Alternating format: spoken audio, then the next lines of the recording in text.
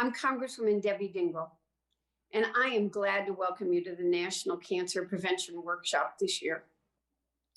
Since 2013, this workshop has been held as part of the National Cancer Prevention Day and has become a very critical effort of the United States Bipartisan Congressional Cancer Prevention Caucus, which I helped found shortly after arriving in the Congress. In the past year, we've seen how policy and education can impact and influence public health. We have learned about ways we can protect our own health and the health of our neighbors with basic measures like washing our hands, covering our mouths, cleaning our belongings, wearing masks.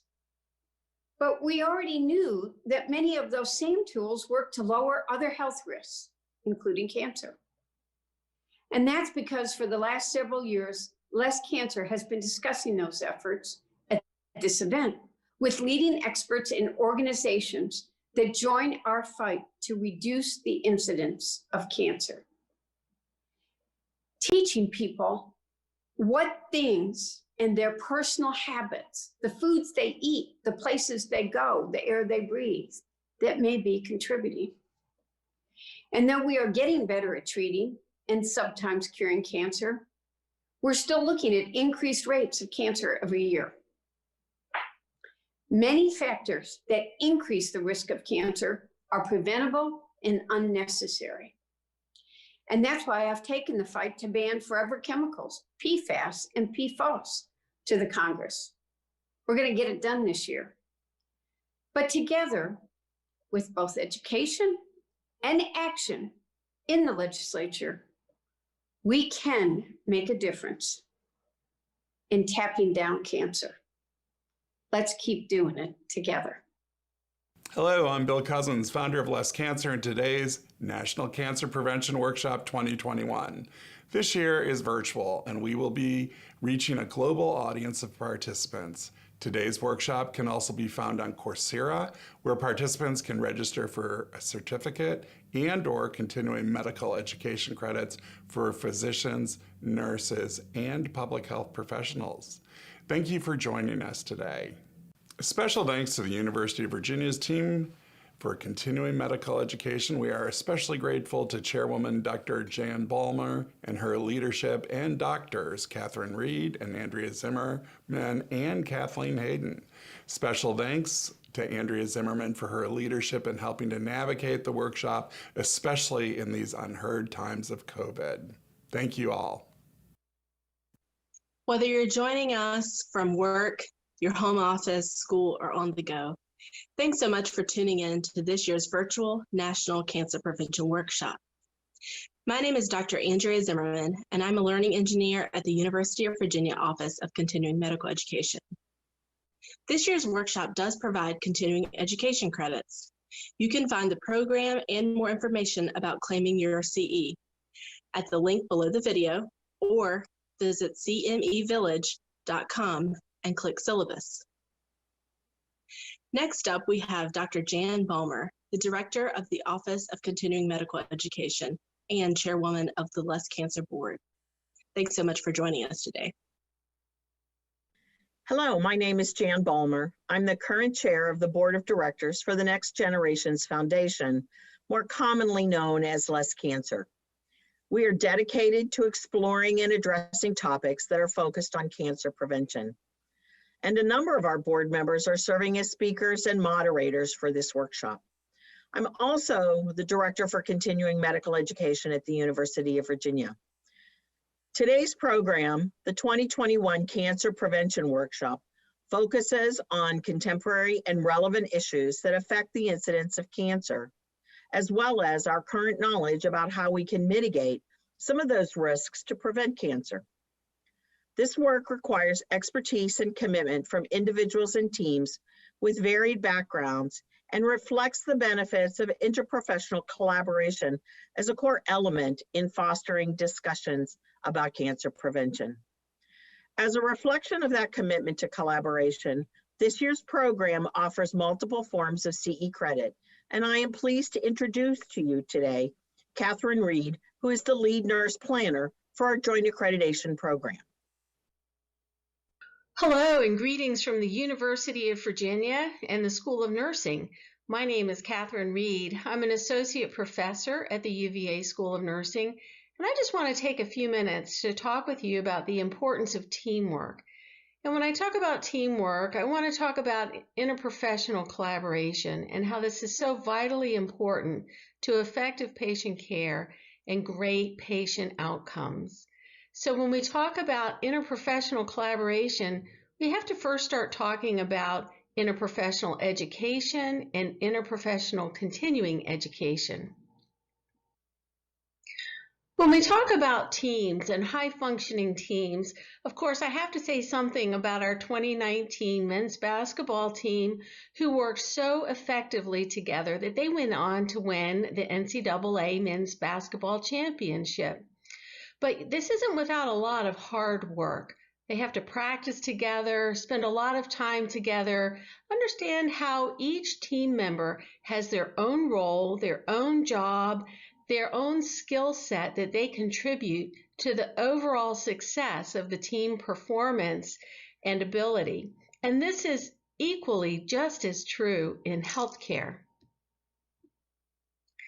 For at least 5 decades, and probably even longer, we have research that shows that in hospitals where nurses and doctors communicate better and collaborate better, the patients actually do better.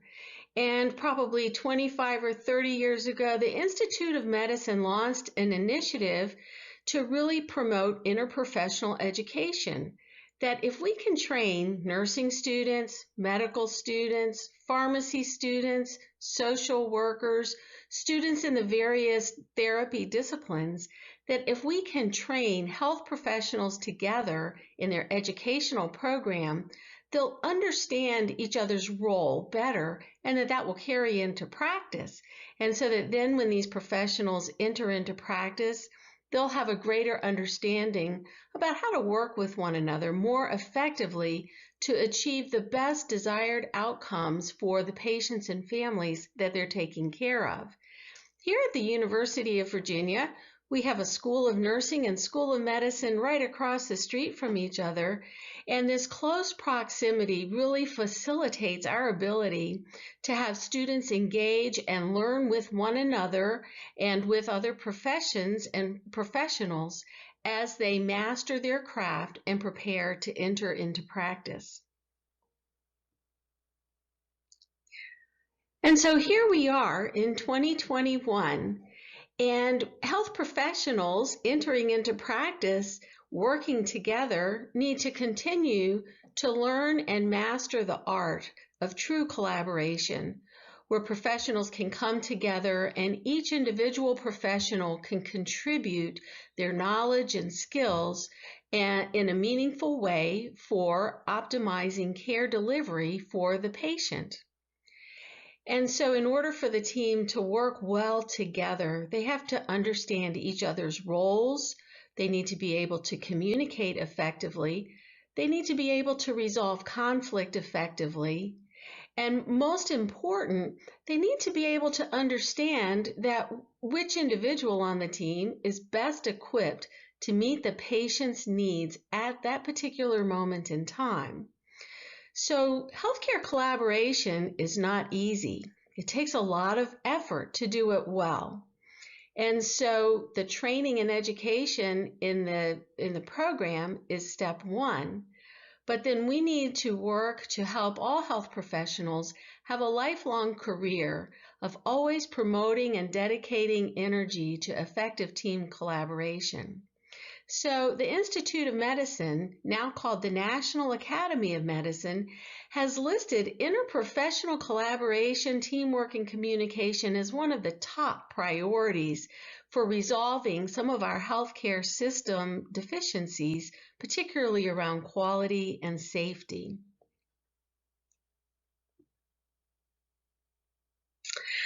So effective healthcare team collaboration is not an easy undertaking, and it takes a lot of work. And there is one important part of the solution in terms of continuing education. And so moving us out of our silos of continuing medical education and continuing nursing education and continuing pharmacy education and on and on and on, we are moving to a world where we are striving to have joint interprofessional continuing education. Here at the University of Virginia, we're one of just a very few number of academic medical centers that is jointly accredited to provide interprofessional continuing education, just as we are for this activity today. So this is education that is created and planned by the team, with the team, and for the team.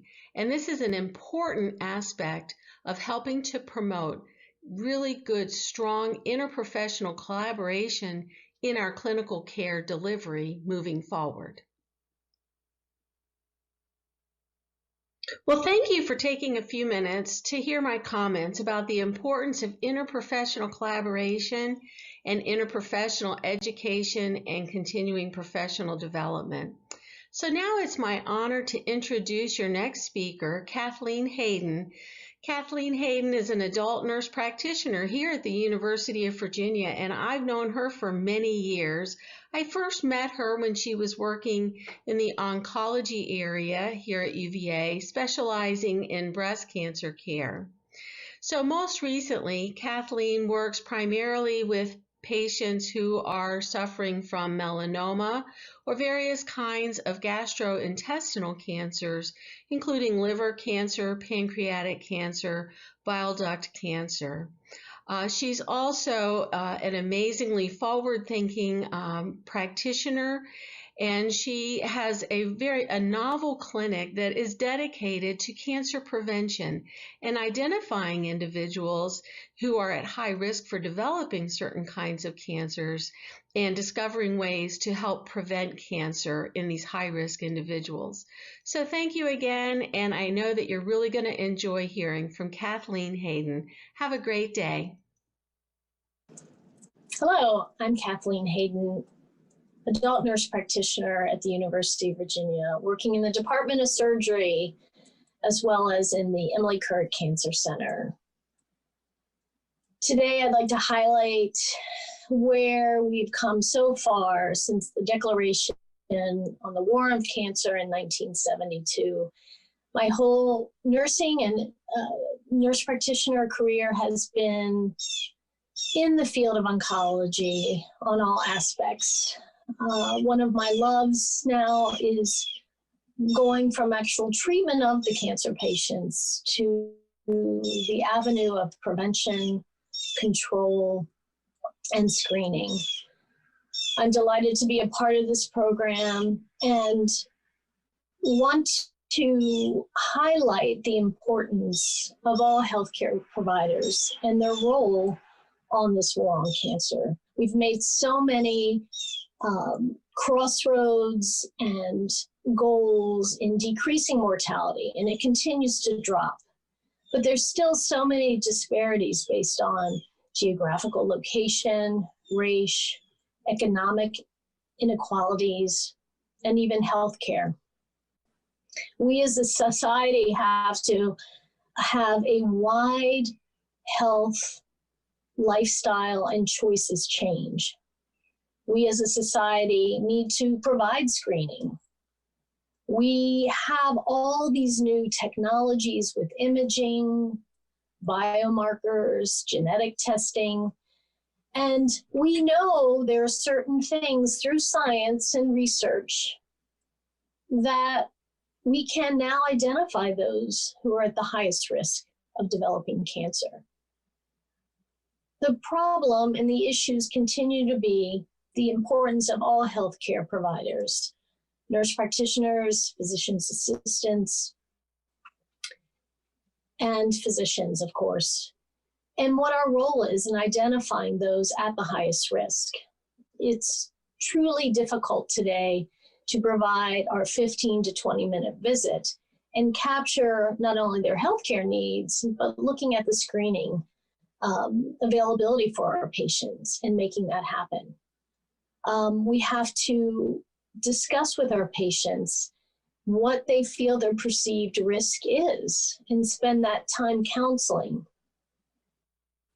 An interesting article by a Dr. Samimi from the NCI and prevention states there's been many perceived barriers with physicians and other healthcare providers in acknowledging all of the basic facts in screening and using guidelines and tools to help our patients, because it is up to us as healthcare providers to help clean through the web, if you will, of all the information and all the guidelines and tools available to get those patients the proper screening or potentially offer them preventative therapies like tamoxifen or raloxifene for those at high risk for breast cancer.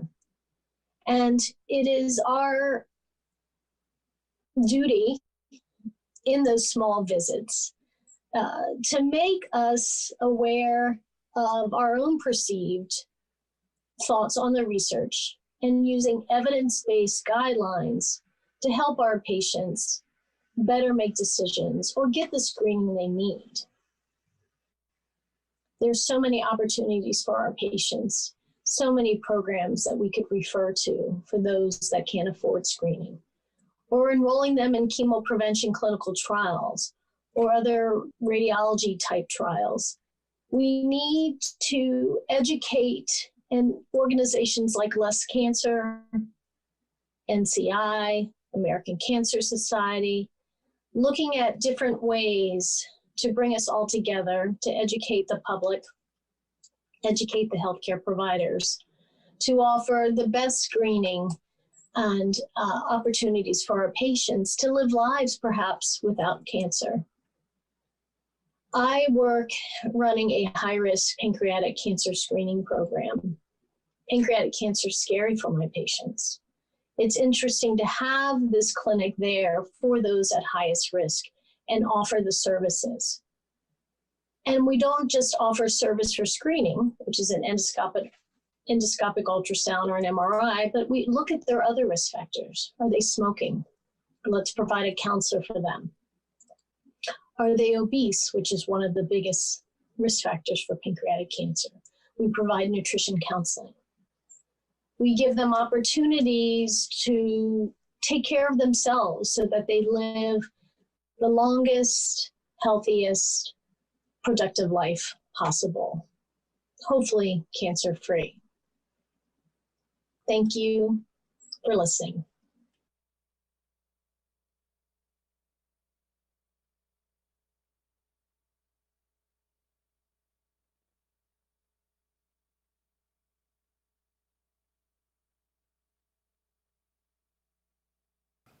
We are delighted to welcome Dr. Polly Hoppen today. Dr. Hoppen is the Eileen O'Brien Grafe Speaker. Dr. Hoppen is a research professor of public health in the Department of Public Health and Program Director of Environmental Health at the UMass Lowell Center for Sustainable Production. Her current work focuses on advancing the primary prevention of chronic disease via the design and implementation of multi-environmental initiatives. Greetings, my name is Polly Hoppen. I'm a professor of public health at the University of Massachusetts Lowell. I'm also a mother of 2 daughters who are in their 20s, and I'm married to a wonderful human being who might not have lived to see those daughters grow up because he was diagnosed with metastatic cancer at the age of 34. But he did make it, thanks to amazing research on curing cancer, which is one important part of the puzzle, and not the one we're going to focus on today. My colleagues at the Lowell Center for Sustainable Production also have had direct experience with cancer, a 14-year-old niece who lost her life to thyroid cancer, a best friend who passed from lymphoma, others who've survived breast cancer. So it's personal for us, and this is not an unusual thing. I'm sure that it's true for many of you that in your professional cohorts, you have many of these same kinds of stories. But it's one reason why I'm so grateful to Bill Cousins and to the board of Less Cancer, and to all the allies behind the scenes for having put Cancer Prevention Day together and for working hard all year to promote attention to what can be done to prevent cancer before it happens. I'm also really honored to be remembering today Aileen O'Brien, who was a member of the Less Cancer family and who passed of breast cancer. So my field is environmental health, and in particular environmental chemicals. And my colleagues and I study, we do research, we do strategic convenings to look at working conditions, living conditions, where people play, and how those impact their health, in particular, how that increases their cancer risk. The prescriptions we write are not for pharmaceuticals, they're for investments in research, and they're for changes in public policy to test chemicals before they're put on the market for their carcinogenicity, before they're put into our shampoos, into our couches. They're for regulations to be enforced for air or water pollution.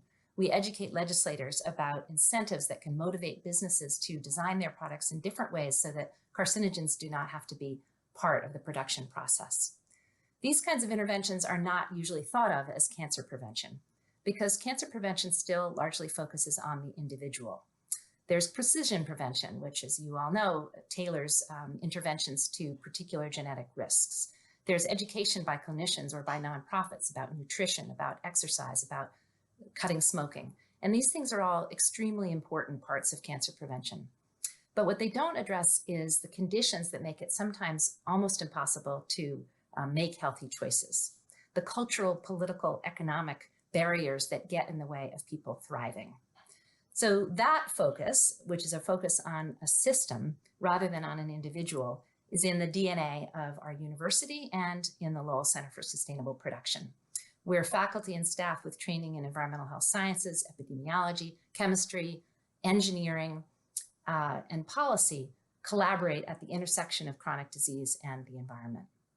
Working on the issue is the DNA of our university and also the city of Lowell. And I'm going to turn now and show you some slides that will tell you more about this work that we were doing within our university, but also with partners beyond to change the system upstream to promote cancer prevention. So if it weren't COVID, I would be talking to you from the Wanalancet Mills building in Lowell, Massachusetts. This is a picture of the mill buildings in the 1800s, which are now our offices and offices of many other organizations, as well as condos. You'll see in the background the Merrimack River, which falls 32 feet over 1 mile, which makes for dramatic rapids as you walk across the bridges between campuses, and also a history of using water power to drive the largest site of textile production in the country. Several of these buildings are now part of a national park, which honors all of the contradictions of the Industrial Revolution, extraordinary innovation, and also hardship for the thousands of mostly young women who worked in the mills. During their 13-hour days, 6 days a week, these women breathed in particles of thread and cloth, working in sweltering temperatures in the summer. There's a fascinating history of strikes by these women and also of the development of the field of occupational health. These mills operated for 150 years with their power sources evolving and also the processes used to make textiles.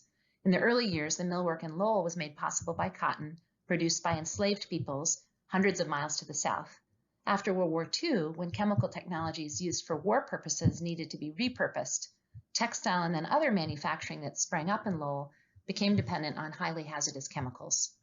The injuries, the lung diseases, the psychological trauma that came with working in the mills, let alone with enslavement on cotton plantations, could not be addressed by individuals. These were systemic barriers to healthy environments that could only be addressed by systemic changes. Fast forward to today and the core group of faculty and staff at the Lowell Center for Sustainable Production, whose premise is that our systems of production and consumption are not only root causes of environmental and health problems, but also significant contributors to solutions. The primary message I have for you today is that changes to our systems of production and consumption will improve the environments where people work, live, and play. They are prescriptions for preventing cancers, and they should be top priorities for cancer research, for cancer charities, and for cancer advocates. So let's look at this opportunity for breast cancer. Here's a quote from an opinion piece published in Stat in November by two renowned scientists, Margaret Kripke, a cancer researcher, now retired from MD Anderson Cancer Center and former president of the American Association for Cancer Research, and Linda Birnbaum, who recently stepped down as the longtime director of the National Institute of Environmental Health Sciences, the NIH institute that focuses on the intersection between environment and health. They wrote, quote, "Our government should take the steps it can to protect Americans from a public health crisis that is claiming thousands of lives. We aren't just talking about COVID-19 here. We're talking about breast cancer. This year alone in the US, an estimated 280,000 women and 2,600 men will be diagnosed with breast cancer, and more than 42,000 women and 500 men will die from it. The majority of these individuals have no inherited risk or family history of the disease. Research has linked more than 200 commercial chemicals to the risk of developing breast cancer, end quote. They go on to say, and I'm paraphrasing now, ignoring the science on breast carcinogens puts all women at risk, but especially women of low income and also of color, who are disproportionately exposed to toxic chemicals and pollution. About the same time, I joined many others in signing a letter organized by Breast Cancer Action, this is on the right-hand side of the slide, to the National Cancer Institute, which details myriad sources of information on the potential for environmental chemicals to contribute to breast cancer. The letter applauds NCI for supporting research in this area and also asks them to expand the information they provide on their website, which the letter says currently underrepresents the information on the topic. I can't overstate the influence of major cancer institutions in shaping not only the understanding of science among health professionals and the public, but also in shaping the dominant narratives about cancer prevention. I'll come back to this later. I'll give you one example of some of the innovative research going on to better understand the role of environmental chemicals in breast cancer. This is Barbara Cohn, who's been leading phenomenal research on the multi-generational impacts of DDT, a pesticide used in World War II to kill mosquitoes that carry malaria or typhus, and then repurposed for agriculture, like in apple orchards in Washington State, pictured here, where 4 sisters grew up who remember riding their bikes and being doused with DDT by a neighbor spraying his orchards. Dr. Cohn and researchers before her have worked with blood samples frozen from the 1950s, testing them for levels of DDT, and then following up to see if the women and their daughters did or did not develop breast cancer. In an earlier study, Dr. Cohn concluded that women exposed to DDT were 5 times more likely to develop breast cancer than those not exposed. The study cited here concluded that the daughters exposed in utero were almost 4 times more likely than controls to develop breast cancer. Dr. Cohn is now working with the 3rd generation of women, the granddaughters of the women whose samples were frozen in the 1950s. Like the sisters who grew up in the apple business in Washington State, here's another group of women concerned about the role of chemicals in their breast cancer. This is Janine Nicholson of the San Francisco Fire Department, who, along with many of her colleagues, are concerned that their work environment is contributing to elevated rates of breast cancer. San Francisco has more women on its firefighting force than any department in the country. Approximately 16% of its firefighters are women. Of that number, 15% of female firefighters between the ages of 40 and 50 have been diagnosed with breast cancer, which is 6 times the national average. Colleagues at Silent Spring Institute, the University of California, Berkeley, the University of San Francisco, and others are monitoring exposures and have found that San Francisco women firefighters are exposed to higher levels of certain toxic PFAS chemicals compared to women working in San Francisco offices. This class of chemicals is called forever chemicals because they persist in the environment and in our bodies, and they've been linked to various cancers. They interfere with immune and endocrine function, as well as breast development. One purpose of PFAS is waterproofing, and they are a primary ingredient in firefighting gear, as well as in firefighting foam. They and hundreds of other toxic chemicals are in furniture, building materials, particle board, all the things that in the tragic event of a fire would go up in flames. In both of these cases, the chemicals these women were exposed to were not the only factors that elevated their risk. A recent exhaustive review of the scientific literature on breast cancer has identified 23 contributing factors, some of which increase risk for breast cancer, and some of which are associated with lower risk. You can see that toxic chemicals show up in several categories here: chemicals in consumer products, occupation, place-based chemicals. But the categories of risk factors also include factors more familiar to people working on cancer prevention: alcohol, physical activity, breastfeeding. Here's another way of looking at it. These are risk factors here in the Great Pyramid that we can't do anything about. They're handed to us as we're born.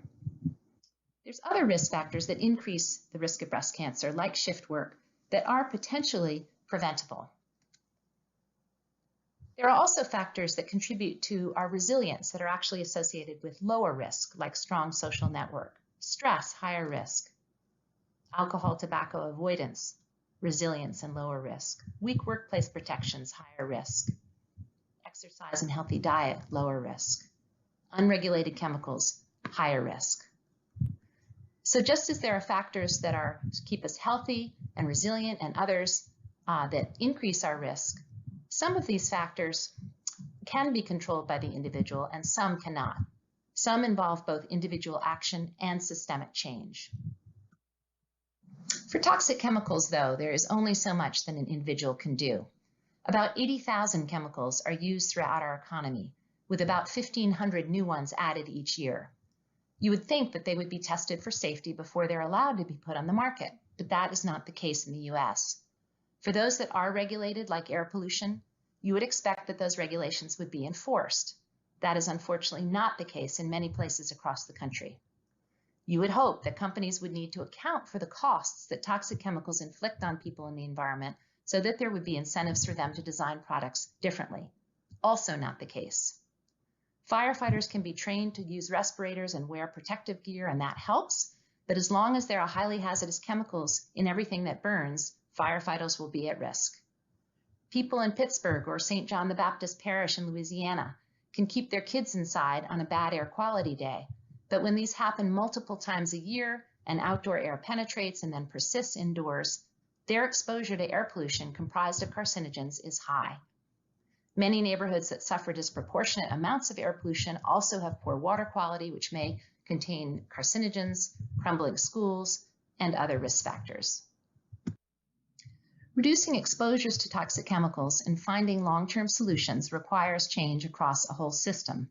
It's a system that's been stuck in using highly hazardous chemicals to produce goods that society demands, and stuck in paying more than any other Western nation to treat people who get sick as a result of unhealthy living and working conditions.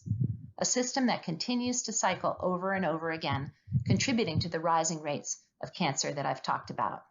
This feels like a daunting problem, and it is. But we are innovators in the US. We have a long history of social movements like the ones that the women in the textile mills helped to make happen. So 5 years ago, the Lowell Center invited other organizations to join us in mapping and analyzing this system, in understanding the dynamics that keep it stuck, and in finding opportunities to shift those dynamics to catalyze change at the scale needed. We imagine going into a Home Depot and not having to read labels to find a paint thinner that is moderately rather than highly hazardous, but instead to be assured that no paint thinner sold there carries a risk of cancer. We imagine developing new housing for under-resourced communities or a new cancer center that are not located near polluting smokestacks and that use building materials that are healthy for workers and building occupants. We imagine children growing up near apple orchards free of chemicals so that they don't develop breast cancer as women. We imagine not having to worry that our mother's exposure to pesticides increases our daughter's risk of breast cancer. There were many insights that we gained as we studied the system, and I'll give you one example here. The system stays stuck because of feedback loops, and here's one. So on the left-hand side, I've just mentioned that regulation is weak in this country, that U.S. chemicals policy does not require testing before marketing. So that results in, at the top of the circular arrows here, minimal understanding of health impacts. Industry discredits the small scientific body of evidence that does exist and opposes regulation.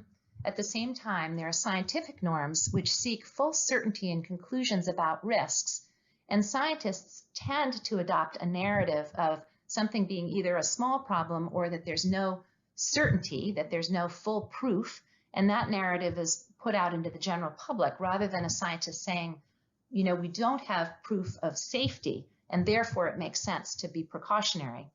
As a result of that dominant narrative, the public becomes confused. They accept health problems as inevitable, and they therefore throw up their hands in despair and don't advocate for stronger regulation, which results in regulation remaining weak, and there the cycle continues. Here's another feedback loop, but this one is driving in the right direction, and we just need to strengthen it. So we have some evidence on health impacts of toxic chemicals, which I've talked about today, and we also have evidence about the availability of safer alternatives. If both of those were increased, that would motivate consumers, state governments, retailers to reduce toxics because they would be concerned about harm and excited about opportunity. That in turn would incentivize more development of less hazardous products and safer jobs because people would realize it was possible and consumers wanted it, which in turn would provide examples and motivation for more investment, which in turn would strengthen the evidence on the health impacts and on the availability of safer alternatives and their positive impact on cancer prevention.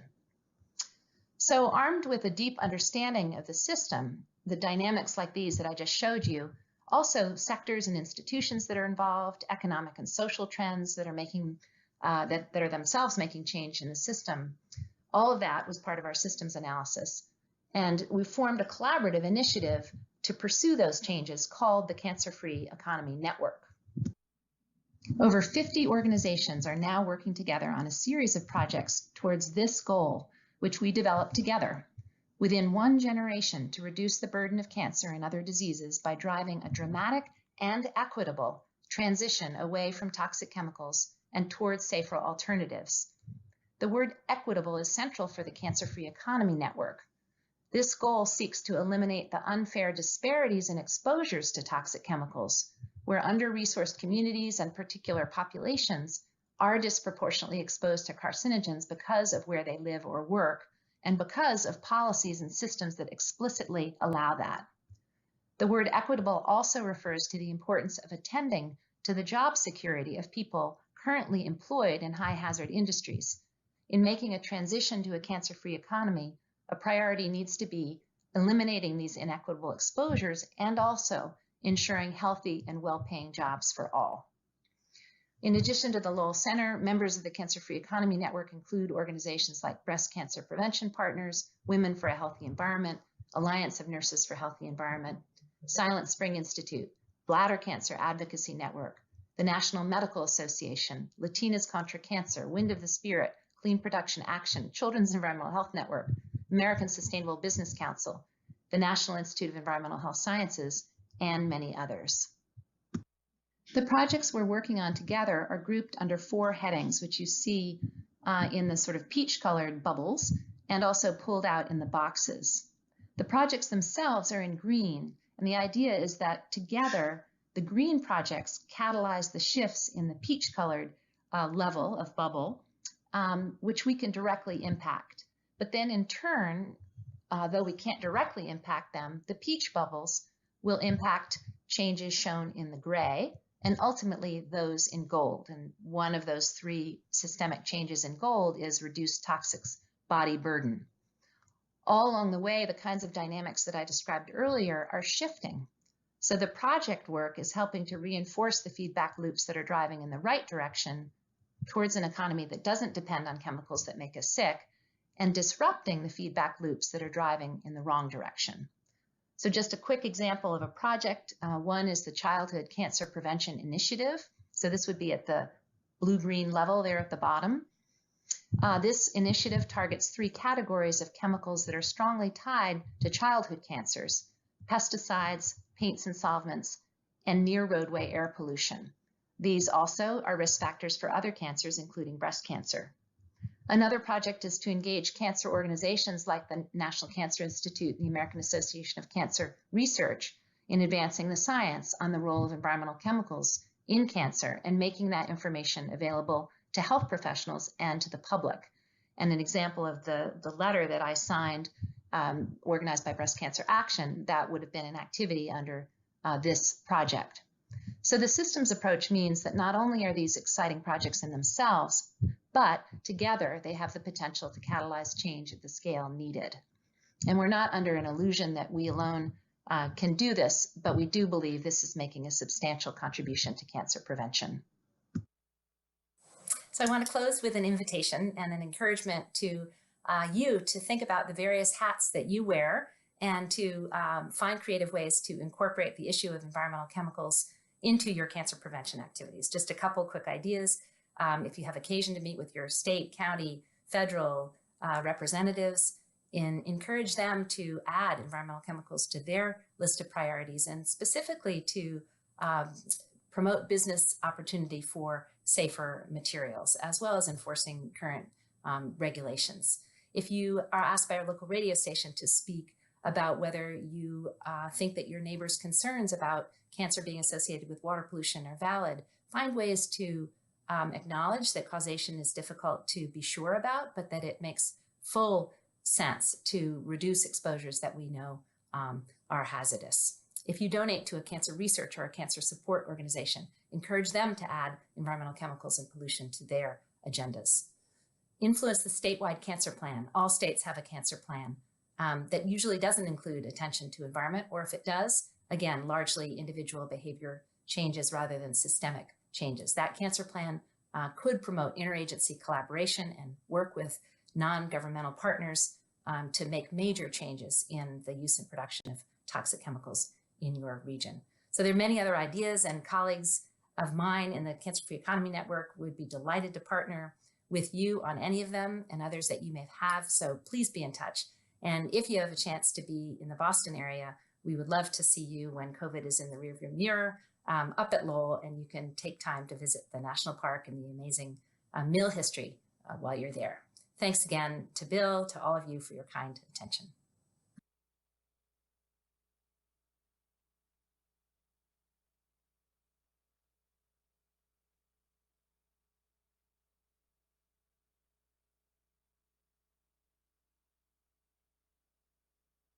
This year's 2021 Herbermann speaker is Dr. Philip Johnson. Phil is a senior program director at the Heinz Endowment. Phil, welcome today. Hello, it is my pleasure and great honor to receive an invitation to be the Herbermann speaker at this year's National Cancer Prevention Workshop. Thank you for the opportunity to discuss the role of health disparities and also to reflect on the public health work of many people in our Western Pennsylvania region, where Dr. Herbermann lived and worked.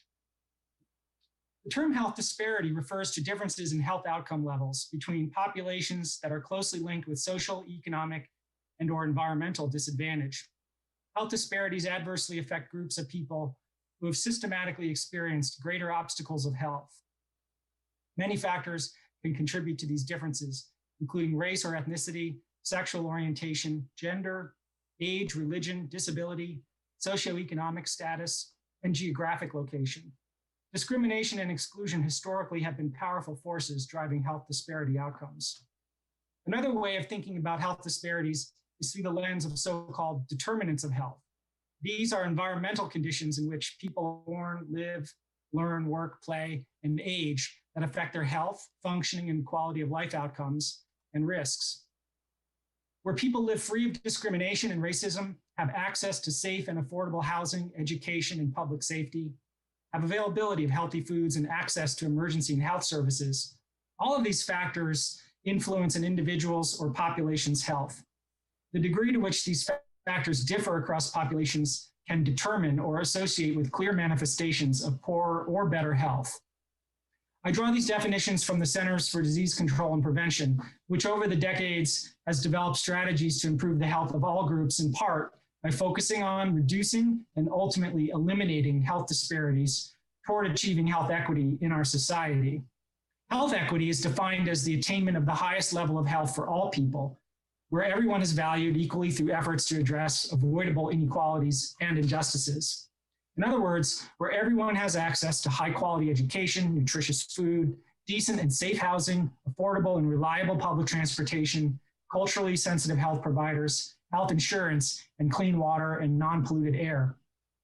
In this sense, the public health profession's focus on disease prevention and health promotion acknowledges a complex set of factors that must be addressed strategically, and which, when addressed, can materially reduce disease and death in our society, especially among populations most at risk. Let's now turn to the Pittsburgh region to provide an example of how health disparities impact our population, and how, by using a public health framework, our region aims to improve health outcomes across our populations. Back in 2014, we launched an ambitious effort to develop an asthma tracking survey and administer it to school children in the Pittsburgh region and Allegheny County. Recently, researchers published in the Journal of Asthma results finding that children in our county living near major air pollution sources had nearly triple the prevalence of asthma as compared with the national average rate of asthma in children. Many of the children lived in environmental justice communities with a high percentage of low-income families and African-American families. It's worth noting that Pittsburgh ranks as one of the top 10 most polluted cities in the nation for year-round fine particulate matter air pollution. Almost 60% of this pollution comes from local industrial sources situated in Allegheny County. Moreover, the county ranks in the top 2% of counties in the US for cancer risk from air pollution. Suspected carcinogens in air pollution are associated with lung cancer, bladder cancer, and childhood leukemia. Decades of science have found that air pollution poses a significant threat to public health with an increased risk of heart and lung disease, asthma, diabetes, cancer, and premature death. We know that when air pollution drops, rates of disease and death drop. In 2016, an industrial coke works just north of Pittsburgh shut down. Particulate matter levels dropped in nearby communities, and pre and post data from school children found a steep drop in asthma burden. Another study found a nearly 40% reduction in emergency room visits for asthma and COPD, and a 27% drop for heart attacks and strokes. It's also worth noting that a nearby benzene monitor's levels dropped 37%.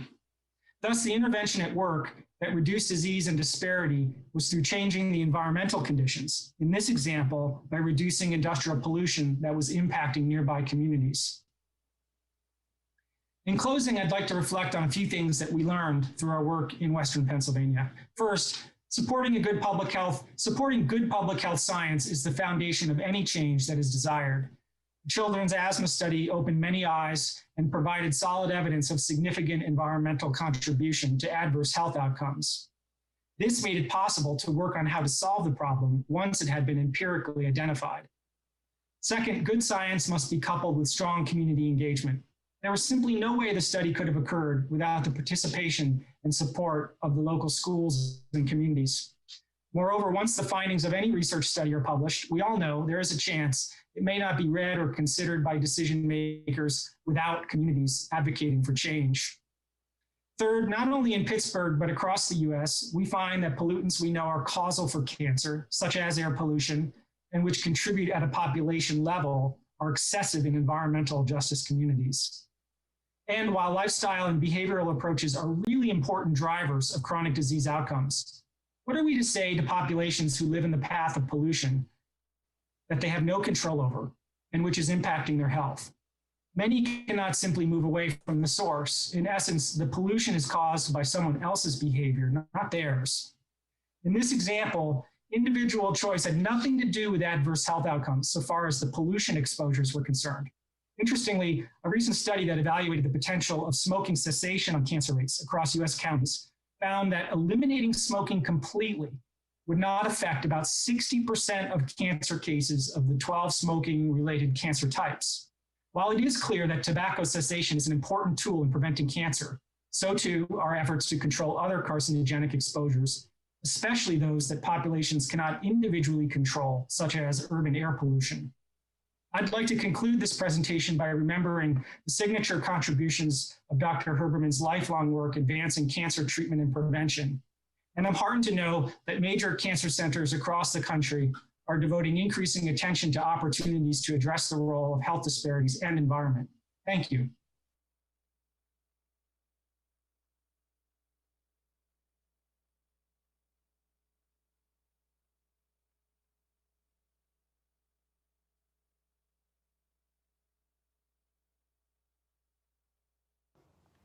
It is my honor today to introduce the 2021 Elsie Hellman Speaker.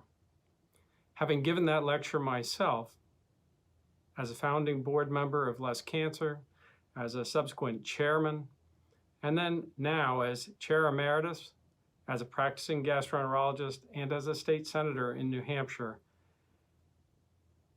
I share with today's speaker a deep-rooted belief that science and evidence-based research, especially in the area of prevention, is critical to the future of our healthcare system. It's the low-hanging fruit in how we approach cancer prevention. Her work as governor and also as the ninth administrator of the EPA has been critical in decreasing sulfur and ozone emissions, protecting open space, and also preserving watersheds, both in New Jersey and throughout the country.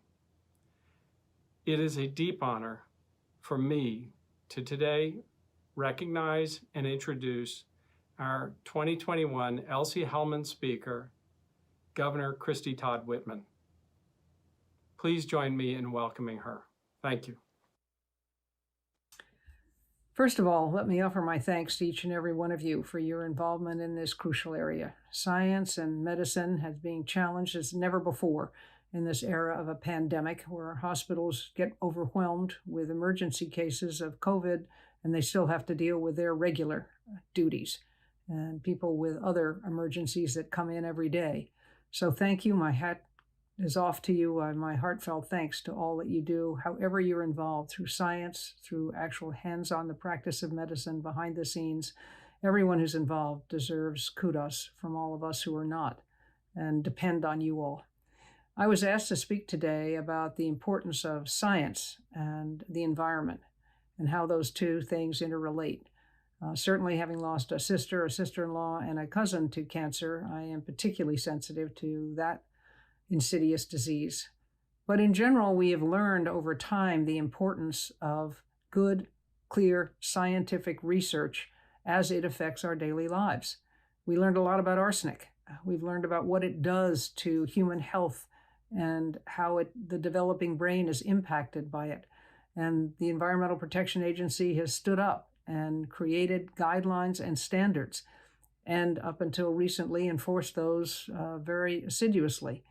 I believe in a new administration, we're going to get that as well again, and finally get back to enforcement of our environmental regulations.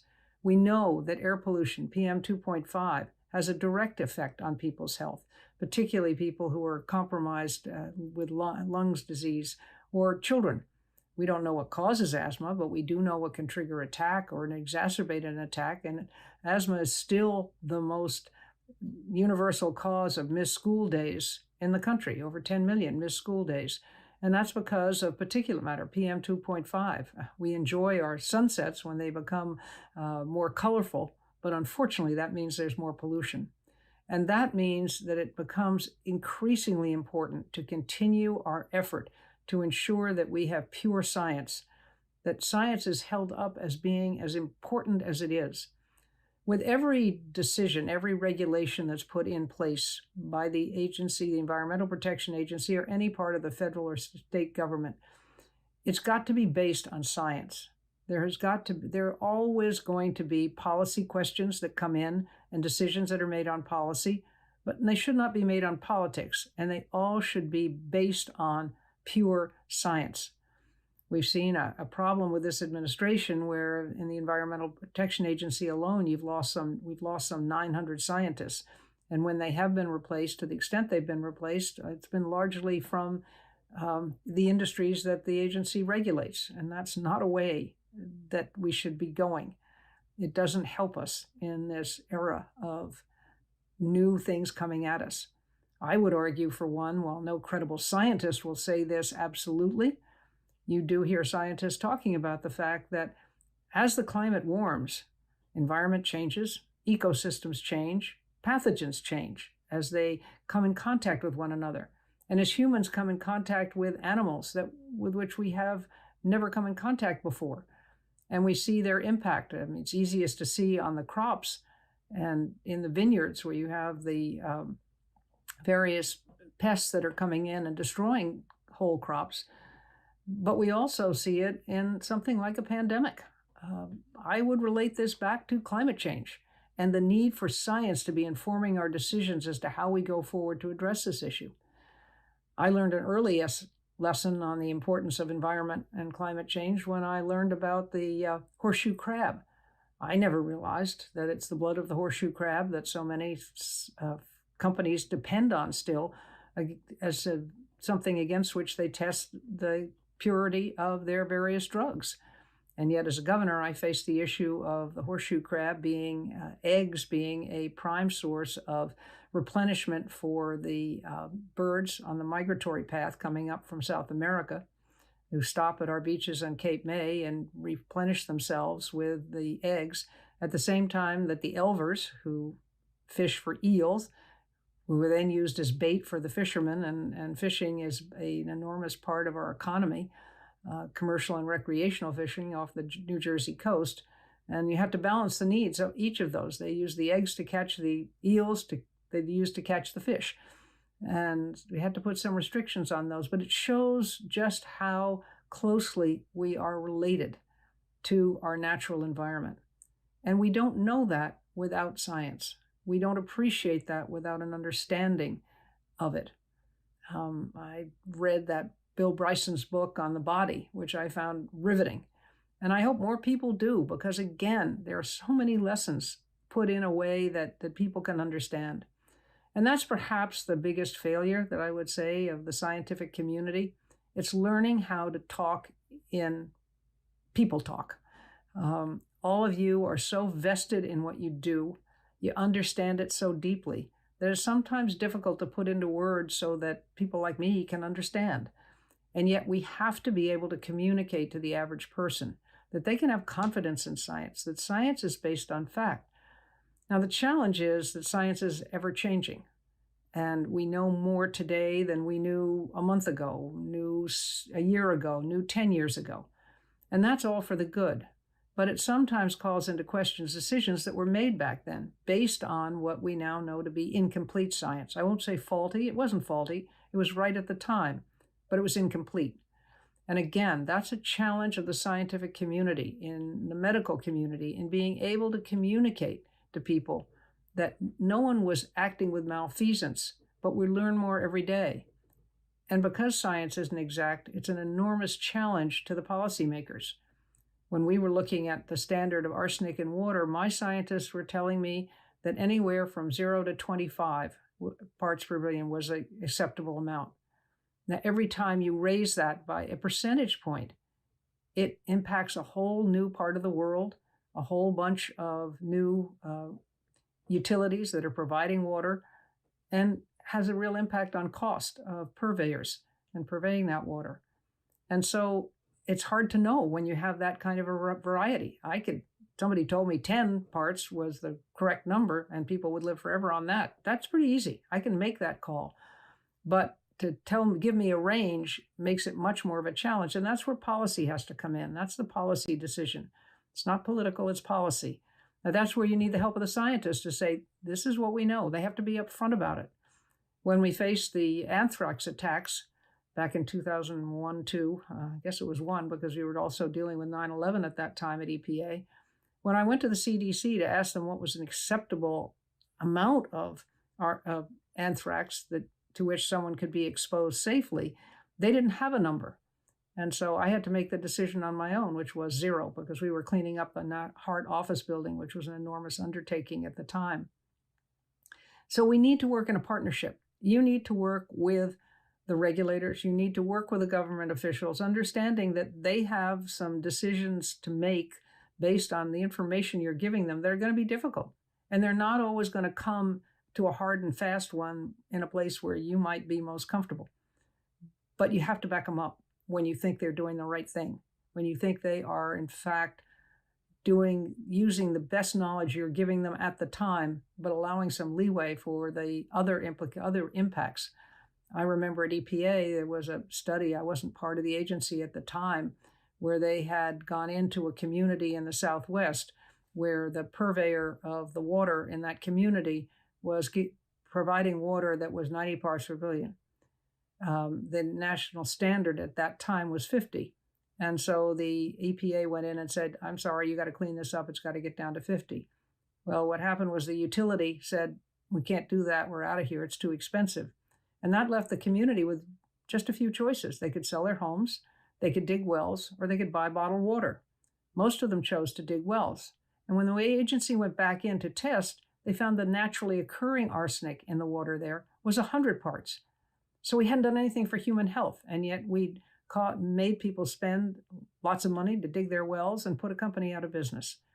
That's not to say that the standard shouldn't have been lowered way below the 90 that people were getting, but we might have been a little more sensitive to how far to lower it, how fast, in order to ensure that we did help human beings and we did improve their health, while at the same time not putting this out of their economic reach.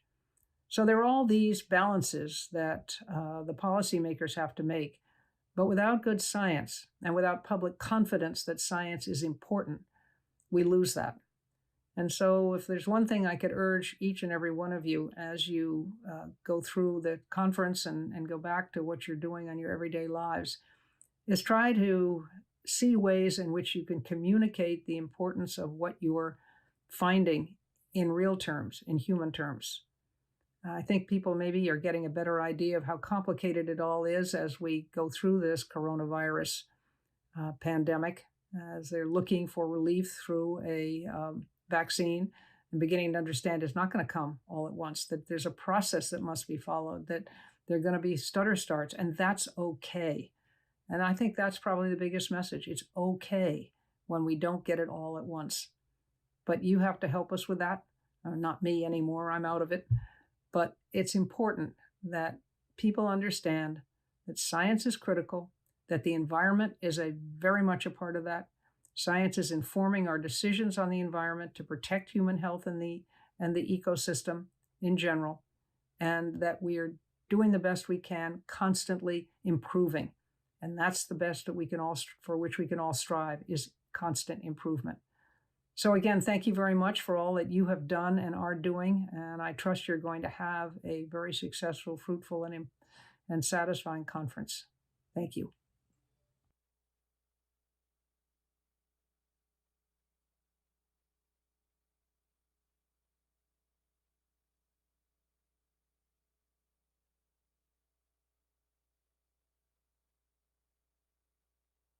We are especially lucky to have the next two people join us today at the National Cancer Prevention Workshop. That being Les Cancer's former chairwoman, Donna Iko, and now board member, and also Representative Don Beyer. Congressman Don Beyer is serving in his third term. He was Lieutenant Governor of Virginia from 1990 to 1998, and he was the ambassador to Switzerland under President Obama. Welcome, Donna and Congressman Beyer. Hello, I'm Donna Iko. I am the former board chair and current treasurer and board member of Les Cancer, here to welcome Congressman Don Beyer to Cancer Prevention Workshop. Don serves as the congressman for Virginia's 8th district, which is part of Northern Virginia. He serves on the Science and Technology Committee, as well as the Ways and Means Committee. He has had a distinguished career, first as a businessman, later as Lieutenant Governor of the state of Virginia, and then our ambassador to Switzerland and Liechtenstein under President Obama. He is now serving in Congress, is representing Virginia's 8th district. Welcome, Don. Thank you, Don, very much. I want to start by saying how much we have appreciated your support of Les Cancer throughout the years. You've been a stalwart supporter, and that's something we very much appreciate. You've also been an incredible advocate for healthcare for the most needy and vulnerable, not only in Virginia, but really across the United States. And for that, we are all very grateful. I wanted today to talk a little bit about what we might expect from Congress and the new administration next year. Obviously, there were many changes in the administration and also some in Congress. Particularly as it comes to issues of public health aside from COVID. Obviously, that is everyone's top priority, but there are other public health issues that will need to continue to need to be addressed. And I wondered if you could talk a little bit about what we might be seeing rising to the top of the agendas for Congress next year. Thank you, Donna. I think that we should see a real new era in public health in the next couple of years. Dr. Vivek Murthy has been reappointed as Surgeon General of the United States.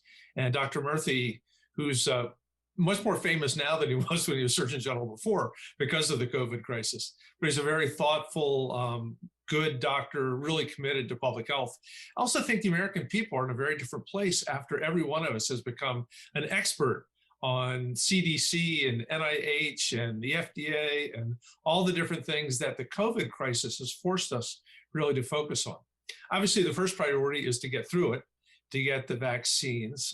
I got my first shot recently on December 18th, not because I was trying to jump in line in front of 800,000 constituents, but rather to try to model the behavior that every one of us should be doing, because there's apparently as many as 30% of Americans plan not to get the vaccine, which is a great, great danger for everyone, and certainly for all the rest of us. In terms of, there's so many different specific places where we need to focus public health attention. I think we should start by celebrating the remarkable public health success that we have achieved since the late 1960s in smoking in America. We're now second lowest percentage of our population in the world that smokes. Only Australia beats us. And we've gone from the mid 40s when I was a smoking teenager down to under 15% right now. And that's wonderful. And that shows what we can do when we begin to address other needs. One of the ones that jumps out most clearly is water and the aging water systems we have throughout the country and its implications for cancer. So a major infrastructure bill in 2021, much of it will be devoted to water systems. The old pipes and like Flint, Michigan, I think can be a major step forward. But then we also, one more thought, and then I'm rambling too much, but 25% of our Medicare budget is just dialysis, end-stage renal disease. We have 68 million Americans that are pre-diabetic right now. And it is, again, one of the, we don't talk about it very much, one of the great dilemmas, health dilemmas in our country. So a national public effort to deal with the obesity and the lack of exercise that creates this crisis will save an enormous amount. Don, do you think there's much of an appetite in Congress for beginning to take a look at the issues caused by PFAS or the forever chemicals that are causing a number of cancer clusters throughout the country? Yes, in fact, our Energy and Commerce Committee has addressed PFAS again and again. It's frustrating that we pass so many constructive bills in the House that die in the Senate. I'm very much hoping that with a different president and maybe even a 50-50 Senate, we can get PFAS through the Senate. We will keep pressing it because it's an enormous issue for many of the people in the House to understand how deadly it can be. Yeah, absolutely. One of the other issues we've looked at a little bit is childhood nutrition and how that really sets people up, very much what you were saying in terms of obesity, but other health, long-term health issues. Do you think there's much of an interest in efforts around childhood nutrition, school lunches, and those sorts of issues? Yeah, I think so very much. You know, Tom Vilsack is likely to be the next Secretary of Agriculture, but appointed by the president-elect. And he didn't really want to do it, but Joe Biden talked him into it because he realized that 80% of the Department of Agriculture is just nutrition. Lunch for kids, SNAP programs, and getting that right. I mean, we need the 20%, we got to grow the food, but getting that right is really, really important. So yeah, I think there's an ever greater awareness of the link between nutrition and health and our long-term illnesses. By the way, we have a new agriculture chairman in the House also, and we've had lots of discussions already at focusing on, sustainable agricultural practices and getting away from monocrops, getting away from all the chemicals that are put in, including the pharmaceuticals that are put into crops, and thinking we know so much more about how food affects our health. Absolutely. And the last thing I wanted to touch on, I've been thinking about all the conversations about vaccines, and I think people are all collectively and individually really thinking about vaccines and their importance. One of the places we've seen the most success in cancer prevention has been with the HPV vaccines. Cervical cancer is actually a cancer that can be eradicated or virtually eradicated, and that's so exciting. But obviously it takes a lot of education for people to understand the importance of vaccines and the safety. I'm wondering if there is going to be any kind of a rollout of public education around vaccines that might spill over, so it's not only COVID, but also HPV and other vaccines? Or do you think we're really setting up for just a big group of anti-vaxxers kind of versus science? Where do you see that playing out? Yes and yes. I'm fascinated by the incredible success of the HPV vaccine. Yeah. I remember it was a little controversial with daughter. People were saying, well, you're just preparing them to have premature sex. It's like, no, we're protecting them. And now we discover that every teenage boy needs to get it also, and how important it is, not just for young women, but for young men, and not just for the sexually active. So that's a wonderful success. On the vaccine overall, I think we're really looking forward to the cancer vaccine success with other cancers. As we realize that cancer has many different causes, and some of them are going to be amenable to a vaccine approach. The COVID crisis has, in a good way and a bad way, really elevated the understanding of many Americans about how important vaccines are. Now many Americans understand herd immunity. They understand how vaccines are put together. But the really small, nascent anti-vax community, which all led from a disbarred doctor's study theory that vaccine caused autism, which has been disproven hundreds of times, has now grown with the COVID vaccine. And it's something that's fairly significant. Even today, we're dealing with all these members of Congress who say they're never going to get the vaccine. And unfortunately, that puts everyone else at risk. The good news is there's money in the budget that we're about to pass. Hopefully will be passed when people are watching this, a significant amount of money for vaccine education and for public education, working with the National Advertising Council and others. And we're going to just have to push back as hard as we can. Sadly, in American history, there's always been a strain of anti-science. The know-nothings, the Luddites, I'm not sure quite where it comes from. Maybe it's because rebels came to this country in the first place from wherever they were from. But we have to work really hard to make sure that the science is ascendant. Well, I just want to conclude by thanking you again for your time today, for all you do, not only for Less Cancer, but for the United States, and for all the good work that's being done in Congress. It's often easy for us to look at the things that aren't going well with the makings of government, but I so appreciate you highlighting for us all the things that are going well and all the progress that you are making. And particularly in things that can help us with cancer prevention, which is obviously our focus today. Well, Donna, I'm going to thank you too, and all the work you're doing. I lost a younger sister to breast cancer a few years ago, which was on the sad side, but on the very positive side.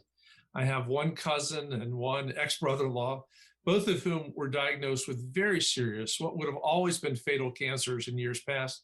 Both of them are doing great because of all the research and the applied stuff that you guys do. Great. Well, thank you so much. And we appreciate you being with us today.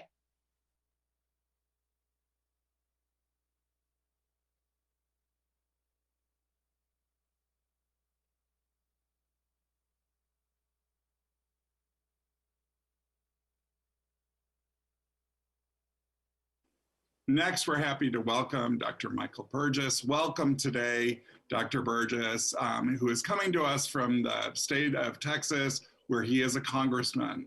This is his first National Cancer Prevention Workshop, and we're thrilled to have you today. Thank you to Less Cancer for streaming today's National Cancer Prevention Workshop. I do wish that this did not need to be virtual. It's exciting that this program will reach a global audience of over 100,000 people. You're doing great work, particularly your program for continuing medical education credits through the University of Virginia School of Medicine for physicians, nurses, and health professionals. Also, I appreciate your support for the National Cancer Prevention Day and forming the United States Congressional Bipartisan Cancer Prevention Caucus. It's an honor to be the most senior doctor in the Congress, and I understand the importance of good healthcare policy, and it's a key strategy to eradicate cancer. There are choices each of us can do to avoid being diagnosed with cancer. Don't use tobacco is probably the simplest. Smoking has been linked to various types of cancer, including cancer of the lung, mouth, throat, larynx, pancreas, bladder, cervix, and kidney. Chewing tobacco has been linked to cancer of the oral cavity and pancreas. Eat a healthy diet and exercise. Although making healthy selections at the grocery store and at mealtime can't guarantee cancer prevention, it certainly can reduce your risk. Wear sunscreen. Skin cancer is one of the most common kinds of cancer, and one of the most preventable. Get vaccinated. I remember when the HPV vaccine came out, I was so excited for this vaccine because it prevented cancer, and who could be against that? Finally, visit your doctor on a regular basis. I know this past year has been difficult, but Congress did step up and invested in telehealth. Talking with your doctor regularly can increase your chances of discovering cancer early when treatment is most likely to be successful. Thank you again for allowing me to join you today. I hope each of you enjoys this workshop and finds it helpful.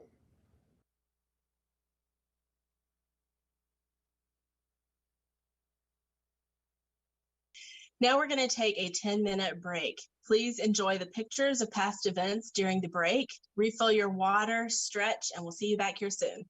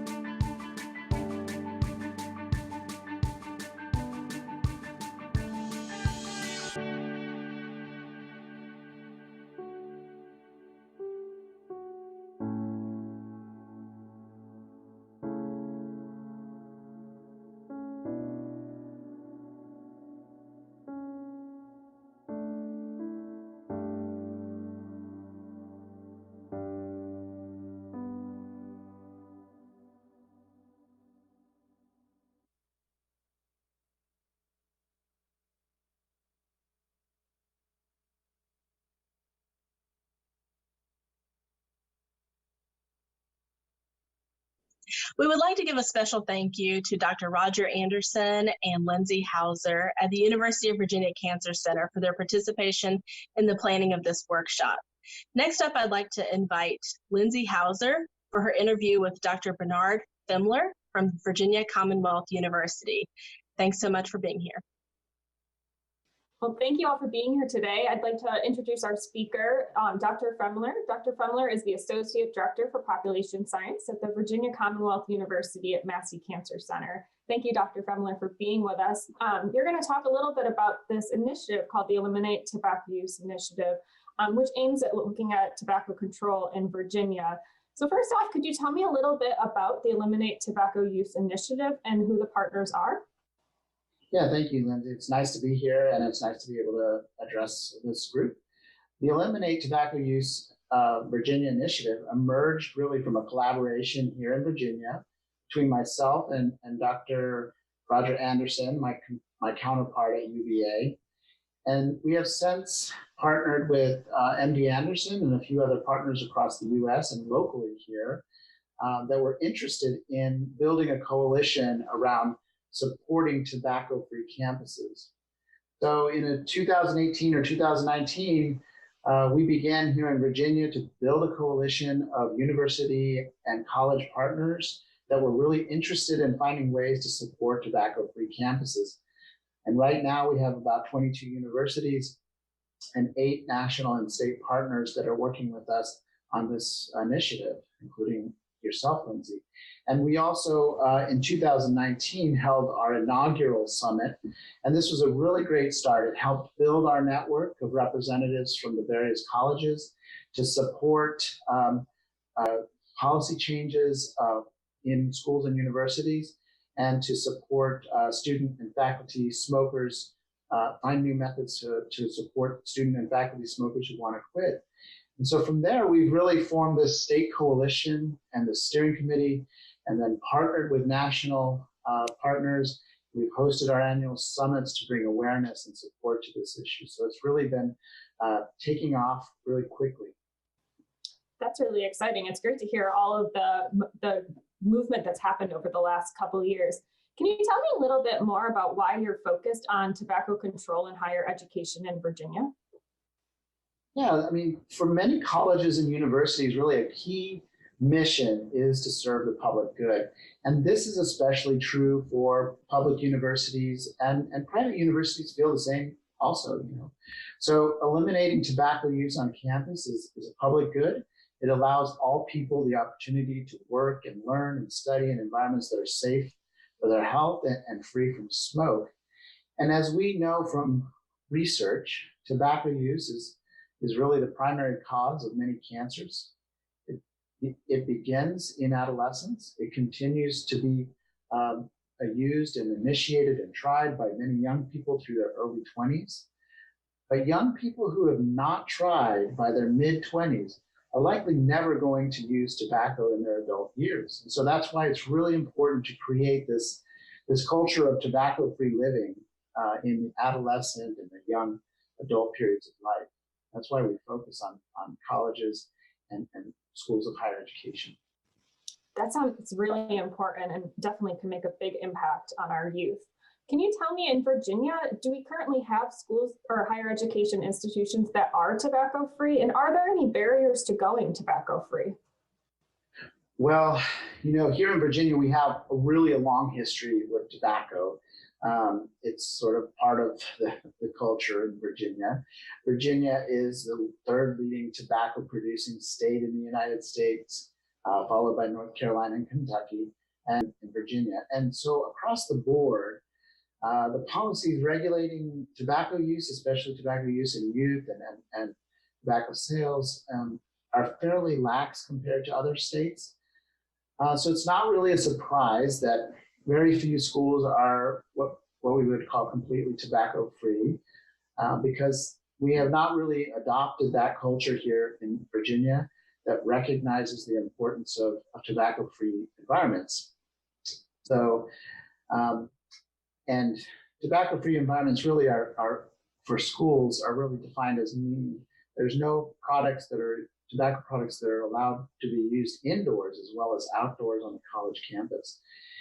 So we did some initial work when we started this, kind of scoping out which schools were tobacco-free and which ones weren't. And we were really surprised to find that really only 4% of the schools of higher education in Virginia, of which there are many, were really completely tobacco-free.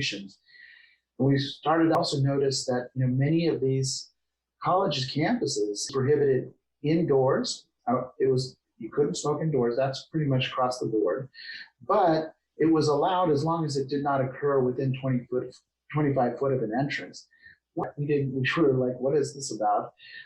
And so it was not this executive order that put into this rule that smoking can be prohibited within 25 foot of an entrance of a building. So this 25-foot rule, it's really, it's not based on science. It's not really based on health, but it's so it's a little unclear why it was put into place. But it really has set this precedent that I think has skirted around the good intentions of the executive order, which were to allow institutions of higher learning and other public buildings to allow them to set smoking bans on their grounds. So here in Virginia, universities are really struggling to find out how to comply with this order while at the same time provide a safe and healthy environment for all their constituents at the university. So that's kind of maybe more history than you want to know, but that kind of sets up why there are so few schools in Virginia that have a completely tobacco-free campus, and gives you a little bit of a history about why that's happened. Wow, yeah, that's definitely some interesting history and definitely some work to be done. So what is the Eliminate Tobacco Use Virginia initiative doing currently, and what are they planning to do to address some of those barriers?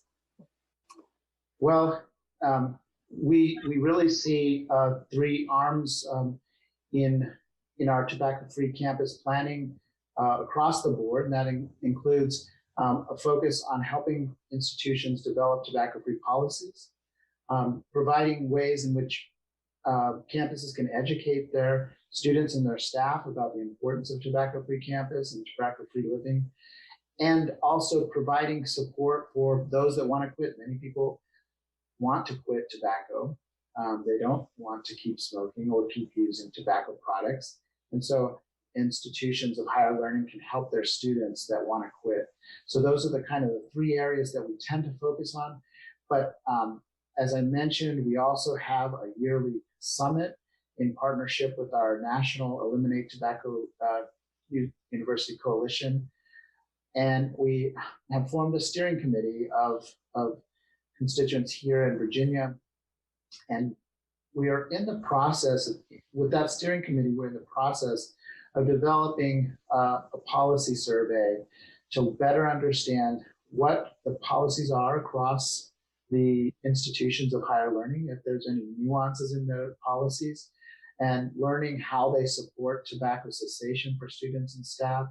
And so we're going to provide campuses and universities with their policy grade and hopefully encourage and support colleges to adopt policies and practices that are really more in line with tobacco-free guidelines and tobacco-free campus goals. Great. Well, thank you again, Dr. Fremler, for speaking on this very important topic. If you're interested in finding out more information on the Eliminate Tobacco Use Virginia initiative or the upcoming summit in Virginia, you can check out the resource guide that's been provided. Thank you very much, Lindsay. Thank you.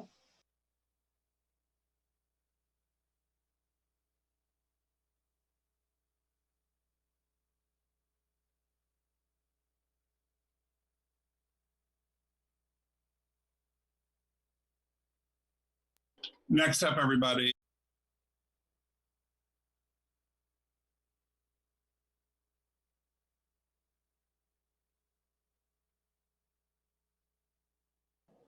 Okay, everybody.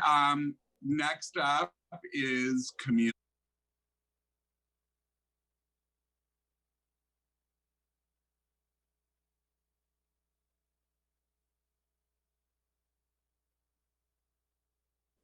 We would like to give a special thank you to Dr. Roger Anderson and Lindsay Hauser at the University of Virginia Cancer Center for their participation in the planning of this workshop.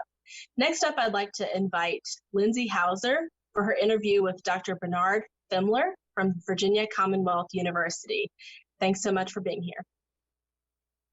Well, thank you all for being here today. I'd like to introduce our speaker, Dr. Femmler. Dr. Femmler is the Associate Director for Population Science at the Virginia Commonwealth University at Massey Cancer Center. Thank you, Dr. Femmler, for being with us. You're going to talk a little bit about this initiative called the Eliminate Tobacco Use Initiative, which aims at looking at tobacco control in Virginia. So first off, could you tell me a little bit about the Eliminate Tobacco Use Initiative and who the partners are? Yeah, thank you, Lindsay. It's nice to be here, and it's nice to be able to address this group. The Eliminate Tobacco Use Virginia initiative emerged really from a collaboration here in Virginia between myself and Dr. Roger Anderson, my counterpart at UVA. And we have since partnered with MD Anderson and a few other partners across the US and locally here that were interested in building a coalition around supporting tobacco-free campuses. So in 2018 or 2019, we began here in Virginia to build a coalition of university and college partners that were really interested in finding ways to support tobacco-free campuses. And right now we have about 22 universities and 8 national and state partners that are working with us on this initiative, including yourself, Lindsay. And we also, in 2019, held our inaugural summit. And this was a really great start. It helped build our network of representatives from the various colleges to support policy changes in schools and universities, and to support student and faculty smokers, find new methods to support student and faculty smokers who want to quit. And so from there, we've really formed this state coalition and the steering committee, and then partnered with national partners.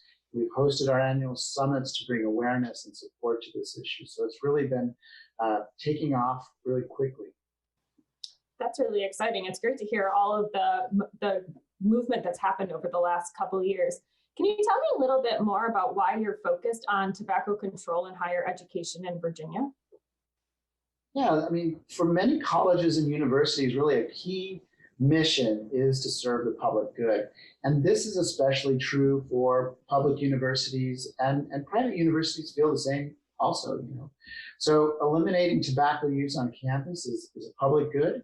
It allows all people the opportunity to work and learn and study in environments that are safe for their health and free from smoke. And as we know from research, tobacco use is really the primary cause of many cancers.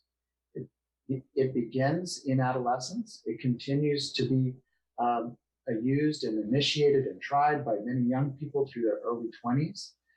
But young people who have not tried by their mid-20s are likely never going to use tobacco in their adult years. And so that's why it's really important to create this culture of tobacco-free living in the adolescent and the young adult periods of life. That's why we focus on colleges and schools of higher education. That sounds really important and definitely can make a big impact on our youth. Can you tell me, in Virginia, do we currently have schools or higher education institutions that are tobacco-free? And are there any barriers to going tobacco-free? Well, you know, here in Virginia, we have a long history with tobacco. It's sort of part of the culture in Virginia. Virginia is the 3rd leading tobacco producing state in the United States, followed by North Carolina and Kentucky. And there are many tobacco industries here in Virginia. And so across the board, the policies regulating tobacco use, especially tobacco use in youth and tobacco sales, are fairly lax compared to other states. So it's not really a surprise that very few schools are what we would call completely tobacco free, because we have not really adopted that culture here in Virginia that recognizes the importance of tobacco free environments. So, and tobacco free environments really are for schools are really defined as meaning there's no products that are tobacco products that are allowed to be used indoors as well as outdoors on the college campus. So we did some initial work when we started this, kind of scoping out which schools were tobacco-free and which one weren't. And we were really surprised to find that really only 4% of the schools of higher education in Virginia, of which there are many, were really completely tobacco-free. And most of these were private institutions. When we started out planning these activities, we also noticed that many of these college campuses had similar policies, and that was that smoking was prohibited indoors. You couldn't smoke indoors. That's pretty much across the board, but it was allowed as long as it did not occur within 25 foot of an entrance. Why 25 foot? That seems peculiar. We were like, what is this about? And so what we came to find out, and what we came to learn, is that there was an executive order that was signed by then Governor Kane in 2006, but that allowed the banning of smoking in public buildings, including higher education buildings. And for the first time, the rule allowed the institutions of higher education to set some of the guidelines for smoking outside on state property. But the order was a little vague. It was not, institutions were having trouble interpreting it.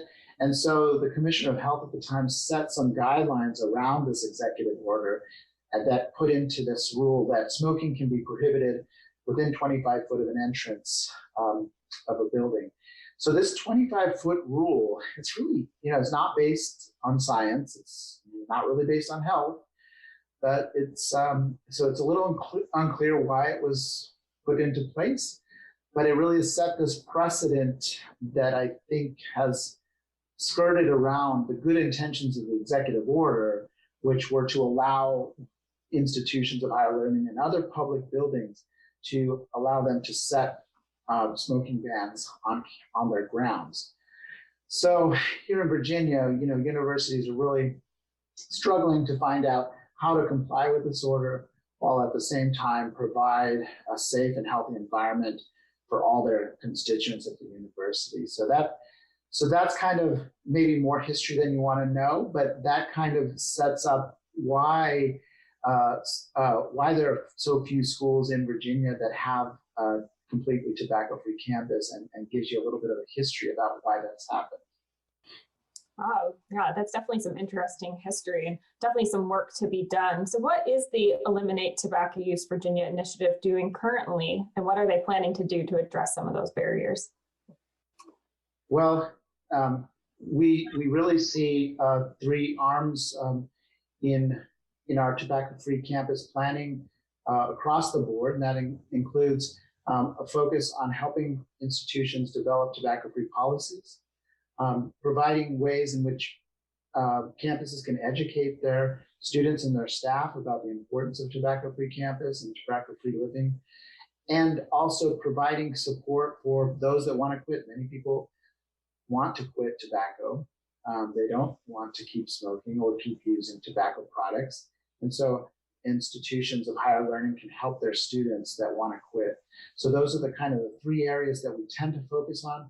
But as I mentioned, we also have a yearly summit in partnership with our National Eliminate Tobacco University Coalition.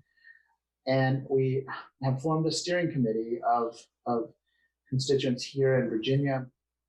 And we are in the process, with that steering committee, we're in the process of developing a policy survey to better understand what the policies are across the institutions of higher learning, if there's any nuances in the policies, and learning how they support tobacco cessation for students and staff.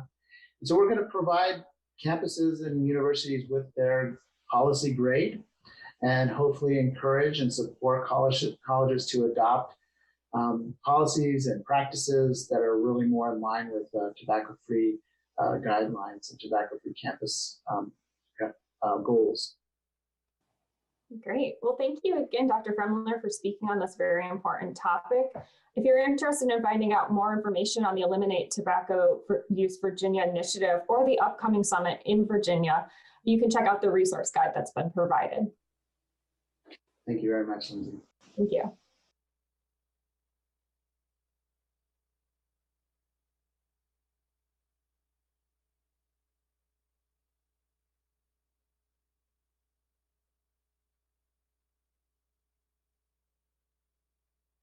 Next up, everybody, I'm excited to introduce longtime board member, longtime participant in the National Cancer Prevention Workshop, Janie Heath from the University of Kentucky.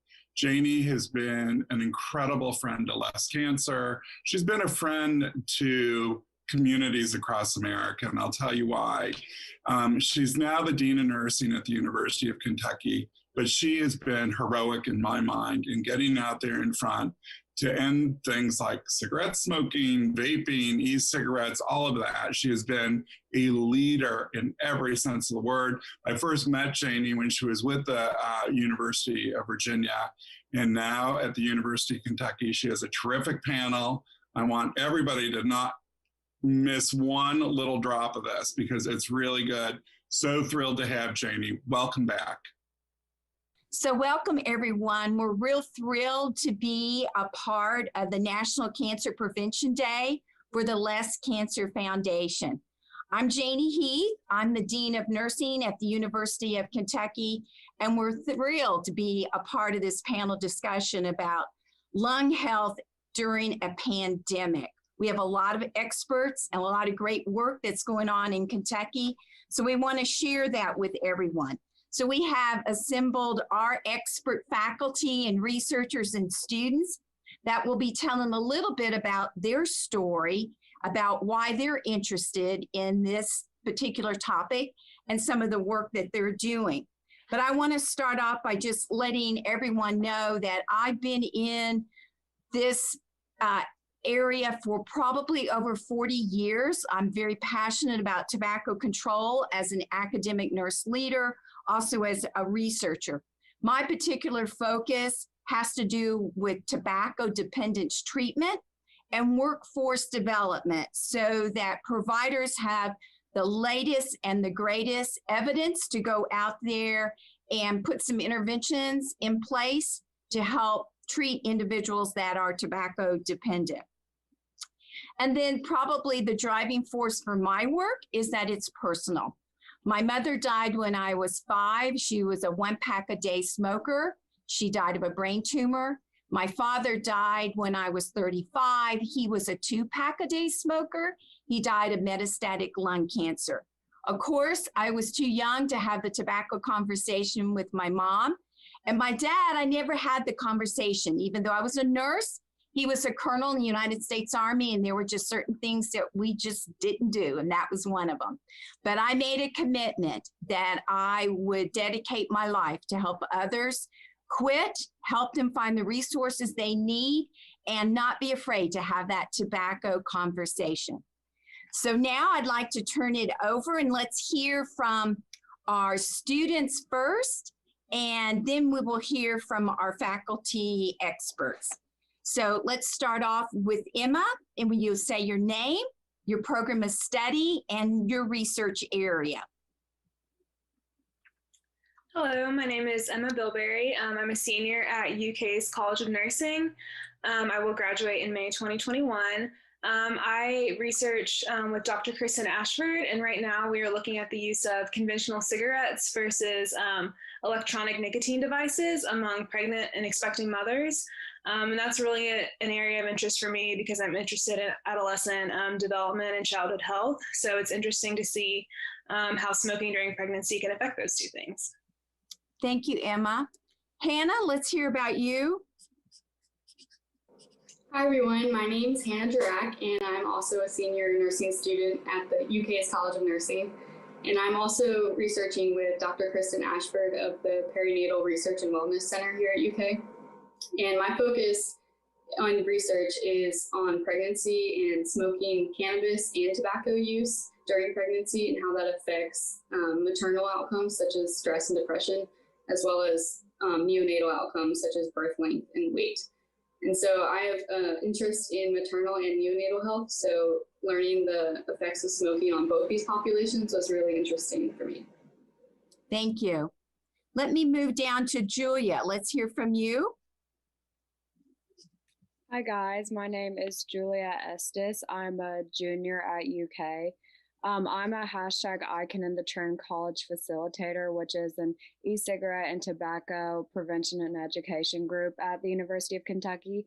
So I started in March because I just witnessed a lot of my friends and family start using e-cigarettes without knowing all of the information and all of the risks associated with those products. So I just wanted to be the person that could tell young people the information that they need to know to make informed decisions about their health. Thank you, Julia. And I might have missed it. I'm going to ask you to talk just a little bit louder. What college are you from? I'm in the College of Arts and Sciences at University of Kentucky. And what's your major, Julia? I'm majoring in political science. Political science. Okay, great. Thank you so much. Camille, let's hear from you. Hi, my name is Camille Wright. I'm also a junior at the University of Kentucky. I'm studying in integrated strategic communication and digital media and design. So that's in the College of Common Information and the College of Fine Arts. I became a hashtag Icon in the Trend college facilitator back in March, right before the craziness of COVID really started taking off.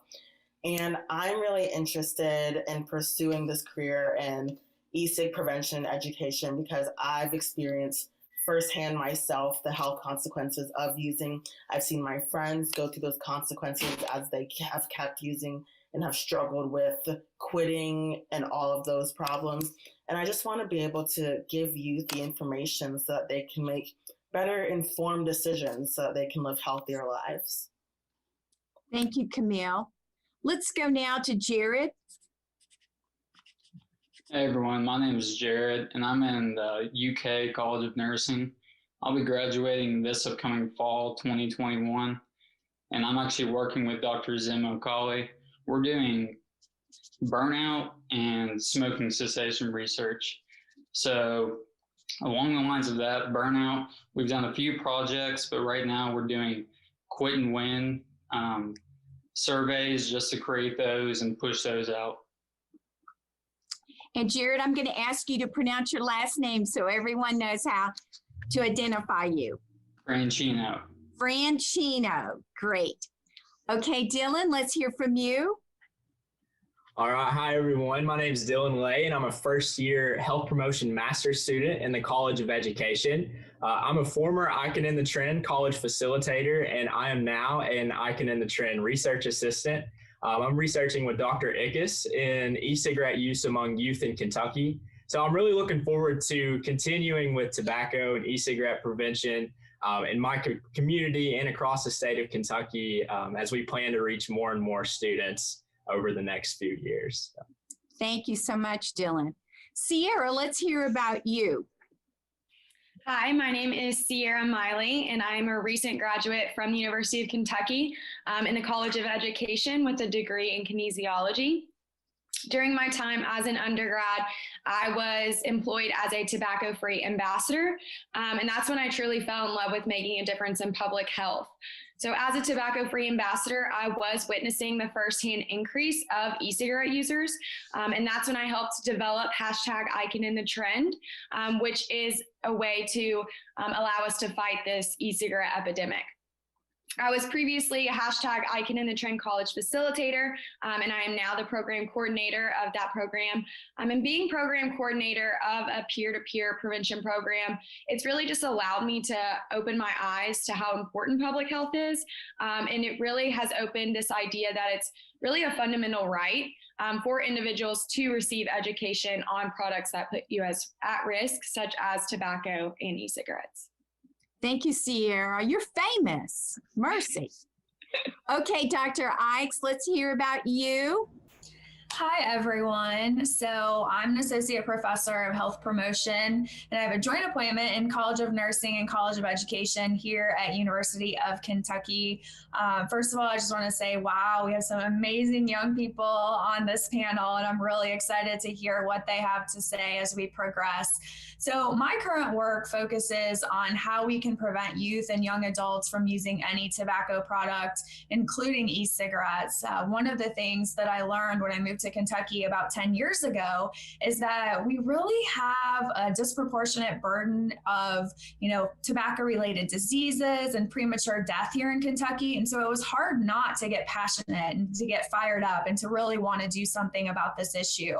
And because I'm so inspired working with youth and young adults, I quickly realized that our young people are still susceptible to tobacco use if they're not supported and empowered to make informed decisions. And so that's where a lot of my work is grounded. So we know that to change the epidemic, to change the trajectory, we have to have innovative strategies like peer-to-peer programs, media advocacy, engaging our youth in advocacy and policy. And so our I Can End the Trend program, which you're going to hear more about from these amazing facilitators, and our program coordinator, has reached almost 6,000 Kentucky youth since we initiated back in February of 2019. And we've quickly become a positive influence across our state. And I'm so excited about that because it shows that what we do can make a difference. And the more that we come together, really, we can see, change these outcomes that we've been trying to change in Kentucky and across the nation forever. So our panel, they're going to share their front line. They're seeing this in their friends and their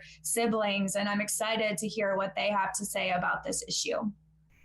Thank you, Dr. Ikes. And before we jump in with questioning our students, I'd like to ask you just to give some latest data that that's out there about cigarette use and vaping statistics. Sure. So the landscape in this area is always changing, and it's something that we really have to keep up on. Through the help of education, policy reform, and prevention programs, we've seen a huge decrease in conventional cigarette use for both Kentucky and across the nation, especially among our young people. Unfortunately, these rates still tend to be higher among Kentuckians, and so we continue to push for evidence-based education and strong comprehensive policies. We also know that e-cigarettes are currently the most used tobacco product by young people, including middle school, high school, and college students. So the surge occurred a few years ago when pod-based devices like Juul came on the market, and they are much higher concentration of nicotine. They're easier to use, easier to conceal, and they are definitely designed as kind of that appeal factor. So given the health risks and so many unknowns about these products, many states stepped up prevention and treatment efforts to help combat the epidemic, including our efforts here in Kentucky. While we have seen some improvements in the e-cigarette use over time, we still have some things that we have to work on. So I'm going to let Sierra talk about some of the good news. I was muted, but the good news is the most recent data from the National Youth Tobacco Survey indicates a decline in the past 30 days e-cigarette use. And that decline was from 28% of high school students using in 2019 to 20% of high school students using in 2020. That's good to know, and it is encouraging, but I'm going to ask a couple of questions. So these questions are going to Dylan and Jared, and I want to hear, do those statistics surprise you for us to take a decrease like that? And why do you think that we've had a decrease like that over the past year? I was surprised. I thought it'd be, out the roof because of the pandemic. What are your thoughts? Let's start with you, Jared, and then Dylan. I'm not really surprised by it. I think the rates have decreased because of the lack of accessibility, and then there's a change in accessibility. So all of these high schoolers, they'll get it from their friends, or they'll go ahead and buy it from a gas station or some store. But with the stores not open and then them not seeing their friends, it's kind of hard to get it. If that makes sense.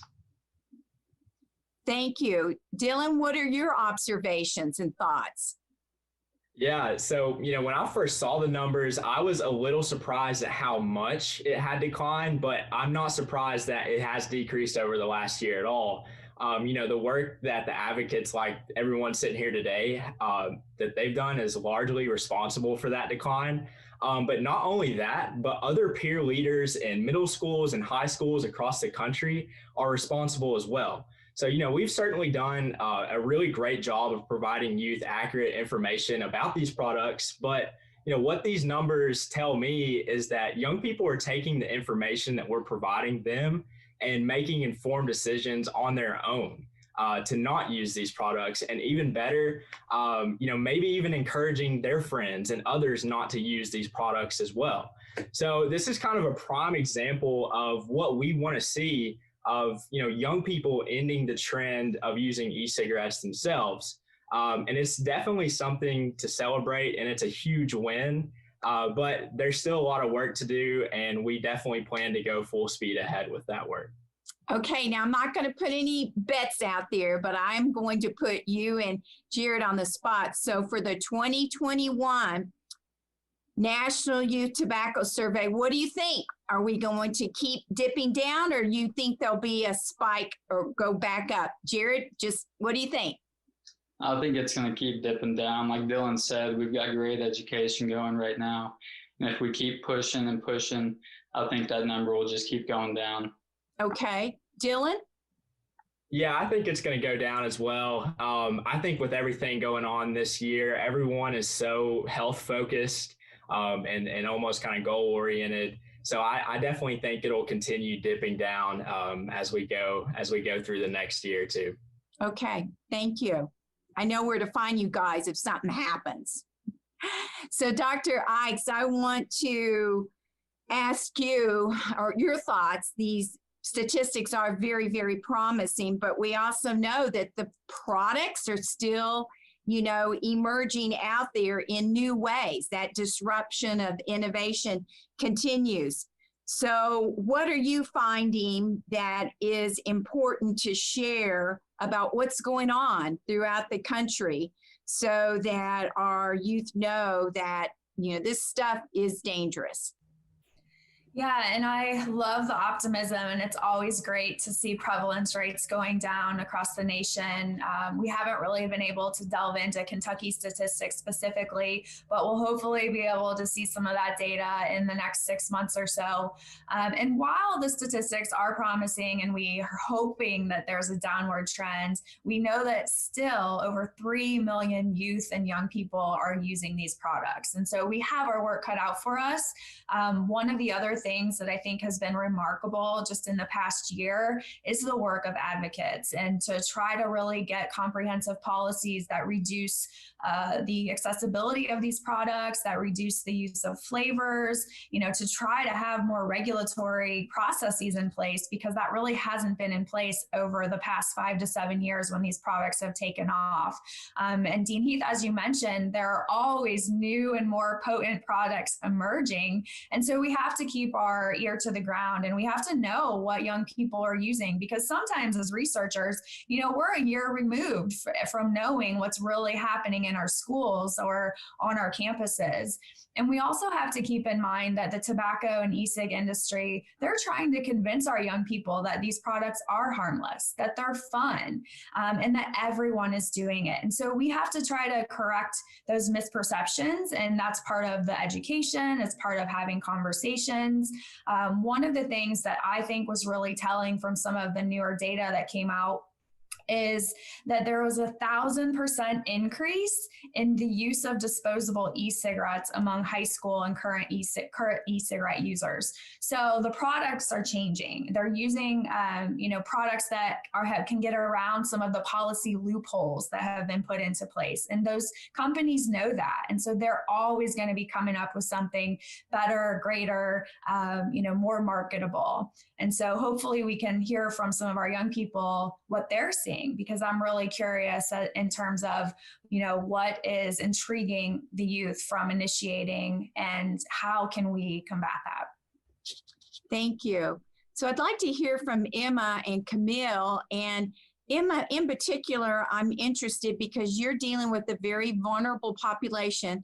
And I just am curious, what are you seeing with those moms, especially moms that are already struggling with substance use disorders? Are you seeing that they're jacking up some of these products, doing some things with their Juul devices, perhaps? What are your thoughts on this, Emma? Yeah, so when talking with different mothers and just kind of hearing their feedback on why they use e-cigarettes and those kind of things, one of the biggest misconceptions that a lot of these women continue to have is that e-cigarettes are safer during pregnancy than conventional cigarettes. And what we're seeing through research is that there's really not a huge difference. So the risk of using conventional cigarettes during pregnancy and using e-cigarettes is essentially the same. But a lot of these women are hearing from their healthcare providers or their friends and their family that, you know, it's safer to go ahead and use e-cigarettes when we're finding out that's just not the case. So I think, you know, just continuing to educate and clearing up that misconception among women. And I think that's an issue among adolescents too. Just kind of clearing up that misconception can go a long way. Thank you, Emma. And Camille, I bet you're all over it, you know, in communication to get the facts out there. What are your thoughts on this subject? Yeah, I've heard of a lot of different new emerging products as people are trying to, at least some of my friends, since they're trying to quit vaping, they're finding other nicotine products. And a product that's becoming really popular is Zyn. And what's it called again, Camille? Zyn, Z-Y-N. Okay. Tobacco-free, spit-free nicotine products. So it's kind of like, it seems like it's like dip where they chew it to like relieve some withdrawal feelings of not having nicotine. And it's exclusively sold in the US. And this product, it contains nicotine salts. And I did some more research on nicotine salts. And so nicotine salts, they apparently have a smoother taste and they allow vapors to consume a higher nicotine concentration than they would in just a regular e-liquid, which makes it really difficult to then get off of that product because now you have an even higher nicotine dosage by using that. And I know that a lot of my friends are turning to that product instead because it's also cheaper than vapes and getting e-liquid and Juul pods and everything.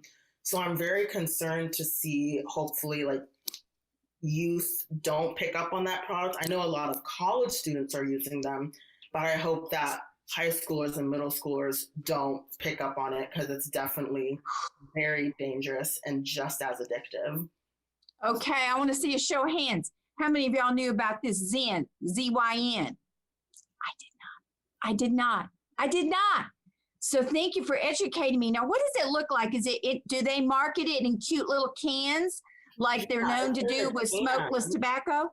Yeah, it's in a can. And when I first saw it, it literally looks like an Altoid can. Okay. It's just like gum. Yep.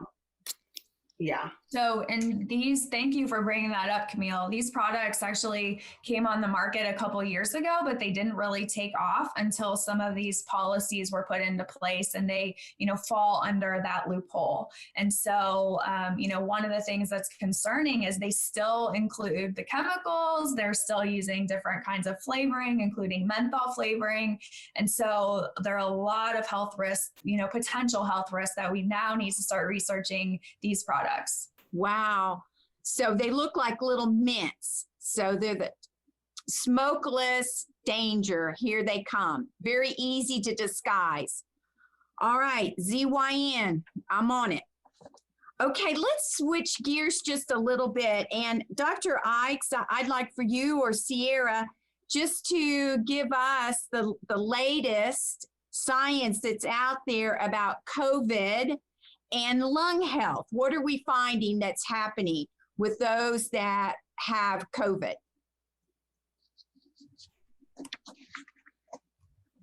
Sierra, I don't know if you want to speak to this. This is something that we started integrating into our presentations because it's the world that we're living in. And, youth and young people are asking these questions as well. And so I think that it's telling that we always have to be changing our message and we have to keep up with the times. And so Sierra, I don't know if you want to share some of the newest research that's come out. We're still learning, obviously, right? So we can't say that we have long-term research on this issue because it's very recent. Right. But luckily we do have some amazing researchers that are focusing in on this area. Yeah, and so, as Dr. Ickes was saying, we do continue to learn more about the health risks associated with using e-cigarettes, particularly with the association with COVID-19. So as you may know, as you are using a vape or a cigarette, you are taking your mask off to do that. So that does limit your exposure in that way. And so also, given our times, the increased susceptibility of COVID-19 is an increasing concern. And so we are always looking for the latest research. But what we do know is, according to a recent study from the Stanford School of Medicine, young people who vape are 5 times more likely to be diagnosed with COVID-19 compared to non-vapers. We also know that if you are a user of both conventional cigarettes and vape, you are 6.8 times more likely to be diagnosed with COVID-19 compared to those who do not use. Whew, okay, I'm learning a lot here. Thank you so much. So Julia and Hannah, why don't you share your thoughts about what you're seeing or what do you think about today's environment in terms of all this PPE and stress that's going on? Where does that put us in terms of lung health? So Julia, let's start with you if you don't mind.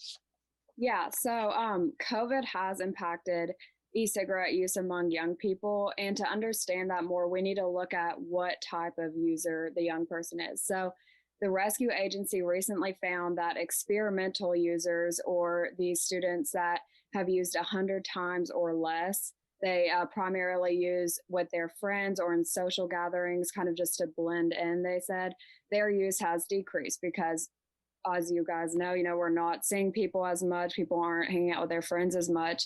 So they're not exposed to that pressure anymore. And that's a good thing. On the other hand, we have regular users who have used 100 times or more. And these users are more likely to be dependent on nicotine. So because of the stress of COVID, the stressors of being home, their use has increased. So to really understand how COVID is impacting young people with their vaping rates, we need to look at what kind of user they are. Okay, now Julia, I'm gonna put you on the spot. Political science major, let's say that you're running for governor of Kentucky. What's the first thing you're going to do? What policy are you gonna put in place? I would raise taxes on e-cigarettes because Kentucky has one of the lowest taxes on e-cigarettes. So that definitely has to do with how high our e-cigarette rates are, how low the taxes are. So I would raise taxes on e-cigarettes. Okay, that's good. Hannah, let's hear about you and the work that you're doing with Dr. Ashford. What are you seeing take place during the pandemic with those moms? So with moms, it's similar to what Emma said. I think there's a misperception and they're led to believe that e-cigarette use is actually a better option than conventional cigarettes. And I think that misperception is what we need to target. Emma's research and my research, we found that in terms of, my research was on maternal stress and depression and birth outcomes. And there wasn't much of a difference between e-cigarette use and tobacco and cannabis use. So therefore, I think more research needs to be done in order to determine the actual effects on maternal stress and depression and how that affects pregnancy outcomes. But in terms of young people specifically, I think, as Julia said, it can kind of go both ways. With the COVID-19 pandemic, there's a lot of increased anxiety about job security and financial issues. You might even be anxious about your own family's health. And this could be a push to get somebody to start initiating e-cigarette use as sort of an outlet. And so this is something that we need to target. And then also the young people, like high schoolers and middle schoolers, I think from personal opinion, there's been a decrease because, they're not in an environment where the peer pressure is present. And I think peer pressure is something that is the biggest factor in our young population in starting e-cigarette use. And so therefore, by targeting our peer population and our health promotion activities, I think that's going to be key to changing the landscape of e-cigarette use among our youth. Thank you, Hannah. So I'm going to switch gears a little bit more. You know, probably the most famous scientist today is Dr. Fauci. Would you all agree? And when he speaks, everybody listens. And in our world of tobacco control, when the Surgeon General speaks, we listen, because that has proven through the decades the most authoritative voice in terms of looking at mass quantities of research and going out making strong recommendations for tobacco control. So Dr. Ike, share with us some of the latest that's come out from the Surgeon General related to the youth and smoking, vaping, tobacco use. Yeah, and so the Surgeon General came out with a report a couple of years ago, and it's interesting because so much research has come out since that report.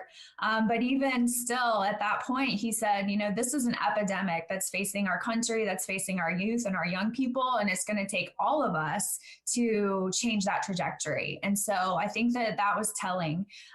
In his report, you know, he really talks about some of the short-term effects that we already know based on the chemicals in these products, based on the high concentration of nicotine, and that we still have to do some research to figure out the long-term effects, but we know what's likely to come.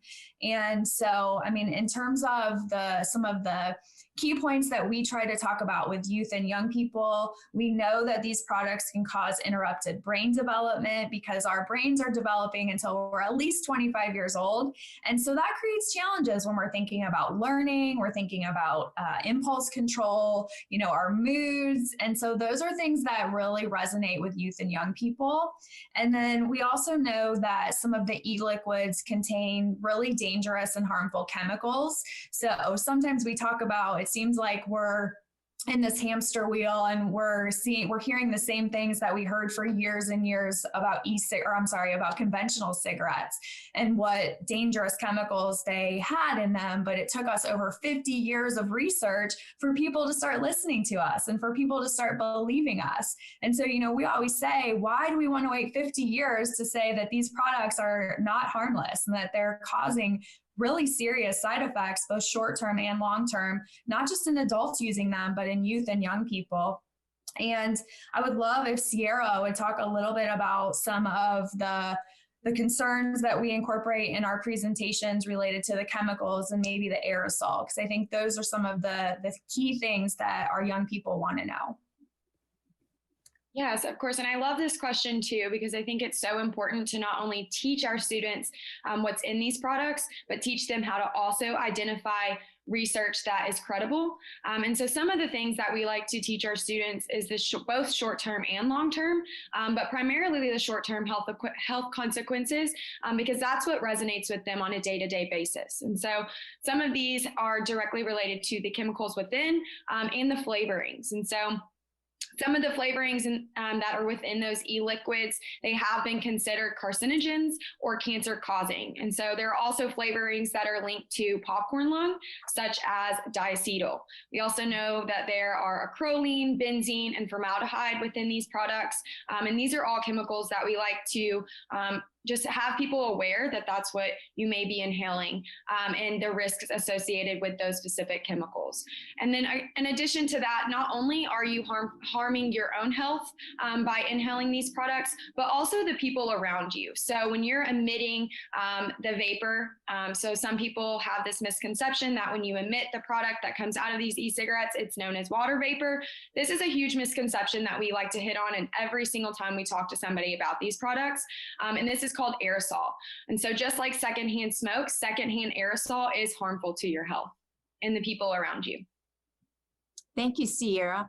Now I'd like to hear Jared and Dylan's thoughts on this. I know, Jared, you're working with a very vulnerable population with Dr. O'Cauley, the mentally ill, as well as working with the nursing workforce that's just stressed to the max. So what are your thoughts? What are you seeing? What's your team doing to help counter some of the messaging that needs to go out there or that's out there? Well, adding on to that, I think, so a couple weeks ago at the National Research Paper Day here at UK, and she said, quitting is the best thing you can do for your health.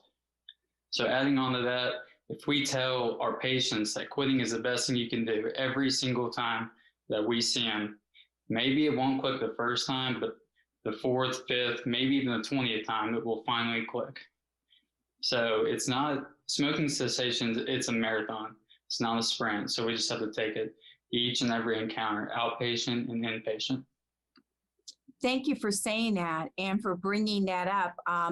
It was pretty impressive that Dr. Hahn, who really is the one that we credit for the work we've done here at the University of Kentucky, that has been modeled throughout the state and throughout the country as one of the first to be very serious about tobacco control on a campus, especially in Kentucky, belly of the beast. And for her to be the keynote at an acute and critical care conference, basically, and to put public health out there on the forefront and how it's all of us have that opportunity and responsibility. And I love that analogy. It's not, a sprint. We are in a marathon with this. So thank you for that. Dylan, what are you seeing and what are your thoughts about messaging? Yeah, so, like Dr. Ickes and Sierra said, during our presentations and lessons, we really like to reiterate to our students that research on e-cigarettes is coming out constantly, right? So, this means that we have more and more access to information regarding these devices right at our fingertips every day. And, unfortunately, some of this information isn't really always truthful or accurate. So, we have to do something about this. Like you said, we have to counter this in some way. So facilitators implemented an activity into our lessons that compare subjective sources and objective sources. So we begin, this activity by kind of asking our students what the difference is between a subjective and objective source. And if they don't know, we gladly explain it to them, what these terms mean. So again, when we ask our students about this, we ask them to take a few minutes to find information related to e-cigarettes on the internet. And once they have these sources, we analyze as a group and decide whether their sources are objective or subjective. We show them an example of an objective and reliable source from the CDC. And then we show a subjective and unreliable tweet from an anonymous user that is providing kind of like false information with no sources at all attached to it. So the point of this exercise is just to kind of make sure the students know where and how to access credible and reliable information on the internet, social media, or even from things that they may see on the TV or on the news and so on. That's great. Continuing on this line of giving examples of kind of the lived experience of what each of you are doing, I'd really like to hear some more from Camille and Emma about what specific examples, maybe within the past 6 months, past year, that you've been a part of to help our youth not initiate tobacco use or some of these crazy dangerous products that are out there. Camille, why don't you go first? Yeah, so #ICANOnTheTrend, we're doing a lot of different initiatives right now. We decided to start doing Remind messages. And so Remind is an instant messaging platform. So all of the students have to do when we do our presentations, they just have to sign up to receive those messages with a code.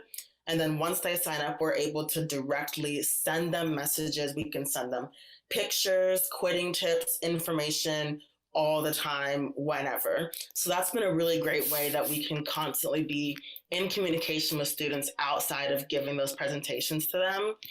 Another thing we're doing is we're doing a Train the Facilitators program.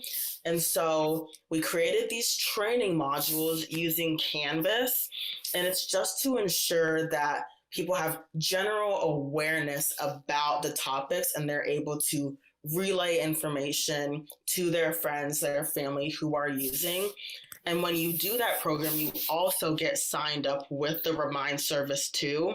So now you're doing the training modules and we're able to directly communicate with you through the Remind again and keep reinforcing that line of communication and keeping that open. We also just recently created a video with the FEND movement, FEND meaning full energy, no drugs. We were able to create a video. Did you guys create that? I love all your acronyms. We didn't create that acronym, but we did make a video for their app, which is going to be seen by a bunch of students. And that was a super fun project to work on. It's an animated video, super cute, love it. And basically that video, it's just like a 2-minute condensed version of what our presentation would be like if we were giving a presentation to a classroom. And so those are some initiatives that we've been working on that have been so much fun, and just trying to make sure that youth know that we are available to them with resources. If they ever have questions, they can reach us on social media, Remind. We have so many platforms that they always feel connected with us. Thank you for that. And I would really love to see that video. If you could send that to me, that'd be great. Of course. So Emma, let's hear, your researcher, Dr. Ashford, is the queen of acronyms. So tell me what you guys have been up to.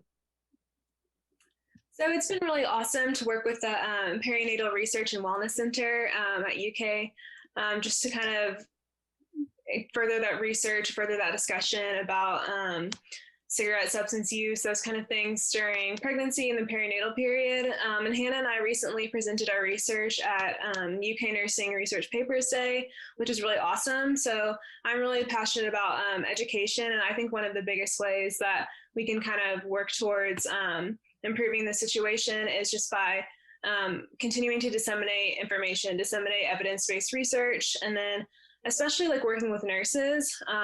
It was really great to present at that event because it was, for nurses. So I think just continuing to educate healthcare professionals, such as nurses, about what we can do to help kind of stop the smoking, all of that kind of thing.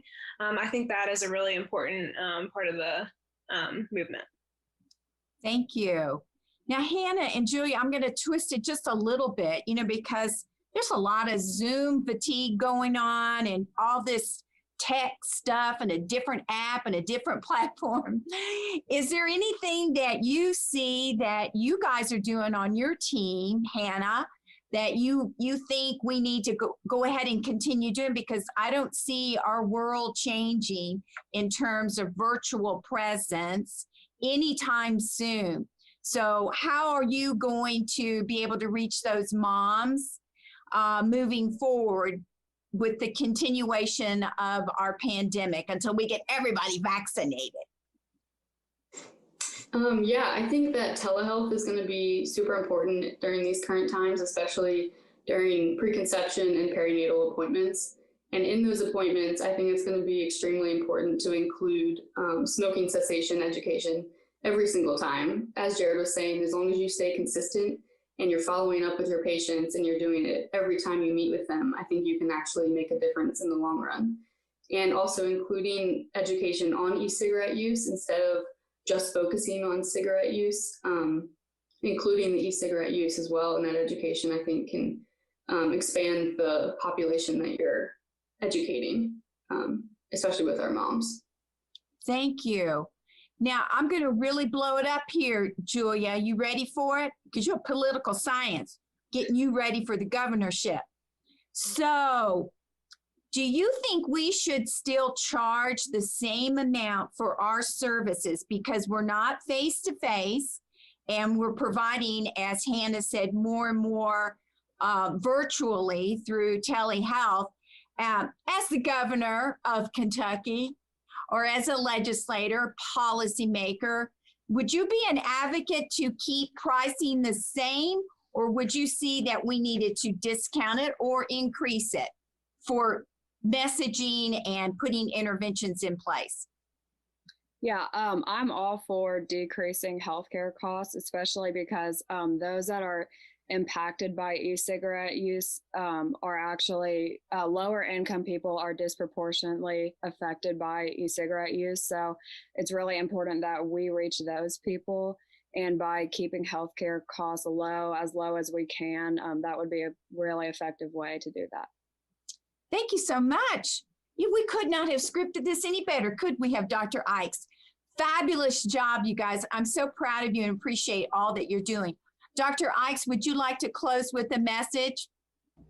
Sure. I just love hearing from all of you. We need to have youth and young people at the table when we're trying to create programs, when we're trying to advocate for policies. We need to hear what's going on. We need to hear from your perspective what will work. And we know that when we listen, we do make an impact. And so thank you all for sharing your insight, and keep fighting the good fight. And I know you will. And I'm just so proud of each and every one of you and look forward to working with all of you in the future. What's up, everyone? My name's Dylan Lay, and I'm an Icon in the Trend research assistant. My name's Camille Wright, and I am a Icon in the Trend college facilitator. Our goal is to empower younger generations to end the trend of e-cigarette use among their peers. So let's get started.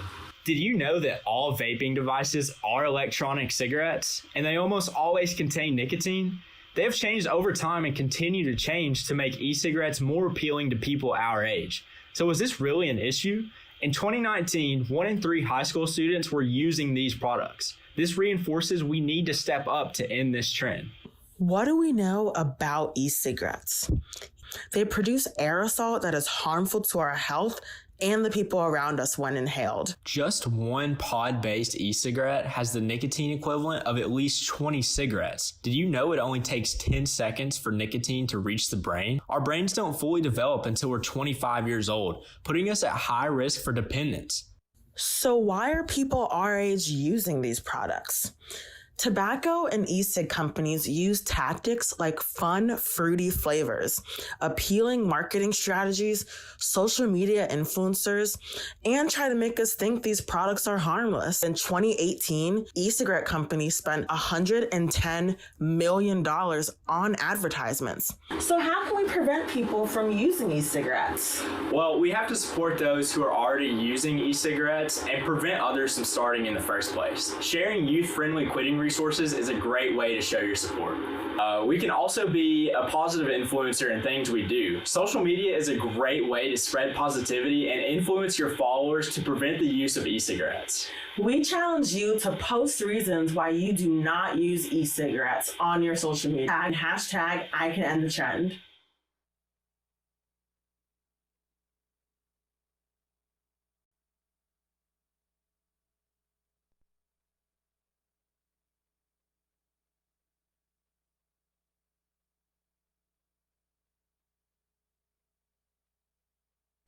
Next, we would like to welcome Dr. Robert Kleskes, who is a professor of public health sciences at the University of Virginia and does work with smoking and tobacco use in the United States Air Force.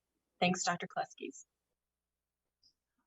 Good morning or good afternoon. I want to thank you all for joining the session here. My name is Dr. Bob Kleskes, and I am the co-director of the Center for Addiction Prevention Research at the University of Virginia Medical School. I joined UVA about 4 years ago, and today I'd like to talk to you a little bit about the work that we've done in the United States Air Force.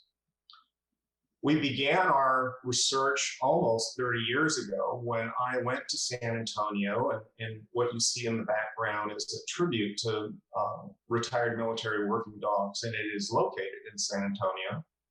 And I was giving a talk, and after the talk, they showed me basic military training, which all basic military training occurs at Lackland Air Force Base in San Antonio, and they train about 30,000 airmen a year.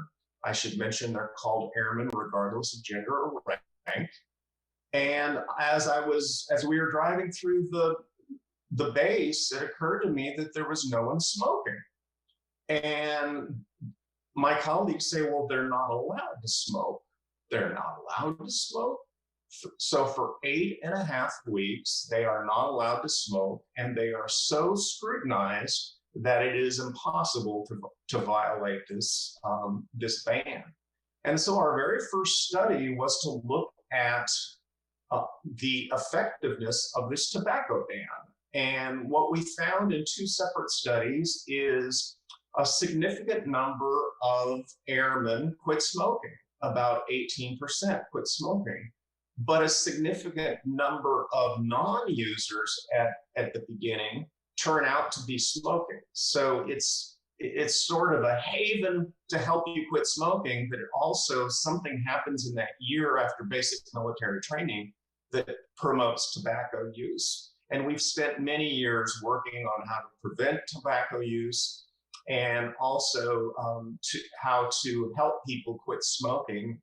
In fact, our most recent study, we did a tobacco quit line in what's called TRICARE beneficiaries. TRICARE is the largest insurance company in the United States, and they insure all active duty personnel, retirees, and dependents.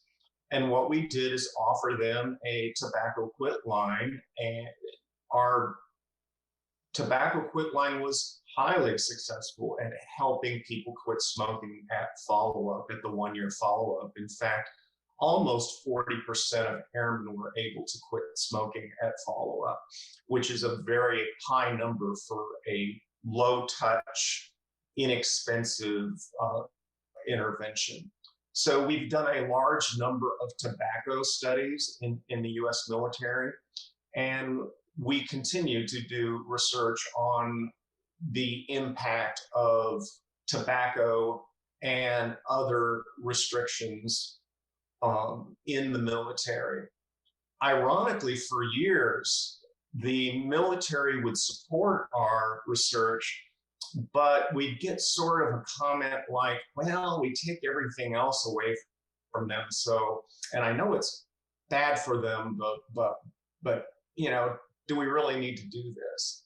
Well, in the 2012 Institute of Medicine report on smoking cessation in the military, they concluded that smoking negatively impacts military readiness. And military readiness is the primary metric in the military. It's your ability to do your job in peacetime and during war.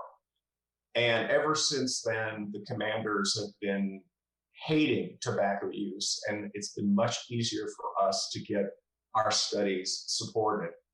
So that's one line of research that we've done is tobacco, smokeless tobacco. We're also working on trying to prevent e-cigarettes, which is now known as ENDS, which is an acronym for Electronic Nicotine Delivery System. Turns out that ENDS is a gateway product for regular smoking. By that I mean, if you are using e-cigarettes or ENDS today, the chances of you becoming a regular cigarette smoker increases by 700%, not 70%, but 700%. So we're trying to have airmen not use the ENDS. And then there is a brand new product on the market that we in America really know nothing about. And it is marketed by Philip Morris, one of the largest tobacco company in the world. And it is called IQOS, I-Q-O-S. We are not 100% certain what the acronym means because Philip Morris came up with the acronym, but we believe it means I quit original smoking. And what this product is actually a tobacco product. It's a filtering system where you put a cigarette in that Philip Morris calls a heat stick, but it's really a cigarette. And instead of you burning the tobacco, it heats the tobacco. And this reduces some of the exposure issues. But again, we're very fearful and we're very worried that this is yet another method for getting people addicted to cigarettes because the profit margin in cigarettes is enormous. So that gives you a summary of what we do on the tobacco side, but there's another equally important area that we've done a lot of research on. And this started about 2010. And we like to be a good community partner with the Air Force. And we often ask them, is there something we can help you with? And it became very clear that they wanted help with binge drinking. And what happens is, even if an airman drank before basic military training, they have to abstain from alcohol for nearly 3 months. Of course, by then their tolerance to alcohol is almost zero. They have no access to alcohol, but then they're allowed off the base and they have access to alcohol, and they get in a tremendous amount of problems. And if an airman gets in trouble while drinking, and that could be anything from underage drinking to buying beer for somebody who's underage, to sexual assault, to a DUI, they get what's called an alcohol-related incident, and that's a real black mark on their record. And so we've been working with the military for nearly a decade now, helping to reduce binge drinking. And in fact, we give what's called a command-directed intervention. It's a 1.5 hour brief alcohol intervention that everyone in the military receive. It's considered as important as learning to march, to salute, and to use a weapon system. And it is actually part of their training. And we found that this brief 1 hour intervention has been very successful at reducing the prevalence of binge drinking and the prevalence of these alcohol-related incidents. And so we're about to be funded for a 5-year period by the Department of Defense to work with airmen who have gotten alcohol-related incidents to see if you can prevent a second one. A second alcohol-related incident, it just about ensures a involuntary discharge, or what we call a bad conduct discharge. And so we've worked very carefully with the Air Force in both of these areas. We're branching out into other areas such as sleep problems and weight gain prevention. As you might know, there are weight limits or fitness standards in the military, and one of the most common ways to fail the fitness standard is to fail the girth measurement. So we're working on weight gain prevention, sleep, as I mentioned, and periodically commanders come along and want the answers to questions, and we try to provide them. So we believe that UVA is the only civilian research organization that's located literally inside Air Force bases. Our offices, for example, in San Antonio are in the headquarters building, which communicates the value of UVA to the United States Air Force. So it's been very exciting. We've worked with over 200,000 airmen in our history, and we continue to partner with the military to answer some of these difficult health promotion and disease prevention problems that they face. Thank you.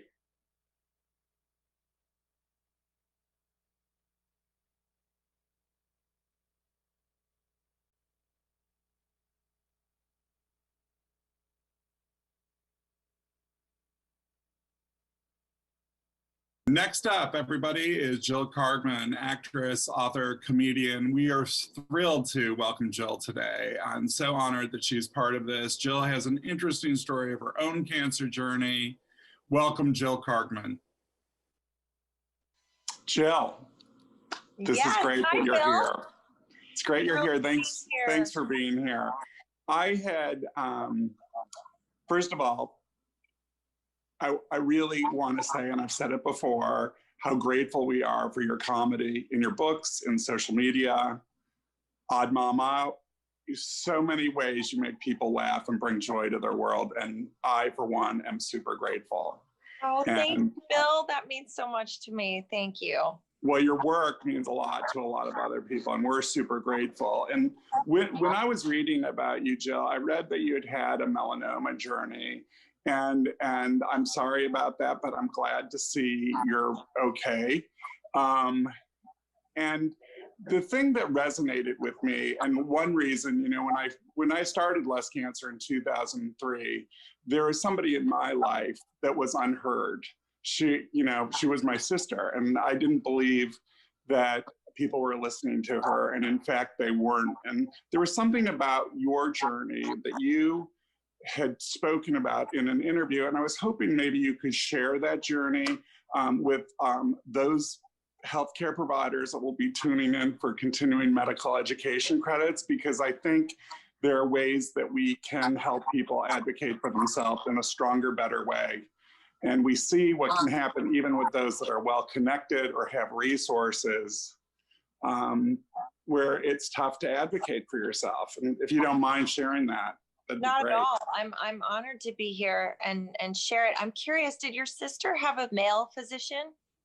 She did, and she had pancreatic cancer for some time before she was diagnosed, and it was written off as mental illness or needed counseling or hysteria.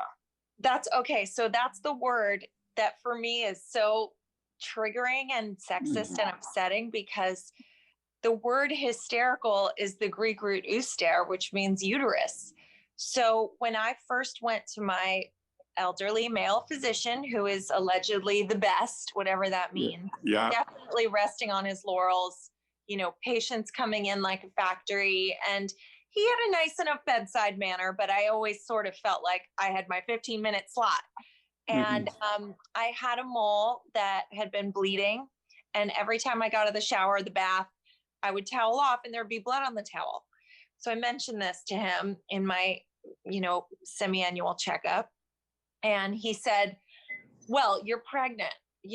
When you're pregnant, everything's bleeding. Your gums are bleeding. And I was like, all right, he's not wrong. And I kind of had a God complex with doctors, and I just left it at that. So I went back 6 months later and I said, that mole is still bleeding. And he took a look on his loop and said, there's nothing wrong with it. At this point, I'd already had my son. And I said, are you sure? Because I'm just kind of like freaked out by the whole thing. And he's like, you're being hysterical. I'm telling you, it's okay. I've been doing this for 30 years. It's benign. So fast forward 6 months later, I bring it up again. He dismisses it again. And then I asked for Botox in my 11s, because I get like very crinkly and wrinkly here. And he said, Because you're a thinker. Yeah. I didn't want to do my laugh lines because I like my crow's feet, but I definitely wanted these taken away. And he sort of was horrified at the ask and said, I am not a scumbag dermatologist. I'm a medical dermatologist, and I don't believe in injecting poison in people's faces. So you got to get somebody else to help you with that. So I went to this other doctor who is not a scumbag. She's lovely, and she's a real dermatologist. She's not some cosmetics person. And a she. Yeah.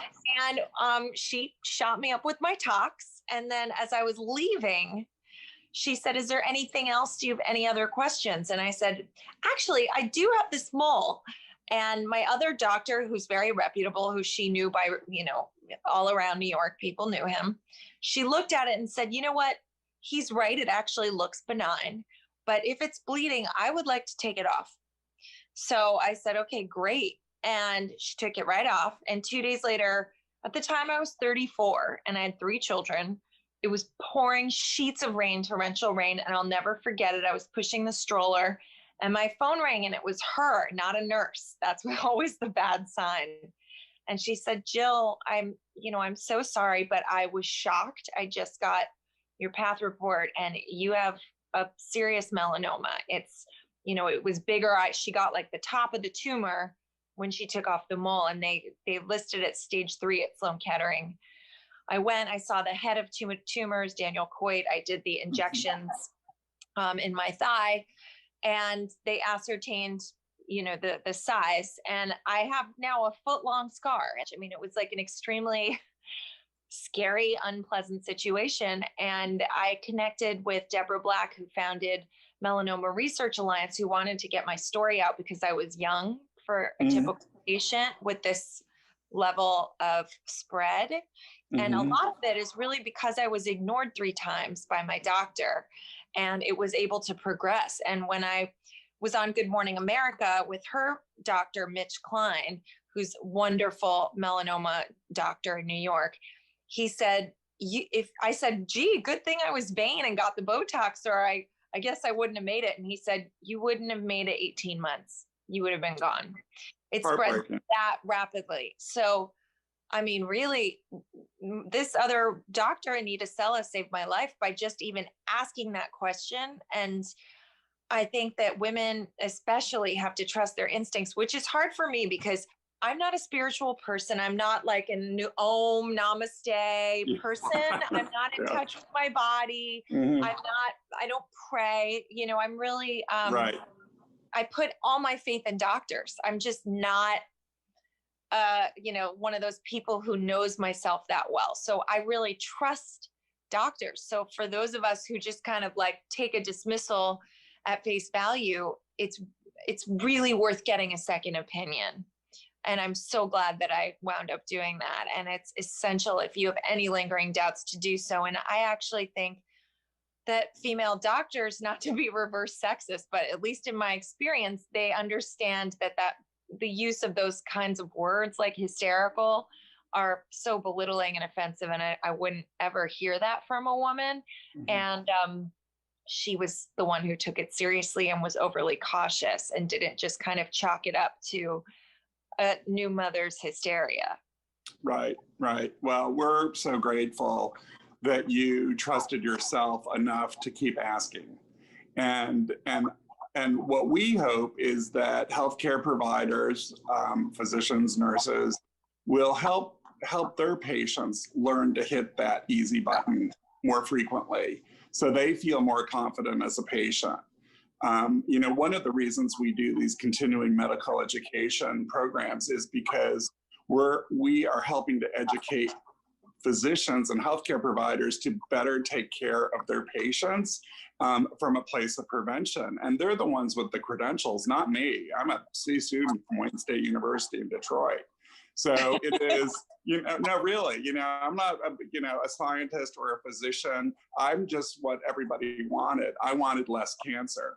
And so, and that comes from a place of not just beating cancer, which I'm so glad you did, but, you know, to really prevent the suffering that comes with all cancer journeys.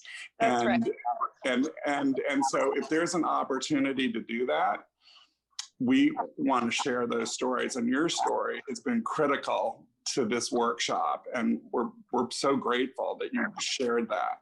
No, of course. And Bill, you might not be a physician, but you're still saving lives because you're instigating this conversation.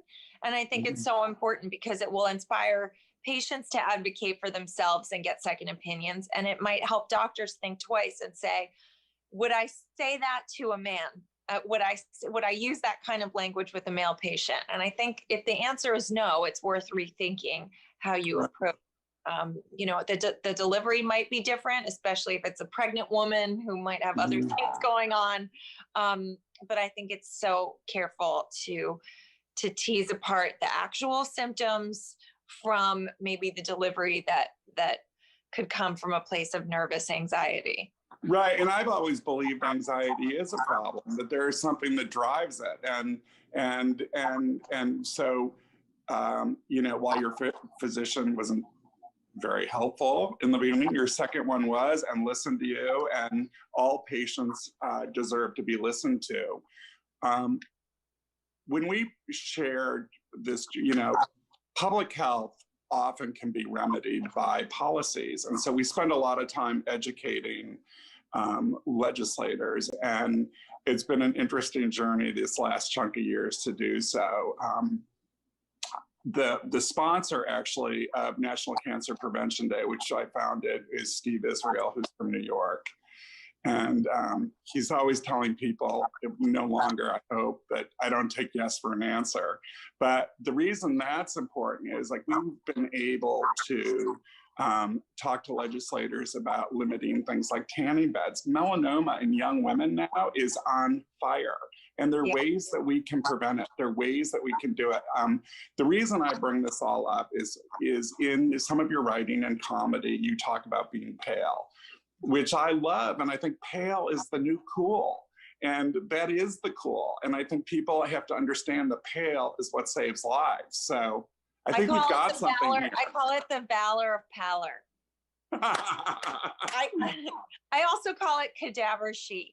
But I decided, I'm so pale and I have so many moles, you can see, that the only way is to just lean into it, because I would look ridiculous with bronzer, like our ex-president. And I just feel like you have to embrace who you are and don't try to follow. But we know now, for years, for over decades, we've been marketing indoor tanning beds, UVA lighting, to prom students, high school children who are teenagers. And well, you know what? It was the stuff that took on the natural landscape of our lives. We didn't really understand, but we know now that, if you're going to do that, you should be an adult if you really are going to do it. But certainly we shouldn't be marketing to children to jump into a tanning bed.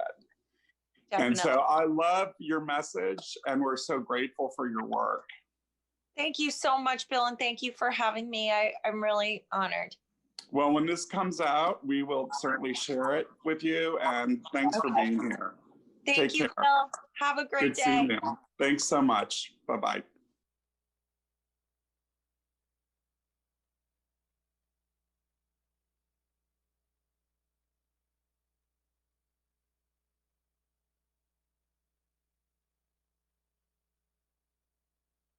Les Cancer Board member Tricia Petzold is a family physician. She has worked with the Snowbird Medical Clinic in Alta, Utah for 18 years. Dr. Petzold currently directs a health promotion integrative health pathway and teaches a culinary medicine elective and the Layers of Medicine course at the University of Utah Medical School. She is a Dartmouth Medical School graduate. Thank you, Dr. Petzold, for being here today.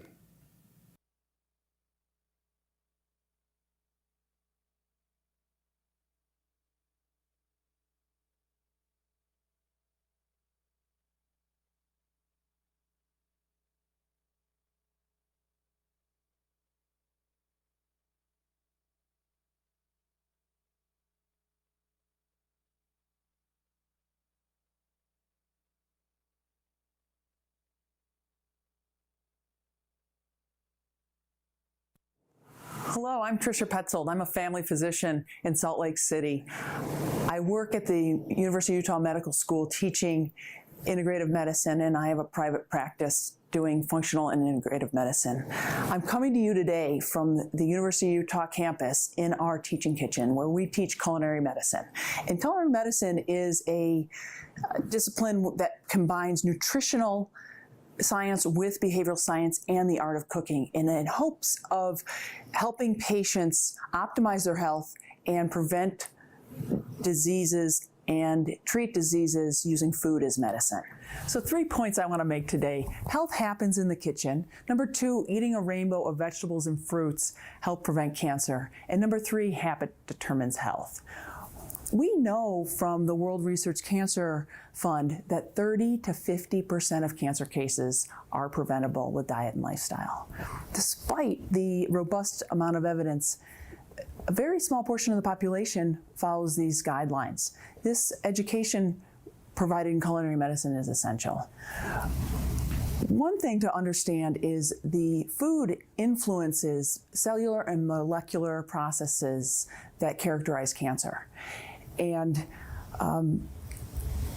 such as inflammation and immune modulation. So through those processes, food can influence health, and the foods that we eat can actually help us prevent cancer. health doesn't happen in the doctor's office. It happens where we live our lives. It happens where we work, where we exercise, where we play, where we connect with other people in our environments. And significantly, it happens where we buy, prepare, and eat our food. One of the highlights and strengths of the culinary medicine course here at the University of Utah is that we have a wide variety of graduate students working together. We've got medical students, nursing students, pharmacy students, dietitian students, social work students, and other graduate students learning and creating here in this kitchen. Culinary medicine is an elective that a growing number of medical schools are offering, but I believe it needs to be a requirement for accreditation if we want to make a bigger impact on reversing chronic diseases, preventing cancer, and lowering healthcare costs. It is absolutely essential that our future healthcare providers understand this science and understand how to practically help patients make their kitchens a place to promote health. Go. Okay, let's cook. I am going to take a side dish that's very commonly cooked and often bland and add some elements to make it have anti-cancer benefits, and to quote Christopher Gardner, a nutrition scientist from Stanford, make it unapologetically delicious. So to start with, I'm going to take brown rice, and I chose brown over white rice because it has fiber in it and the nutrients haven't been taken out of it. So it has health benefits to start. And then what I'm going to do is add parsley. I'm going to add a half a cup of almonds. I'm going to put in a clove of garlic, smash the skin off, and about a half to a teaspoon of lemon. And because I like lemon so much, I'm not going to worry if I'm exact on that measurement. And I'll use a half to a teaspoon of olive oil.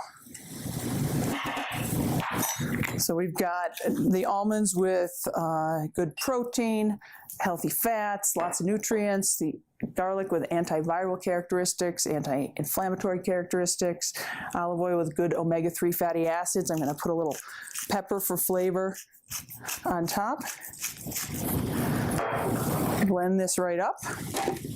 You can also chop everything really finely and mix it by hand, or you can blend it in a food processor or a blender.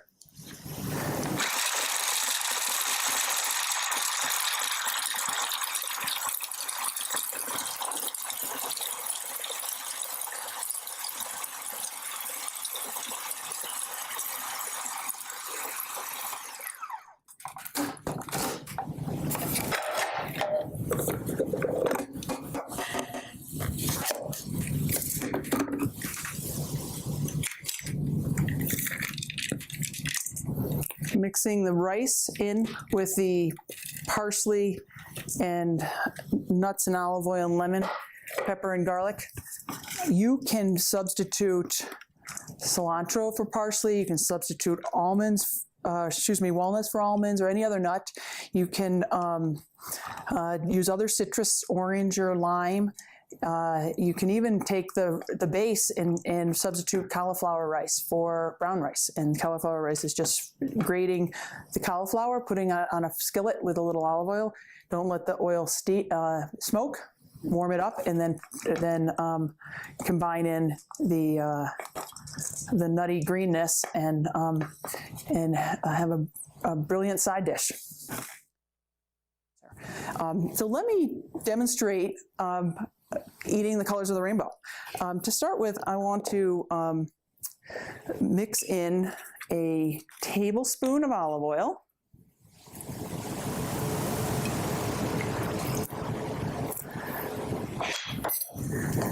a teaspoon of Dijon mustard, 2 teaspoons of balsamic vinegar,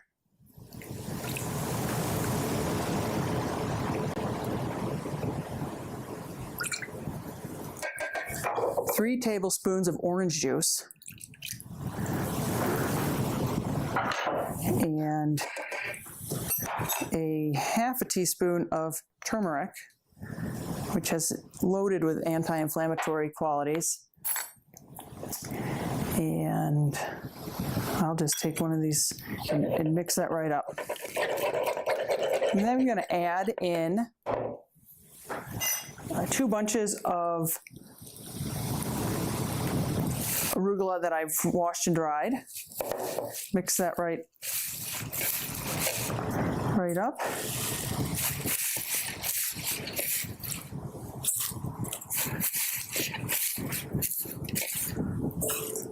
On top of that, I've just cooked beets, 450 degrees for just under an hour. Took the skin off and then just diced them up. And I took 1 navel orange, peeled it, sliced it, and we'll add the orange. From there, I'm going to top it with feta cheese and walnuts. And again, this dish is loaded with colors. It has a variety of things in it, and you can swap the beets for sweet potatoes. You can swap the feta for Parmesan cheese. You could swap the walnuts for almonds, or pistachios would be delicious. You can swap the arugula for spinach or kale or romaine lettuce. And really, over time, the benefit is found in optimizing what's seasonal, what's available. And often I'm asked, what food prevents cancer? What should I eat, and how much of it should I eat? And I think that's a wrong question. It's not like when we have a child with strep throat and we give a specific antibiotic, penicillin, so that they don't develop rheumatic fever in the future. It's more of the variety of vegetables that impact our chances of developing cancer. And so through 10 years of collecting data and over 10,000 research data points, the Continuous Update Project at the World Cancer Research Fund International, we know that there are certain elements in foods that help prevent cancer. For example, cruciferous vegetables like broccoli and cauliflower can help prevent colon cancer. But what really we find is the nutrients, the vitamins, the minerals, the phytochemicals, the fiber in the foods all contribute to helping prevent cancer. And each fruit and vegetable we eat, each whole grain we eat, has a different component of all those things. And they all work synergistically within their own food and with multiple foods together. So really, I think about how to prevent cancer habits over time with a variety of foods, thinking about eating the rainbow in colors of foods, and I also think about this opportunities to diversify. So if I'm making a salad and I've put in a carrot, lettuce, and tomato, I've got red, green, and orange in there. I have a yellow pepper that goes from 3 colors to 4, and it impacts by 25% the amount of different phytochemicals that are in that meal. So thinking about that, thinking about eating the rainbow of colors over time can really have an impact on the development of cancer and preventing diseases. One of the strong points of our culinary medicine class here is we spend a lot of time thinking about how do we make it accessible for everyone to have access to a wide variety of vegetables and fruits. And I think what it takes is thinking about what your local resources are. Things like food stamps are accepted in our farmers markets, where grocery stores do seasonal discounts for fruits and vegetables, and getting that information out to patients, and really making the information and the science, nutritional science, very practical for patients, and helping our future healthcare providers know how to talk to patients about really practical things in the clinic. the research does show that a wide variety of fruits, vegetables, whole grains, beans helps prevent cancer. It also shows that limiting processed foods, fast foods, added sugars, sweetened beverages, red meats, processed meats, and alcohol help prevent cancer. Okay, to review, cancer prevention happens in the kitchen. Eat the rainbow, and habits are health. Thank you for joining me here at the University of Utah. It has been my pleasure. And it is a passion of mine to talk and share culinary medicine with other people. And I hope this is just a start to the conversation. Please reach out to me if you'd like to continue the conversation, hear more about what we're doing here at Utah, or have other thoughts and ideas about culinary medicine. Thanks very much, and enjoy the rest of the workshop.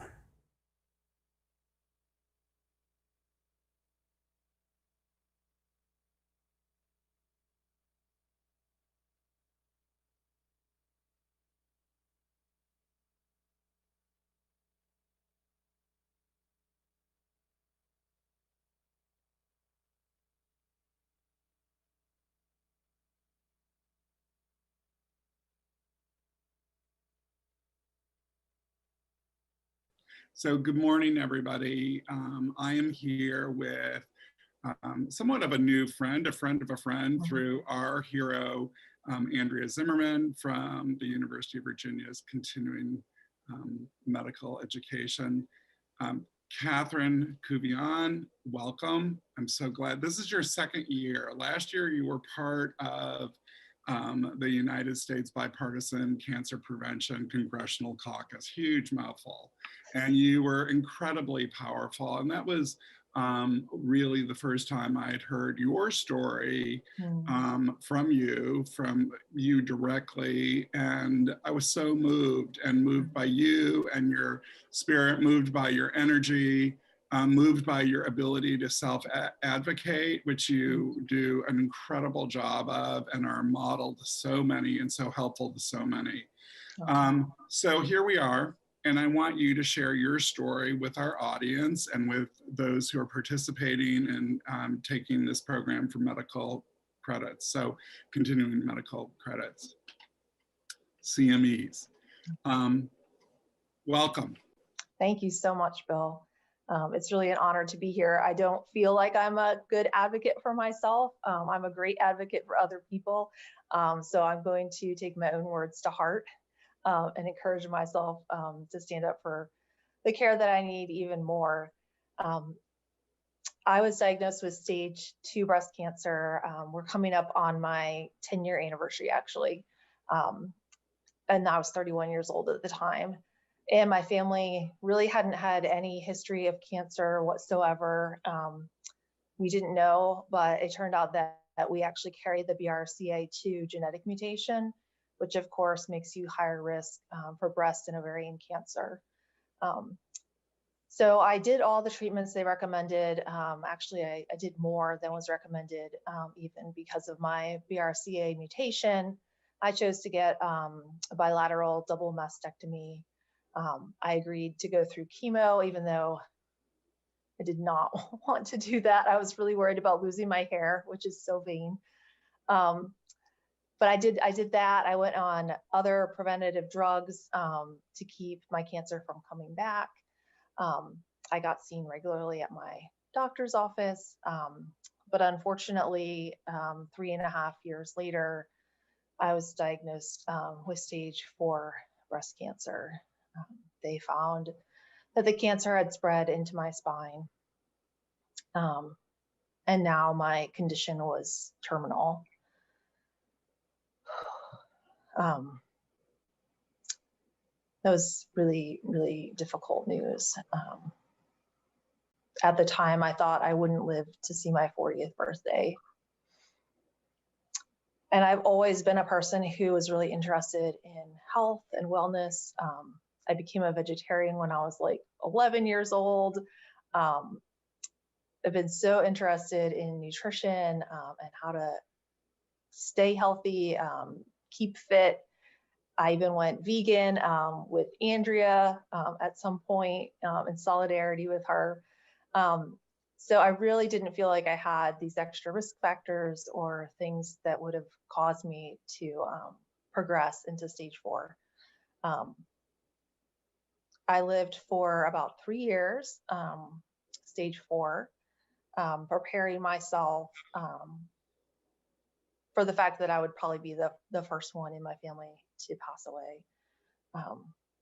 And I thought that there was some small mercy in that, because at least I wouldn't have to see any of my family members pass away. But unfortunately, my dad ended up finding out that he has had a mesothelioma. And within 6 weeks of his diagnosis, he passed away. Obviously, it's really hard to lose a parent, especially so quick, and from such a terrible disease. But to have to watch him die of cancer and then know that I'm going to have to die from cancer was just all the more difficult. And earlier this year, well, actually 2020, I found out that the treatment that had been working for me for 5 years to keep me stable was no longer working for me, and I had to switch to a new treatment regime. So I'm now on a clinical trial. So far, that's going well. But a lot of difficulties that I face are not knowing who to ask, not knowing what symptoms are concerning, seeing my oncologist so often, but not getting a response from him on things that he feels are outside of the cancer realm. Most recently, I've been struggling with new headaches, and they went ahead and did an MRI scan, and they've been able to rule out cancer, which is excellent. But after they ruled out cancer, they were just kind of like, okay, it's not cancer, and I don't know what to try next. So one thing that I wanted to bring to light as a need that I definitely see from a patient perspective is the need for care coordination. Physician maybe that's in charge of everything, or a team of physicians that communicates with each other. I feel like I have all these little silos of care, and I'm supposed to be the thread that connects everything. Thankfully, I have a background working as an IT person in healthcare, so I'm a little more well-versed than some other people. But I have to do tons of research on my own and try to figure out the path that I want to go forward. I have to beat back all the people who say, I heard about this moon dust and it's really great and it's been curing cancer, and do my own research and find out if that's even true, or and not even being able to ask my oncologist really, because there are whole avenues of treatments that they don't really study because they're not medical treatments. They might be nutrition or supplements or some other lifestyle treatment. So yeah, I would say that's the area I struggle with the most, and where I think we maybe need the most progress from a patient perspective. You, though, however, in knowing more about your story, have been able to sort out the fake news and sort out, because there is so much, it is really remarkable what you've been able to navigate, in my mind. I do want to say, just as an outsider, how impressed I am with your own self-care, the way you've been able to keep yourself moving and taking care of yourself nutritionally and doing some of those things that not only keep you functioning better during the day, but keep you healthier longer. And I think that is really impressive. Oh. And we know from this last journey that you were really living with cancer, right? And that, but not just like living with cancer, you were doing incredible things to take care of yourself. And you look amazingly healthy. You look so good. And I hope those headaches back away. I hope they can get some answers on that. Yeah. But is there anything that you would like to share with those listening and with a cancer diagnosis, how they might, what was your best go-to, like in navigating the systems? And now you have shared that you have a background in IT in the area of healthcare. But can you share with everyday people like myself what your next steps were upon hearing that diagnosis? What did you do on your own to help yourself? Well, of course, immediately I went to Dr. Google, as we all like to do. And that's where I found some of the scary statistics of life expectancy after a diagnosis. But I think one of the most helpful things that I've used to navigate it has actually been a Facebook group full of other women with similar diagnoses, and being able to ask them, what have you tried? What has worked for you? What hasn't worked for you? What did your doctor say about this? Or I have this pain and should I be concerned? Or is that a common side effect? All these kinds of things where maybe they're small enough that you don't even want to talk to your doctor about it, but you have a concern, or maybe it's something you feel embarrassed to bring up, or sometimes I'm afraid that my oncologist is going to think I'm a hypochondriac because you worry about every little ache and pain. And so that's a great place. The Facebook group is a great place to go to be able to share concerns and get some feedback from other people. So I tend to crowdsource, I guess I would say, a lot of my information, as well as I have a couple of more integrative physicians. I like to listen to podcasts that they share. There's a relatively new field of integrative oncology. And so Charlotte, I know I used to speak and share my cancer story, and I was able to speak with a physician from Charlotte who was the head of their integrative oncology program. So thankfully I had access to her, and I would ask her, what's new? What do I need to be thinking about? And so she would give me great recommendations.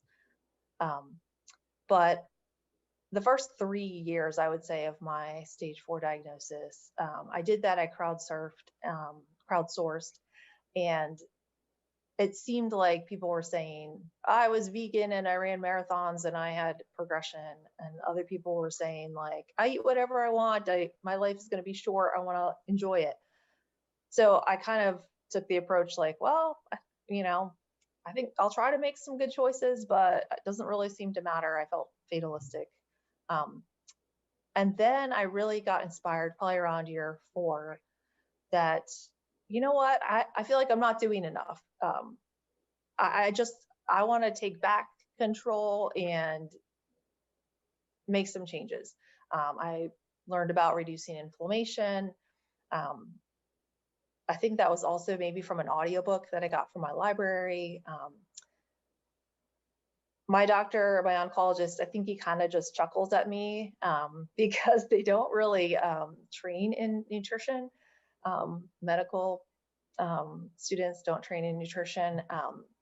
So I honestly, I don't share a lot with my oncologist about what I do as far as food and supplements, because he doesn't really have any additional information for me, which I think is really unfortunate. I would love to be able to have my oncologist's perspective on these different things, but he just doesn't. So I find my own podcast. I try to go with medical professionals who do have degrees, but have then gone on to do additional training in some of the alternative medicine or integrative medicine. So I would start there. Of course, you can always go to American Cancer Society or cancer.org, and you'll find probably the same stuff that your oncologist will tell you. But I would just encourage anyone to look up integrative oncology and find out the kinds of things that they recommend. And you know, you talk about, I think a common fear for a lot of patients is, oh, my doctor thinks I'm a hypochondriac. And we know it really doesn't matter what your doctor thinks on that, right? You need to be telling your doctor, sharing your stories and your concerns. And for God's sakes, you have real concerns. This is not, you know, some tale you've woven. You have real concerns. You have been, you know, head on in dealing with this for a decade. It's really, you know, it's amazing what you have done. Obviously, you know, you are checking in with your physicians, you are sharing your story, and they're aware of what you're doing, which is, I think it's key if people are going to be surfing the web and may not know how to qualify. Like, see, you know how to document resources, you know, you understand that. Not everybody does. So I think in those cases, those stories are important to share with your physician, just like you have, because you want to make sure you're not doing anything to endanger yourself. And yeah, a lot of doctors, you know, the role of medicine has been changing. And I'd like to think we have had a role in that, because what we're finding now is that as the more we do this workshop, there are more physicians that are learning to become better advocates for their patients and for their communities, and they're sharing their information. And I always say to them, listen, I'm a C student, you're the guy or woman with, you know, the medical degree or the advanced science degree. So it really doesn't matter what I think. I may have the best intentions, but I'm not your go-to. So we do need to be guided by this evidence-based science that's out there, and we need our healthcare providers helping to not only guide us as individuals and guide our families and communities, because they're the ones with the information. And yes, you are so correct on matters of nutrition, but because that isn't part of their training doesn't mean that they're not interested and that we shouldn't include them. Because now more and more physicians are reaching out in areas of, you know, wanting to know more, wanting to understand more, really understand the benefits. And there's still some that, you know, are like, oh, it doesn't matter, whatever you want, blah, blah, blah. But I know in my own case, you know, I'm 61 years old, that in the last 4 or 5 years, my life has changed by really focusing on nutrition and movement.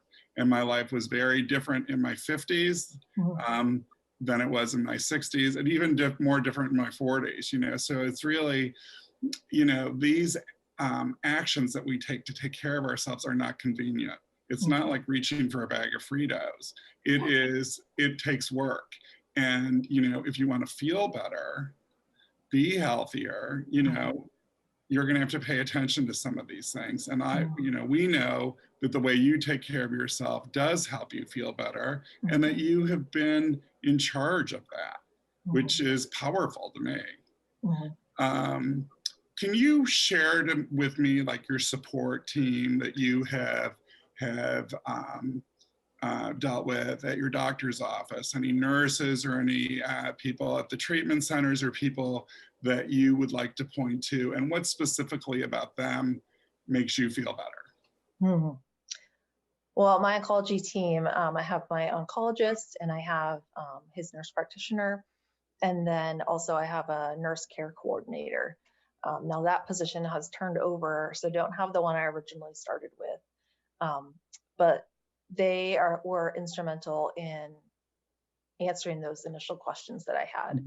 Side effects, what things I could take with other things, as far as the other medications that I was on. Also, I have a pharmacist through my insurance company that I have, I think it's quarterly phone calls with, and that is a great resource, especially for asking about other medications that I might want to be adding for different health concerns. They are often pretty knowledgeable about supplements as well. So that's an excellent resource. And most recently, actually, the pharmacist at the Cancer Center has offered to help me navigate the copay system for one of my injectable drugs. That's been really difficult to deal with. So yes, I'm very thankful for my team. They're so encouraging. They definitely listen to my concerns. Like, sometimes I think they chuckle at me, but I didn't want to give the impression that I hide anything from them, and I'm extremely cautious as to the things that I try on my own. It's typically just some vitamins. And there's a website, I think it might be on Memorial Sloan Kettering's website, but you can look up all kinds of supplements and compare them to the drugs that you're on, and it'll tell you if it's contraindicated. That's a great tool. Yeah, it's so good. So I've used that a lot. But yes, Google, even at least for me, it was pretty obvious which types of things might have concerns. You'll pretty quickly see in search results that there's questions about, don't use it with this. And it's pretty easy, for you, because this is what you've been doing. True, right? yes. So the brand new person that isn't, online a whole lot, although it's hard to imagine with COVID, but there are people that are still not online a lot, and they are seeking, whatever comes up first in the search engines, not necessarily because it's an issue of knowledge or science or evidence, but because they've paid for the search engine placement, or they've paid for, it has something other than do with your health or the relevance of it. So I think really, as you have done, vetting some of these resources, we know not all supplements are the way to roll. We know that the FDA is not done a lot with a lot of them. So there are things that we have to be careful of, check with our doctors, check with our teams. I want to make sure too that, and I know it's because I do it myself for my own doctors, you're like, oh, I probably sound like a jerk, or I probably sound like, but you know what? That's their job. Their job is to listen to you and not to put a spin on whether you sound like a jerk or not. And, I find that the good docs are the ones that say, you know what, I really don't know, but we need to follow up and we need to go to these places. So it's important to have that kind of honest relationship, which it sounds like you have, where people can say, gosh, I just don't know. And these are places that you can go. The great thing about your squad is that they're all kind of cross-checking each other. And you've really got a team with different skills and under the umbrella of your oncologist, which is awesome. So, are there things that you do that keep your attitude so good? Like, your attitude is incredible. Is it spiritual? Is it prayer? Is it exercise? Tell us what keeps you going.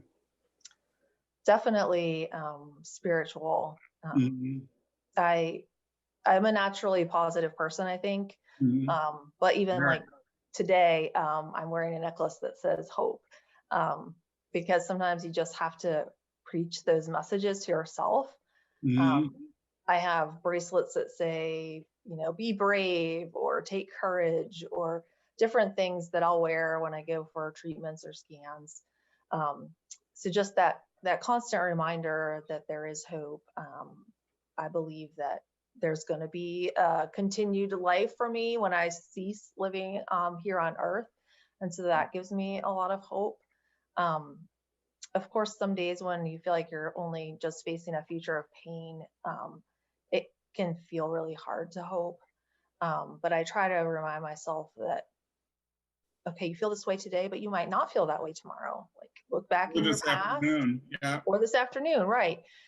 Maybe you can do like one thing to get your mind off of it, or go for a walk. Or during the pandemic, they've offered a lot of virtual exercise classes, which has been amazing for me, because it takes a lot of energy to get out of the house and get down to a gym, or and so I wasn't really good about doing that. But when it comes to my house, it's been amazing. I felt so much better doing some Pilates and yoga. So some gentle movement, walks, spending time in nature, but definitely focusing on my faith, prayer, trying to help others has been a big part of what makes me feel better. And you are helping so many, and you helped so many last year, because they see that you're leading a quality of life that seems to be, while worrisome, you appear by eye and sound to be really in charge of your destiny. You're a woman at the wheel.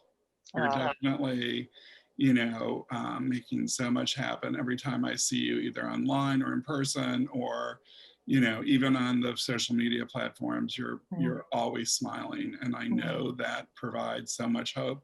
People underestimate the value of hope. You'll hear, oh, hope's not a strategy, but it's the first step to a strategy, and it's a critical step. So hope is everything. And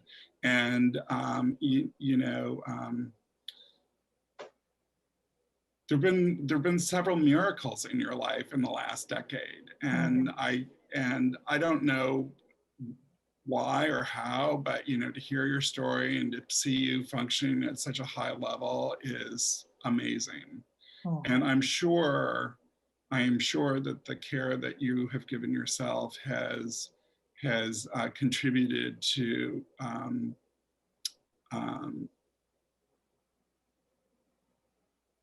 anything worse than what you're dealing with. I mean, somehow you've been able to be in charge of yourself in a way that is really remarkable. And I admire that so much in you. Thank you, Bill. I think your attitude plays such a big role in your quality of life. When I used to be able to travel and share my story, I would meet all kinds of women, some with early stage breast cancer and some who are metastatic. And some of the women, they listed every negative thing in their life as their story. Even things that were, in my mind, relatively small difficulties, they seemed insurmountable to these people based on their attitude. And I don't know, that's just not how I choose to live my life. I believe that things are going to work out and things are going to be good. And that there's a way to find some happiness and joy in everything, even when the answers, of course, aren't good. Obviously, I'm still looking at a terminal diagnosis, but I don't know when that's going to happen. And there's so many wonderful things that can happen in the meantime. I have wonderful friends who support me so much. That's huge. And don't be afraid to ask for help. Let people know when you need something, or even if you don't feel like you can ask, get a friend to ask, or have a friend who will ask you and advocate on your behalf. When I found out that my treatment wasn't working earlier this year, I didn't have the energy or the mindset to go researching this clinical trial. My oncologist had recommended it, and so I sent it out to Andrea and her husband, who's also a very intelligent scientist, and said, figure out if I should do this. Give me your feedback on if you think this is going to be beneficial for me. Obviously, my oncologist's opinion weighed extremely heavily. It was really the only treatment I was considering, but instead of having to do all that myself, I delegated it.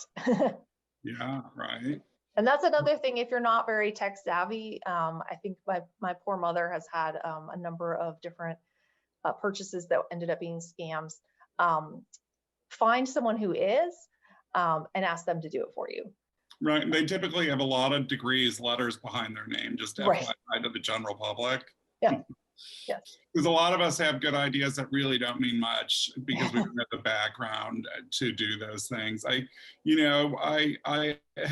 speak to lots of people that have had cancer diagnoses that are in your same shoes, lots of different people. And I do know that the notion of preventing cancer, some meet with the rub because they're like, obviously, if we could prevent it, I would have prevented it. But it that's not what we're really talking about here. And I want to know that, I want you to know that our intention so many years ago, almost now 2 decades ago, is to lower the risk of suffering.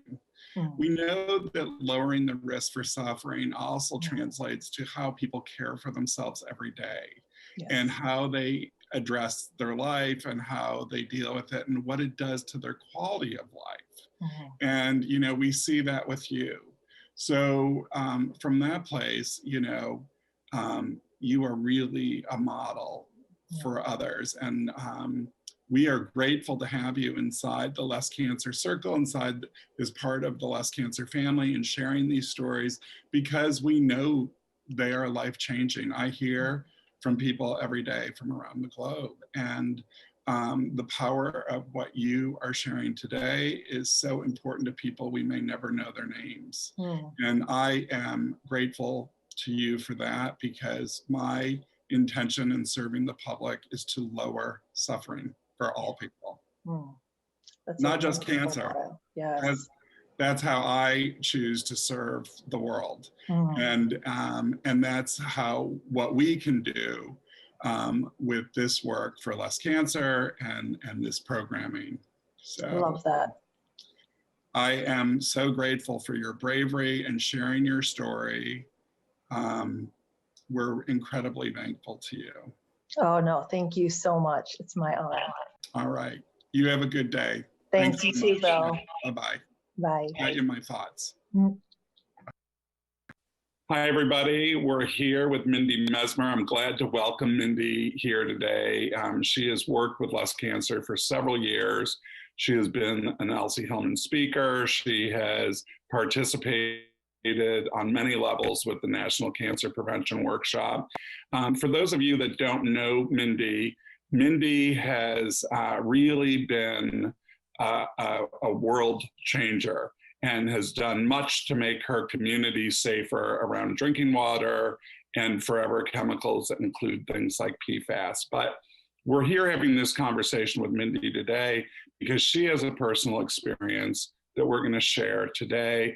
And Mindy, welcome. Thank you for being here. Thank you for sharing your story. You know, here you've been out slugging it out for communities, and not just communities, but your own community in New Hampshire. And you have gone to the mat fighting to lower risk for cancer. So fast forward, tell me about March. We're well on our way to COVID. Tell me what's been going on since March. Yeah, thanks first, Bill. I mean, the work that you do, raising awareness about the need to prevent cancer is so important. And I know that you've made a lot of personal sacrifices and professional sacrifices to do that. And the work that you do is just so very important. And as you say, coming from an area where I was working actually as an environmental consultant in industry for a long time, and identified a pediatric cancer cluster in my town. And that sort of pushed me into becoming more of an advocate, to run for office, to change regulations here in the state of New Hampshire, not just for PFAS, but for other things that cause cancer like arsenic, which is naturally occurring. So very concerned about the high rates of cancer. Speed up to then March 27th of 2020. The state of New Hampshire had just gone into lockdown with the COVID pandemic crisis here, and all the hospitals were closed down to visitors. My husband, having come back from a vacation, he never sort of really got better, just sort of incrementally got worse. And on the 27th of March, around 11 o'clock, he came to me and said, I have to go to the hospital, I can't breathe. And of course, you know, having the COVID thing going on, I thought, oh my gosh, he's got COVID. Rushed him to the hospital. I was not admitted to come into the hospital with him. He was brought into the emergency room and treated in the emergency room. I sat in the parking lot with my phone waiting to hear what was going on. Come to find out, I got a phone call from him and his voice was breaking up, that he had leukemia and that they were shipping him down immediately to Mass General Hospital in Boston to be treated down there because of the very acute presentation of his illness. They brought him down to Mass General. I had 10 minutes to go home and grab some of his personal items. I don't even know how I did that. It was so upsetting. You know, my husband was 56 years old, in tip-top shape, wicked healthy eater, really amazing athlete. And to have this come down, you know, in the midst of this pandemic was just a huge blow. And ironically, you know, the kind of cancer that he has, acute myeloid leukemia, is an environmentally triggered cancer. So this have really affected, you know, first my community, which, you know, made me get involved, and then the state as a whole with the highest rates of some cancers in the nation. And then it came right to my own house and affected my family in such a way that was just really tragic. And for the next 4 to 5 weeks, he was in lockdown in Mass General Hospital undergoing really aggressive chemotherapy to save his life. Every one of his organ systems shut down in succession. He, though, amazingly pulled through that. And in the last few months, he had a stem cell transplant because of the very rare nature of his mutations in the leukemia. That was what the treatment required. And we're hopeful that that will be the thing. But, you know, there is just entirely too much cancer in New Hampshire, entirely too much cancer in the nation.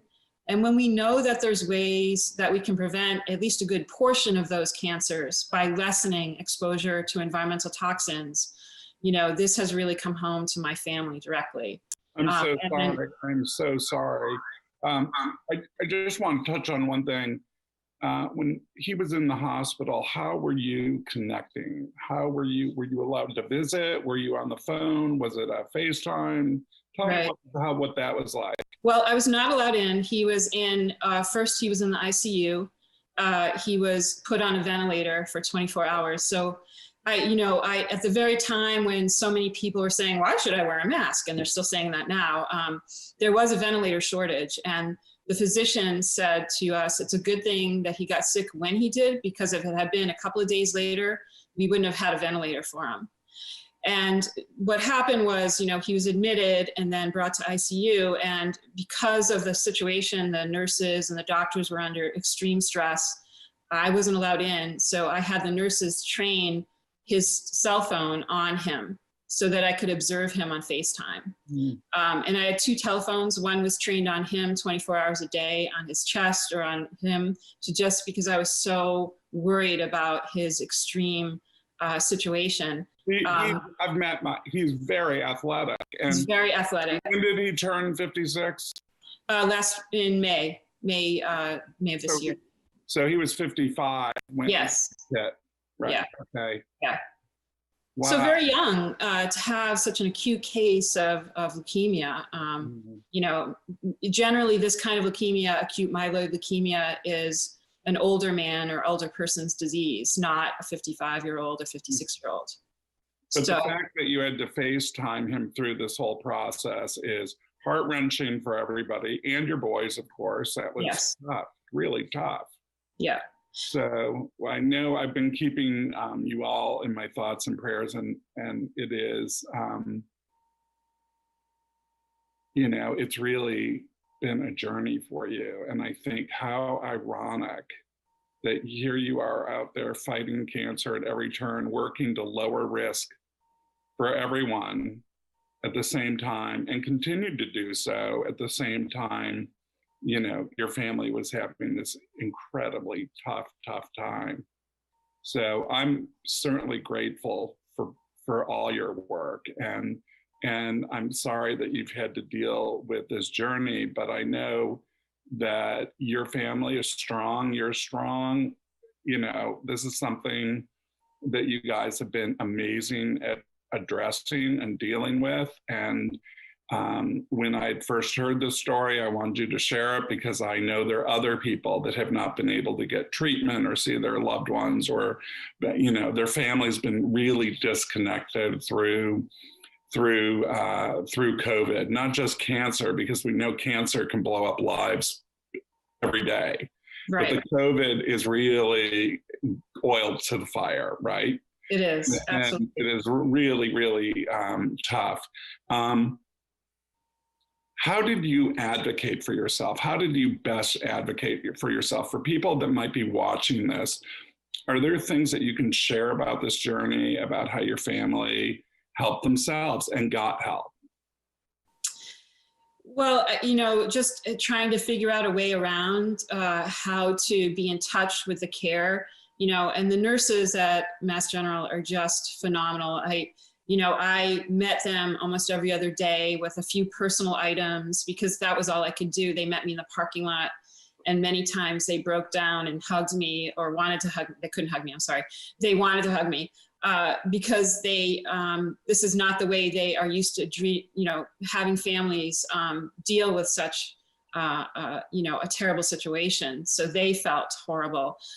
So I think, we have to understand that all of the nurses and doctors are under extreme stress as well. And they're also trying to care for our loved ones. So it is, a very stressful time for everyone, not just us. And we need to do what we can to prevent the transmission of COVID-19 in our communities so that we can, lessen the burden on our healthcare workers that have to deal with all the things besides COVID all the time, like my husband's cancer. So advocating for him was, just in my way of trying to develop as good as I could a relationship with his physicians with their masks on. And that was a whole other thing. You see the physicians would maybe step into the room and they would be all suited up with their masks on and their Tyvek and their, because they had to protect themselves. They were afraid to approach him because they weren't sure if the testing that said he was negative for COVID was really true, or if they were not, in fact, negative.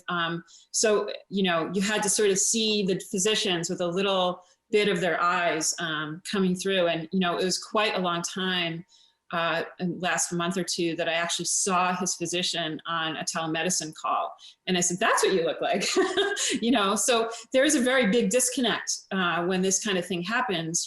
These people are more used to, touching people and being with them and looking at. So are we as patients. Yes. As patients, we're more connected. And when we most need to be connected, we've been disconnected. Exactly. And it's brutal. It's so brutal. Yes.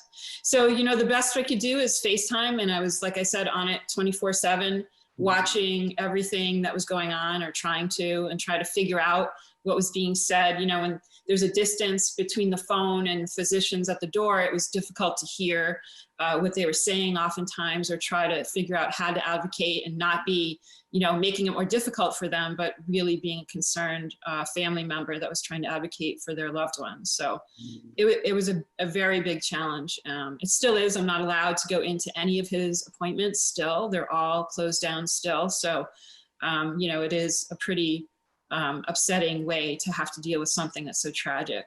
Right. And now that as you're headed into the holidays, you have to be so careful with family. I know your boys have worked overtime to keep everyone safe, and you too. I mean, yeah. It's been a journey because you are out there serving the public. You've had to really do it from behind lucite walls of some sort, and that's made it very complicated. Because people connect with you, Yes. they connect with you on social media. You typically do a lot of public speaking and a lot of outreach. So people are looking to you to help fill their bucket and resolve issues in some way at a time when you're juggling a lot of other things. So I'm so grateful for the work that you do. I know lots of people are grateful for the work you do. If there's a way that we can help you, or of ways that we can get this message out, I know your family's quite private, and I really appreciate you sharing the story, Mike agreeing to share his story. And I know it's been really a tough journey, but I'm hoping other people will get help because of this story. We can better help people advocate for themselves. We can give them, support in some level. So if they're navigating this cancer journey at the same time, of COVID, it's really, really specialized. And, I know that you fought every day to get the right attention, and did everything you could to make sure your husband and boys received, the best care and attention the family was getting, and how lucky you were to have nurses that were so compassionate. And, we were lucky that he was taken to one of the best treatment centers in the nation. Right. And I know that there are others that are not as fortunate or don't receive that kind of care. So I'm, we see how hard we have to work to get care for ourselves and others. It makes me wonder how people who are alone, who are, who have language barriers, who have other hurdles that they have to deal with. I don't know how they ever do it. I just don't know how they do it. Yeah, I agree. Anything that we can do to support you and your good work, please let us know. We love everything that you do to help out less cancer, and we love the work that you're doing to fight for your community and family members to make sure they don't have unnecessary and preventable risk in their community and water. And you really, how many cancer clusters did you have identified? 3? Well, it's the one pediatric double cancer cluster in the Seacoast. Yeah. But there are very high rates of cancer. New Hampshire has the highest rate of pediatric cancer in the nation, as well as the highest rate of breast, bladder, and esophageal cancer in the nation. Which is so crazy because it's such a pristine looking place. Well, it's a pristine place where industry has really had its way with New Hampshire, I think, and we're starting to see the effects of that. So, and it becomes a little bit about industry and some of the issues there. Some, there's a history of landfills and Superfund sites in New Hampshire where, industry has either brought their pollution to New Hampshire and disposed of it here in ways that we now know is not acceptable, or, industry in New Hampshire has thrived by, creating an economic base in some towns that are lower income. Like for Southern New Hampshire in particular, there's a large industrial source of air emissions, which is contaminating a big portion of New Hampshire with PFAS chemicals, and continues to this very day, which we have been fighting to stop. So, I think New Hampshire's a small state. It does appear to be pristine, but, it has suffered from trying to make its way. Some of these. That's what makes it so wicked. I've been to your Seacoast. I've seen the ocean. I've seen the mountains. So many places of beauty, but dangerous. Yes. Yeah. Right. Yeah. And, the regulation and just, trying to, one of the things that when I was elected to the State House, I just was shocked at the lack of attention to these things like bladder cancer. We had known for 15 years that when the state of New Hampshire reduced New Jersey reduced their exposure in New Jersey to arsenic, their rate of bladder cancer now is about 1/10 of what the state of New Hampshire's is. New Hampshire has the highest rate in the country. So my regulation actually made them match that standard. So hopefully we'll see that rate reduce. But, not only is it important in normal times, to lessen environmental exposure, to make sure that our immune systems are healthy and functioning appropriately. When we really see it is when this pandemic hit. And we're now starting to really understand that these background immunotoxicity effects and cancer and all these things, these chronic illnesses that people suffer from environmental exposure, makes them much more likely to have severe cases of COVID-19. So the worlds are colliding. And so in the background, every day we should be looking at ways to reduce environmental exposure, to reduce the rate of chronic disease and cancer. So that's why the work you're doing all the time and have been doing is so important, because when we get hit with a pandemic or we get hit with the flu, those people will definitely suffer more serious effects from those illnesses if they have a background. One thing that you get so well, and people have learned a little bit through the COVID experience, is that the tools for securing public health are different than the tools we get when we go to the emergency room, or they're different when we visit our doctor. Tools for public health look like education, they look like policy, they look like they look like best practices.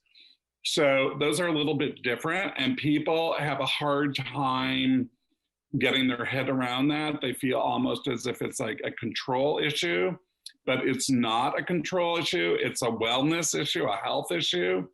And those are the tools that we've discovered, like simply wearing a mask. Right. It has worked so well to secure public health when people actually wear the mask. Right. Or, do you know what I'm saying? Yes, absolutely. So it's really been an interesting time to showcase how securing public health can work, and it can work this way for cancer too. We still lose, several 100,000 people to cigarette smoking. We still despite having all the information we have, we still have great unnecessary and preventable loss. And we know that, in earlier times, it was all about beat cancer, cure cancer. Whether you've gotten through the cancer battle or not, you're wounded. Yeah. And you know that firsthand. Everything is wounded. Economic, health, everything. Families get, lots of things happen when people get sick. And if we can prevent it, I think we should. And you have really been a great leader in that arena, and we're very grateful for that work. I pray your family gets through this quickly, and anything that I can do to help, please let me know. And I'm really grateful for your time today. I know we've gone way over the time limit, but you're such an interesting person to talk to, and I'm really grateful for you being here today. Thank you so much. I am so grateful for everything you do every day, Bill. It's amazing, and Less Cancer, and happy to be a part of this. Happy to be able to help spread the word, and thank you so much. Great. Thanks for all your work. Thank you. Yeah. Bye-bye.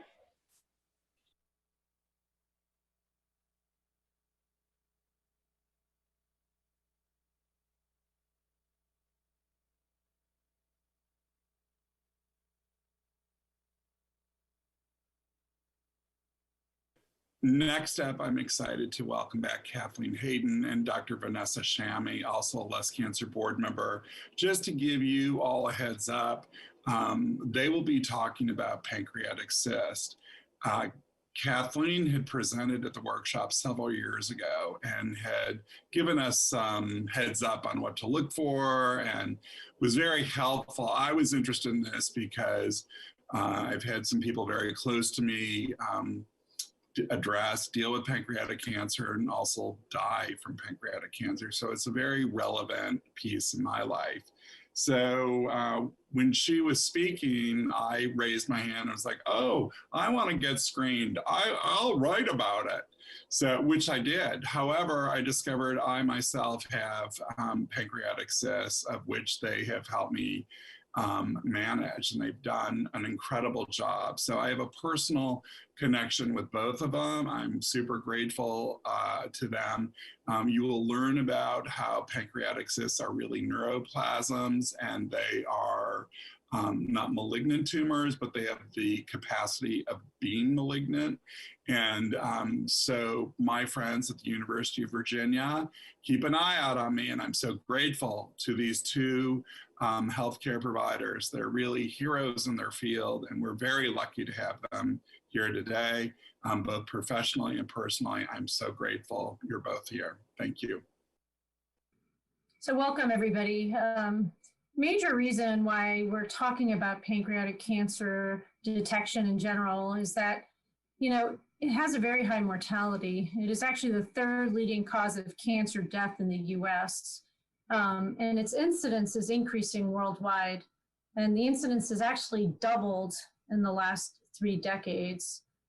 Over 10% of patients diagnosed with pancreatic cancer are candidates to undergo potentially curative surgery, making the 5-year survival less than 10%. So in other words, most patients who have pancreatic cancer have disease that's too advanced to be even potentially cured with surgery. These grim statistics make identifying risk factors for pancreatic cancer, as well as identifying which patients are at risk for developing the disease, all the more important. So Kathleen and I, just so that you guys all know, we've worked together for over 8 years. And she's done a wonderful job in creating the pancreatic cancer screening clinic. And with the data we've acquired over the years, we've really been able to identify risk factors for pancreatic cancer, as well as the genes or genetic makeup of individuals who are more likely to go on to pancreatic cancer. And with that, I was going to ask Kathleen, are there things that we can do as a population to decrease our chances of getting pancreatic cancer? Yeah, I think it's important to know, and working in oncology for 30 some years, it's such a helpful thing that we can actually look at prevention finally, from the 80s. And we know through research throughout the years, the identifiable risk factors for pancreatic cancer are obesity. Obesity alone, having a BMI, that's your body mass index, greater than 30, 20% of more of those people will go on to develop pancreatic cancer. We also know that tobacco use, 25% of the patients with pancreatic cancer go on to develop pancreatic cancer because of smoking. So we work with our smoking cessation counselor and refer all of our patients as a big modifying risk factor and help them quit smoking. And studies have shown over years, if they quit, they don't bring it down to zero, but almost close to zero. And also we know an increased risk factor is alcohol use. We know heavy alcohol use is usually more than 2 drinks a day. So we try to modify to 1 drink a day for a woman, 2 for a man. And that over time or sustaining it all from alcohol would be the best choice. And so we counsel patients on that as well during our visits to our clinic. The thing that also is emerging is the role of diabetes in the development of pancreatic cancer. So how we can educate our providers in the community, our internists, the nurse practitioners, PAs, and how to look for those patients that all of a sudden they're older than 50 and they develop diabetes. That could be a risk factor actually, or identifying an early pancreatic cancer. So there's actually guidelines in place now to think about, gosh, does this person just develop diabetes or is it actually pancreatic cancer? And this lead time bias, if all of a sudden they're losing weight and they develop diabetes more than 50, it actually could be an underlying cancer. People that have diabetes type 2, which we hear about most, about 8 to 10 years, they go along, their increased risk is twofold. So managing the diabetes.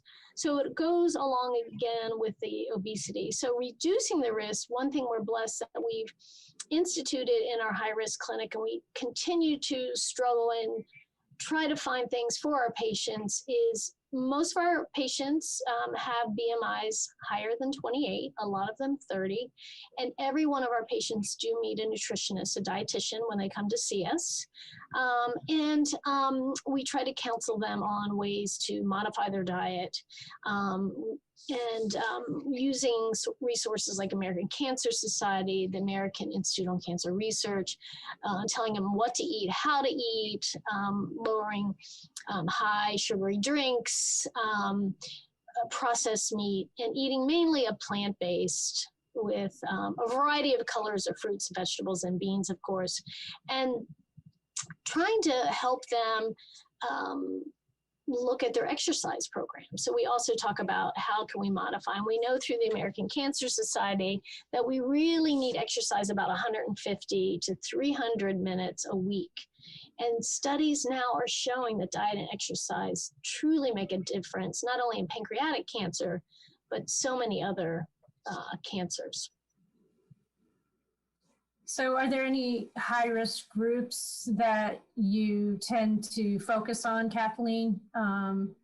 Those patients that you send for? Yeah, so we know that you and I see these patients that come in, and we follow guidelines that are not just here at the University of Virginia. They've been established for many, many years through the CAPS-5 currently screening program at Hopkins and many centers throughout the country that are developing these high-risk pancreatic screening clinics. So together with collaboration, we use these guidelines for screening. It's not just if you have one family member. We usually say 2 or more family members with pancreatic cancer history. Typically one is preferably being a first degree, like a sibling, a mom or dad. Then any patient with a mom or dad, interesting enough, I have a handful of patients in our clinics that we follow that both their mom and dad had pancreatic cancer. So they are eligible for screening. And then it's amazing when I started working with cancer genetics in 1995 and we started the program here, we had 2 genes, which is BRCA1 and 2. BRCA1 and 2 are both linked to pancreatic cancer. So how we educate all the providers in the community to get a very detailed family history.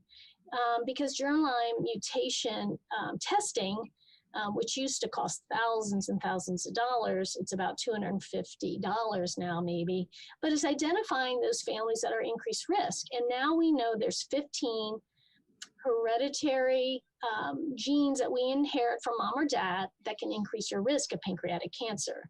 So Dr. Shammy and I see these patients in clinic that have these mutations or perhaps a strong family history, and we talk to them about screening. The exciting thing is there are studies out there. I know the Lustgarten Foundation, there's a study called GENERATE study where if you have a known family member with a mutation, they will do all the genetic counseling and testing via telemedicine, which is kind of cool. And it is a study. And we're learning that by identifying these people, emerging data is saying that most pancreatic cancers, as you were saying earlier, are unresectable, meaning we can't, the only way we can cure it is cut it out. So they're unresectable in probably 10 to, in only 10 to 15% of the patients. But if you and I keep screening like we're screening, knock on wood, we haven't found really in our database maybe a few cancers, but studies are emerging small, the N's are like 200 to 300 people. But if we find it early, those people go on for surgical resection like 90%. So their 5-year survival, and some of the studies are going up to like much higher, 25%. There's one small study, 85%. So we are seeing that we're impacting the disease. So modifying these risk factors, eating well, exercising, and really critical is our guidelines have stated that all patients with pancreatic cancer should undergo genetic testing. And that's key, and it's very underutilized in many institutions. And then Dr. Shammy and I see the patients after the loved one has passed, and they want to get genetic testing or screening, and we don't have that DNA to test them. So it is now part of our National Comprehensive Cancer Guidelines that anyone with pancreatic cancer should undergo these genetic mutation testing. And that's my part of the clinic. And then Dr. Shammy is the one that actually goes looking, the early detection. So she can talk about a couple of the modalities that we use. Yeah, probably the two best modalities we have include, there's MRI or magnetic resonance imaging. And it's the kind of the donut scanner, and it you go into it, and it uses these strong magnetic fields and radio waves to generate images of the organs of our body. The advantages are that it's non-invasive, it's very safe, and it's actually very accurate at detecting anything 1 centimeter and above. And additionally, it visualizes, again, the surrounding organs. So not only we're looking at the pancreas, but we're looking at other organs as well. The disadvantage is that you can see something, so you can find a cyst or find a small mass in the pancreas, but you can't sample it. The other modality that we have, which is something that I do, most of my practice, is endoscopic ultrasound, or we say EUS. And that uses a special endoscope that uses sound waves. And everybody knows ultrasound of the gallbladder from the outside of the body, or the heart, the echocardiogram. Well, we do the same thing from inside out. So we use sound waves to produce images of the organs around the body. And fortunately for us, the pancreas, the tail, body, and neck of the pancreas, so the long part of the pancreas actually is right against the stomach wall. So I'm only a few millimeters away from the pancreas when my scope is in the stomach. And then the pancreatic head and the bile ducts are right near the duodenum, or the first portion of the small bowel. And again, all I have to do is advance my scope into the duodenum, and I'm able to see the pancreatic head. The advantage is it's very accurate for lesions that are only a few millimeters even in size. And even better yet, if I see something, you can actually sample it if it makes sense. So if you see a solid lesion or a mass, you can actually put a needle right in it under ultrasound guidance and actually get tissue or cells looked at under a microscope immediately, because we have those cytopathologists come to the bedside. The potential disadvantage over MRI is that it's an invasive procedure. In other words, it's a procedure. So anytime you're putting a scope in the body, there are potential complications that can occur, albeit uncommon. And another potential factor in how accurate this test is really depends on the operator. So the more you do, the more likely you're used to seeing these lesions. So it is somewhat operator dependent.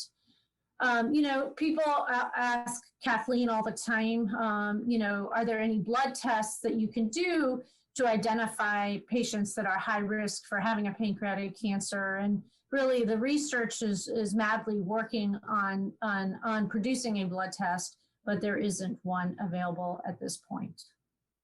And one thing I'm just going to bring up is in a lot of the high risk clinics that are coming up in the country, another question Dr. Shamie and I get, is insurance reimbursement, which is something, you know, we really need help for going forth. Is we are fortunate we do get the endoscopic ultrasound typically paid for over the 8 years. We've had good success with that. But most carriers, unfortunately, will not cover for an MRI, which is very difficult because it's another modality we'd like to use, you know, in screening. But unfortunately, insurance does not always recognize coverage for that. You know, it's interesting, and I just because I think it's important for people to know, it is state dependent. And so that is definitely what happens in Virginia. They won't pay for a non-invasive test like an MRI, but they'll pay for the endoscopic ultrasound. It sounds like it does vary statewide, but it would make sense for insurance companies to cover MRIs. I agree with you, Kathleen. It is a little frustrating. And hopefully someday they'll get to that point. So, and you know, the things we're looking for, Kathleen and I are looking for, we're looking for small masses, but we're also looking for potential precancerous lesions. And one of these is a pancreatic cyst. So pancreatic cysts are fluid-filled kind of cysts that potentially can be precancerous.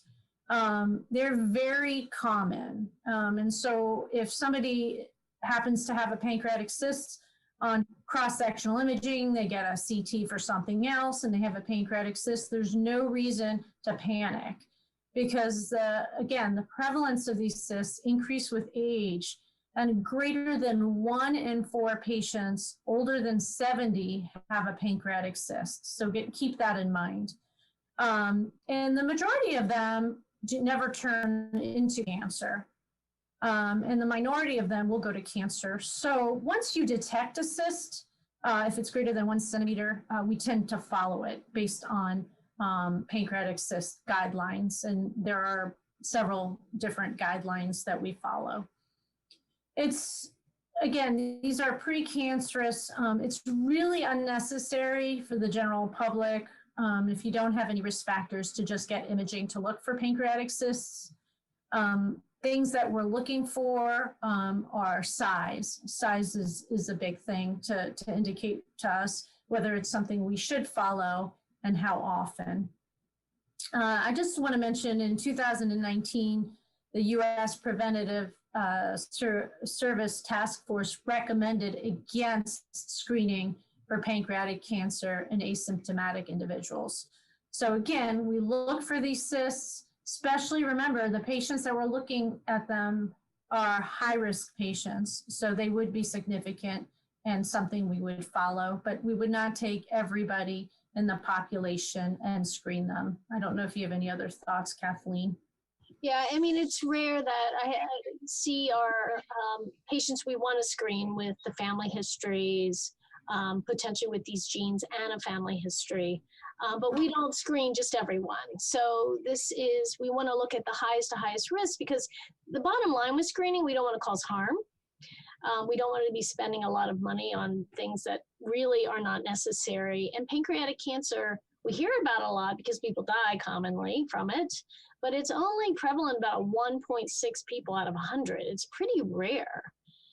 But of that small portion, potentially 10 to sometimes 15% could be related to a gene that we inherit. So we're trying to capture those patients.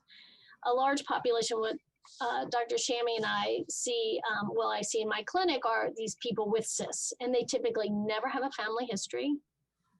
They don't have a gene. We do see people, but it's rare, that have the gene and a family history and a cyst.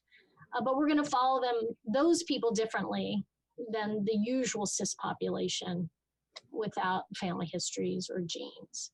And when we do find these people with the cysts and they don't have cancer, which is such a great thing, we can educate them and teach them how we follow. And if they come in and they have a cyst and they're overweight or they smoke, we have that time to capture them just to decrease the risk of cancer in general, so it's a nice thing.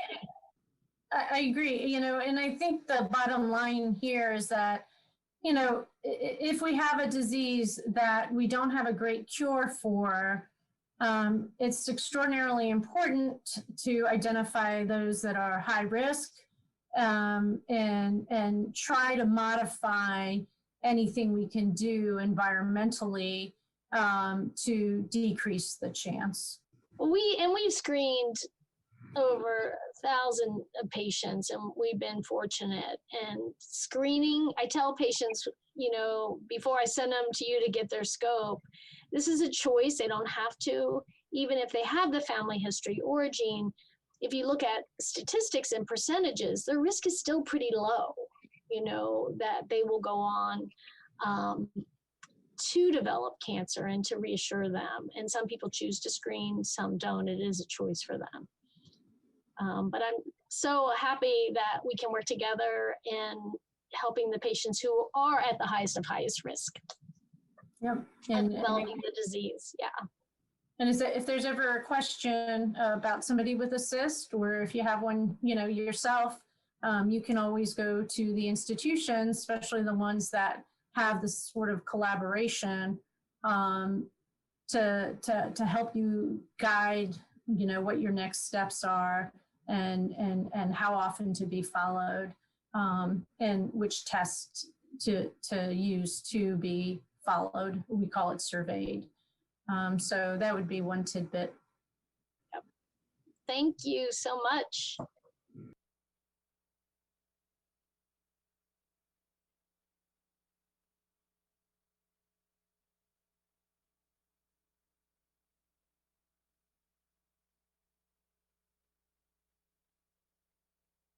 Up next is Kathy McMorris Rogers.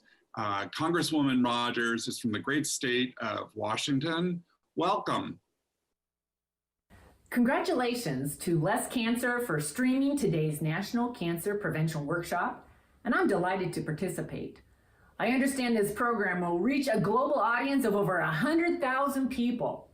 You're doing great work, particularly your program for continuing medical education credits through the University of Virginia School of Medicine for physicians, nurses, and public health professionals. Also, congratulations for supporting National Cancer Prevention Day and forming the United States Congressional Bipartisan Cancer Prevention Caucus. I serve as the lead Republican of the House Energy and Commerce Committee that has policy oversight for the many U.S. healthcare agencies that support breakthrough cancer research. As we strive for a cure, one of the most important strategies to eradicate cancer is to prevent it. Each of us can take steps to avoid yet another cancer victim. Like millions of other American families, I've had family and loved ones get the diagnosis that nobody ever hopes to hear. That's why I've led on cancer payment reform legislation and 21st century cures, so that we can have hope that families in the future won't face those devastating words. Finally, I wanted to end with a few of the prevention strategies recommended by the Mayo Clinic. Eat a healthy diet with plenty of fruits and vegetables. Maintain a healthy weight and stay physically active. Get regular medical care. Thanks again for inviting me to participate today, and thanks for all the work you're doing to help prevent cancer. I look forward to working with you in the new Congress.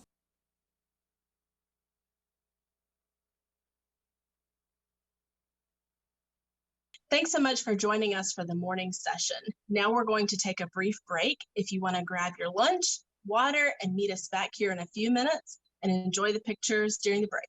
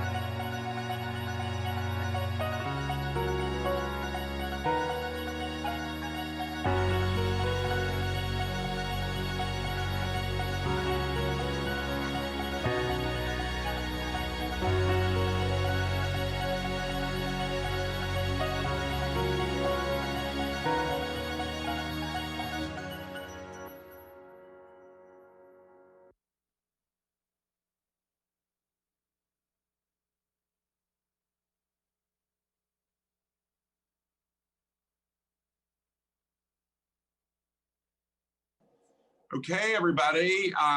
Next up is Camille Burnett. Camille is from the University of Kentucky School of Nursing. We first got to know each other when you were at the School of Nursing at the University of Virginia, and you have been a growing, sustaining piece of National Cancer Prevention Day and the National Cancer Prevention Workshop, which, as you know now, helps to educate so many healthcare providers around the globe. So we're glad you're here. Welcome, welcome, welcome. Camille, we have had some conversations this year about health disparities and disparities in general. Lots of conversations, both on the phone, over on Instagram Live. And I wanted to catch up with you today to find out what's on your mind, how you're doing. Tell us about what you care about. Great. Well, thank you, Bill. That's such a generous introduction. And you know, I'm a big fan of Less Cancer, and I'm always happy to have the opportunity to be a part of this incredible event year after year. And more importantly, to have the conversations about some of these really, deep and important issues that are at the forefront. And so for now, it's really thinking about, where do we go from here and reimagining, what equitable and just healthcare could look like from different perspectives and from different actors. And so today I'm really reflective. I'm really wanting to think a little bit about where we are now so that we can appreciate a shift in terms of where it is that we need to be. And so presently we've witnessed a healthcare system that, its current configuration has been unsustainable. And we know that it's spiraling out of control for a variety of factors, but right before our eyes. And so we've kind of had a rude awakening to what's not working and who it's not working for, particularly people who need it the most, right? And so we know there's been challenges of, accessibility, disparate outcomes, provider shortages, and then the ongoing escalation of chronic diseases such as cancer, et cetera. And clearly there's no surge capacity with what's going on with COVID. So I say all that to say that, yeah, there's weaknesses and vulnerabilities and inefficiency, but we have to do things differently. And we have to look at the future of healthcare that looks different from the reality that I've just talked about. And so in my heart of hearts, based on my experience and my practices, I believe that our healthcare has to start and has to end in the community. Let's use this for 1 second. There are two things I want to share with our audience. Can you explain your background a little bit since we're referencing it? Can you tell us a little bit about that? Absolutely. So yes, I've had a long, deep history of as a nurse, particularly in public health nursing on the front lines, as a researcher, as a consultant, as an advocate. I do a lot of work in health policy, particularly around disparate populations, have done really focused work with women who've been exposed to intimate partner violence, and have shifted that focus to expand to other vulnerable groups, and specifically around health equity and structural justice. And so I currently am at the University of Kentucky. I hold a position as an associate professor there. I'm also an administrator, so I also hold a position in the Office of the Provost as a strategic advisor for community engagement and academic partnerships. And so I've done a lot of deep work in communities, engaging communities and in ways to help overcome some of these structural inequities. And that tends to be where my lens goes, to structures and systems and ways in which we can, rectify them to make them helpful for the people who need help the most. So that's a little bit about question. Yeah, you've been an amazing powerhouse, an amazing voice for not just Less Cancer and the work that we do to serve populations, but in so many capacities, and I'm grateful for that. Camille, you talk about just health. Can you share with our listeners what exactly that means, and can we expand on that a little bit?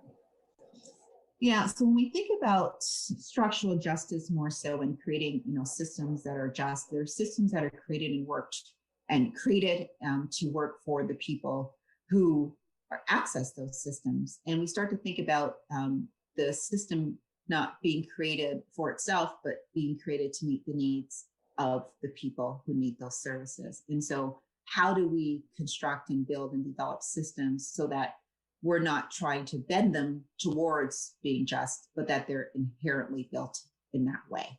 And so we do a lot of talking about equity. And I think that's a great space for us to be in, but now we need to shift now to not just trying to sort of put it in some mediating items and factors that help to correct things, but we should be building them correctly in the first place.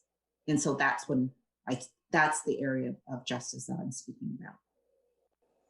So, and we see that it isn't just in so many places in our population.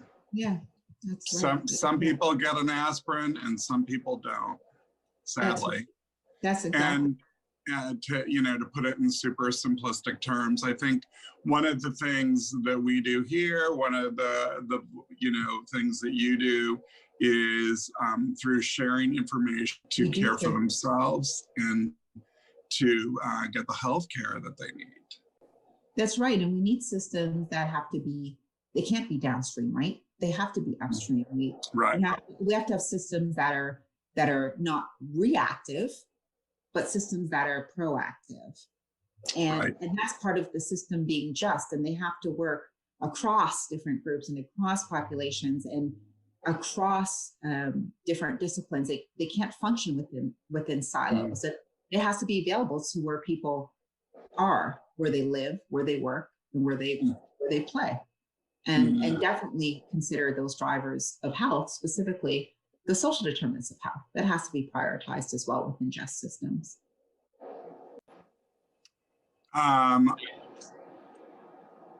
This is complicated because there are many people in our everyday lives that we travel in our everyday lives. We see lots of different people every day. Yeah. And we're really not paying attention to our neighbors in the way that we need to. And I was just talking earlier that when we speak to prevention, we speak to developing policy, that not every policy is foolproof. Often things look wonderful on paper that are just so darn hard to make a reality. And so we have to be aware that sometimes policies are not always foolproof, but we have to follow it and to meet people's needs as we can. And I think that's what we work on. And certainly it's not just if children or adults or people that can't care for themselves cannot get health care. I mean, it makes no sense. So it is certainly, when we talk about leveling the playing field, that certainly healthcare is certainly a piece of that. Absolutely. And, to echo what you're saying, and it's not just if it's not a part of the solution either, right? And I completely agree with exactly that sentence. So as we move forward, as we reimagine these things, as we reimagine healthcare, as we reimagine this notion of prevention, it's really about seeing and understanding the needs of those people that aren't getting what they need. And so we may have an understanding, but now we have to reimagine meeting their needs. And so we've talked about getting word out, talking about policies, having these workshops, doing what we can to educate not only communities, but healthcare providers so they can better take care of their patients and also help teach their patients to take better care of themselves in any way. So we now are seeing an evolving healthcare worker or professional that is able to advocate for communities in ways we haven't seen in the not too long past. It's more recently we're seeing more healthcare, like Mona Hanna-Attisha, who was just on, has really been an incredible advocate for her community in Flint, Michigan. We're seeing this more and more. People like yourself that are not just dispensing Band-Aids, but dispensing systems and other tools that help keep people well. So when we go and we reimagine this, what are things that we can do as a first step? What can legislators do? What can community leaders do? How can we reimagine this? Well, there's different ways and spaces that the system has to be reimagined, right? And you've identified nicely some of the areas and the pockets that need to be touched. And so I think one of the first areas we need to think about is how it is that we can re-envision and reimagine how we prepare our providers to deliver this type of care within this sort of broader context. of understanding unjust root causes of disease and health and disparities, right? And so there's something to be said about preparing and training the next cohort and the existing cohort of healthcare providers to really understand the root causes and the variations in human condition and the social determinants of health. Because without this, it's like starting the story in the middle. And we're creating providers that are disconnected from the lived realities of the people that they're serving, and they're disconnected in a substantive and often harmful ways. So we have to educate them in the truth and engage them in education that cover topics that are relevant to the health and outcomes of people, like racism and privilege and white supremacy and human rights and justice. These have to be cornerstone pillars of knowledge that healthcare providers have, so then they can be more effective in how they touch and access people's lives. So that's one way. We can't suppress this discourse of these narratives that we're talking about today. And we can't concede to a future where we don't speak about these contextual drivers of health. Another area that I think is really important for us is to understand this piece around advocacy that you just mentioned. And it's important. I've always believed that we have a moral imperative as providers and an obligation because of what we witness on a day-to-day basis in the community and in people's homes. And when they come into tertiary centers, that we recognize and we see and we witness the manifestations of health consequences in their lives. And so we have to really start to think and reimagine ourselves, not just as health providers, but as healers, as reconcilers, as justice makers, as an act of caring, which is what one of my colleagues, Adeline Falk-Raphael, would call it, an act of caring. And really being health agitators and activists, it's really important. And in doing that, we have to recognize that health happens not just at the hospital, but more so important, it happens more importantly outside within the community. And we have to prepare our providers across the spectrum of care and in consortiums of healthcare providers that are interdisciplinary. And that includes social service providers to first-line responders, to mental health practitioners, all of those types of areas. So that's one space. The other is within our system. And again, we have to think about where we're investing our resources. And again, public health is where it's clear, and it's always been clear that we needed to invest in that area. But more so, we need to expand that and really prioritize that as a space where the primary aspects of our investments need to be made. And that decentralization of health happening in this, one sacred building known as a hospital, we have to recognize that health happens across all of these spaces in the community, in schools and churches and community centers and neighborhoods and in people's homes. And then when we get to the aspects of policies, there has been a movement for years to create health in all policies. And that means there shouldn't be policy that's tabled that doesn't have a consideration around health or the impacts of health that's in it. And then we can think about, again, who's covered, right? Having a system of universal basic healthcare for all, and how we're measuring, successful health outcomes. I could go on and on about all these ways in which in all the spaces that we can reimagine our system to be more, effective and to be more equitable and to be more just. Super, super important. I was talking earlier about one of the reasons I founded Less Cancer, and one of the reasons was primary reason was to reduce suffering, to lower suffering. And this is a year that I have put a lot of attention into how we can better lower the suffering for the world, for each other, for me, I'm not a very good listener. But for me, it's really been about listening and really understanding that people have a lot of needs that aren't being met, and we need to listen better, because I think as humans, if we really tap into who we are as humans, we will want to do more.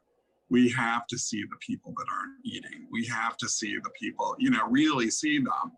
And I think for many of us, we lead our lives, we deal with all the 911s, especially healthcare providers are under siege constantly.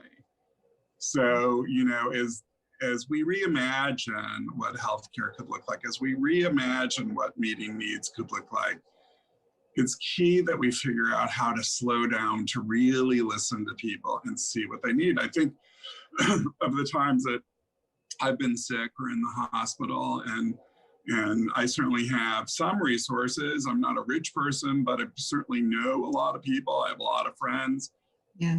And I think how hard it is for me to navigate that system. And I wonder what that means for somebody without healthcare, without resources, without money, somebody that can speak English or read. And we were talking earlier about the work of prevention, touches on many places like homelessness and hunger, of which, I don't know how many millions off the top of my head of children we have that are food challenged in this country, but millions. The literacy rate, all of these things that are, under the poverty umbrella really work against people's health. It increases their risk for every chronic disease, including cancer. And that's our interest. We want to lower those risks. So how do we better meet their needs? How do we better care for them? How do we tune in and really listen to their needs and become, as healthcare providers, of which I'm not, how as healthcare providers can we be more enterprising and creative in helping to meet their needs and keeping them well? So the conversation is right, but I'm eager to make it a reality for so many. And I know you are as well.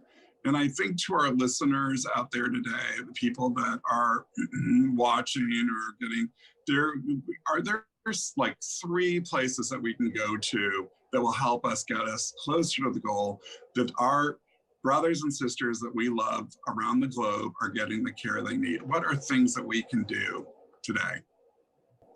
Well, again, one of the places, and I agree, I think listening and all of those other skills are very, very important. But when we think about communities and trying to reach them where they are, part of all of that starts with what I like to call truth telling. And we have to work on building truth in order to rebuild trust. And we need to rebuild that trust, especially with communities that have been historically marginalized and excluded and mistreated and abused by the systems that we're trying to get them to access. And so I think we have to start by changing our narrative. We have to start by acknowledging our history and the role that we've played in helping to create and perpetuate the injustice. We also have to recognize that some of those harmful and alienating practices that are embedded in our structures and our systems have to be unearthed, and they have to be weeded out. And we have to face the truth that we are part of that problem, and we also are an important part of that solution. And so we need to be in those spaces where we are advocating and making those changes and being part in partnership with our community partners to be health activists and start to get us on those paths. We also need to go back to that notion that I talked about, creating health in all policies. That is something that's very doable. That's something, when we think about structures and systems, policies are part of those structures and systems. And we just have actors who reify those policies that they've helped to create. And so what we need to do is start to focus in on where there needs to be health integrated in these policies, and we need to make that happen. And I think that's something that is an easier task, of a place that we can start. And all of those things you mentioned, that around poverty and all of those spaces, those are health concerns, those are health issues. And so another thing we need to start doing is leading the narrative around what health is, right? If it's not just the absence of disease, if you don't have, clean air, if you don't have clean water, if you don't have access to economic growth and resources, if you don't have shelter, you're not healthy. And so part of that, we need to own that dialogue and put that front and center, that all of these things are health, and that all of the policies about these things are health policies, because health and humanity are not mutually exclusive, right? And we have to really start to be clear about this intersectionality around the multiple identities and the unique challenges that people face in our society. And we have to be honest about them, and we have to start building health by building a health creating society. Issues are pretty painful to look at. Absolutely. And pretty painful to look at. And because I think in my world anyway, I'm making this assumption for many, probably a bad idea, but I try to filter things in which the way we know our world, in which the lens we see our world through. So something that makes perfect sense to me may not even be on the radar of another. And so when I talk about listening, I really talk about trying to see the filter in which their world is transmitted through, understanding what that filter looks like. And that response isn't a snap judgment or a soundbite, but is really unpacking something that will reach that person where they are. And I mean, that's just in my experience as a layman who's worked to educate global communities. And so, and that's hard to do. That is hard to do because it's a different way of thinking. When we put on somebody else's glasses, we get in their shoes and we see how their world operates. I've often said, I said to a guy once who was I had a very big surgery one time. And I said to this doctor, I was like, have you ever been a patient in the hospital? And he's like, no, I actually haven't. I was like, I just wish you would take 5 minutes to sit in this bed. Because it is, it's the change of every. So, if we did that for how people live, if we really put ourselves in the shoes of a hungry child or put ourselves in the shoes of a homeless family, maybe our response would be a little quicker. Maybe we would figure out better, faster ideas. Maybe it wouldn't come down to little simple sound bites or air kiss solutions. To better serve, all populations. And I think that's a really, really, really important point that you raise. And I'd like to build on that too, because I do think it's important. And I also think we, in addition to understanding sort of people's condition and being in their shoes, we also have to go to the community and meet them where they are, right? And that's what we speak about, I often about meeting the community where they are and being embedded in the community and not separate from, but a part of that community. What does that look like? But we need to be in those places where people are experiencing these hardships and this abject poverty and lack of access. It's easy to other people when you're not engaging with those people and you see them as apart from or different than yourself. And so part of that is to be immersed in those experiences. And you do need to, while you're being immersed, you're absolutely right. You do need to listen. And you have to listen with a different intentionality, but that has to be informed by understanding the truth of what sort of the broader context of their experiences, the full spectrum of that experience, because you won't know what you're listening for, right? And so part of that educational component is doing all of those things, critically listening, being embedded within those real situations within the community. And we also can be instrumental in helping to start, especially when we're starting to train our providers and our students and all of those people who are coming after us. And even now, in terms of starting to connect the dots, right? From the community to the different sectors across the institution so that we can find these common goals where we could build something really, really incredible together. But it does start in those spaces. It does start with that human connection. And it does start with a personal responsibility to have to be uncomfortable and knowing that that's okay and it's necessary to grow. Nothing grows in comfort. If you ever look at, if you're a gardener at all, Bill, I don't know if you are, but even a little seed. I'm a terrible gardener. Okay, well, maybe not a Terrible. good analogy. I I'm kill gonna use things like you can't believe. I'm going to use it anyways. But even when you plant a seed in the ground, it has to come through some discomfort to grow. Yeah. And we always benefit from the growth of that process in the end. And so I always look to the real world for, inspiration of how to live your best life. And I do think that even something that small and that simple can teach us so much as people. Mm-hmm. And so, yeah, I'm okay with discomfort. And I think in the end, we'll all be rewarded because of it. Oh, I think so too. And I think that we cannot give up hope on solutions. I think about when I spoke to Congresswoman Debbie Dingell about starting the caucus, the House Caucus on cancer prevention, all the things that have been introduced through there, all the opportunities that we've had to introduce and educate legislators across the board on issues that 5 years ago weren't on, like, the PFAS issue. That was one we were active with very early on.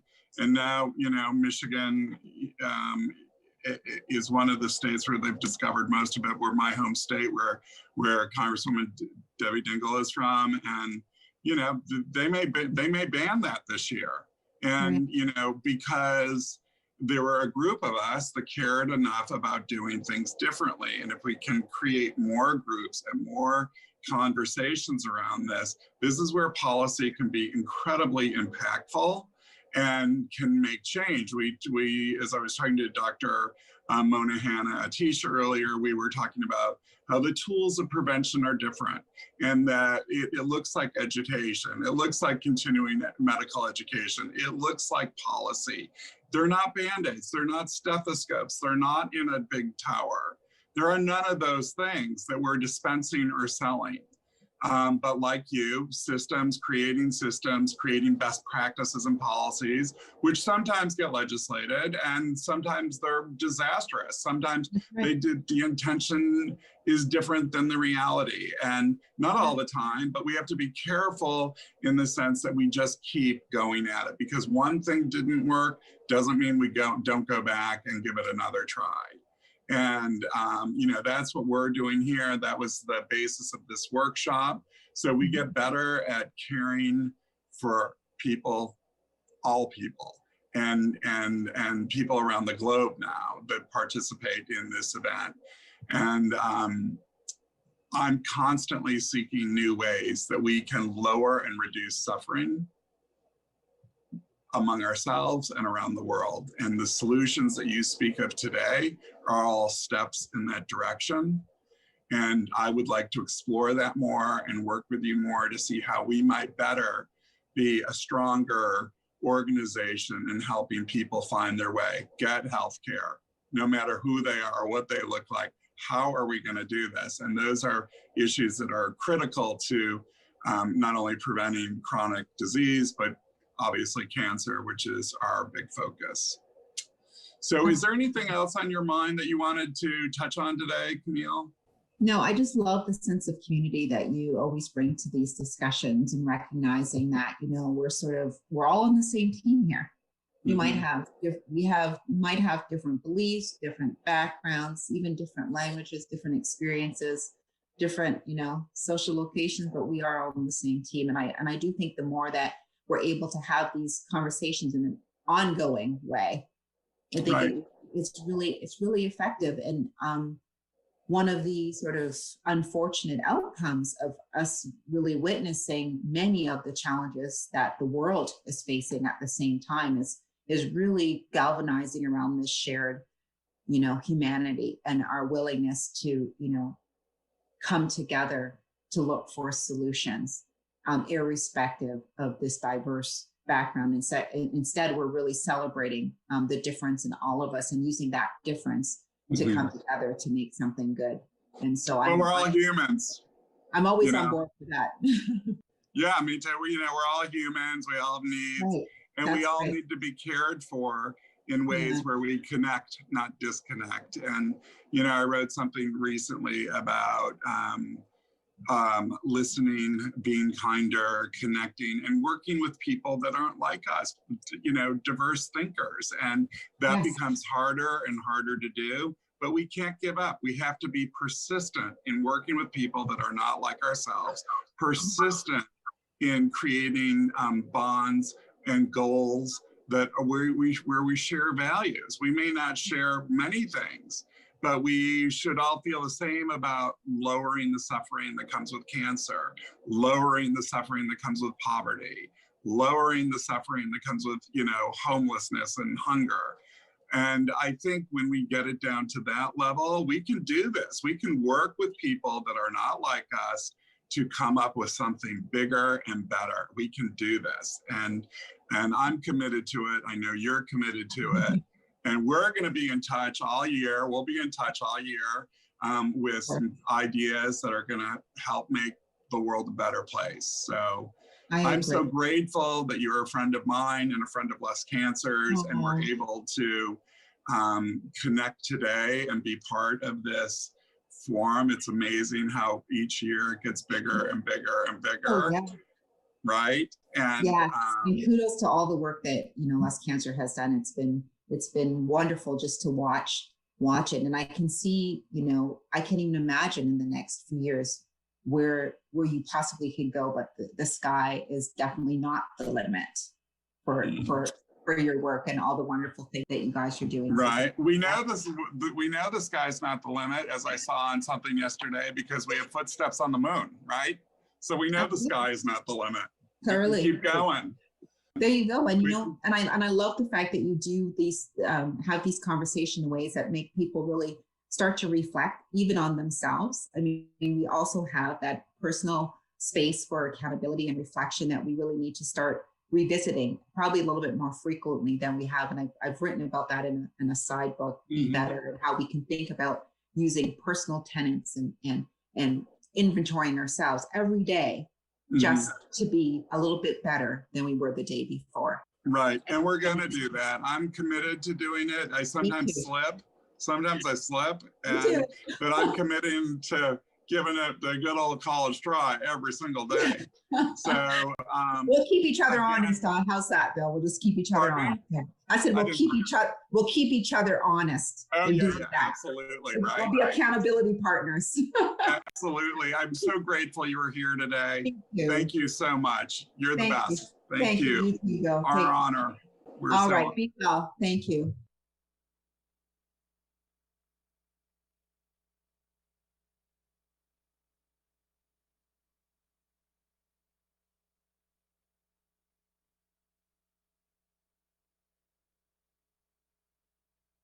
Jolyn Gardner is the director of the Public Health Program in the Department of Health Studies at American University.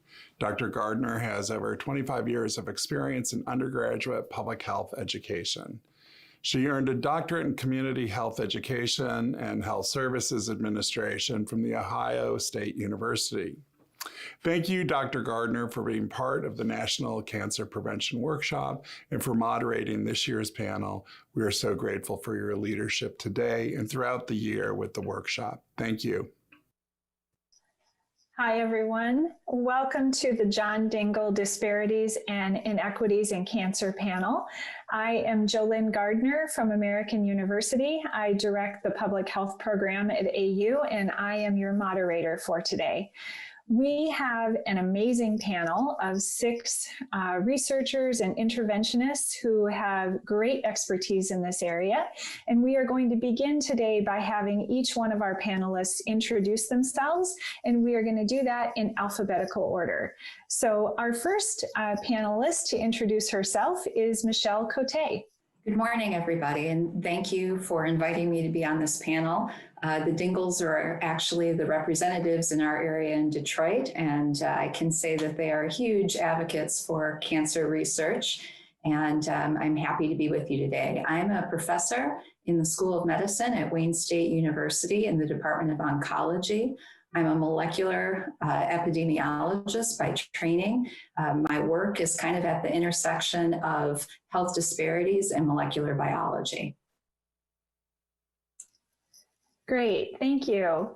And next up is Pam de Guzman. Hi, I'm Pam de Guzman, and I am an assistant professor at the University of Virginia School of Nursing, and my program of research is looking at health disparities that arise from limitations in access to care. Great, thank you, Pam. Next up is Charity Furness. Hi, welcome. Thank you for having me. My name is Charity Furness and I'm in Warrenton, Virginia. I sit on the board of Fauquier Fish. We are a food pantry in town, not just any food pantry, but a nutritionally focused food pantry. And we want to make sure that everyone has access to that healthy food that's needed to nourish their bodies. Excellent, thanks, Charity. Next is Trisha Phelps. Hi, everyone. Thanks for having me. My name is Trisha Phelps. I'm the CEO at Taste the Local Difference. We're a statewide local food marketing agency and media company for the state of Michigan, and work across a wide range of both rural and urban areas, hoping to increase consumers' education about the value of local food and their access to it as well. Thanks, Trisha. Next, Cynthia Yoshida.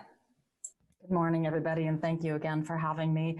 My name is Cindy Yoshida. I am a gastroenterologist and professor of medicine at the University of Virginia, and I am first and foremost a clinician and a colonoscopist. My area of interest is in colorectal cancer screening. I am the medical liaison for the colorectal cancer screening program for the Cancer Center here. Thanks, Cindy. And last but not least is Jamie Zeller. Good morning. My name is Jamie Zellner. I am a registered dietitian and professor in the Department of Public Health Sciences at the University of Virginia.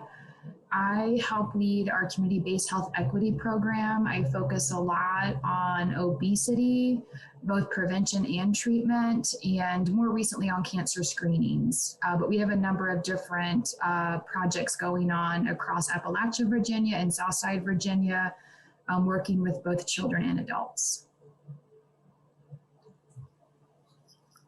Well, as everyone can see, we have an amazing panel assembled here today. And so I will jump right into the questions that we have for each of them. And first up is a question for Michelle. Michelle, there's a lot of discussion about whether or not we should be using race when describing trends such as cancer incidence in one population compared to another. How should we be thinking about this as informed citizens? Sure. It's been discussed for numerous years, more in the social sciences than it has been in the clinical sciences, about what does race really mean, and how we use it and how we discuss it as a medical community. Oftentimes, we don't distinguish between the fact that race is not a biological construct. It's a social construct. And so certainly it has, many implications as a social construct, but from a medical perspective, how I like to think of it a little bit more is thinking about ancestry. So really, your country of origin, differences in, for example, variants in your genetic code that you inherited from your parents and they inherited from their parents and so on far back. So I think it's important that we continue to think about race, but to talk about it and put it in its appropriate context, that there is, it's a societal term. Sometimes it's, based on things that the government put in place, a century ago, and it doesn't really have a biological meaning. Ancestry, however, does. So just kind of not conflating the two and putting, using the two, intermixing the two is important. Thank you so much for raising this issue. I think it's critically important, especially at this time, not only in our clinical approaches, but also in translating the research and the findings from our clinical approaches to population health advice and insights. So I applaud you for that work, and I thank you for, as I said, raising the issue. next, I thought we would turn to Jamie's research. And Jamie, I'm wondering if you could highlight for us the link between a sadly very common condition, obesity, and cancer. Sure. Some still find it surprising to learn that there is a link between obesity and cancer or excess body fat and cancer, but there's been a number of landmark studies over the recent, 5 years that really show that excess body fat is linked to at least 13 different types of cancer. Even a more recent report showed that approximately 40% of all new cancer diagnoses are associated with overweight or obesity. So we can't really have a conversation about cancer disparities without also really thinking about issues that are related to another pandemic, which is the obesity pandemic. I think, the other interesting piece to mention is that not only is obesity linked to the development of cancer, but we also know that folks who carry excess body weight, there's also issues with the screening accuracy. There's issues with efficacy of cancer treatments and overall cancer mortality and survivorship outcomes as well. So it really is across the continuum when we think about the relationship between obesity and cancer. And I have just a quick follow-up question for you on that topic. Are there certain populations for whom we are seeing increased rates of obesity and for whom there is a particular concern? Sure. So we know that there are urban-rural disparities, which is an issue that's near and dear to my heart. We know that individuals residing in rural areas tend to struggle more in terms of issues related to overweight and obesity. We also know that there are racial ethnic differences as well, particularly among African American and Hispanic communities. So I think that's a great follow-up question. And then there's also the double whammy of ethnic minorities who live in rural regions, which is something that our group focuses on a good bit as well. So I appreciate that follow-up clarification. Sure, absolutely. And we all thank you for the great work you're doing. I'll turn now to Cindy. And Cindy, I'd like to focus on your expertise in colorectal cancer and ask a couple of questions. They flow right together. I'm wondering if you could explain to us whether or not it's true that we're seeing an increase in colorectal cancer in people under the age of 50. And if so, does this increased incidence of early onset colorectal cancer have something to do with the change in guidelines or for screening or something else? Thank you, Jolene. Yeah, absolutely. I'm sure a lot of you have seen that Chadwick Boseman died last August, and Chadwick Boseman was diagnosed with colon cancer in 2016 at the age of 39. And that's when he was making his debut as Black Panther in Captain America Civil War. He privately fought the disease for 4 years and died of colorectal cancer at the age of 43 years old last summer. So, we are used to seeing colorectal cancer rates decline, not only the mortality, but the incidence in older populations. And this is really as a result of screening, right? We've done a good job with screening with colonoscopy and polypectomy and removing polyps. We can prevent colon cancer from happening in older populations. But what we're seeing in this younger population, beginning in the 1980s, we've seen a slow but steady rise in colon cancer in young people under the age of 50. It's really a stark increase in colon cancer in young people. What we're seeing here is that these young people have colon cancer, particularly in the left side of the colon. It's mostly distal colon cancers and rectal cancers. So many of these young people are presenting with symptoms like bleeding or constipation. We see that these tumors are histologically different. They tend to be more aggressive tumors. And so these patients oftentimes present with very widespread disease or metastatic disease. And so they have a much lower survival. And also, we see that a lot of these patients, as you can imagine, they tend to have a delay in their diagnosis. So what ends up happening is they go to see their family doctor. They may present with rectal bleeding, and somebody might say that, you know, that it's really due to hemorrhoids and not necessarily due to cancer. And we don't think about colon cancer as being a possibility. We think of colon cancer as being an old person's disease. But really, right now, we're seeing this marked increase in young people. And it's tragic. About 49 people, young people under the age of 50 are going to be diagnosed with colon cancer every day. And about 10 people every day will die of colon cancer under the age of 50. That's a huge number of young people that we're losing to this disease that's preventable. So, you know, it was really about 25 years ago that colorectal cancer screening, to take you back in history, started by the United States Preventive Services Task Force, recommending that 50 to 75-year-olds get screened. And then take that up about a couple of decades where in 2005, one decade, where 2005, the American College of Gastroenterology recognized that colorectal cancer incidence and mortality was much, much higher in Blacks than it was in non-Hispanic whites. And thus their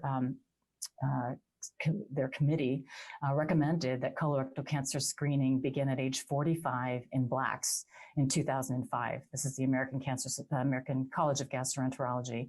And then a number of other societies took that up. Then I'm sure many of you know that in 2018, our own Andy Wolf, who is a primary care physician here at UVA, he led the American Cancer Society Task Force. And they looked at microsimulation modeling and also really noticed this trend in increasing colorectal cancer amongst young people. And the American Cancer Society made this really bold step to recommend that colorectal cancer screening begin at age 45 for all comers, all average risk patients, regardless of race.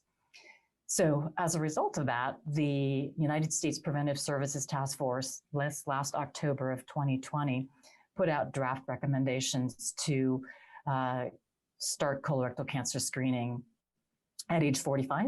And we're hopeful that soon, in the next few months, that we're going to see that colorectal cancer screening starts at 45.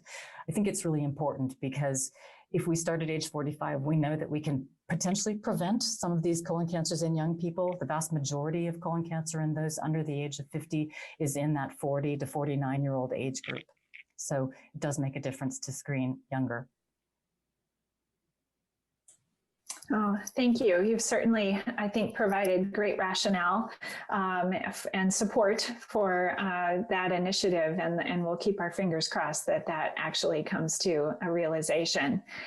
I want to turn now to Pam and ask Pam some questions about people living in the rural United States and how that poses problems in terms of access to care, access to the types of screening, for instance, that Cindy just talked about. And Pam, I'm wondering if you could tell us a little bit about why people in the rural United States seem to have all of these issues with access to care, and how telemedicine might actually be helpful in solving some of those issues. Great. Thanks, Jolyn. I mean, the most obvious probably limitation of access to care in rural areas is the distance to providers. There's obviously a huge shortage of providers, of many different types of providers, particularly specialists, mental health care providers in rural areas throughout many rural areas of the United States. And one of the things that's gotten really a lot of attention lately because of the pandemic is the access to telemedicine.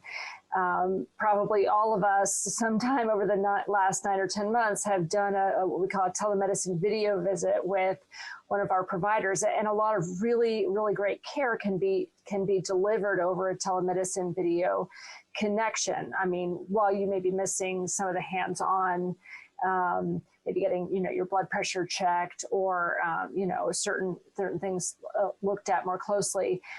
There's so much education and management that can be done, including what Dr. Yoshida is talking about, just, encouraging screenings, encouraging the health behaviors. Unfortunately, what we found actually prior to the COVID pandemic in our research with cancer survivors is that there's really a large disparity in rural access to these telemedicine video visits. And there's two major reasons for that. One, probably people are very familiar with, which is we talk about the digital divide all the time.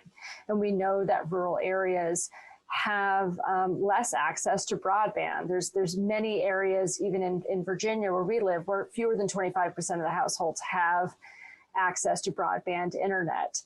But the other thing that people may not think about as well is something called digital inclusion. So digital inclusion, it includes having broadband, having maybe a smartphone or a tablet or a computer that you could connect from, but it also includes digital literacy and what we found, and those digital skills that go along with it. And so what we found was that even if we sent, in some cases, an iPad to people, and we paid for the cellular service on the iPad so that they could connect through a cellular signal to a video visit, that people, just because they didn't have experience with it, didn't understand how to use that. And that's why our research is currently, we're looking at the use of public libraries like the one you see behind me as places where rural populations can connect to a video visit from.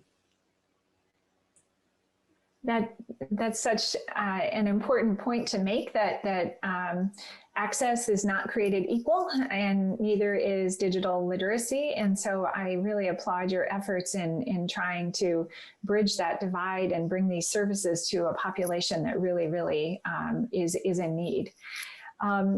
Kind of along those same lines, our next two panelists, Tricia and Charity, are also working kind of on the intervention side of things. And Tricia, I'd like to turn to you. As CEO of Taste the Local Difference in Traverse City, you're working to improve local food access to economically disadvantaged populations. And I'm wondering if you can tell us how that effort has been going, and in particular, what kind of messaging has been most effective in communicating with the populations you're trying to reach, because that's something that I think translates across all issues in public health. Yeah, absolutely. I think messages of behavior change are difficult. So that's first to acknowledge. But the more successful messaging, I think, comes when you meet people where they're at, and make the messaging fun and engaging right off the bat. So obviously, any type of messaging requires a clear and concise call to action. That's what we need to communicate what we're trying to say. But people are more likely to be listening if you capture their attention first. So when I say meeting people where they're at, I mean that in both a literal and figurative sense. So on the literal side, your messaging has a specific medium, right? Like there's a physical or a digital form that it takes, and then it's also placed in a strategic location. And what we have to think through is, who are the people we're trying to impact, and where do they currently spend their time? You can think that through yourself. You can ask the audience directly, but what's important to do is to know your audience right out the gate, and to find them in a place that they're already frequenting with a medium that they're already consuming. So I think that's like first and foremost a strategy to this messaging. And then in the more figurative sense of meeting people where they're at, I think it's important, again, to acknowledge that there's a stage to change, or there are stages rather to change, and that it takes time, and that these call to actions can be call to actions for baby steps of that change, that we don't have to go from one extreme to the next immediately, that those baby steps should be celebrated and in fact encouraged, so that people can get from the one extreme to the end goal, and you're celebrating their progress over that period of time. So just another recommendation in terms of crafting that messaging. I think in local healthy food specifically, we've found that trust is a leading value message here. And I think that has drastically increased with the pandemic. But even prior, it was a major component of our messaging. And I think the tie there is that building relationships can be really useful in encouraging and in maintaining behavior change. It's one of those influencing factors that motivate us to make change and to keep change. And so when I am promoting a CSA, for example, and we talk about, we use a fun phrase like pick up a box of veggies and a bunch of new friends. We're communicating in a fun way that there's value to that local food that extends beyond the food itself, that there's these social networks and these trust, forms of social capital that are exchanged as a part of that value proposition. Thank you for those amazing insights. As I mentioned, they're appropriate for addressing cancer prevention, but I think addressing many other behaviors as well. I teach a course on behavior change and health promotion to our graduate students. And at the end of the course, they always say, I didn't realize this was going to be so hard. Not the course, but getting people to change their behaviors. So I appreciate the insights you've provided and the work you're doing. Along those same lines, Charity, you're trying to do some of this health promoting activity as well.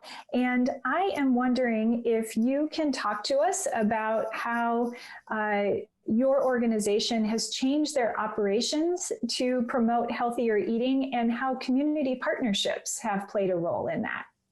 Absolutely.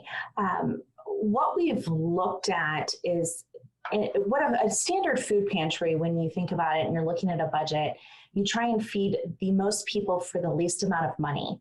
And when we look at that, you often find things that are donated like ramen noodles and macaroni and cheese and processed foods that can sit on a shelf for a very long time. And we've same as what Trisha's looking at is we have to meet them where they are and we have to take those baby steps. So our organization started looking at it and asking ourselves, are we giving our clientele, the ones that need it the most, empty calories, or are we just giving them calories? And what can we do to change that? So we have that control because we are providing that food. So we started partnering with a lot of our local communities. We have an educational farm here in our county that teaches local farmers how to grow food. And then at the end, they have all of this byproduct left over, and it's healthy fruits and vegetables. So we started taking that food and incorporating it into our food pantry and actually doing farm to table meals. So what we realized is that whether you're rich or poor, you're very busy. As Americans, we've become very busy, and planning a dinner to put on your table at night is challenging. So the other thing that we've done is not only the access to the healthy food, but ease. So we've created what we call DASH meals, delicious, affordable, simple, and healthy. So when clients come into our food pantry, they get a complete meal kit. It includes everything that they need to make that healthy dinner. We teach them how to cook and to use the food that we give them. We had a large donation of pineapples, and pineapples are not something that are grown locally, but we had pineapples come in and nobody was taking them. No one was taking this fresh pineapple. And we realized it was simply because they did not know how to serve a fresh pineapple. How do you slice open and serve? So we have a television in our waiting room, and we just simply pulled up a YouTube channel on how to slice a pineapple. And those pineapples just started to go, oh, well, I can do that. So we empower our clientele also how to eat this food that is healthy and nutritious for their body. The other community partner that we have is with our farmers market. We've implemented a Power of Produce program that gives vouchers to our clients to go to the farmer's market. So just like Trisha had mentioned too, it gives them that social equity as well. They are part of the community.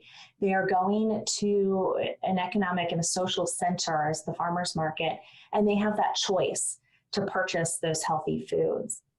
With our DASH meals that we're providing, we also give a recipe. So even if you're coming into the food pantry on a monthly basis, or maybe even an annual basis, that you just need to come every once in a while, we provide those recipes for you so that they're easy to go ahead and repeat. So when you get that meal, you can go ahead and keep it and repeat that process. So we've seen that the clients are coming back. One of our proudest moments is when we had clients who'd been coming in and they had thoroughly enjoyed our farm to table. And they said, you know what, can I do that? Can I grow my own food? So we were able to build them. This was actually at our transitional housing facility in town. So we were able to partner with our Boy Scouts, and they built some raised beds so that we could plant food for those. So it's just that cycle of access to the healthy food that is nutritious to our body. It's not the processed food. It's not the drive-through food, that it is an equitable nutrition value that they are receiving. That's great. I love the realization and the action that's taking place all the way through that cycle of providing the resources, to everyone along that supply chain, and then eventually empowering, as you said, empowering individuals to really incorporate these healthier foods in their diets. Thank you. That's wonderful. Michelle, I'm wondering if I can turn back to you with a question. We've talked a lot about food and obesity as risk factors for cancer. I'm wondering if you could shed some light on other behaviors that could increase or decrease cancer risk for us as well, and maybe how disparities play into some of those behaviors. Sure. I think food and kind of its companion exercise, really needs to be one of the foundations we build on. But another, I started out my career doing lung cancer research. And so it's tobacco use. It's not smoking, not initiating smoking. If you do smoke, trying to quit and to keep trying to quit over and over again. As Cindy talked about a little bit, it's getting appropriate screenings, and the guidelines do shift a little bit over time, but, it's not because we don't believe screenings are not useful. It's because as the science gets better and we get more refined, we realize that there's different groups that screening can help. One thing that we haven't talked about yet is that there's now lung cancer screening available. So if you're between the ages of 55 and 79, and you're either a current smoker or you've had a significant smoking history, it's something to talk to your physician about, because we've been able to show that if we can detect lung cancers early in the local stages when it's still just in the lung, and do a surgical intervention, that the survival after a lung cancer diagnosis, which is the #1 killer of both men and women in this country, is much improved. Another piece of that would be the HPV vaccine and the uptake. Right now it's primarily focused on children, but it does go up into, I think, and somebody can correct me if they know the exact, up into, I think, age 26 and maybe even beyond. And, those are things that, the screenings, the vaccinations, it does require access to care. And so I think as a society, that's something that we need to keep a focus on, that we're providing good access to care. And then the final thing, and this is something I struggle with, is sun exposure. There's a lot of skin cancers. It is the #1 diagnosed cancer in the country. There are these non-melanoma skin cancers, although melanoma is certainly a much more serious and also relatively common cancer. But avoiding the sun, wearing sunscreen, those sorts of things, just to reduce the number of non-life-threatening, but still, serious cancers in people. And those are kind of the basic tenets of Cancer prevention, they've been around for a really long time. I'd say that they apply equally across all populations. But unfortunately, we need to continue to find new ways to communicate, new ways to kind of market ourselves. I think one thing the pandemic has shown is that we as a public health community have been relatively quiet. You know, we don't toot our own horns. We don't talk about all the amazing prevention things that we do because it's hard to count events that haven't occurred. But I think it's crucial that we keep pushing forward and looking for, you know, ways to kind of refresh the old messages and make it new and interesting again. Oh, that's great insight, not only on all those behaviors, but also on the role of public health just in the general population. And I totally agree. When we're doing our job well, we tend to fly under the radar because, you know, we're addressing the health concerns and they're well under control. And of course, the pandemic has highlighted the critical, important role that public health plays in keeping everyone safe and healthy and keeping this, you know, economy and country going. Jamie, along those same lines, I'm wondering if you could talk a little bit about how the COVID pandemic has exacerbated cancer disparities, especially in underserved communities. Yeah. A very timely question, right? As is everything related to COVID. You know, in our work, we are very focused on the rural healthcare system. So thinking about our federally qualified health centers, our community health centers, our critical access hospitals, our departments of health. And this is a system that is already perpetually underfunded. They typically lack a real ability to focus on primary prevention, such as obesity, such as cancer screenings. And so, you know, like so many other healthcare systems, you know, worldwide, they really had to turn their attention 100% to getting the COVID pandemic under control, which is completely understood. And we want them to be doing that. But you can see how this has a snowball effect in terms of them having the resources to think about primary prevention, them having the resources to try to get people and keep people up to date on their cancer screenings. You know, we work with a number of FQHCs where, you know, even the operation shutdown for the 3 months that happened this spring and summer, that will have years of impact on these systems and on these patients. And so there's that piece, there's the piece that's happening within the healthcare system, and then you pair that with what's happening in our education system with kids being out of school and not having access oftentimes to the school breakfast program, the school lunch program. We've already seen some data come out about issues around weight and some of the lack of access to healthy foods, lack of access to physical activity programs, how that's already starting to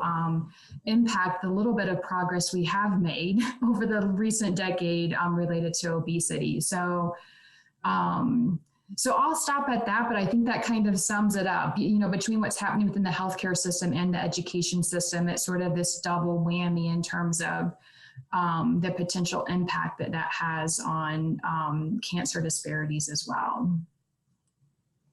Jolene, can I add in here a little bit? Yes, I was actually just going to turn to you, so that's perfect. Go ahead. I was just going to say that COVID has made such a huge impact, particularly on colorectal cancer screening. And we know that it really affects and exacerbates disparities, right? One of the things to add on to what Jamie just said, which is really powerful, is not only when we had the pandemic happen and we stopped doing colonoscopies for about, you know, a couple of months there really were about 90% of colonoscopies didn't happen during that period of time. And there have been modeling studies that have shown that we're going to see increases in colon cancer over the next decade because of this slow decline this short decline in screenings that happened.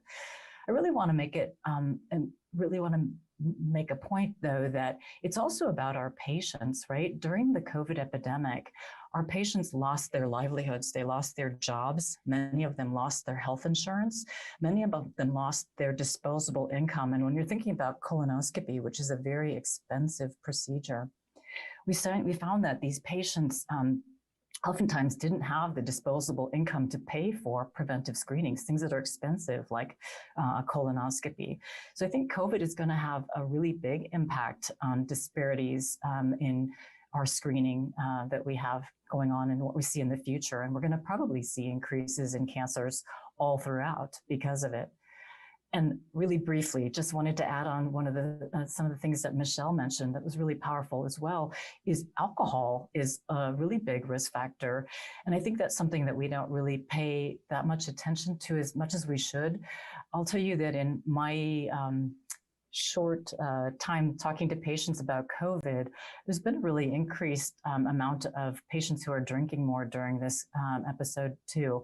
And I think that we have to pay attention to that, and that's those risks that might increase the colon cancer and other cancers as well. Thanks so much. Oh, thank you. That's exactly what I was going to ask you about, the impact of COVID on colon cancer screening, and I really appreciate your insights on that and the additional insights on alcohol use and its impact as well. I think that the pandemic has just simply exacerbated so many issues, and these are just some very poignant examples. Pam and Tricia and Charity, all of you are working on the front lines of trying to work with populations to address some of these concerns that have, long existed, and then, as we have just had our other experts highlight, are now exacerbated. Pam, I'm wondering if you could talk to us about how you think public libraries and telemedicine might be more effectively used to not only reach the populations you're trying to reach, but even more poignantly solve some of these disparity issues that have been exacerbated by COVID. Thanks, Jillian. I mean, the advantage that libraries have is really not even just for rural populations, but it's for those who are just don't have adequate connection to broadband, and that could be people living in inner cities too. So all the populations that maybe aren't during COVID able to get to see their providers because of this lack of internet, which is geographic and financial in nature.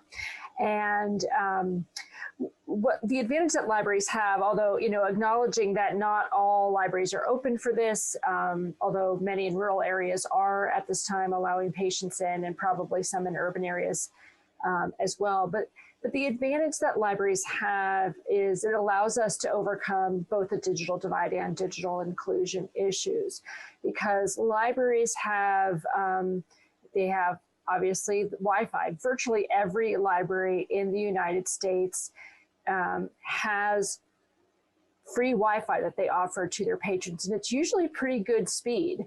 The survey we did, we found that across Virginia, about 85% of them have at least that 25/3, what we think of as being sort of the standard needed for the type of video exchange that we're doing now.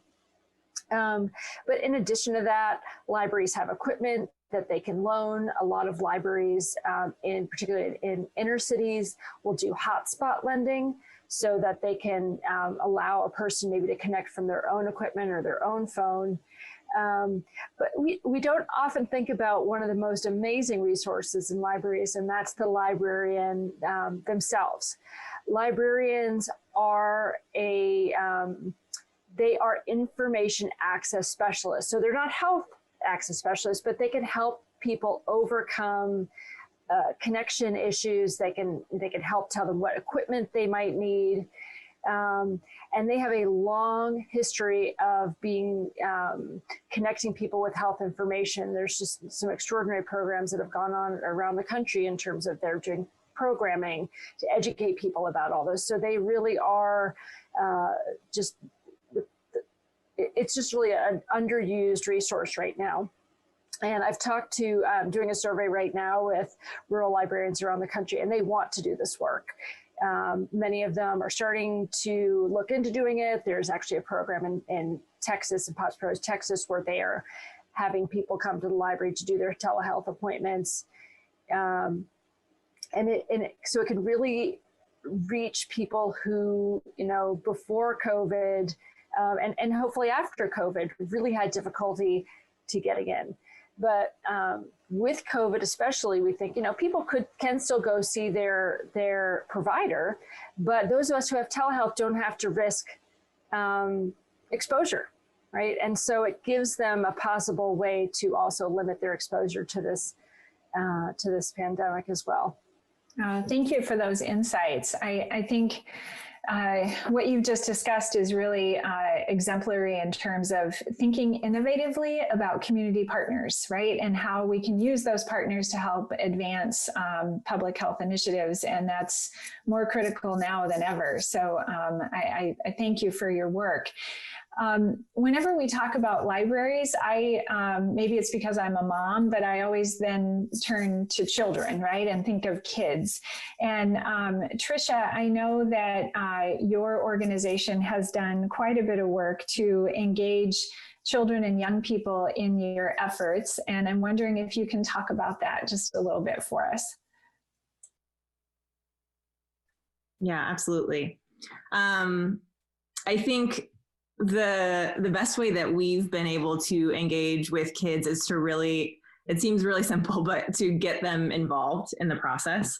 Hands-on, either helping with a demonstration, involved in the prep of food of some kind, taste testing, that kind of thing. We're often, I suppose this was more pre-COVID than anything, but with parents, as they're watching their kids be involved in a demonstration like this, who are aghast at the food that their children are consuming happily that they would otherwise gripe about at home, just because they're having a hand in cooking it or being involved in that process. So I think that's kind of our lens that we look at a lot of our engagement through. And one of the other things that we have done in the past is pop-up farmers markets in schools. And this is a really fun way, again, an engaging hands-on type of activity where farmers come to a school cafeteria or a gymnasium or something, and the students are able to engage with those farmers, learn about their local food system, learn about growing food, practice math and social skills as they're kind of conducting those transactions. And then on several occasions, the teachers will bring food back into the classroom and continue that education involving food so that the kids can taste it as well. And I think, again, it's really in a nutshell that kids like to experience things. They want to be involved. And if we're able to give them a fun opportunity to engage in something hands-on, they'll take away some important lessons, maybe even without realizing that they are. Yeah, that's the best, right? When they're learning and they don't even realize it. I have a colleague here at American who is involved in a similar effort of farmers markets in the public schools here in DC. And I volunteered a few times, and it is just so fun to see the kids so excited about, a turnip or something that they've never seen before, and then talking to their parents about how to cook it. And, and then, like you said, we can even work in some math skills when they look at the prices and things like that. So it's really a wonderful initiative. And it's an initiative that is accessible to all of the families in the public school system. And that charity kind of, I think, leads me to focus on your work again, because you've done quite a bit to encourage equity at local farmers markets. And I think that is incredibly important. And I'm wondering if you can talk to us a little bit about that. Sure. What we have looked at is when you're put on a low budget and you have to spend your money wisely. Shopping at a farmer's market's not always the first place you go. So what we have done is our first step was to introduce this Power of Produce program.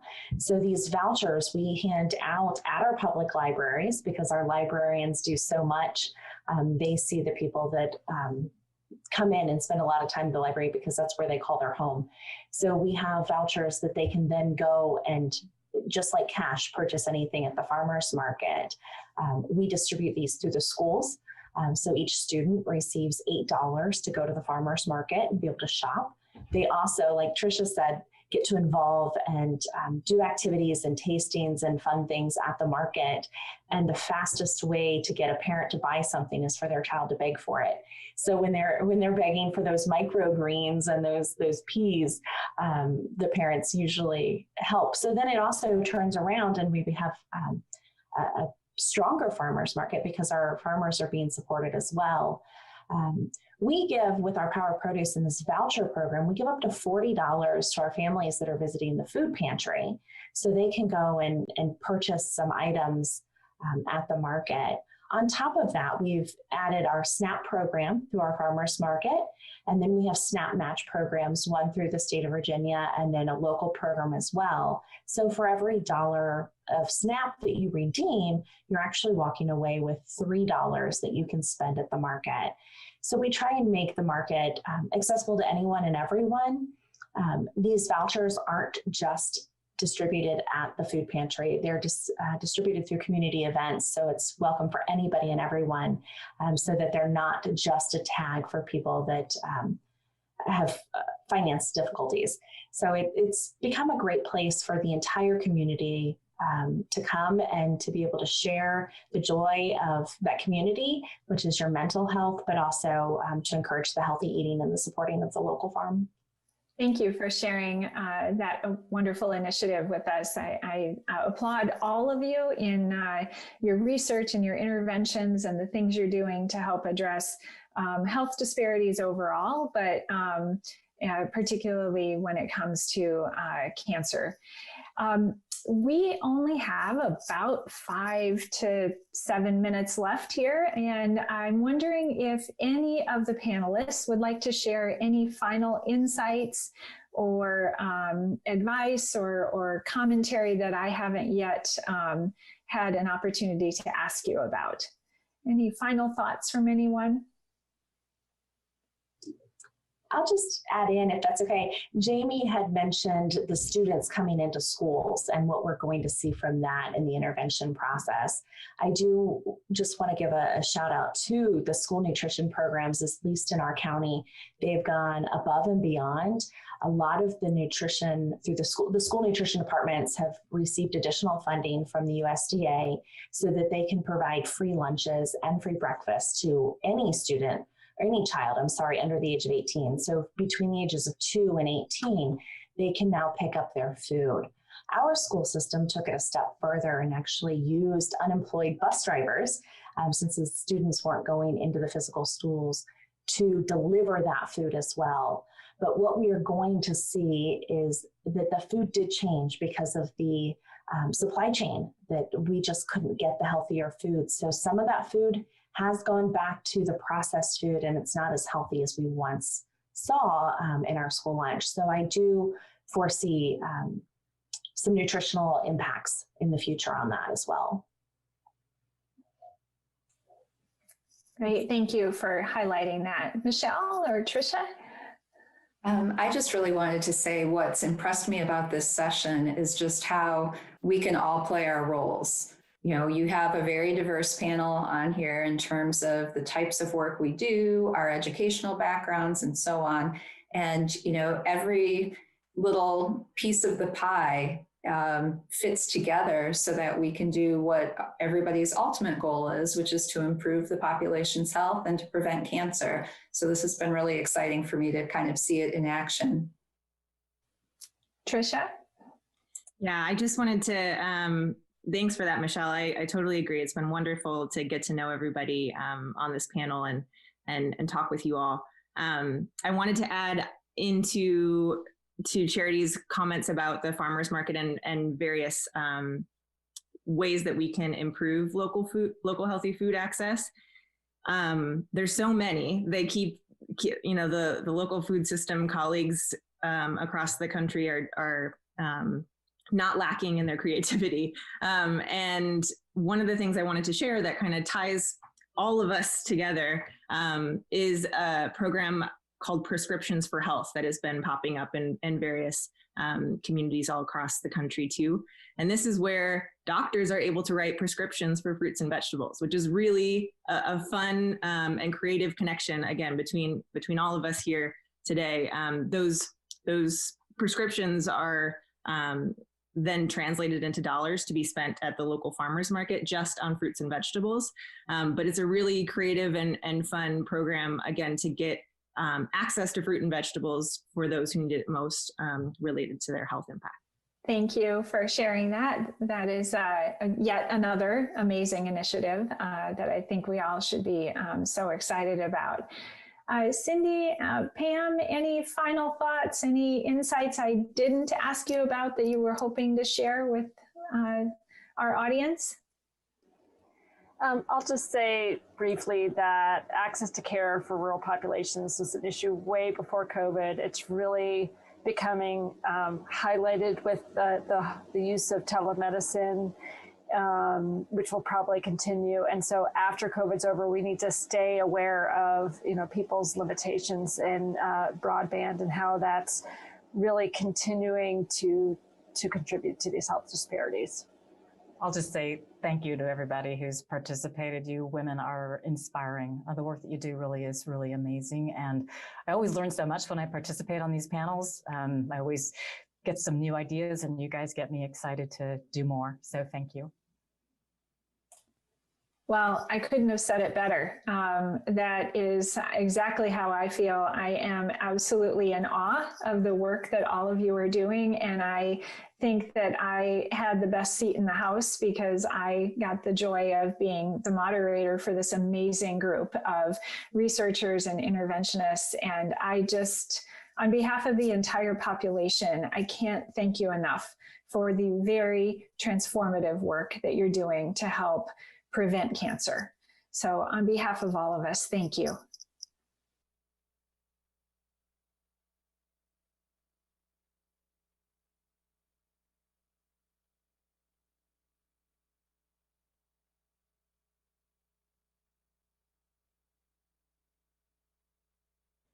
Hey, everybody. Next up, I'm so honored to introduce Congressman Fred Upton from my home state of Michigan. Congressman Upton has been instrumental in the Cancer Prevention Caucus as a co-sponsor with Representative Debbie Dingell. He's been instrumental in the National Cancer Prevention Workshop. We are so grateful to have him be part of this. Welcome back. Fred Upton from Michigan, obviously here, and I'm delighted to be part of the National Cancer Workshop Initiative and to see all of you folks. Actually, I can't see you, but you can see me, and it's a nice day here in Michigan. The sun's out, even though it's snowing a little bit. I think many of you know that I helped lead the effort with my partner, Diana DeGette, from Denver, Colorado, on passing 21st Century Cures, the last bill that President Obama signed into law back into 2016. And as part of that, of course, we included the Beau Biden Cancer Moonshot Initiative, $1 billion.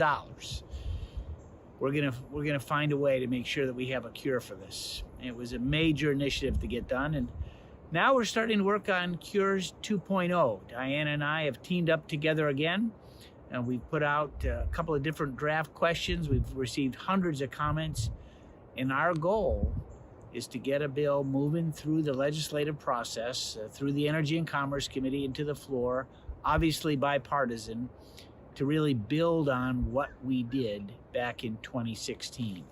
And it's going to have a lot of initiatives. We want to make sure that we really do solve the answer for cancer. We're going to build on those successes. But we're also making strides in cancer screening. I was a co-sponsor in this last Congress of H.R. 1570, the Removing Barriers to Colorectal Cancer Screening Act. It increases the reimbursement, removes Medicare co-payments for early screening for colorectal cancers. I don't have to tell you how important that early detection is to make sure that someone is ultimately going to get cured. And you know what? It was included in the omnibus funding bill that President Trump signed into law this last month. So thanks again for all that you do. We're going to need you again. We're going to need you to help build that grassroots coalition to really get Cures 2.0 off the ground and to the president's desk. And I know that we're going to have another success. God bless all of you.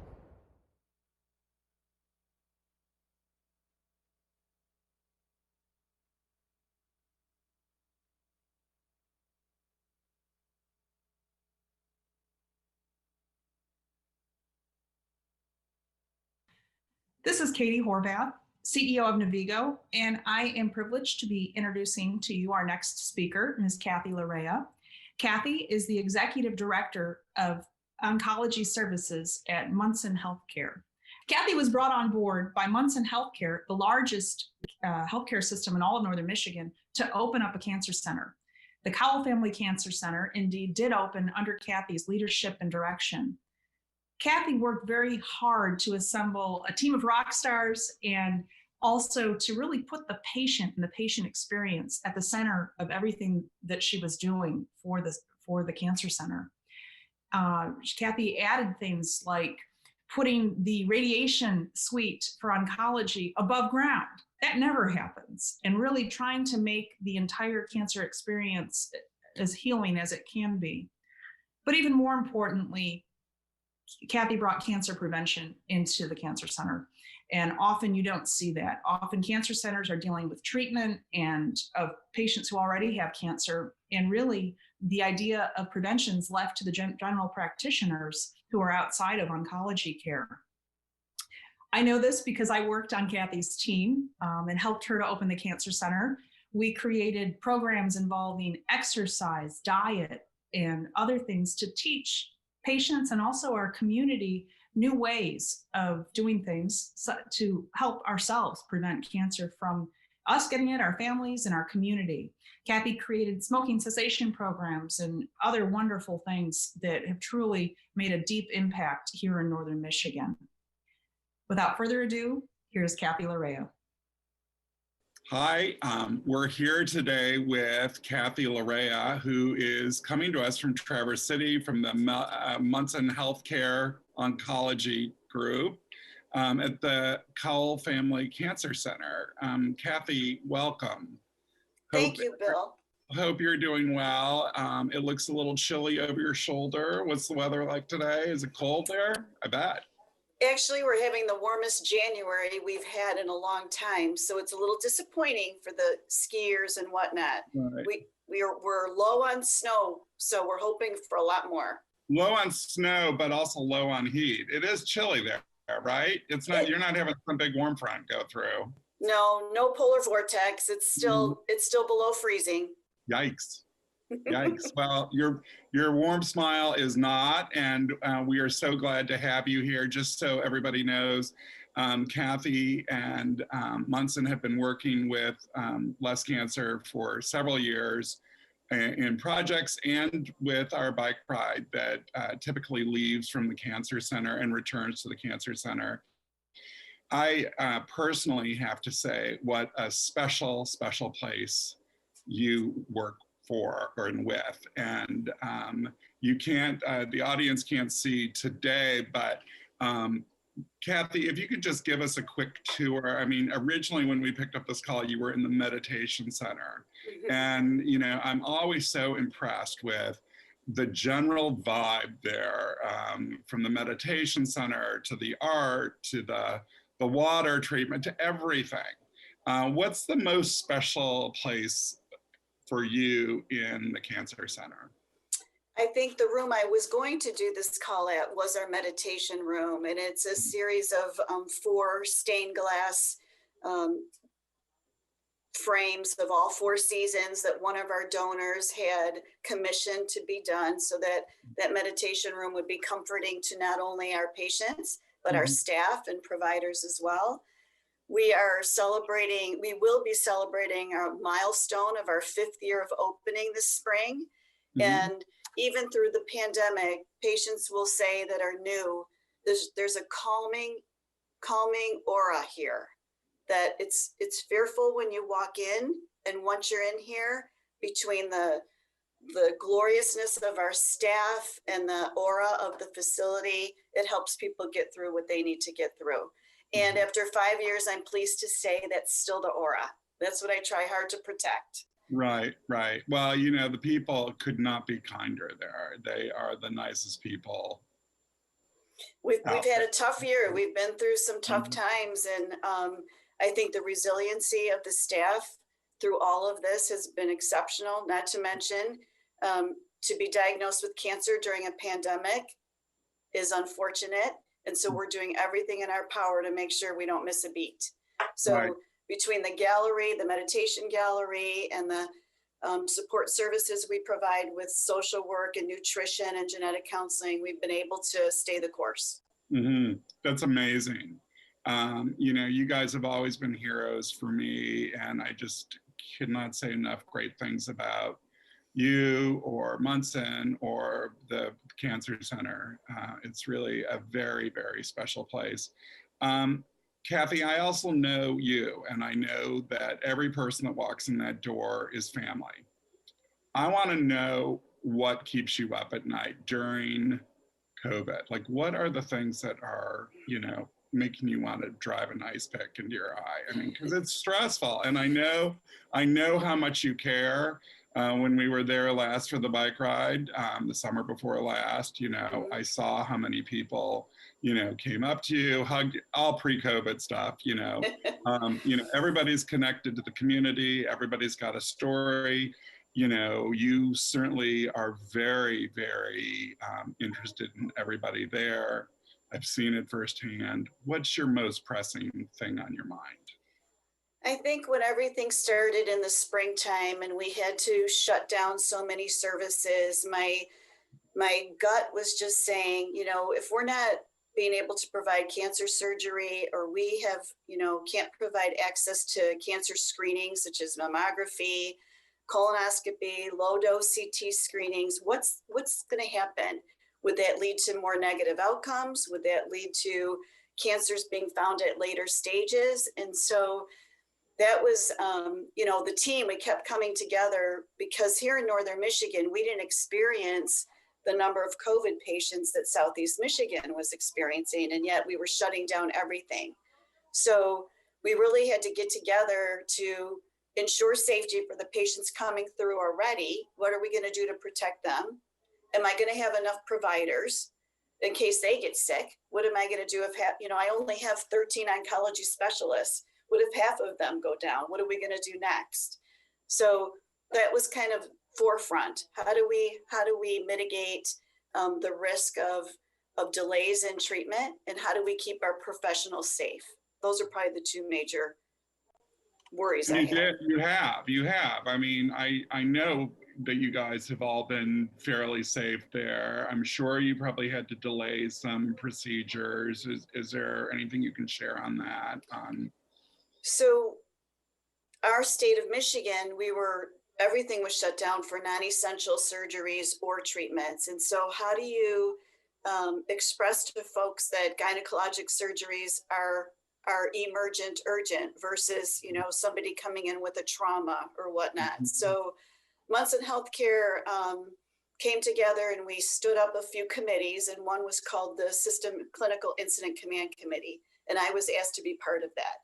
So when surgeries were shut down, that was our worst fear. We were trying to find data in the literature to say cancer surgeries need to continue. If we delay these for months or 2 months or 3 months, not knowing what will the outcome be. And so it was hard. You know, it was the chief medical officers of all of our hospitals, and we had to weigh what was going to happen. So an example I guess I would give is we had a woman with a very aggressive breast cancer, and she needed to have a mastectomy, and that procedure requires it to be in the hospital. So we were shut down. Our ORs were shut down except for emergencies. And so we finally convinced the committee that she should have a lumpectomy, at least at the offsite surgery center. result, a positive margin. We didn't have enough PPE, we didn't have enough testing. So what are we going to do? Well, they had to bring her back for revision of those margins, and again, positive margins. So back to the committee to say, risk to this patient and dual surgeries, PPE's been used twice. We could start her on chemotherapy. That's not standard of care. She needs a mastectomy. So we overruled what we had to do, and we justified this was an emergent surgery, and she was able to get her mastectomy. And then, so that worked. Yep. But it was these committee meetings were 2, 3, 4 times a week. Actually, they were every day during the original kickoff of the pandemic. And so we could bring this back. Okay, she had her surgery 2 days ago. We have positive margins. We got to go back. And so, you know, it was the nimbleness of the groups that had to just weigh those use of PPE, use of testing, and what are we going to do to take care of our community? So it was every day, you know, a lung surgery patient presented to the ED. Are we going to do that lung surgery? It's an aerosolizing procedure. What kind of PPE do we have? Do we have enough ventilators? So it was trying times in the spring, but we stood up and we listened to each other and didn't want to delay unnecessary treatment that needed to happen. I love what a great squad you guys are. I love the way you work together. We know why policies can be helpful in public health. We also know that implementing them is another question.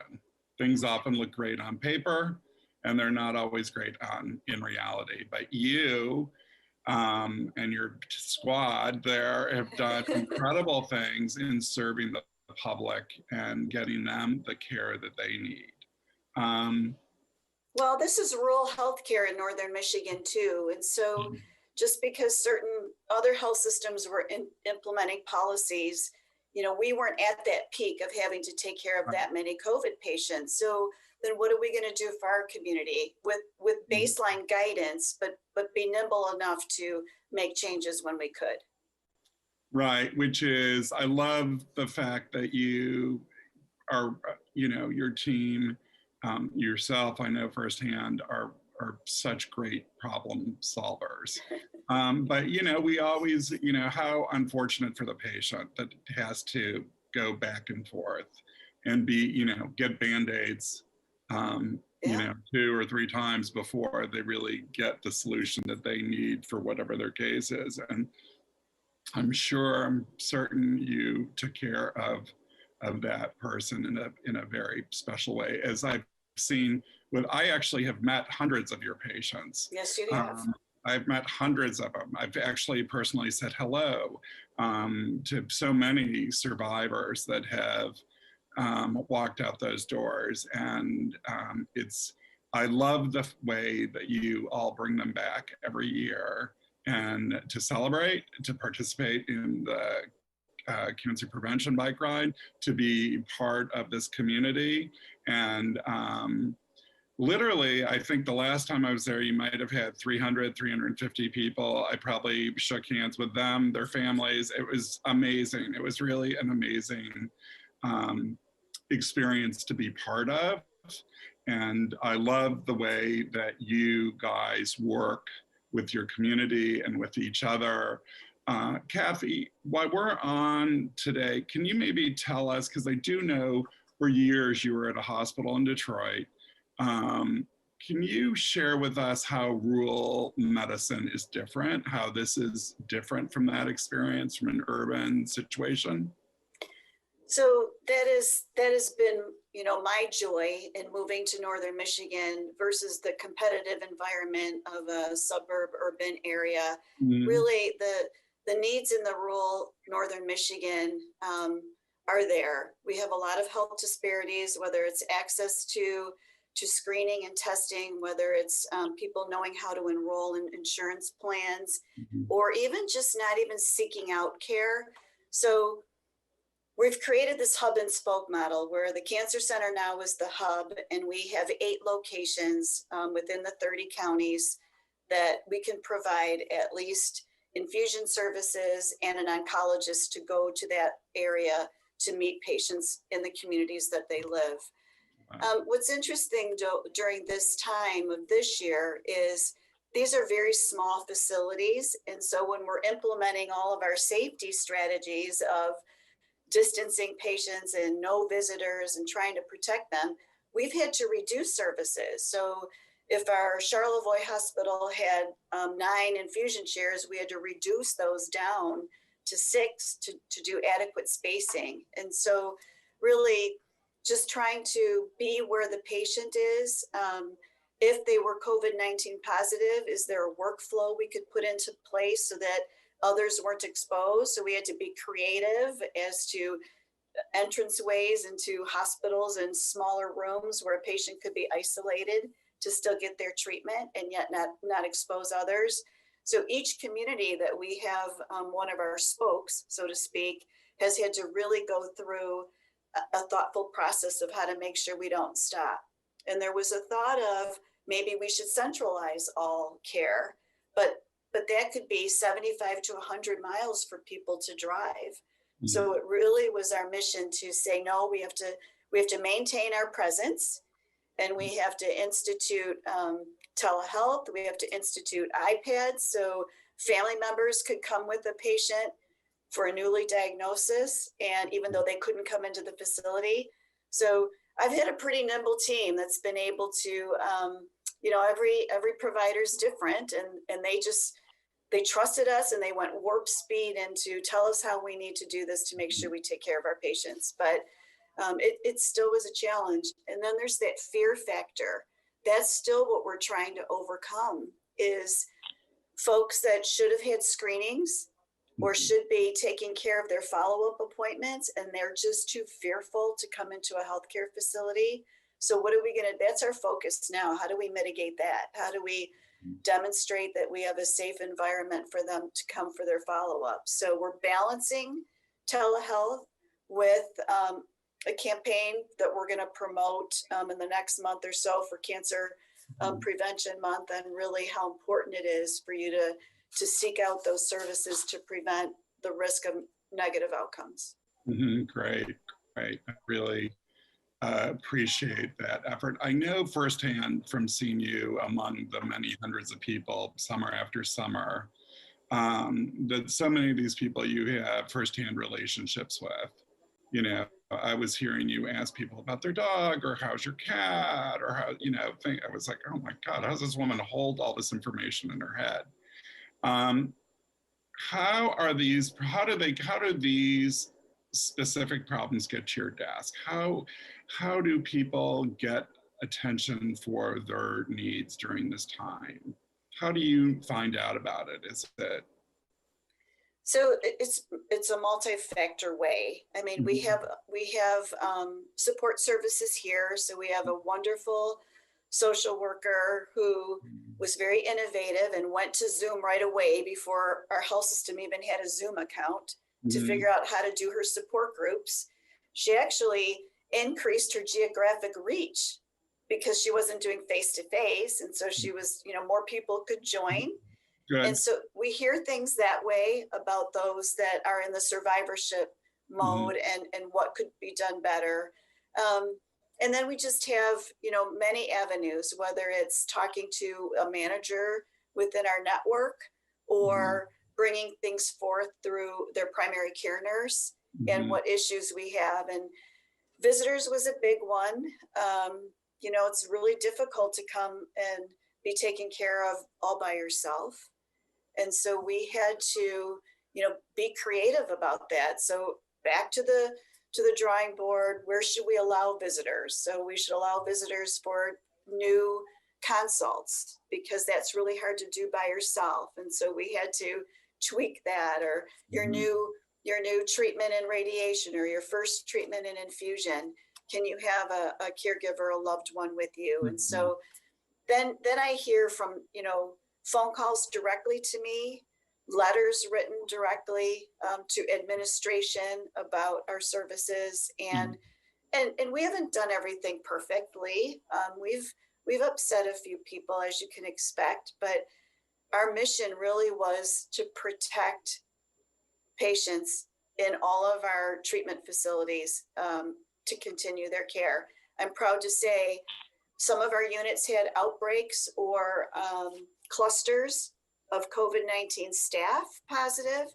And so far at all of our regional locations, even if we've had a COVID positive staff member, it's never turned into an outbreak or a cluster. So everybody is hunkered down. And I did a town hall meeting with my staff, probably September, October, to just show all the things that we've gone through, all the changes everybody implemented, and how well they did personally, because they could have, not behaved well in the community, but you've made a commitment to take care of these folks and to be part of this service line.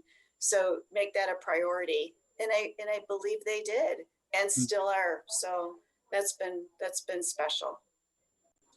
I also think it's interesting, we know how scary cancer is. We all know how scary cancer is. And so you're getting the most anxious of the anxious on the phone when they are first into your place. And I'm impressed with how the people at the Cowell Family Cancer Center are able to communicate in a lot of different modes, in a lot of different ways. So when you are calling the center, you are talking to somebody who has some training that knows how to start solving your problem, and you don't get put on hold, as we all do in kind of bigger institutions. I mean, that's the benefit of being your shop, is that when somebody calls, they're going to get pretty good attention right away with the first person that answers the phone. And I think if more institutions had that kind of advocacy right at the front end, it might make this process so much easier. And I think that's one of the places that you're ahead of the game, because I've certainly called that place, and they are, very good on the phone. And I think that, by the time many patients get through to where they need to be, they want to leave from the highest building. They've been on hold for 40 minutes, they've been passed around. And right off the bat, I'm impressed with how your people are instantly ready to start pushing those dominoes for help. Well, you bring up a good point. When we moved to a telehealth platform, we did 0 telehealth visits in January of 2019, and we moved to 60% telehealth visits by March. Wow. And we by hit or miss, we started using a platform that was a little complicated. Patients had to receive a text and then, check in, and then they received another text to see the provider. Then they received another text to check out. In our rural communities, sometimes the bandwidth is not strong. And so it would just resort to a phone call visit then, because we couldn't do the video visit or show CAT scan results or anything. But the scripting had to continually change with the staff, letting the patient or the caregiver know what was going to happen next. As a matter of fact, it was 2 weeks ago, we just rolled out on a more advanced platform so that it's almost simulates like an actual visit. So a patient logs on, they're put into a waiting room, and then the check-in people will talk to them. They're left in the waiting room. Then the provider comes in, they're left in the waiting room, and they check out. So it's a one-time connection. So that's evolved in 6 months of doing this. And so we're going to continue to do telehealth, especially our survivor visits, our chemotherapy education. Great news. And that's great for rural healthcare. Why do they have to drive for another visit if we can do some of this in a different way? And we know what roads are like this time of year. It's challenging enough as it is, but when you're coming from 50 miles away on icy roads and big winds, it's tough. Yeah. I love the way that you have been able to follow the needs of your patients, and that's, I'm not sure that's always the case in larger settings. And maybe it's kind of being on that pioneering frontier of rural health that allows you to follow their needs and create change or adjustments as needed. And the ability to follow those needs is very special. I think that's one thing that makes you all very unique to healthcare? Well, we really were moving on a pathway to really do more prevention and screening. And you and I have had this conversation. I don't want to be the treatment facilities only. We have, in Northern Michigan, we have some of the highest rates of hereditary cancers. We have the highest rate of young female breast cancer. There is work that has to be done, whether it's we have environmental issues or whatnot up here that we have to emphasize. And so getting back to that, I can't wait to do that. We were going to do a big event in March called Rollin' with the Colon. And we were going to have, you know, an inflatable colon here. And we had a panel of experts to talk about screening, colon screening, because, you know, we finally came to consensus. We had our GI, our gastroenterologist physicians, our oncologists, our primary care doctors all agree that colonoscopy might be the gold standard, but there's other ways of getting screened. And so that was going to be our panel to tell people to take that first step. And in this area to mitigate your risk, because we do have some higher risk factors in Northern Michigan. We're not exactly sure why yet. So we are not going to stop that. That having the Less Cancer bike ride here was just pivotal to us, because that's just to kick it off, our survivor and prevention programs. And also too, I think, you know, Less Cancer initiated the National Cancer Prevention Day and what you're part of now, National Cancer Prevention Workshop, and the United States Bipartisan Congressional Cancer Prevention Caucus. So all of those things are tied in through our work, and you have participated in this year after year, which we are so grateful for. You know, so our listeners know, those who have tuned in today, when we can treat cancer, we prevent other kinds of cancer. So it is really a big conversation, and there are things that we can do with the way we're living and where we're living, how we're living, with our diets, all of which you have been plugged into and participating in. And so the interesting thing about where you are is that you're able to better advocate for your community in a way that keeps them healthy. And that's what this is really all about. It's not just, you know, cancer treatment, as you had said, but really advocating and keeping families and community members engaged and understanding how they can better protect themselves, lower their cancer risk, lower that level of suffering that comes with cancer. And, you know, I'm personally so grateful for everything that you're doing and everything that's being done at the Munson Oncology Cowell Family Cancer Center. It's a big handle. But I want to get it right, because you are doing such a terrific job. And I'm so grateful for everything you're doing, because I think in the years that you've participated, you probably have heard from people that weren't from Traverse City, that liked your model, that understood what you were doing, that wanted to better serve patients. And so you putting yourself out here today and in years previous to this has been incredibly helpful to the larger landscape and this cancer prevention conversation, because we want to do more than make it a day.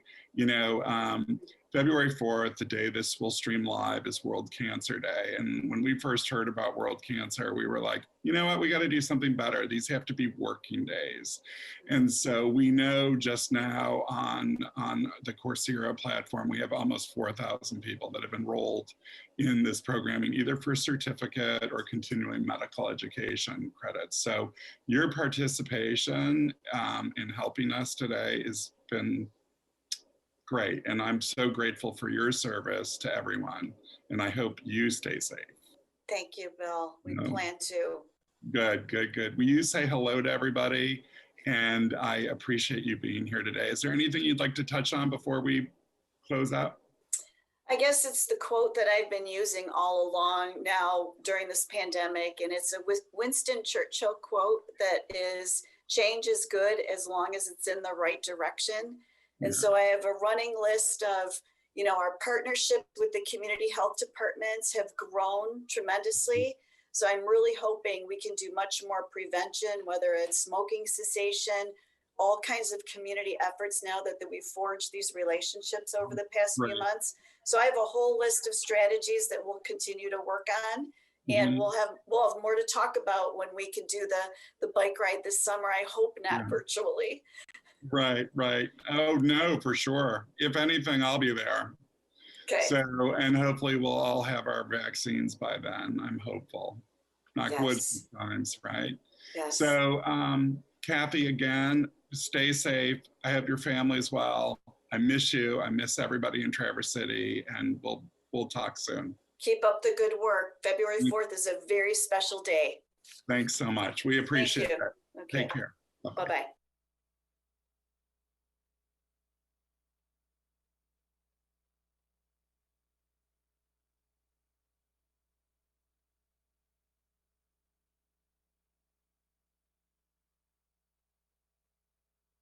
Hi, I'm Mindy Mesmer.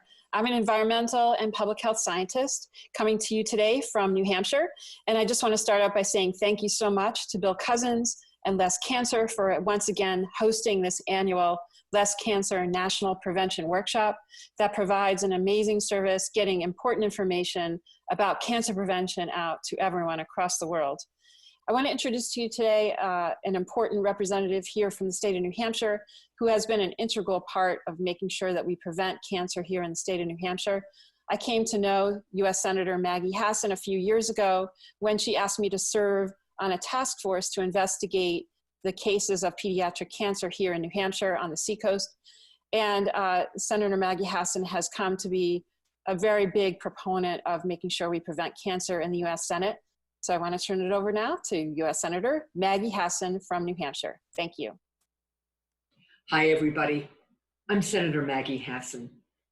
I'm really sorry that the COVID-19 pandemic has prevented us from gathering in person, but I am truly glad to be a part of this virtual National Cancer Prevention Workshop.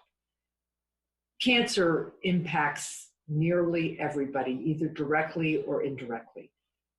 We have to do everything we can to support those who are battling this disease and to remember those we've lost to it.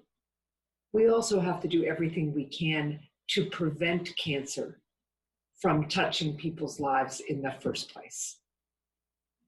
As governor, I worked to address the health and environmental concerns that resulted from a pediatric cancer cluster on our seacoast, organizing a task force so we could really mount a strategic response to the data we were gathering. As a member of the Senate Health, Education, Labor, and Pensions Committee, also known as HELP, I'm working to make sure that all people have access to the right care at the right time, including care to treat cancer. But I'm also committed to supporting additional research so that we can cure this disease once and for all. I am always grateful for partners like you and want to do everything I can to support your work.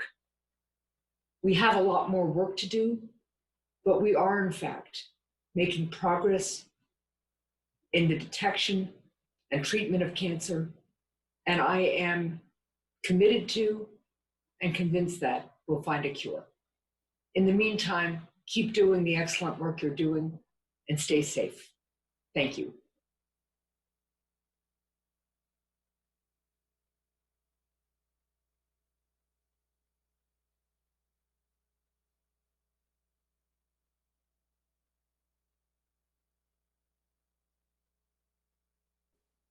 Hello, we are here today with Dr. Mona Hanna-Attisha. We are thrilled to have you be part of the National Cancer Prevention Workshop. You have been so helpful to Less Cancer in our work and have been an amazing advisor, go-to, and leader for not only us, but for so many people and communities around the globe, and for the public health message. We wanted to connect today for a couple of reasons, but first, tell us how you're doing. Tell us how Flint is doing. I will. Bill, it's so great to be here with you. I wish we could be in person because I would love to give you a huge hug, but it's great to be able to connect virtually with you and your amazing team.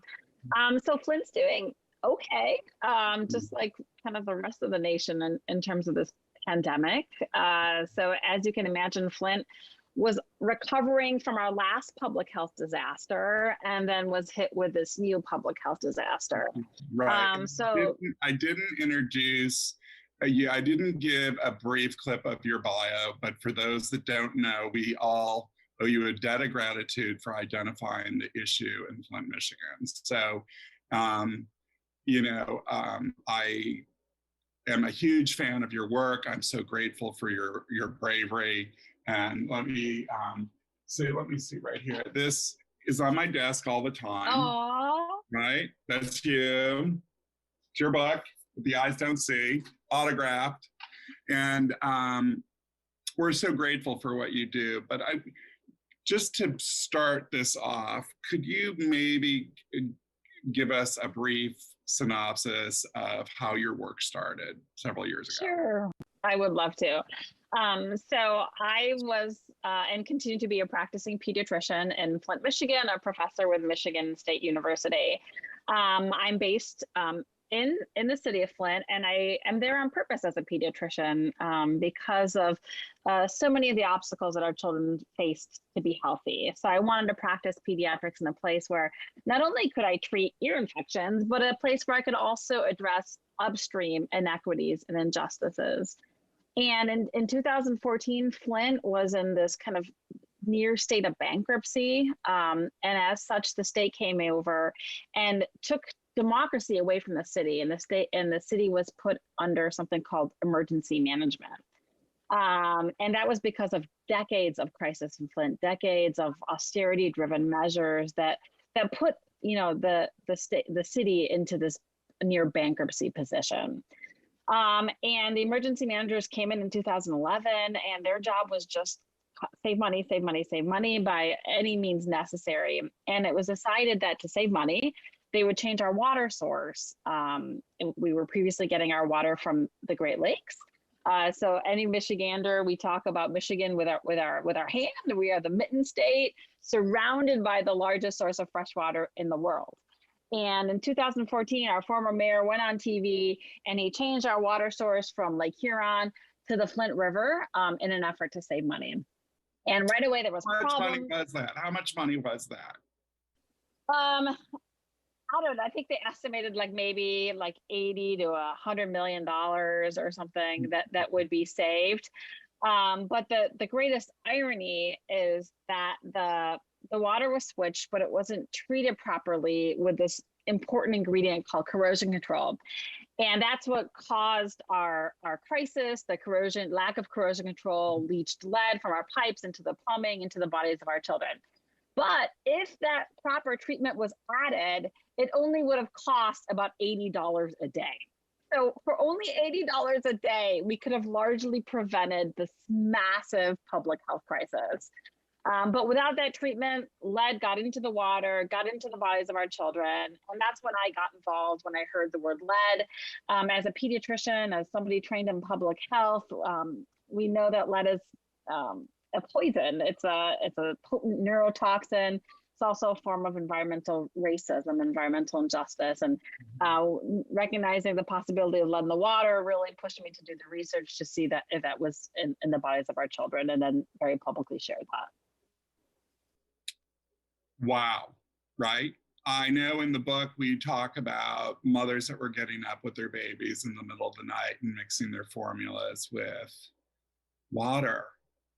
And, with no idea, thinking they were helping their babies, thinking they were doing everything they could for their babies. And that was not the case. What were you seeing in clinic? What were you seeing when you would see these children? What was the tipping point?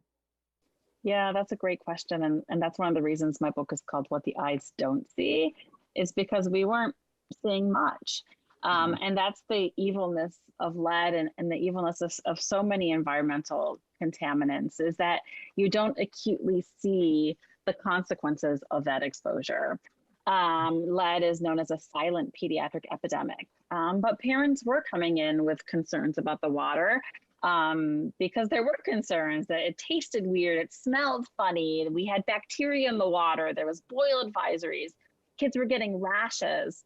And throughout kind of almost a year and a half of these concerns, there was constant reassurance that the water was okay. And even I, as a pediatrician with my long white coat on, with my doctor confidence, was reassuring my patients that everything was okay, because in my head, I was thinking, like, how could the water not be okay? Like, this is America, right? This is the 21st century. This is, you know, the richest country in the history of the world. This is a city in the middle of the Great Lakes.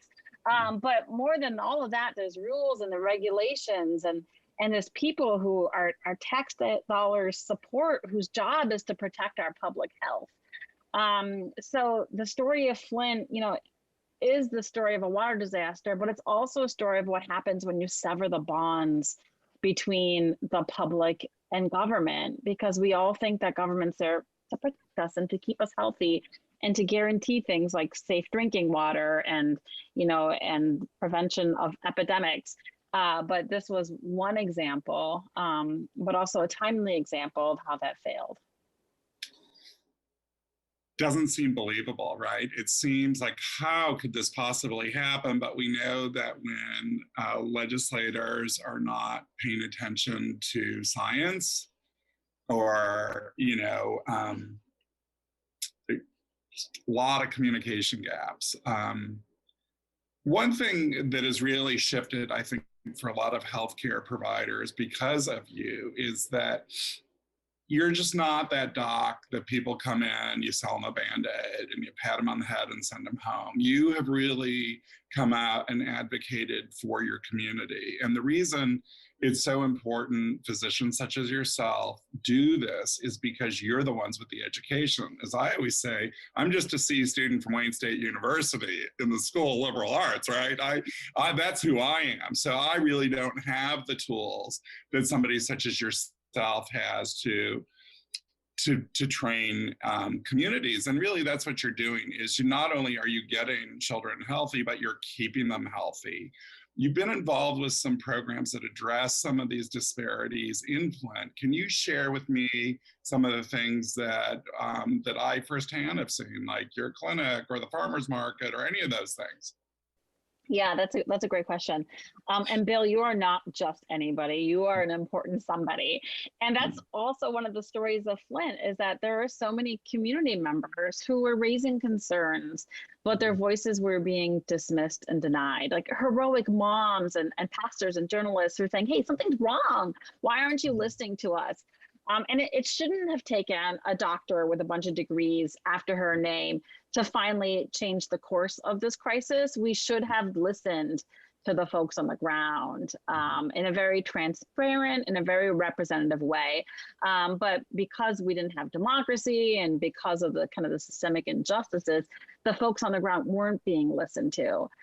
So yeah, my story is kind of the story of what happens when a doctor and her titles when her voice really becomes a megaphone for the people that she's privileged to serve. And when I do have, you know, the opportunity to talk with medical students and other folks in medicine, I try to reiterate the incredible, powerful role that we can play in communities. Yet too often, doctors and scientists and academics, we shelter in our cozy ivory towers and in our hospitals and our clinics, and we fail to use our very credible voice in community when it's needed. So, you know, I hope that my story has been an inspiration for folks, especially in medicine, to get out of those hospitals, to get out of those, you know, Ivy League institutions, to get into the community, to work humbly shoulder to shoulder with community members, to listen to their concerns and to validate their concerns with science.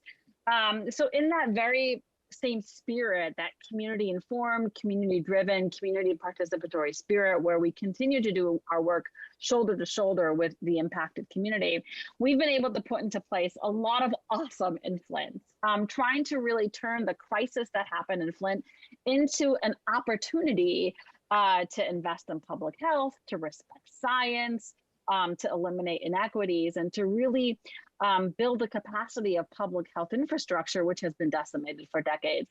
And these are the same lessons that I feel that we can learn now as a nation in this pandemic. The lessons of the pandemic are very similar to the lessons of Flint. It's a story of what happens when governance fails, when governance doesn't value public health. It's a story of what happens when we don't respect science and scientists. It's a story of what happens when we fail to invest in that public health infrastructure, in the systems of how we keep people healthy. And it's also a story of ongoing inequities.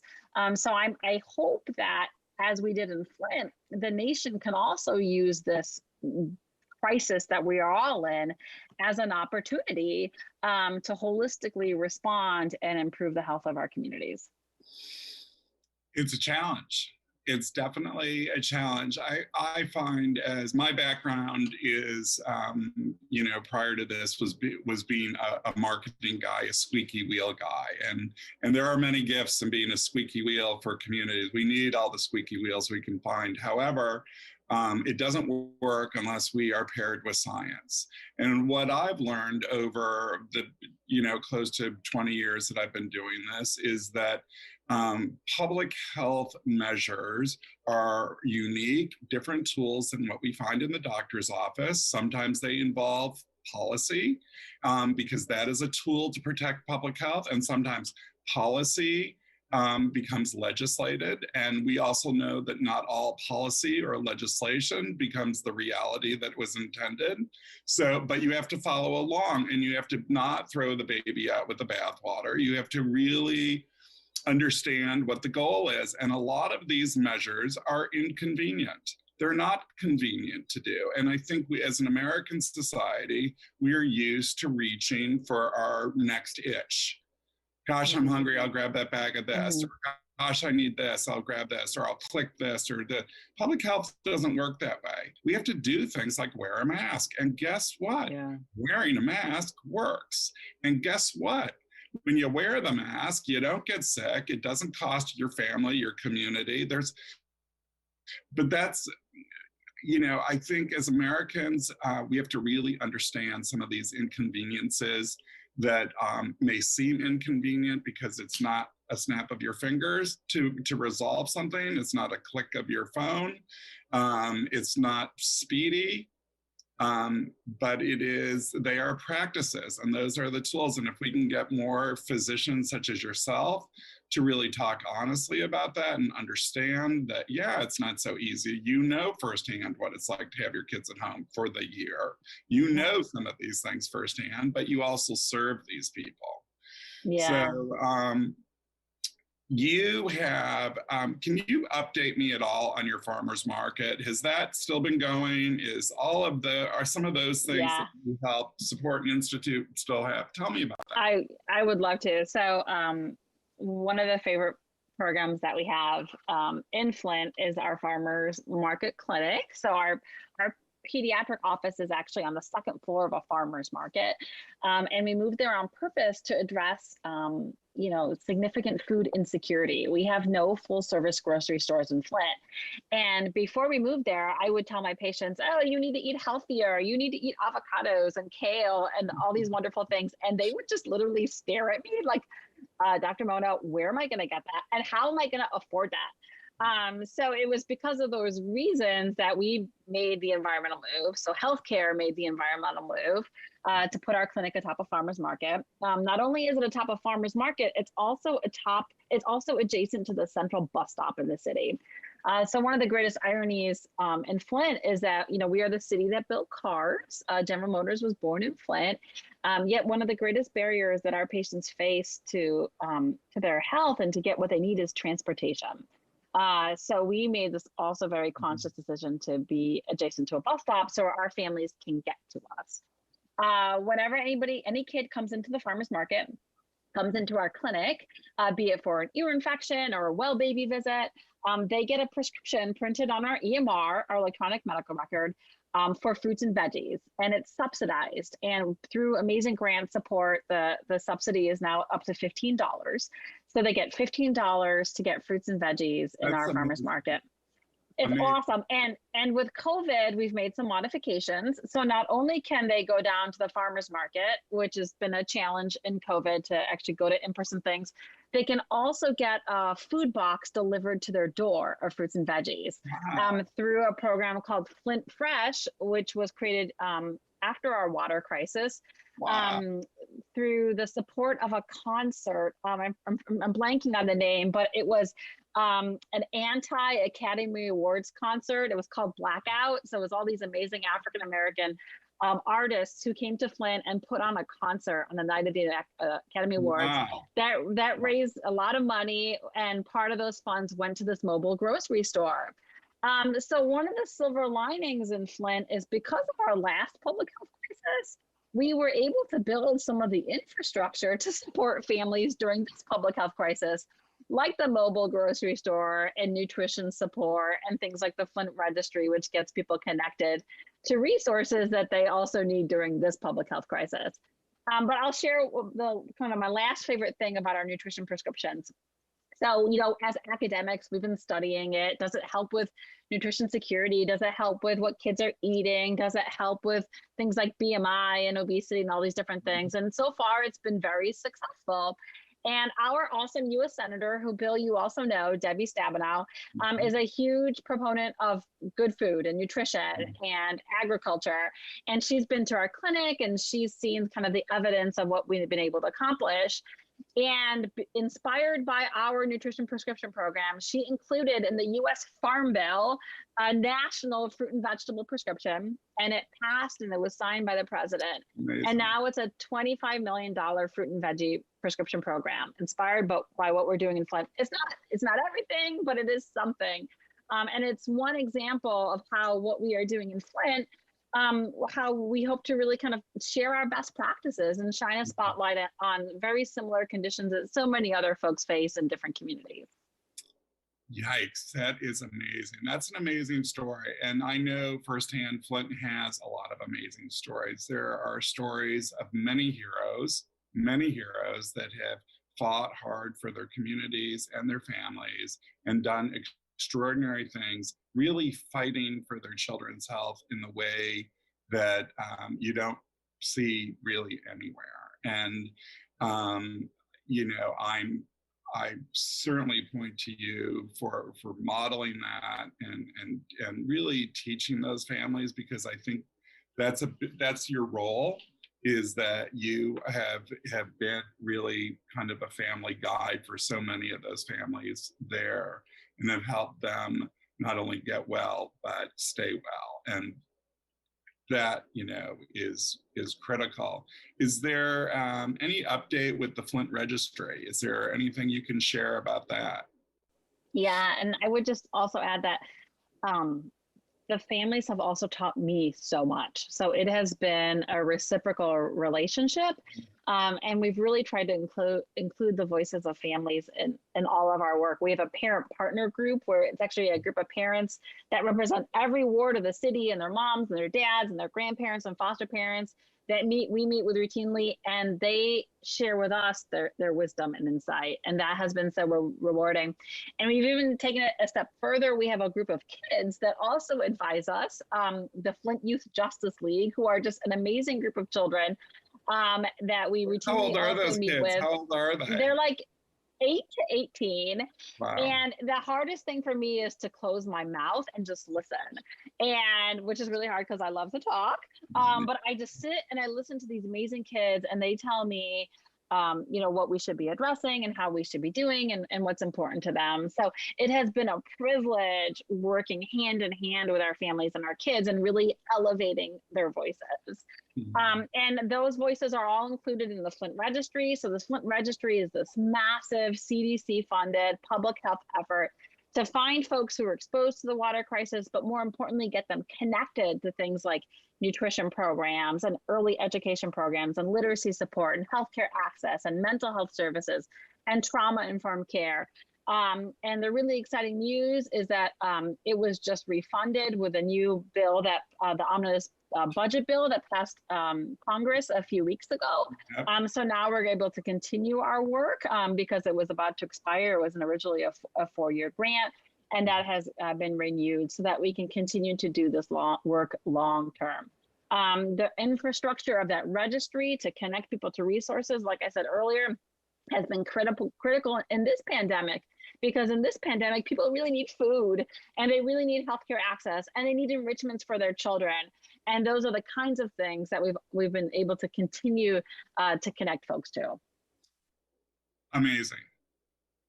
Now I'm thinking, tell me about how people are getting water. What's the situation with water now? It's still not totally resolved, right?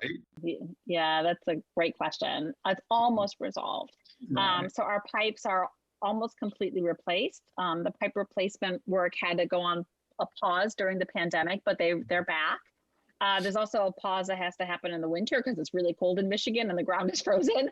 But hopefully they'll be back soon. There's only a couple hundred homes that are left to be replaced, which is really amazing. Flint will only be the third city in the country that has fully replaced their lead pipes. It is amazing. The EPA just finalized their federal lead and copper rule a couple weeks ago. There's some missed opportunities there. It's slightly stronger, but we're hopeful that the new administration will continue to learn the lessons of Flint and finally invest in the funding to support the infrastructure work to get rid of the lead pipes throughout our nation. Right. Right. I know our friend Debbie Dingell, Congresswoman Debbie Dingell, is working to ban PFAS, PFOS, and in Michigan, it's now really an escalated thing. How are you dealing with that issue? Is there anything there that you could share with us? Yeah. So, I call them the ripple effects of Flint. So after Flint, the nation's eyes kind of really woke up to water contamination issues, not just lead, but all kinds of different contaminants that we weren't really aware of before. And one of those has been PFAS, PFOA. So these are the kind of flame retardants that are still in use, but have been widely used, especially by military and firefighters. Michigan has the most PFAS contamination sites in the country. And I think it's partly because we're checking. Other states aren't even checking, but we're checking and we're finding them. And I think it's really a problem throughout our nation. So there's a lot of work that needs to be done to identify these sites, to clean up these sites, and to ban the use of these chemicals, which are still used. So our Michigan delegation has really been the national leaders in this effort. I think they got their feet wet with Flint, fighting for clean water, and this is kind of the next step. Yep. And in that, when I, was with Debbie, initiated the Cancer Prevention Caucus, I think the first time I dragged in Rob Bilott, who was the attorney who's been involved with this issue. Yeah. And at the time, we didn't know Michigan was, number one for that. And it is, and I'm not sure if it's number one, I don't know where it is, but it's very prevalent, very, very prevalent. And, you have got to stay ahead of this. I mean, it's really like every day there's something new. And you have been a little bit of a superhero to help address these issues and bring the attention required to address it. Because, I always tell people, my good intentions don't replace the intelligence of science. Like, I might not want you sick. That doesn't really mean much, except I don't want you sick. So I'm always telling people my good intentions don't replace the intelligence of science, and that we always have to make sure science is part of the conversation. I completely agree. Because we just never know where some of this stuff comes, and we want to make sure that we're guided on evidence-based science. Yeah. Before we go today, because you've been so generous with your time, are there things that you would like to touch on that I have not talked about? Really, I'm this eternal optimist, and I am hopeful, and I am inspired, and I really see us at this incredible moment in history where once again we can take the many crises that we're facing, public health, economic, education, environmental, democracy, the list goes on, and really create a moment of opportunity because of these crises. We can hopefully finally invest in prevention, invest in public health, invest in you know, and push forward stronger regulations that ensure, for example, our water is safe rather than, you know, decades down the line, oh, we have these chemicals we never heard of. So there's a lot that we can do in this moment right now. I definitely see it as a window of opportunity to once again invest in public health, to listen to science, to eliminate these long-standing inequities. Mm-hmm. We have, you know, I often think that the work for prevention, you know, my impetus for the work that we do with Less Cancer, the reason I started it is because I really wanted to lower suffering. I wanted to, you know, have some, because even when you win a cancer battle, as they say, you're not really winning. You never come out of it okay. It's tough, and so what I find is that the effort to prevent some of these chronic illnesses and cancer is that we often address those that are not heard or seen.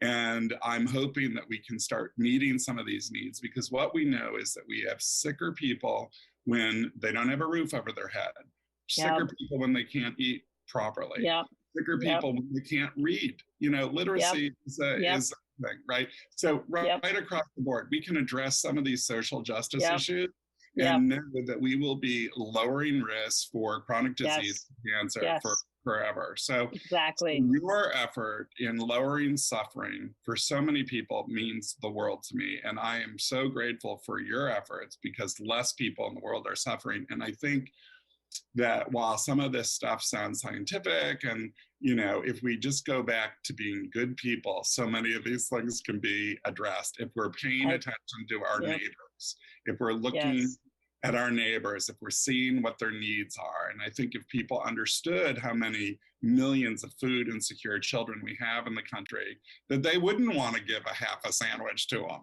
that there's no reason that in this country we have hungry and starving children. It's unthinkable to me. But some of these basic needs must be met so we can really do the best work we can in prevention. And that, you know, you've been just an incredible leader for us, and we're very grateful for everything that you do. And I hope you and your family stay safe. And thank you so much for being here. Thank you, Bill. I'm privileged to do this work with you. It takes a village, and you are leading an incredible village forward. And I love how you touched on the need for empathy and really love. Let us make our decisions based on an empathy and love and how we care for each other. Thank you. Thanks so much for being here.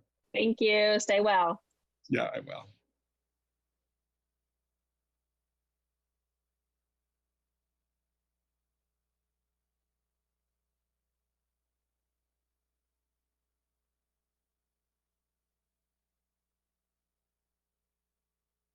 Next up, everybody, is Congressman Dan Kildee. We're thrilled to have the Congressman back this year. He has been part of the National Cancer Prevention Workshop. And welcome, Congressman Dan Kildee. Thank you to Less Cancer and Mindy Messmer for inviting me to speak to you today for a couple of minutes about the work I'm doing in Congress to protect communities impacted by a group of cancer-causing chemicals called PFAS. Last year, we were able to meet in the Rayburn House Office building on Capitol Hill, and even though we now must meet virtually, I hope to soon join you again in person. As many of you know, PFAS are a group of forever chemicals that is used in firefighting foam and other consumer products. Exposure to PFAS has been linked to a number of health conditions such as kidney disease and thyroid cancer. The chemicals have now leached into the groundwater in many communities around the country, exposing as many as 110 million Americans to PFAS chemicals. I'm a Flint kid, and helping my hometown recover from the water crisis, I have made it my fight to ensure every American has access to clean, affordable drinking water. During the past 4 years, I've partnered with Democrats and Republicans to push for legislation that would protect communities from PFAS chemicals in our drinking water.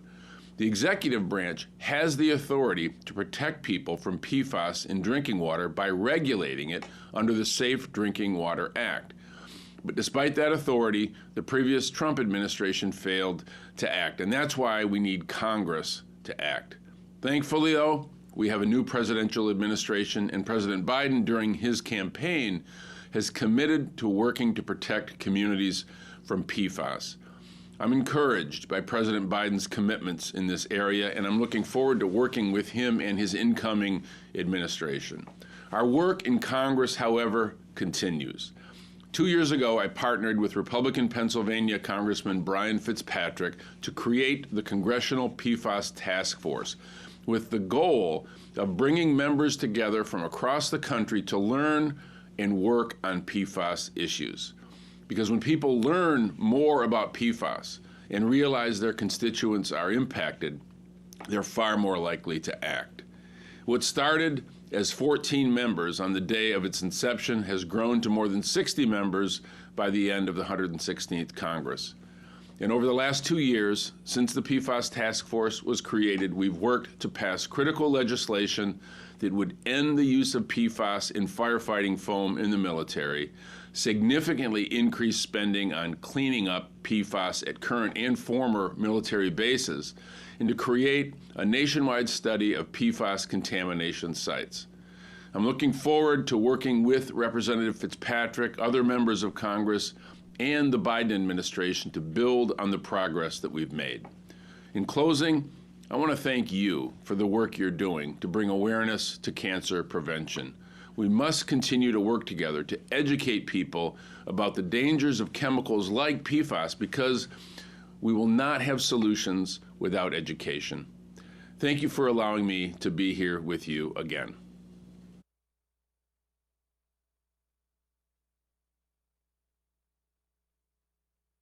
We're going to take another short break. Please meet us back here in 10 minutes and enjoy the pictures of past events.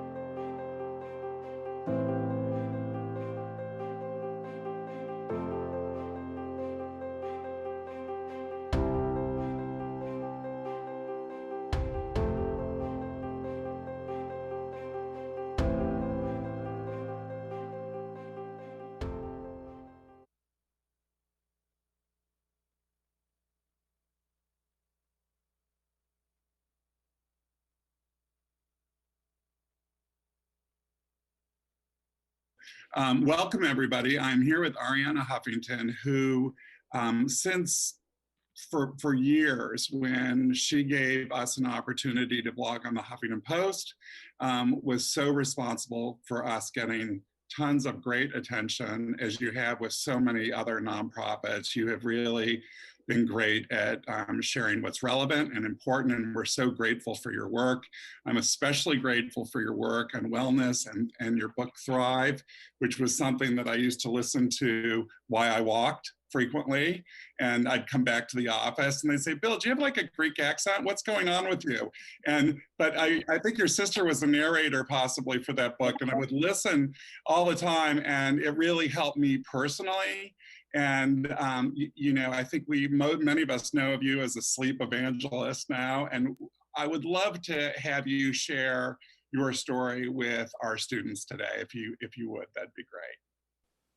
Thank you so much, Bill. I'm delighted to be here with you. So my story, my journey on sleep and wellness started in 2007 when I collapsed from sleep deprivation, exhaustion, and burnout, broke my cheekbone.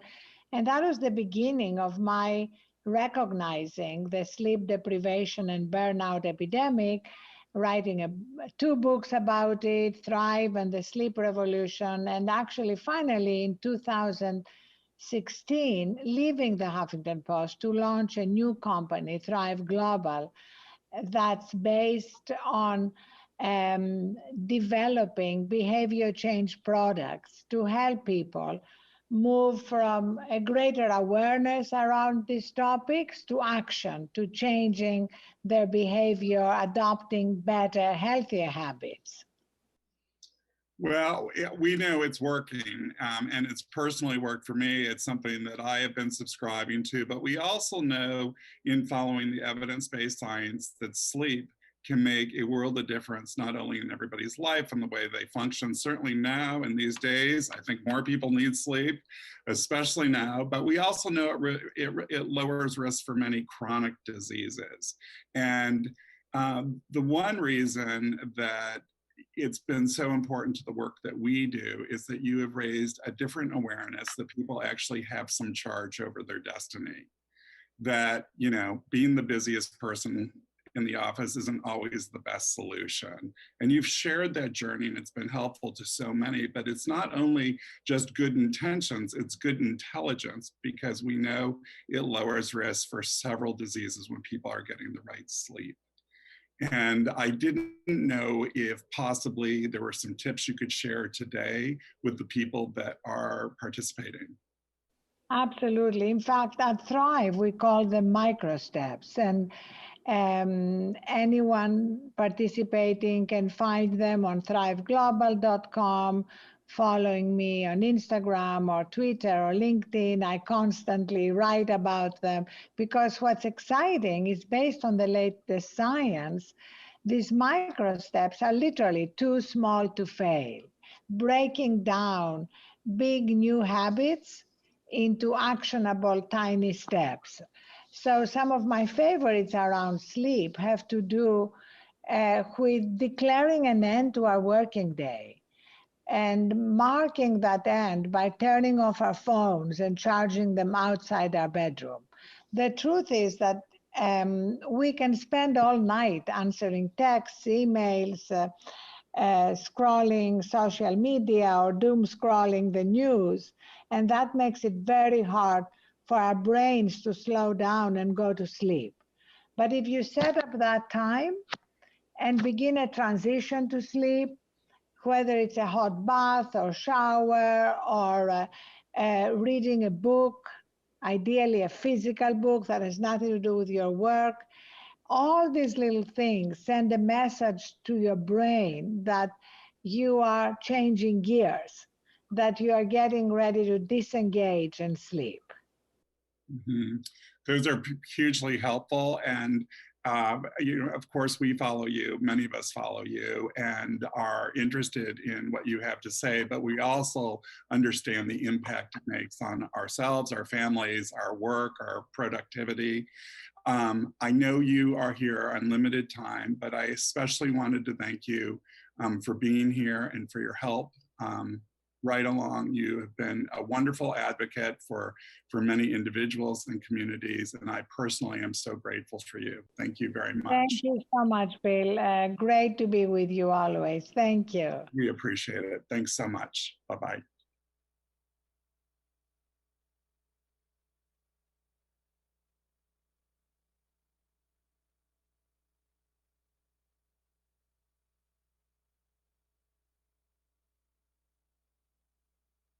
Hi everybody, we're here in Fauquier County, Virginia, in the county seat, Warrenton, right here on Main Street. We're here today because I'm introducing the Fauquier Healthy Town Panel, which will be moderated by Kirsten Dueck from the Path Foundation. Today you're going to be hearing from leading experts in the area of lowering health risks and securing public health. So enjoy. Hi, and welcome to our Healthy Towns panel featuring the town of Warrenton. I'm Kirsten Dueck. I'm a senior program officer with the Path Foundation, a community-based grant-making foundation dedicated to strengthening the health and vitality of our community. We are based in Warrenton, Virginia, which is the focus of today's panel. And with me is a wonderful panel of local actors, people involved in the nonprofit community, in local governance, in education, who will be talking about the ways we work together to strengthen the health and vitality of our communities. So I will turn it to each of our speakers to introduce themselves and tell you a little bit about what they do. So in order, let's go to Kristen McAuliffe. Hello, my name is Kristen McAuliffe, and I am the supervisor of the FRESH program here for Fauquier County Public Schools. FRESH stands for Fauquier Reaches for Excellence in School Health, and we are the recipients of a PATH grant with a mission to inspire and promote healthy choices in our schools and in our community. Great, thanks. Megan? Hi, I'm Megan Catalfamo. I'm the Leadership and Service Coordinator for Highland School, a pre-K through 12 independent school based in Warrenton, but that serves students from 7 counties in the region.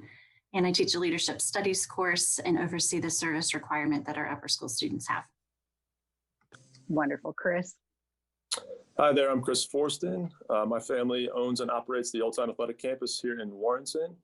My division specifically is the Divergent Performance entity that is on campus. My specialty is working with youth as young as 4 or 5 years old, all the way through college athletes typically. Rob? I'm Rob Marino. I'm the director of the Fauquier Free Clinic. We are a charity healthcare clinic providing primary care, dental care, and mental health care to low-income families in this community.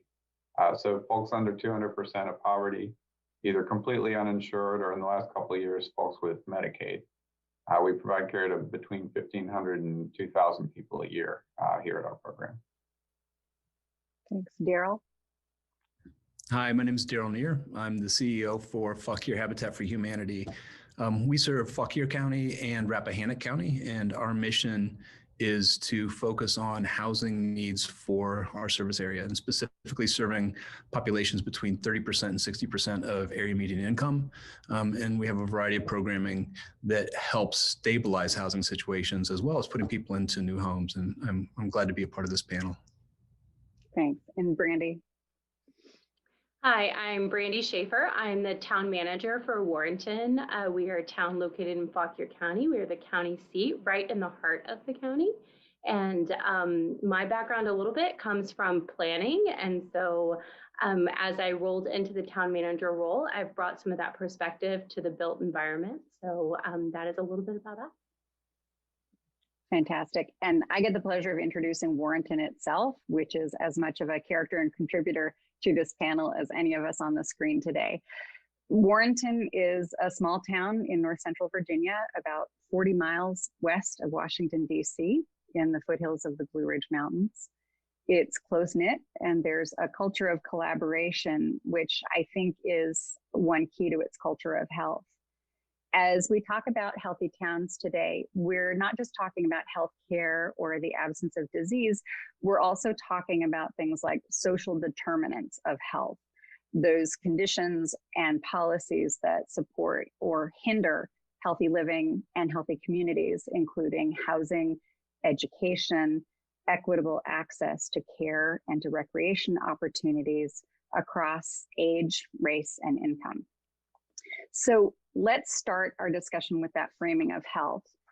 Rob Marino, you are with the Fauquier Free Clinic.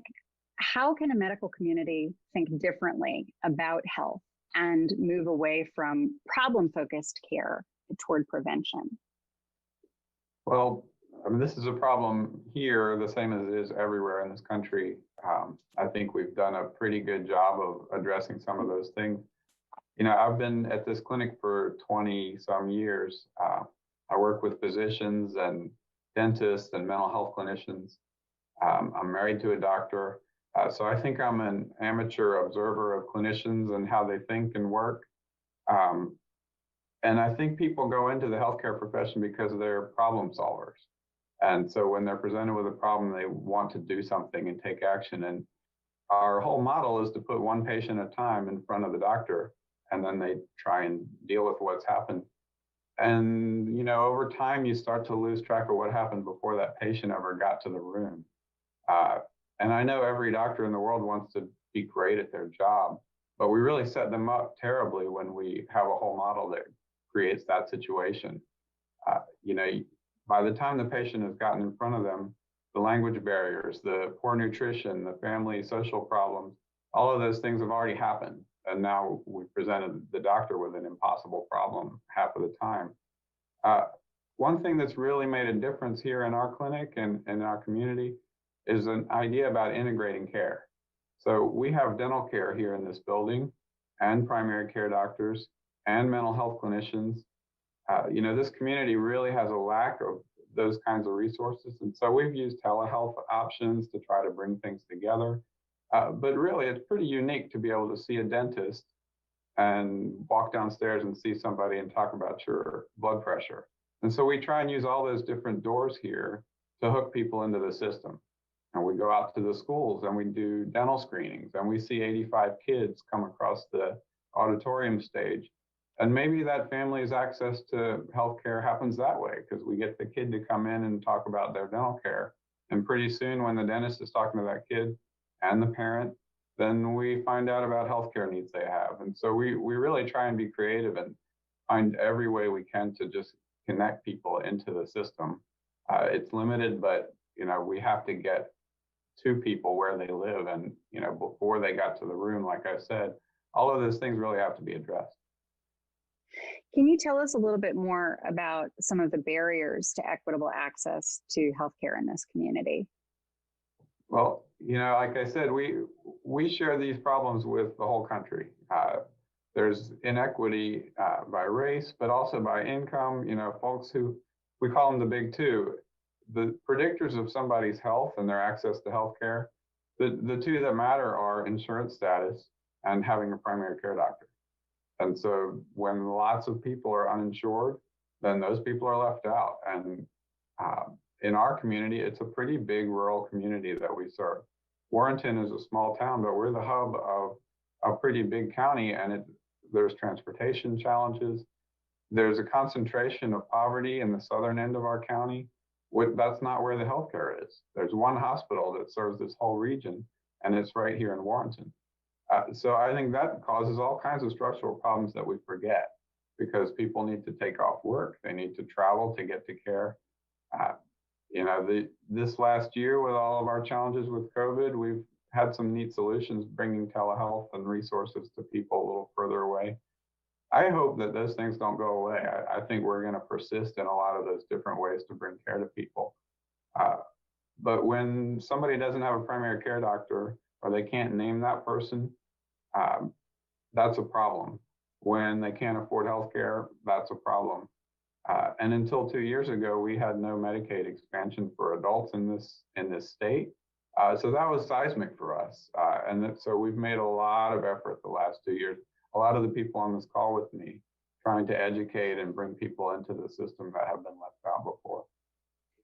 Can you briefly share an example of one of those successes where that integrative or collaborative approach has paid off or has impacted someone's health? I mean, there are countless examples of that. I talked about mental health. That's been something that's been lacking in this community for a long time. If you look at just the numbers of clinicians that serve this community versus the population, we have a real terrible shortage. And I don't understand, or I can't understand why mental health is somehow separate from the other kinds of healthcare, but it is. People get sick.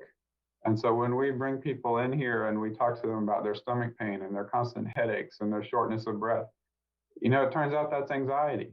And so we have now the opportunity, my doctor is in the room with that patient and says, you know, you've been to the ER 6 times for this headache and for this shortness of breath and this feeling of dread. I don't think there's a physical problem here. And take them by the elbow and walk down the hall and talk to our mental health clinician and say, we're going to connect you and see if we can't do something a little different and stop this cycle where you're suffering and you're seeking care in a place that they can't really help you. I mean, that happens here once a week. I mean, it's really great to see. I know over the years, you have taught me a lot about that role of follow-up, and in particular, the need for a place where that follow-up can happen, a stable place to receive care and to receive follow-up. So I want to pivot to Daryl and ask you to explain to us a little bit about the relationship between housing and health and where Habitat comes in that equation. Well, Kristen, that's a great question. Housing and its connection to health really can be categorized in 4 ways, focusing around issues of stability, the safety and quality of the home itself, also discussing issues of affordability, and ultimately as well, the location or neighborhood that the home is located. Stability is one of the, I think it's one of the obvious issues that is connected to health, and that's focusing on, I mean, if you don't have a home or you don't know how long you're going to be in a home, it's really connected to issues of mental health for homeowners and renters.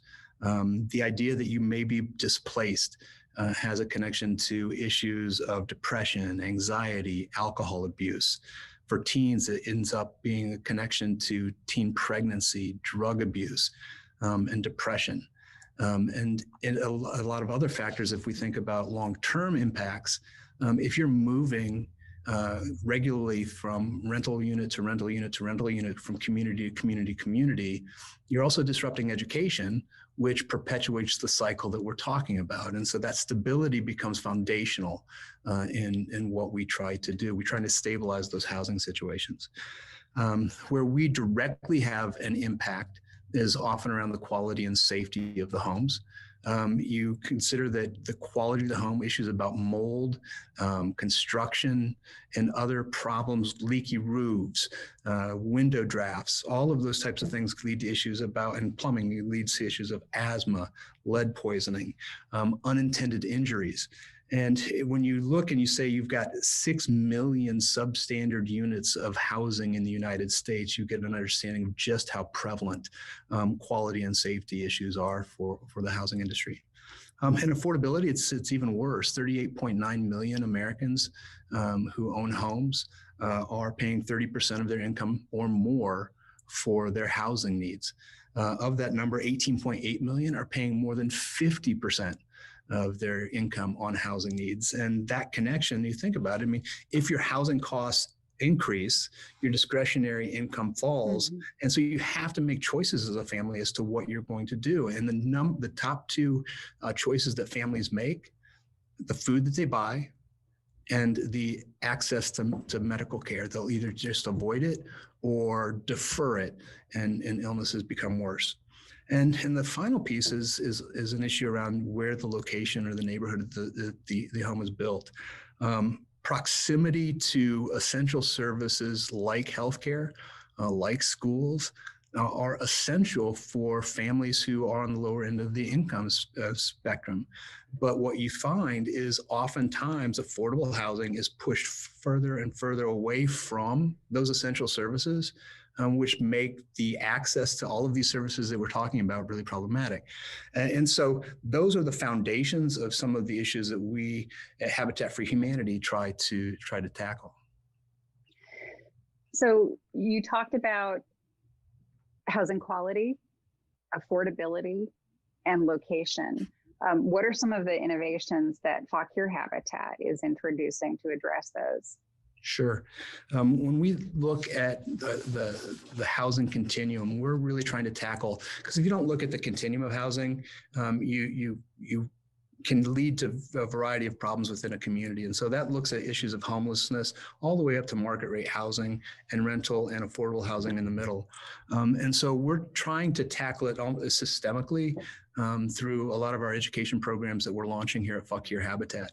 I mean, we're talking about working with individual families on understanding their finances and budgeting. And those conversations can lead directly to healthier choices and outcomes in their family situation.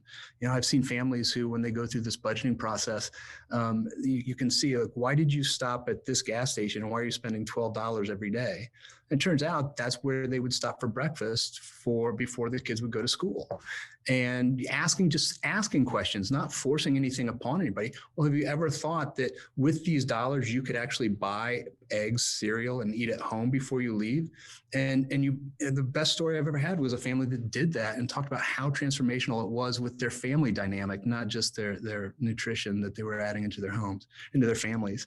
And we also cover mortgage process, home maintenance, good neighbor policies, and healthy choices of over 12 to 15 months to help this address some of these issues. We're also looking at ways to scale the housing that we're doing, and that's looking at issues with partnerships. We're partnering with the Benevolent Fund of Rappahannock County to do critical home repair in Fauquier and Rappahannock County. We're looking at getting into rentals as part of the equation because we know that there is a need for affordable rental housing in Fauquier County. And finally, and I think this is the most important part that we're doing on the scaling piece, are partnerships. I mean, our ability to do our work necessitates our collaboration with the town of Warrenton. I mean, you think about some of the driving barriers to affordable housing are also oftentimes zoning issues. And I appreciate the way the town of Warrenton has brought us to the table in these conversations to look at the comprehensive plan. How does affordability get addressed?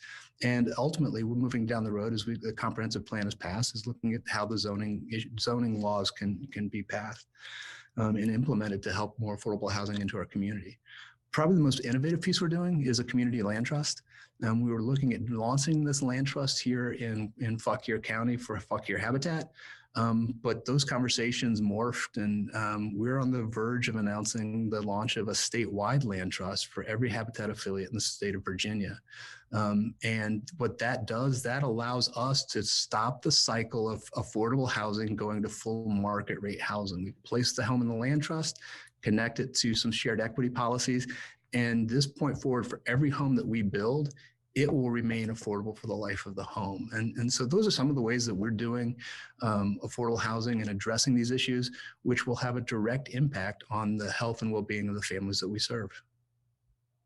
You're really talking about a generational impact. I remember maybe a year ago, you walking me through really powerfully what it means for a child, what stable housing means for a child. For example, their likelihood that they will stay in school and complete school. So I want to turn to those educators on our panel and talk a little bit about the role that schools play in fostering healthy communities.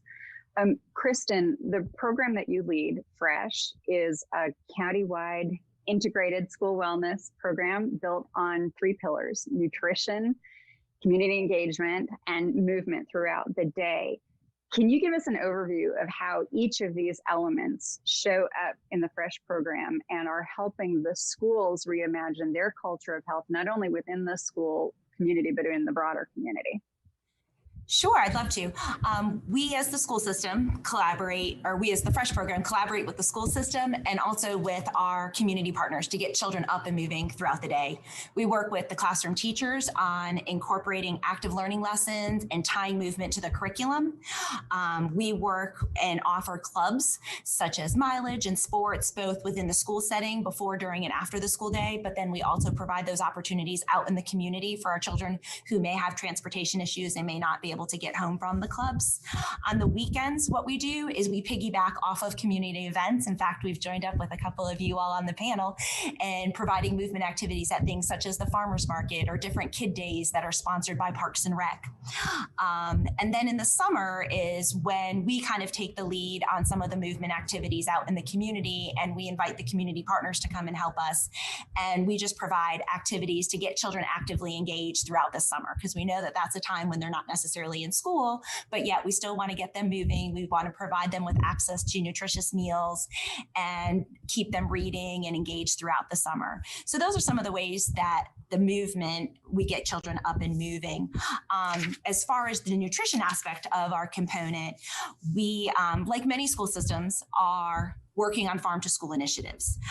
We know that through repeated exposure to fresh fruits and vegetables, we can positively impact the health of our students. And we hope that those habits will then become lifelong for our students. We work collaboratively with the school nutrition department and helping them incorporate scratch recipes that incorporate fresh produce into our cafeterias. And we're fortunate that we actually have a chef as part of our fresh team. And she works with the school nutrition department directly, helping them develop and field test recipes. She provides training opportunities for our nutrition staff and also professional development opportunities for them. She provides education to both our students and our staff, the FCPS staff, on different seasonal produce that's available within our community. And she also assists with the marketing of the new menu items. So we've talked on getting the kids moving, we've talked about getting the kids healthy, but the reality is we need our community to make this happen. And we all have worked together on various projects that the Fresh program has been working on. Our vision for the Fresh program is a united community that maximizes opportunities for active learning and for healthy eating. And really, we need our community to be able to provide the equity and access to our students. We can't do it alone as the schools. We really need all of you and our community as a whole. A few years back, I was looking to start a summer engagement program to get our kids up and moving and get them access. A lot of our students rely on us for their meals. And so we were trying to come up with some type of program where we could reach our students throughout the summer. And a group of us kind of just got together just from different agencies, both for-profit and nonprofit, just to kind of brainstorm what would this look like for our community. And I think it really changed the way I operated, and it really impacted those at the table as well. Because what we began to see, and I think what you're hearing here, is there's a lot of overlap in what we do. And we began to realize ways that we could really work more collaboratively and really maximize the resources that we have available to us. Prime example, Rob's group came out to one of our events and provided health screenings. Megan's students, she'll talk later, but her students came and volunteered and helped get our kids. Not only did they help with the movement activities, but then they also helped with feeding our children. This summer, we were running out of food and they put together snow day kits. So, you know, as these different groups started to come together and we started to maximize the resources that were available, we also started connecting each other and saying, hey, try this group or try that group. And ultimately, what has happened from these relationships is we have formed a childhood wellness coalition. And we've gone from just a brainstorm a couple years ago to now a group that meets monthly to talk about how can we best serve our children? How can we meet the health and how can we support the health and well-being of children in our community? And I'm super thankful to have this community and access to all of these great resources that we have. That's so great. I recall that when Fresh was first conceived, now more than half a decade ago, 6 or 7 years ago, school administrators were responding, at least in part, to growing concern across the country about long sit times and reduced physical activity. And you've talked about how Fresh has incorporated that, really has changed the child experience, the student experience during the day. Chris Forston, give us the big picture. Why is exercise important for youth, and how active are American youth? All right, thanks for the opportunity. And I hope I don't state the obvious here. I don't think it can be overstated. The importance of exercise and these healthy habits that we're discussing here. There's loads of evidence all over the place. It doesn't matter what organization that you read it from. It is so known at this point that exercise is important in reducing our risk of major illnesses such as heart disease, stroke, diabetes, cancer. Research also shows that regular physical activity can boost our self-esteem, our mood, sleep quality, makes us less prone to stress, depression, dementia.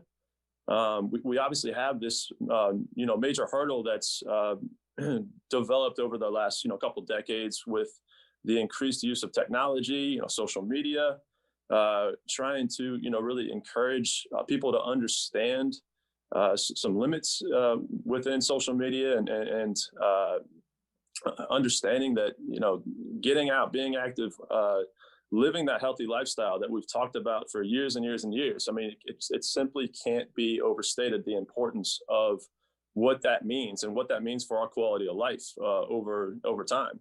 I think one of the biggest things to state here is that, again, research indicates that inactive children are likely to become inactive adults. So laying that foundation early on is it's so important as we create these habits and hope that our youth take that through the rest of their days, because it's as much as we can, we want we want everyone in our communities to live as quality lives as possible. So again, stating some of the factors here: improving fitness, is also giving us an opportunity to socialize in a great environment. It increases concentration, improves academic scores. We're going to build a stronger heart, bones, healthier muscles. It's encouraging positive, healthy growth and development, improving posture and balance, lowering stress. The factors and the variables here, they're just, it's so overwhelming. It's such a necessary thing. All of us agree. Again, there's no question about it. It has to be done. And are we doing it? How active are American youth and American future adults? It's an unfortunate statistic. The 2018 U.S. report card on physical activity for children and youth scored us a D-. Approximately 24% of children ages 6 to 17 years going through about 60 minutes of exercise, a day. So if we could get that number up, my gosh, again, just little by little, lot by lot, whatever it's going to take. Only 24% of our youth are getting the amount of exercise that they need, at least on paper. I mean, I think it can even be more. It's not a whole lot to ask, but we're not getting the results that we need. I'm so glad I worked out before this panel and I can look you in the eye.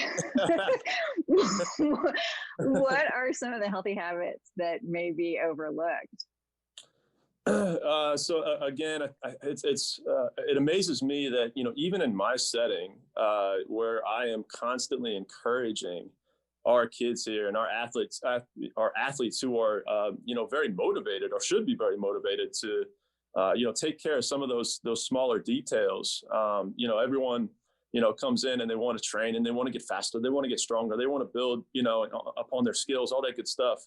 But it's really the detail work that often gets overlooked. And it's the nutrition, it's the hydration, it's the sleep quality, it's all those things. And, we're only as good as we are, managing that side. And we really, understand and have a lot of athletes that, run into some trouble sometimes because they're not taking care of themselves. Their focus is so much on, either their academics or their sports, and they're not taking the time to do what's, really, really necessary for them and prioritize appropriately. And at the end of the day, we want to, look good, feel good, play good, all those things. And it's amazing to me, like I said, still within our own community where I'm constantly encouraging these young people that, water is important, nutrition is important. This is how you go about this. And, we talk about it all the time. And it still really is a struggle for all of them to kind of reprioritize these variables that we're discussing. Sleep and recovery is another one. It's, kids, again, social media, the last thing that they do before they go to sleep is, look at their phone, and they're on their phone maybe for an hour, 2 hours, 3 hours, who knows? It could be, video games. It could, the kids come in here and they tell me, I just sat down with my buddy yesterday, played 4 hours of video games. Ha ha ha. It's like, all right, well, maybe we can minimize, a little bit. Maybe we can, try something a little bit different. I'm not going to take it away from you, but let's think about, how we can be a little bit healthier and, provide more balance overall within our lives. I mean, what I'm really hearing is that you're talking about health as part of the whole person and the way that those healthy habits carry forward into life. I want to transition to talking about that, the way that young people may be involved in shaping not only their own future selves, but the future of health and health policy. And turn it to Megan, because your school has been doing some really interesting work around that. How did you and your school first become involved with Less Cancer, and how does that participation tie into a larger school programming? Well, thank you for the opportunity to be a part of this panel and to share time with so many other community partners that Highland has had the privilege of working with. We were invited almost a decade ago to join the National Cancer Prevention event. And we jumped at the chance to involve our students, to have them have the opportunity to witness such a collaborative effort in community problem solving on a national and even global scale, for them to hear directly from experts in multiple disciplines and to see how they were working together and how those individual pieces could fit together to help shape and influence decision-making, both on a personal, community, and national policy level. So we were really grateful to be included, and it fit perfectly with Highland's school mission, which is to develop and prepare students to thrive, lead, and serve, both while they're students at school in their personal lives and in their school community and greater community that Highland is a part of, but also beyond when they join new communities at college and future communities as adults. So being a part of the National Cancer Prevention Day program really empowers our students in terms of giving them data and information so that they can make informed decisions about their behaviors and choices. And we've seen that in our community partnerships here locally as well. We have really been grateful for the programs that the PATH Foundation has organized, whether it's bringing Chris Heron to speak to students on substance abuse prevention topics, or involving our students on student panels to learn about substance abuse prevention topics such as anti-vaping. We had students participate with other area high school students in an information session about that, while our adults were in a different room, also getting that great data and research and updates. And it really empowered our students to come back and start an Aware Club here at school. So that they could share that information with their peers and figure out ways to promote health on our campus and beyond. It fits in a lot of different ways as well. We want our students to be problem solvers, as Rob said, and to be curious about their communities, to ask questions. And so different programs like our summer service camp, we lean heavily on our community partners to organize service projects to really open up our kids' eyes to our community beyond what they know. How they experience the community and the world is not how others do. And so helping them understand different perspectives is key. And we could not do that without the partnerships that we work with. So whether it's Rob inviting our students to learn about the work of the Free Clinic, inviting them and empowering them to be volunteers and to do their service with him, and then celebrating their contributions to his organization can lead to other great goals for them as they pursue their college studies.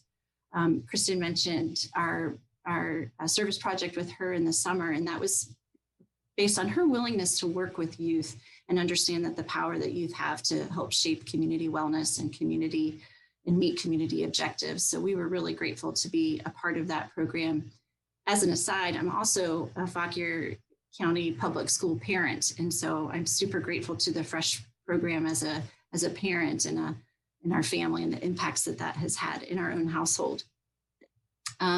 You know, and Daryl, who is just been so generous with his time and opened up his organization and organized an information session and a tour of the Habitat build site for our 5th grade Lego build team, who was working on creating innovative solutions to housing insecurity as part of their team competition. So these community partnerships and collaborations are crucial to our work to develop civic responsibility in our students to help them build both their competence and their confidence as future leaders. That is the perfect way to go into our last session. I mean, that's a wonderful summation of engagement, of collaboration, and of civic contribution. Up until this point in the panel discussion, we've focused really on people, individuals, and institutions in the town. But of course, the town is more than just the community. It's also a legal entity in its own right, with governance led by a town council and a town manager who are charged with setting and implementing policy. So, Brandy, help us bring this all together. What role does a town government play in the health of the community?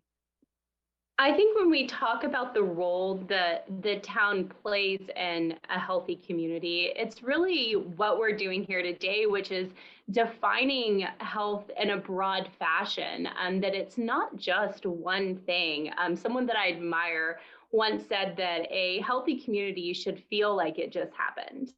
But it doesn't. It takes everybody coming together and focusing on that. So the town takes that definition of what health is, and it includes, like Rob said, our mental health, social, physical, even our economic health as a community. We need to use that health lens when we're looking at the built environment, walkability, access to healthy foods, equity, and this kind of plays out like in a farmer's market as an example. We have a farmer's market. It's not just that one quick check the box, do you have a farmer's market? But defining that farmer's market broadly, in a sense, we incorporate Kids Day with FRESH. We also have incorporated SNAP with help of the PATH Foundation and other partners. So really saying not only do you have that farmer's market, but what does it mean broadly to ensure that access to healthy food? And that is kind of where I feel the town's role is ensuring that we broadly define what health is here in Warrenton. I want to stay on that for just a minute. We know that we are living in some extraordinary times when around the time that the farmers market would normally have been opening this season, it wasn't clear whether we would even be able to gather for something like that. Tell us a little bit about what the town did and the way that it used assets like the farmers market, not only to address broad health challenges, but some specific solutions in unusual times. Yeah, I think that when we're talking about health in that broad aspect, our farmers market does serve as such an important social outlet as well as access to food for everyone. And so this last year, it's hard to talk about health in any subject right now and not focus on some of what happened last year. But it was clear to us with the farmers market when the pandemic started to play out what role it played in our community. Coming together, being outside, people just walking to the market in the morning and walking back home. It gave them a place to go. And so as things started to change, the pivot that we made with the market, we took that market and we said, okay, this is really important to everybody. How are we going to keep it going? And at the time, there wasn't many opportunities. So we decided to do a drive-through market. Why not? Let's give it a go. And so it evolved each week. It changed each week. But what was interesting was we still saw a lot of our at-risk families that are using SNAP and were accessing the food that they needed to, which was so important when we were focusing on our true actual physical health. And then also, it was the only outlet we had in the early days of the pandemic to wave. It was probably through a closed window. Some of us were in mask. We were standing in the street. We were a few feet away, but that farmer's market was also that social outlet. People would wait in line for an hour to just drive through the market and get what they needed, because it was also that social connection and still being a part of a community. So the farmer's market did really illustrate that broad definition and that lens of overall health for us during that time. In an earlier comment, you mentioned walkability, and there's a lot of talk around that term now. For example, realtors talk about walk score to rate neighborhoods. Doctors talk about how, and Chris talked about this, how walking can add years to your life. Why has that become so important, and what role does Warrenton, or does a town or the town governance play in walkability and its relationship to creating the kind of physical environment of a healthy town?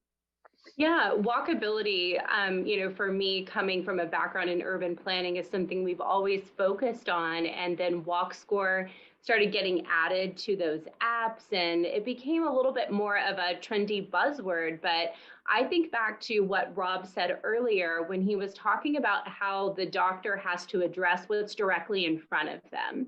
And I read a report once where a woman had died of a heat stroke.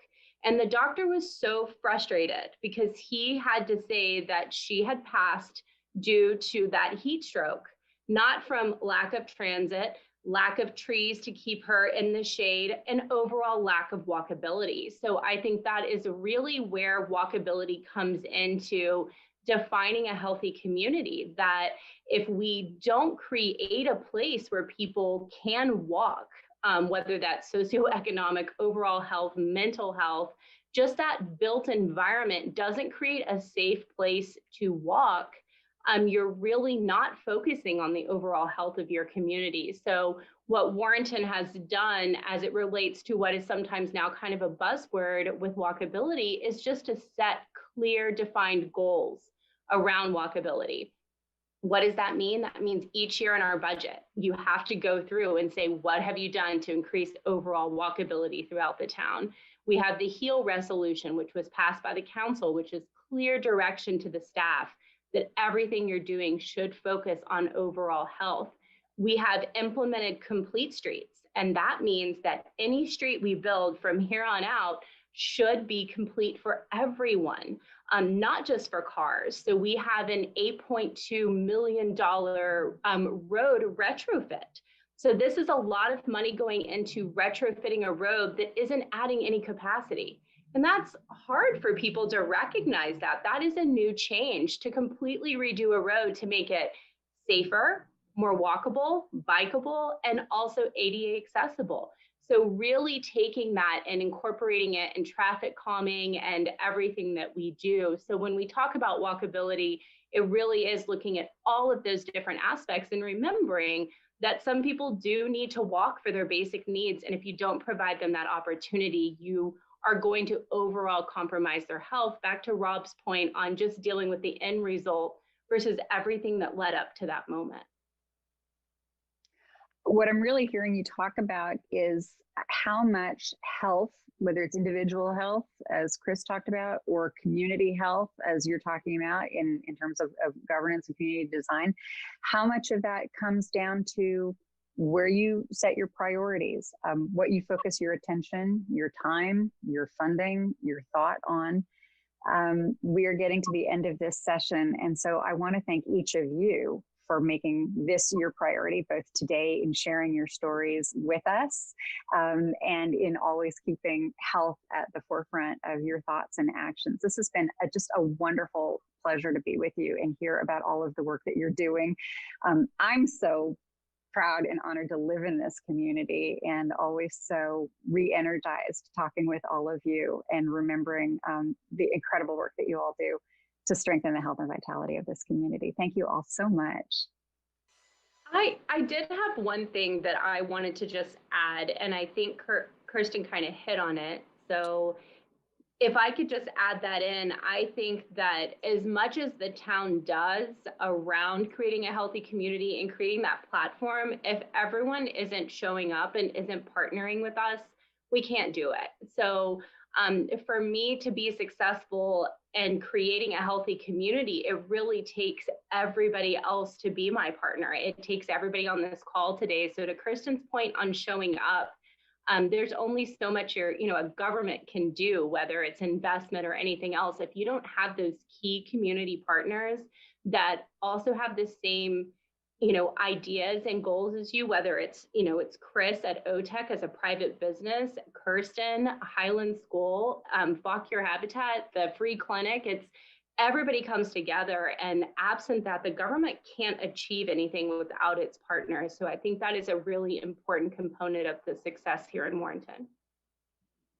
That's great. Any other last thoughts or second thoughts or anything that you want either in at the end or edited back into your portions? I know I was doing an interview once with Brandy, and I was like, wait, you need to turn the camera back on again, because the only thing I want to say, I didn't say yet. Yeah. I'm like, wait, this is my one point. I think there was one more thing that I just wanted to touch on. And, again, we talk about this broad spectrum view. And I think you'll all agree with me, once again, it's this shift from this reactionary mindset that we have in this country to a more proactive mindset and taking responsibility for our health and helping people understand and how to, reprioritize and have that proactive mindset. And I often, it's my mission, really to, try to create as many leaders as possible within, our facility, and to try to encourage as many young people as possible to do exactly what, we're all doing. So giving them the tools and making them understand that the difference is really between that reactionary mindset and that proactive mindset. Certainly not only going to help them as individuals, but really encouraging them to, discuss that amongst their peers and with their families and all that good stuff. We have to have that major shift and make that thought process just a little bit different, overall. And that's going to be vitally important, moving forward, where rather than, getting to a problem, we prevent it from starting, in the first place. So if, we take these steps, then hopefully we can stop issues from happening, really at all. What's really interesting, and it touches upon Brandy's comment about the town can only do so much and relies on other people to pick up and do their part. I think the reverse is important to emphasize as well. In this time of political tension and disagreement that we see nationally, we're fortunate to be living in a community that has a town government that addresses problems without partisanship in many cases, and the ability to work collaboratively with the town. I think all of us have pointed to that. That's a gift. And again, I'm grateful for that support that the town of Warrenton has shown us to be able to move forward with the work that we're doing in this community. I agree. And, one of the things that jumped out at me when Brandy was talking was the benefit that we have is that we're small. I mean, I can pick up the phone and I can call Brandy. Like, I can ask a question. Like, you don't get that everywhere. And I can say, I need help on this. Who can you direct me to? And she can say, call this person. And, I was thinking back too, when we picked our locations for engagement, I don't know why I didn't think of this, but walkability was one of the things we thought of. Like, we chose areas that were in walking distance of high poverty areas because we knew that our children wouldn't get there without that access. So I'm thankful for everyone here. So thank you. I remember when I first came to this community, I would sometimes hear sort of, oh, well, we're small. It's not like it's a big urban area. We don't have this massive budget. We don't have this, massive infrastructure. And so we can't do it. And I think what I'm hearing you all say, and I have certainly found in the, decade plus that I've lived here, is small is our superpower. And I think that especially in a panel like this, it's such a wonderful reminder to outside communities or to people listening to this, right? That rural America and small town America has so many lessons to share with the nation, right? About how that spirit of collaboration can have such extraordinary outcomes. Small is our superpower. It's been really nice because one of the things that since joining Fuck Your Habitat, in coming to this community, whenever we've had discussions about how to solve problems or how to move projects forward, I cannot remember a single time where someone's first answer was no. and that's really valuable because that encourages all of us to sort of dream audaciously and think about what we can do to make a difference in the community and break down barriers instead of having that first thing being, nope, can't do it. So it's like, how can I help you get there? And that speaks to exactly what you're talking about is the nature of the town, Kirsten. I could just add to that. I think that spirit is really important for our kids, for us to model for our students and to offer to them as well, to continue to encourage their creative ideas, their out of the box thinking, and their belief in their own ability to impact communities. So when the adults collaborate effectively and they see that, I think it's really a great example to show for our kids. I'd like to just say, culture comes from leadership, and we have great leadership in this community, this town, where people talk to each other. We have a local government that's engaged. Nothing's more important than health. You just keep having to remember that's important. That's important to absolutely every single person. And we still have work to do. There's a lot of inequity.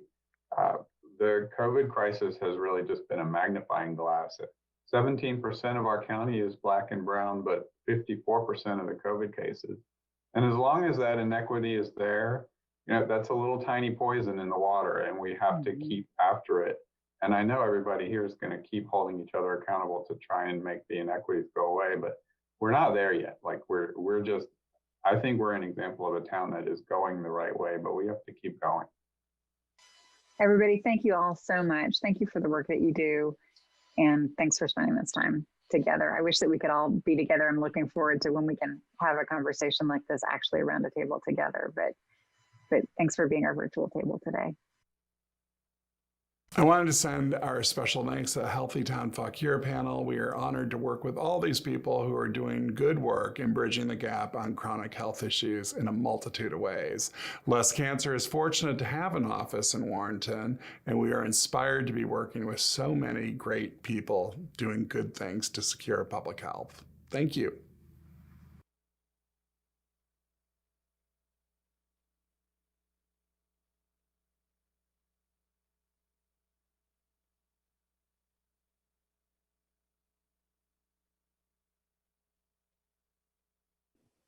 Next up, everyone, is Cody Sobis. Cody, we met through our bike ride hub in Traverse City, Michigan. The bike ride, of course, now, with the help of COVID, is really become a global bike ride. And Cody has been instrumental in growing that ride, and we are so grateful for his help. Please welcome Cody Sobis. Thanks for tuning in. You're probably wondering, after seeing a number of videos of doctors and authors and world-class reporters, what the guy sitting in his office at home is doing. My name is Cody Sobis. I've been involved with Less Cancer for a number of years now. I was initially involved to join the Less Cancer bike ride, formerly known as Split the Mitt. What intrigued me about it was a 250-mile, 2-day bike ride, and that sounded like one of those really good, really terrible ideas to spend the weekend with friends. And what that turned into is a couple of years and thousands of phone calls with Bill Cousins that have really changed my personal outlook and attitude towards cancer and cancer prevention, and also healthcare as a whole. If you spend 5 minutes with Bill and really anybody involved with Less Cancer, you're pretty quickly taken in with the passion and enthusiasm they have for what they do and the message that they try to get not just around the country, not just to individual families, but around the world. The work that they do and the work that you all do has an impact before people become statistics. There's up to 60 to 70% of cancers are preventable, 100% preventable. Genetics don't seem to play a part. It's just an element of rotten luck. And the more people know that, the more that we can do to inform them, to educate them, and also clean up environmental aspects, the better. So after a couple of really big bike rides, I started helping out with the Less Cancer Journal. It's a collection of stories and articles and voices on medium.com that kind of chronicle and document work related to less cancer across the country. And there's a number of very, very well-spoken and informed people that contribute to that journal.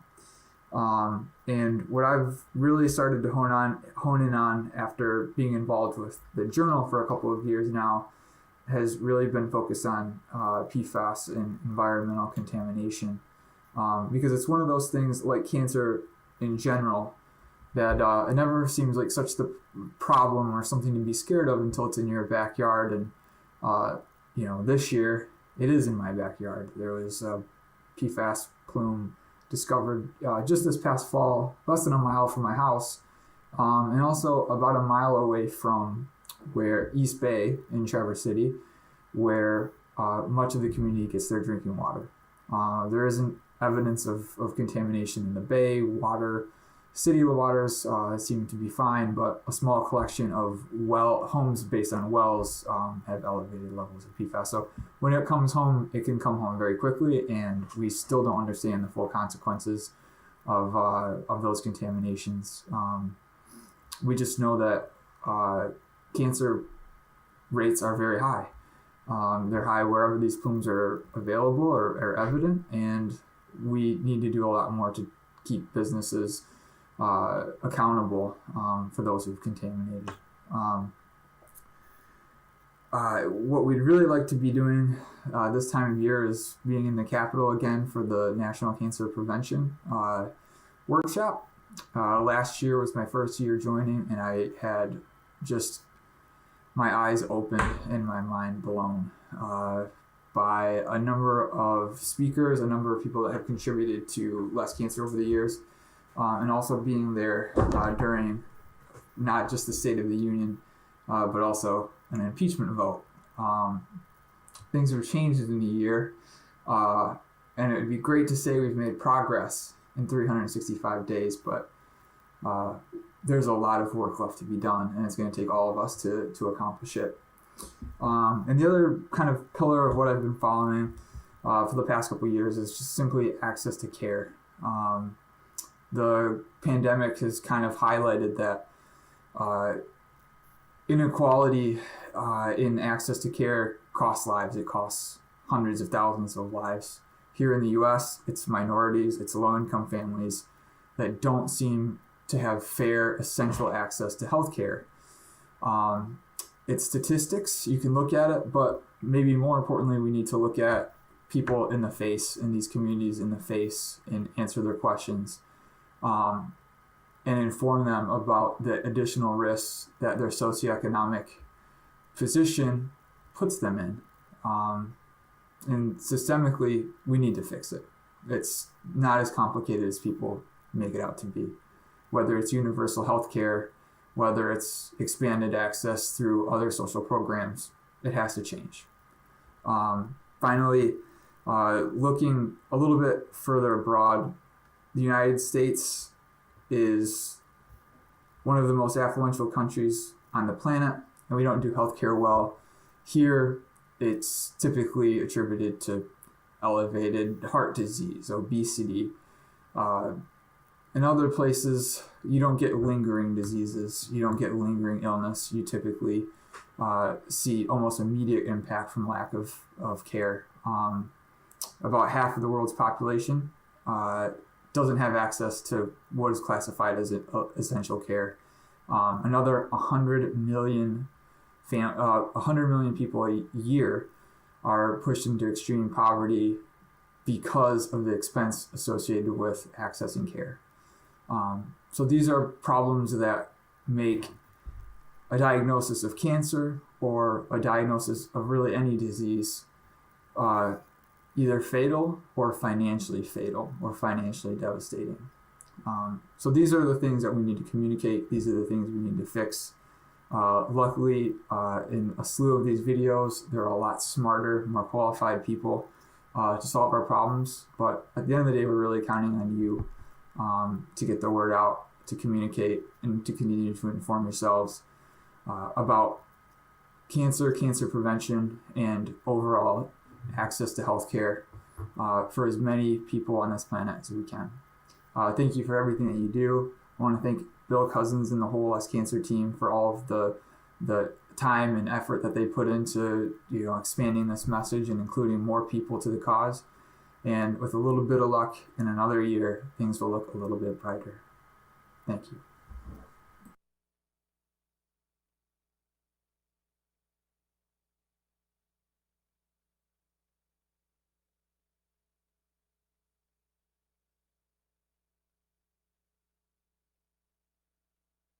Next up, I'm excited to introduce Dr. Jan Carney.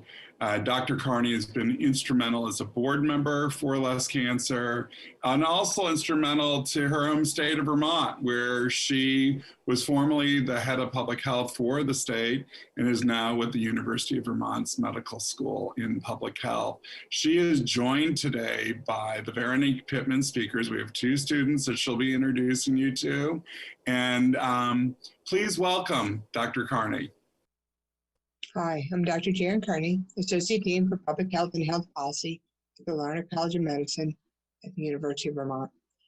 I'm delighted to introduce two of our students from the class of 2023 to present some of their work at the 2021 National Cancer Prevention Day. First, I want to give you a little background about the project.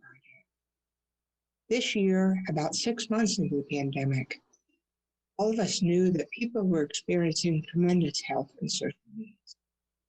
So we worked in partnership with the United Ways throughout Vermont to develop an electronic survey and had more than 1,000 responses to gather perceptions of the people working in community agencies and living in Vermont communities about what were the biggest health and social needs 6 months into the pandemic.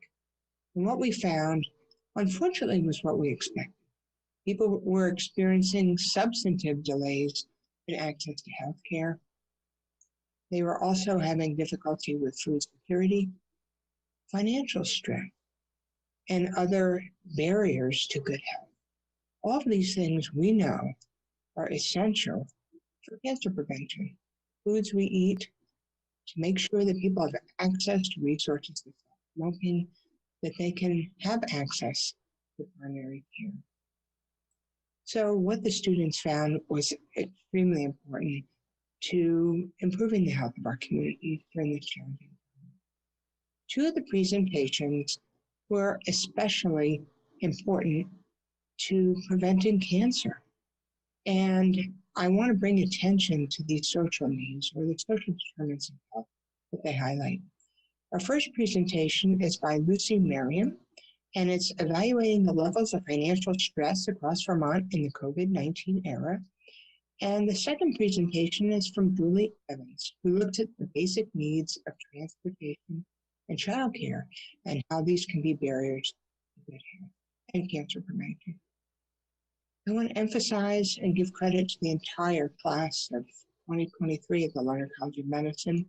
In each of these cases, these students are part of a group of students, and their group chose them to be the voice of the presentation. I hope that you enjoy them. And again, thank you for the opportunity to be part of the 2021 National Cancer Prevention. Evaluating levels of financial stress across the state of Vermont in the COVID-19 era. The continuously evolving pandemic has reshaped the financial landscape across the U.S. A 2020 United Way Health survey provided insight into the disproportionate financial stress experienced by rural Vermont populations when compared to urban Vermont populations during the COVID-19 era. Our poster highlights these differences in financial stress across the state and provides a review of programs across the nation that allow us to make specific recommendations for the state of Vermont.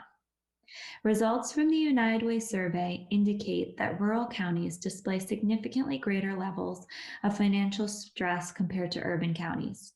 The only urban counties in Vermont are Chittenden, Franklin, and Grand Isle County.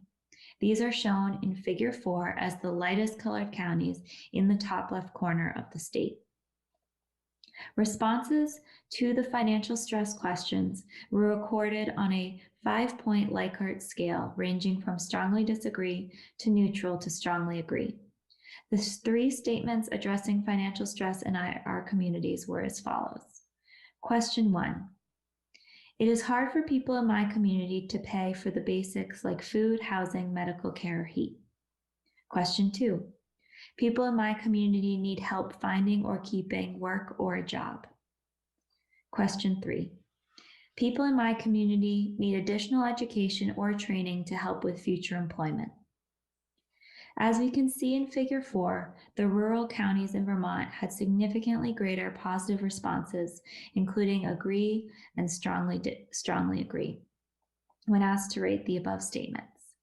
In light of this demographic difference between urban and rural counties, our recommendations for the state of Vermont include creating and/or improving medical financial partnerships, which will reduce patient financial stress, increasing federal and other grant funding in rural hospital systems, screening for poverty and housing insecurity in primary care settings, and intervening for those with positive screens or those at risk. Advocating for healthcare organizations to become involved in ending homelessness, housing insecurity, and working with government and private sector community organizations to eliminate these problems. Further investigating universal basic income. Thank you. Our poster focused on the basic needs of communities in Vermont, specifically transportation and childcare. Transportation and childcare are vastly important to a wide range of people for reasons such as getting to healthcare appointments or being able to work. Vermont's aging population and mortality creates a unique challenge to providing adequate transportation. Every year, approximately 3.6 million Americans delay medical visits due to transportation barriers. Regarding childcare, 65% of parents' work schedules are impacted by lack of this resource. While transportation and childcare are problems for America as a whole, our project's purpose was to focus on highlighting the difficulties faced by our community in Vermont and how access to childcare and transportation can improve these communities. The survey was developed by the United Way of Vermont and the University of Vermont College of Medicine to explore people's perceptions of need. Eligible participants were over 18 and self-identified as residents of Vermont. The survey questions use a Likert scale of strongly agree to strongly disagree. For both graphs, red refers to strongly disagree, blue refers to strongly agree, and purple is neutral. Our top graph focuses on the survey question of whether there is a lack of transportation in the community. The data showed a significant correlation between the perception of low access to transportation in female respondents, receiving social services, receiving low access to childcare, and living in a rural community. Our bottom graph focuses on the survey question of whether lack of childcare makes it difficult for people to work or study. The data showed a significant association between perception of low access to childcare and young adults, having children under 18, and a lower education level. Previous studies have shown that rurality is associated with lack of access to childcare and transportation. This is consistent with our data. The significant association found between lack of childcare and transportation demonstrates a potential double burden on the members of our community. Possible recommendations we propose are temporary solutions to relieve this burden while waiting for the change to the infrastructure of the community. A rideshare program provided by Medicaid to help get patients to appointments was done in Philadelphia and worked well. We recommend it to be tried in Vermont. We also recommend advocacy for those within 200% of the poverty line to be guaranteed financial coverage for childcare needs.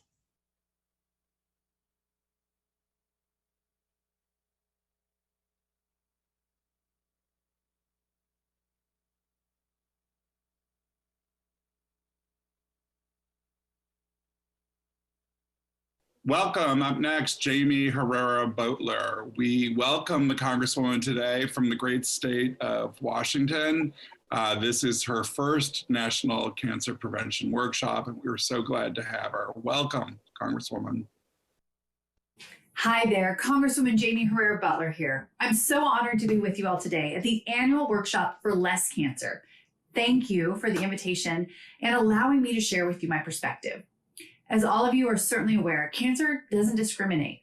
I think most of us can sadly say that we know of someone or have a family member or close friend who's been diagnosed with or passed away from cancer.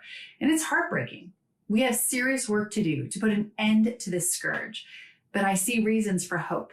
As a member of the House Appropriations Committee, I have the honor of serving on the Labor, Health, and Human Services Subcommittee, which has jurisdiction over many of our invaluable health programs. From this position, I've helped secure record funding levels to boost research, develop treatments, and detect various forms of cancer. One central resource that Congress can continue to support is the National Cancer Institute, which allows us to do the hard work of researching and understanding the root causes of cancer and to get us closer to prevention and cures. Until we have more treatments and cures, I'm going to continue to support legislation that expands screenings. This is critical for colorectal cancer and breast cancer. We know that the grim statistic is that currently 1 in 8 women are likely to develop breast cancer in their lifetime, which is why I've helped secure $225 million for the National Breast Cancer and Cervical Cancer Early Detection Program, a proven effort to help lower cancer fatalities. In closing, I want to thank you again for the opportunity to allow me to speak with all of you. I appreciate the hard work that Less Cancer puts into making this world cancer-free, and I'm committed to being a partner with you in Congress to get that job done. Thank you so much, and take care.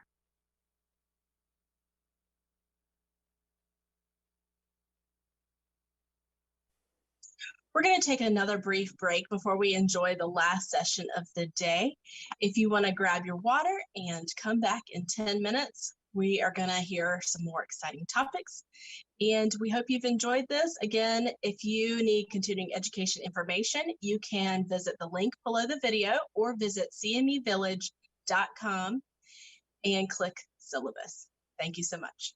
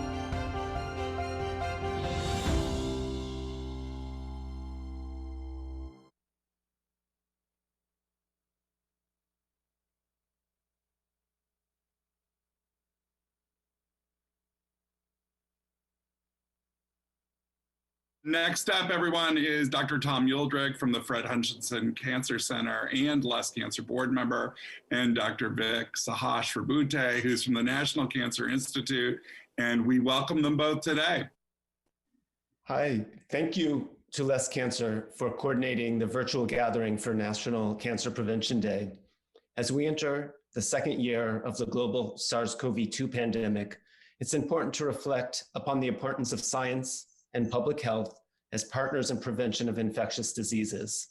And it's an honor to join you today to talk about the implications for cancer prevention.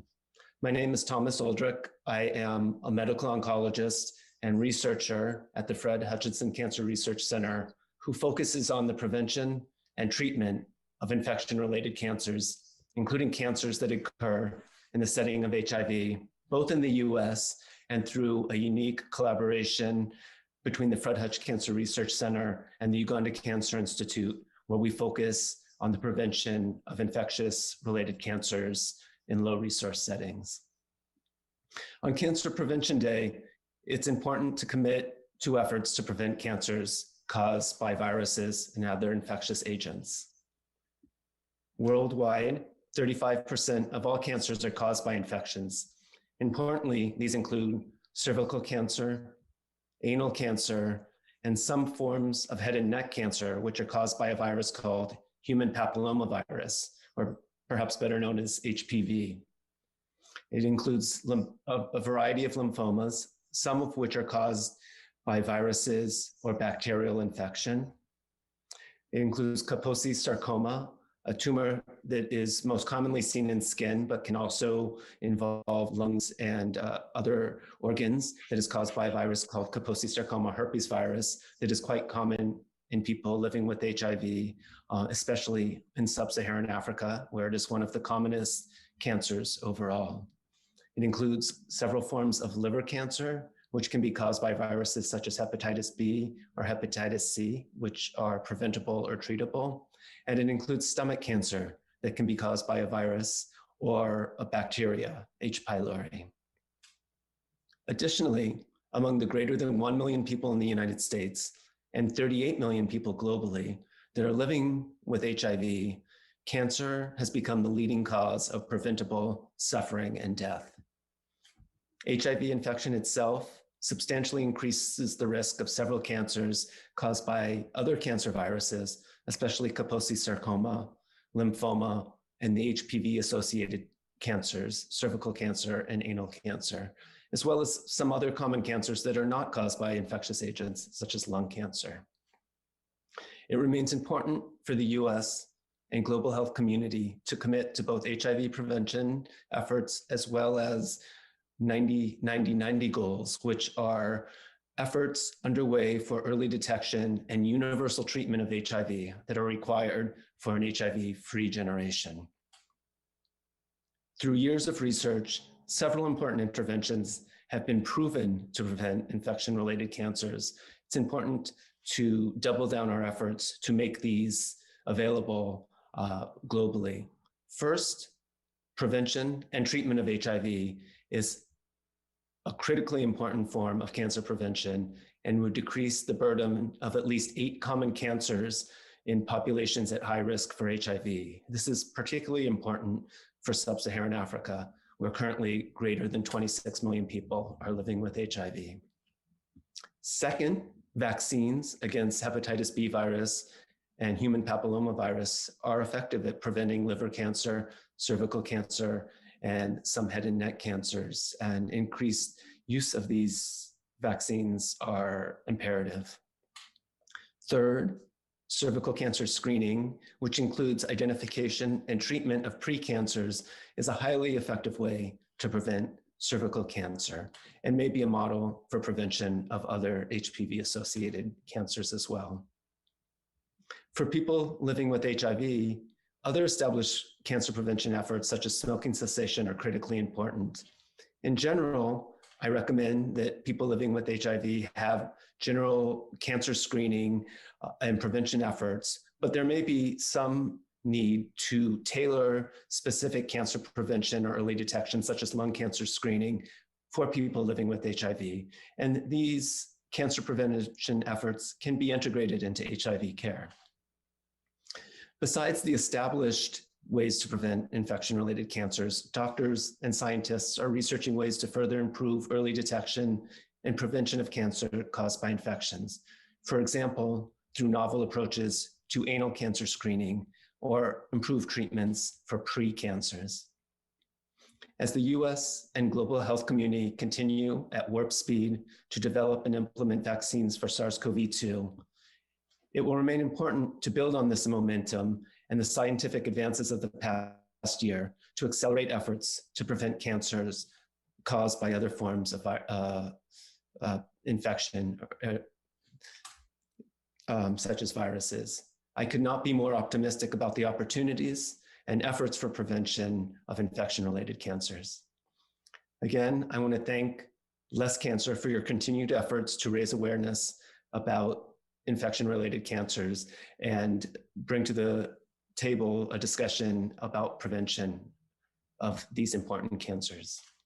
I now want to turn over the discussion to my friend and colleague, Vic Saharsabudi, who is a researcher at the National Cancer Institute's Division of Cancer Prevention, who will talk more specifically about exciting research aimed at prevention of HPV-associated cancers. Vic. Thank you, Tom. I appreciate the opportunity to join you and our colleagues at the Less Cancer National Cancer Prevention Workshop. As you mentioned, a significant proportion of cancers globally are caused due to infections. And one of the cancers that I focus on within that sphere is the human papillomavirus or HPV-related cancers, particularly cervical cancer. Happy to talk a little bit of what we are doing here at the National Cancer Institute through our efforts in cancer prevention on expanding some of the work related to HPV-related cancers. As you know, this cancer, particularly cancer of the uterine cervix, so cervical cancer, is a major cause of morbidity and mortality globally. About 600,000 women are diagnosed every year due to this cancer, and more than 300,000 women die due to this cancer, including in the US, where it has, although the problem has declined over the past several years as a result of improved access to prevention services, it has not completely vanished. And we do see more than 13,000 women annually diagnosed with cervical cancer in the US, and more than 5,000 women die due to this cancer. And so there's something to be said about the ability of us to do something for cancer for which we know a lot about the causative agent, the human papillomavirus, as well as the availability of various prevention tools, such as the human papillomavirus HPV vaccines, which have been available now for almost 15 years and have been a mainstay of prevention of cervical and other HPV-related cancers. The vaccines are available globally, but in the US, despite several years of push through the public health and the clinical communities, the vaccine uptake rates are still struggling at around 70%, and the series completion rates are even lower. And there are several reasons why this has been the case, but certainly one of the causes is related to vaccine hesitancy. And along with the push towards increasing COVID vaccination now, we hope that in the near future, HPV vaccine rates will also go up as the general public and the population understands the importance of vaccination, particularly for importance of a vaccine that is shown to cause vaccine that is shown to prevent a cancer that is eminently preventable through this modality. We also have seen a significant effect of, as you mentioned, screening and treatment efforts related to cervical cancer. These include Pap smears, which have been the mainstay of cervical cancer prevention in the United States, and more recently through the testing for the virus HPV through cervical Pap smear related provider collected samples. What we are researching now is try to see how we can expand on reaching the women who do not get Pap smears regularly in the United States. We're trying to focus on about 20 to 30% of women who are either under-screened or never been screened due to a variety of reasons, including lack of availability or geographic inaccessibility to a OBGYN, or the hesitancy in terms of various other situations for getting uptake to screening. And so we are trying to pilot a method called as self-sampling, which will allow women to collect a sample for HPV testing at a time and place of their choosing. And we are going to work with a broad stakeholder community to implement something called as a last mile project, where we're going to try to show the equivalency of this approach to the pap smear based cervical cancer screening. We hope through expansion of efforts for cervical cancer screening, as well as increased efforts in HPV vaccination, we can make cervical cancer potentially eliminated. We can eliminate that as a public health problem in the United States and also globally. But I'm very optimistic, as you are, about the efforts that we can collectively take to address some of these incredibly important cancer preventative efforts through collaborative efforts, both in research as well as community advocacy and implementation. So I was hearing your work, Tom, and I was just wondering, maybe you want to talk a little bit. I just wanted to hear your thoughts on how has COVID affected care for people with cancer, and how do people with cancer, including people with HIV-associated cancers, how are they affected, and what sort of considerations are going on for the past year related to care of their cancer, along with their risk for COVID? Great, Vic, thank you for the question. I think that the past year has been quite challenging for my colleagues who have been treating cancer for their entire career, and really adapting and pivoting to new technologies and new methods for managing people with cancer. We are doing this here in Seattle, and we are doing this internationally in our global work in Uganda. I think one of the important take-home messages that I've come away with over the past year is that for certain cancers, it remains critically important to maintain a level of care for patients, so that we don't fall behind on progress that's been made in prevention and treatment of cancer and associated decreases in death from cancer. And so I think coming up with ways to manage cancer in the COVID pandemic has required innovation. A lot of that innovation has been in the forms of mobile technology, and as well as distant care, health visits over Zoom, for example, management of patients in interdisciplinary rounds through conference calls. And to a certain extent, we're able to do, and we've learned quite quickly that we're able to do quite a bit via video conferencing and direct contact with patients through video, which protects the patients from the need to be at increased risk for COVID, or in hospitals where there's increased risk for COVID. And so I think leaning on technology, especially information technology, will be quite important. When I think about this from the research perspective, I do also think that there will be important room for mobile technology for interventions such as smoking cessation, adherence antiretroviral therapy that's implemented not only in the US, but around the world. And so those are the areas that I think we will see advances in the next year or two, in areas that will allow for continued improvements in cancer prevention and care. No, that's very interesting to hear, because I think this is a great sort of paradigm shift in how care is being delivered, as you said, through telemedicine. That might open up avenues which nobody had thought of before, at least thought out for at such a large scale before the COVID pandemic hit us. But I'm also glad to hear that you think smoking cessation is a key intervention, particularly for lung cancer and prevention, and for generally for a whole range of chronic diseases. Do you see lung cancer? You mentioned something about lung cancer and HIV. I wonder if you want to speak a little more about that part. Yes, no, absolutely. No, one of the interesting, from the scientific perspective, observations has been that people with HIV are at increased risk of developing lung cancer, even after you take into account differences in the proportion of people smoking. And there was initially an effort to see if there was an infectious agent in lung cancer in people with HIV. Many of the other cancers occurring in HIV are caused by infections. And to date, an infectious agent has not been identified that specifically leads to lung cancer in people with HIV.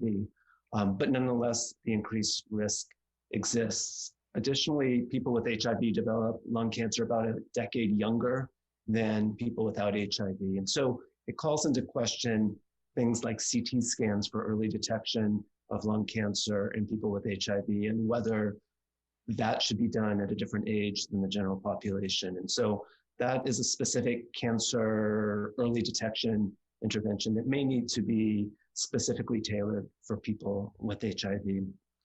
Maybe I can take the opportunity to follow up on, to me, what was one of the more exciting events on the global health stage over the past year, which was that in November of 2020, the WHO launched a strategy to eliminate cervical cancer as a global health problem. And wanted to hear your thoughts, since the largest burden of cervical cancer occurs in low resource settings. What are some of the priorities for making sure that cervical cancer is prevented both in the US, but also around the globe? So absolutely, as you said, this is such an important cancer and an eminently preventable cancer that we can focus our efforts on. And so the WHO brilliantly took on this as a goal for elimination as a public health problem. And the strategy, as you mentioned, that was inaugurated in November, is a very long-term strategy, but at least in the intermediate term, there is a setting of a target of 90-70-90, as they call it, for the year 2030, where the goal will be to vaccinate with HPV vaccine 90% of all age-eligible girls, that is girls up to the age of 15 years globally. 70% of all women should be screened with high-performance screening tests by the age of 35, and then again by the age of 45. And then 90% of those who are identified with cervical disease, both pre-cancer and invasive cancer, should receive treatment. That's a lofty goal, but it's something that the WHO has, along with the member states, signed on as something, including the United States, has signed on as a goal that's worth achieving, with an expectation that if efforts are made towards achieving that goal, a mathematical model has suggested that cervical cancer rates, incidence rates, might start declining starting in about 10 to 15 years and may go down almost 80 or 90% in the next 70 or 80 years. So it's supposed to be a very long-term strategy. Obviously, a lot of these are modeling exercises to project out what might be the impact of these targets, but it at least sets the stage for efforts to increase awareness of the importance of screening and the importance of vaccination for governments, for public health professionals, as well as for the general public, so that this gets on the radar and people don't skip vaccinations, don't skip screenings, don't de-emphasize, including in pandemic situations like COVID, the importance of regular cancer preventative interventions. So I think it'll be something that we are all committed to working towards. In the United States, as you mentioned, we are working with a whole range of partners to improve on some of the most challenging situations where we do see the last few thousand cases of cervical cancer. Those typically happen in women who do not receive screening or are under screened. So we're trying to improve access to those populations through self-sampling and other methods. But I think this will be something that we do want to redouble our efforts in the US to achieve that last mile of cervical cancer screening, but also globally. Okay.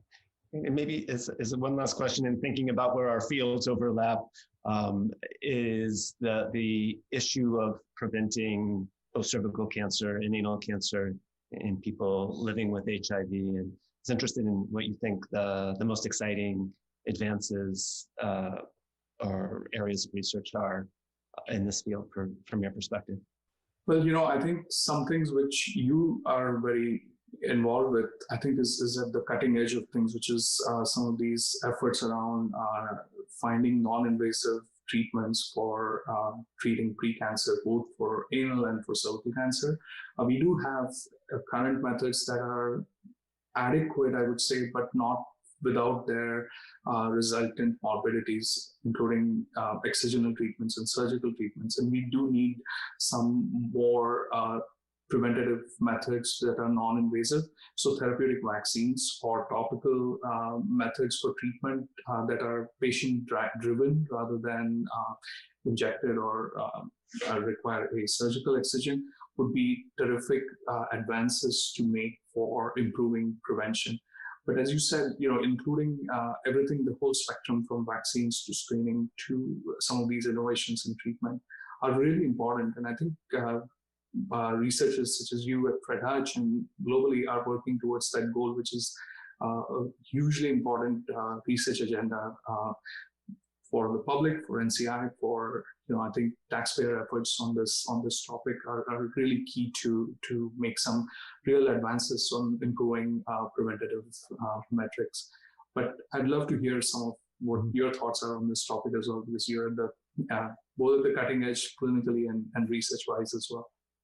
Yeah, thank you. And perhaps that was a planted question, but certainly I do agree with you that I think that there are areas for improvement in the way that precancers are treated, and that people living with HIVs often need more frequent surgeries or more toxic management of anal lesions or cervical lesions. And so moving towards vaccines and other topical immune modulatory approaches is an exciting area of research, and I think is one of the areas that I'd like to see grow over the next 5 to 10 years as a novel approach to prevention of cervical and anal cancer. Well, that's terrific, Tom, and I really wish we continue our work together to address these issues along with a whole range of partners, and really great opportunity to talk to you today on this workshop. And thanks to the Less Cancer Board and Andrea and Bill and everybody to making this happen. Yes, it's always great. Thank you, Andrea. Thank you, Bill.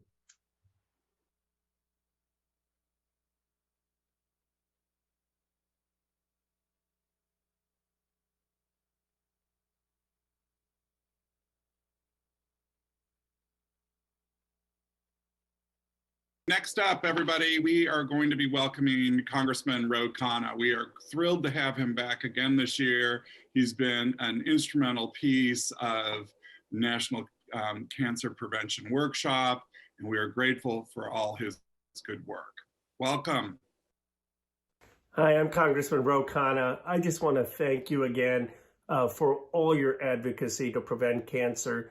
Bill Cousins, your work, and Mindy Mesmer, and so many others has made a difference. We made progress last Congress on PFAS, on making sure people were aware of these dangerous chemicals and what they're doing in our communities, in causing health concerns, in hurting people's lives and families. And we need to continue our advocacy to make sure that these dangerous materials aren't harming our communities. We also need more broadly to understand what chemicals, what products are causing harm to people's health, causing illness, causing death in communities, and make sure that that's regulated, make sure that health, safety, life is prioritized. I'm hopeful this new Congress, largely because we have a President Biden, who has a very personal experience, like so many, with cancer. And I believe if there is anyone in this country who wants to get a cure and wants to fight for prevention, it is President Biden. I think he is going to put his heart and soul into this initiative, and I stand ready as one of his soldiers in the Congress on this issue to do whatever I can to advance the ball. And I look forward to working with all of you, great activists, passionate on this issue, to make a difference. Let 2021 be the year that we make even more progress and a big dent in preventing this awful disease. Thank you for your work.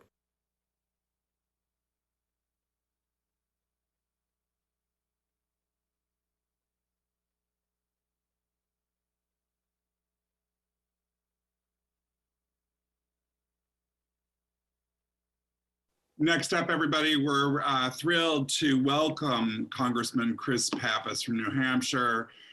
Congressman Pappas has been active with the PFAS issue, as well as many of these congressmen and women have. We're thrilled to have him back. He is an important piece to National Cancer Prevention Workshop. Welcome, Congressman Pappas. Hello, everyone, and thank you to Less Cancer for organizing this program. I'm pleased to join you once again as you focus your attention on the important conversation about keeping our communities healthy, mitigating risk, and improving our collective health. Your mission to make change and reduce the risk of cancer through education and advocacy is so crucial. I know this approach is important to the health and well-being of my constituents in New Hampshire. Ours is a state with a rich history of environmental protection and conservation. We're often named one of the healthiest and best states in which to live in the entire country. But alarmingly, according to the CDC, we also have the highest rate of pediatric cancer in the country, as well as above average rates of bladder, kidney, and thyroid cancers. We can't ignore the environmental contamination that has links to chronic conditions, including cancer. That's why I will continue to work with my colleagues to take on PFAS contamination in our environment and drinking water. Forever chemicals like PFAS have contaminated water sources in communities across my district for decades. In order for us to take on this issue effectively, we need a whole of government approach that brings together science, public health, and regulatory agencies so we can protect our families and our neighbors. At the local level, residents need to know the basic facts and health information about their water and their environment so they can protect themselves and ensure their families are safe. Advocates and organizations in my district have demonstrated an incredible amount of power in providing this information, in pushing policymakers, and in holding bad actors accountable. I think of the Merrimack Water Warriors and the group Testing for Peas, who are champions for our communities. And my friend Mindy Messmer has dedicated herself for years to this cause. It's because of them that New Hampshire residents are better informed about how to stay healthy and are engaged in how to take action and make a difference. As a member of Congress, I'm inspired by their actions and I'm buoyed by the efforts of individuals all across the country who are giving voice to this cause. In my first term, I joined the PFAS Task Force. It's a bipartisan group of lawmakers who are working together to take on these toxic forever chemicals and reduce occurrences of cancer that may result from the poisoning of our drinking water. In the last 2 years, we accomplished a lot. We established an interagency working group to coordinate federal activities regarding PFAS contamination. We banned the Department of Defense from using non-essential items containing PFOAs, including toxic firefighting foam. We increased funding for a CDC study on the health implications of these forever chemicals in drinking water. But looking ahead, there's so much more to do. We need national drinking water standards to ensure that our water is safe to drink. We need to pass a bill that I introduced that would, for the first time, require EPA to regulate PFAS under the Clean Water Act. The bill would prohibit indirect discharges of industrial PFAS into wastewater treatment centers and come up with guidelines for PFAS in our environment and in our surface water. These toxic forever chemicals are found in every state and in every congressional district in the country. And I'm confident that we can continue to build the kind of support we need to make bold, significant change. Ultimately, there's nothing more important than the health and safety of people. And we must work together as partners to take action and to work to change regulations which allow our children and our families to continue to be exposed to contamination like this. I'm grateful for groups like Less Cancer and the advocates that are gathered today, because without you, we couldn't be successful at raising this conversation and taking on things like PFAS contamination. We know cancer is something that touches all of our families. And the pandemic has shown that we are all connected in terms of our health and our well-being, and that we ignore science at our peril. I look forward to the work ahead in this Congress, particularly as we partner with the new administration on priorities that are crucial to the American people. I want to thank you for all that you do as you work to realize a future that is safer, healthier, and more prosperous for us all. So please be safe, and I look forward to connecting with you again soon.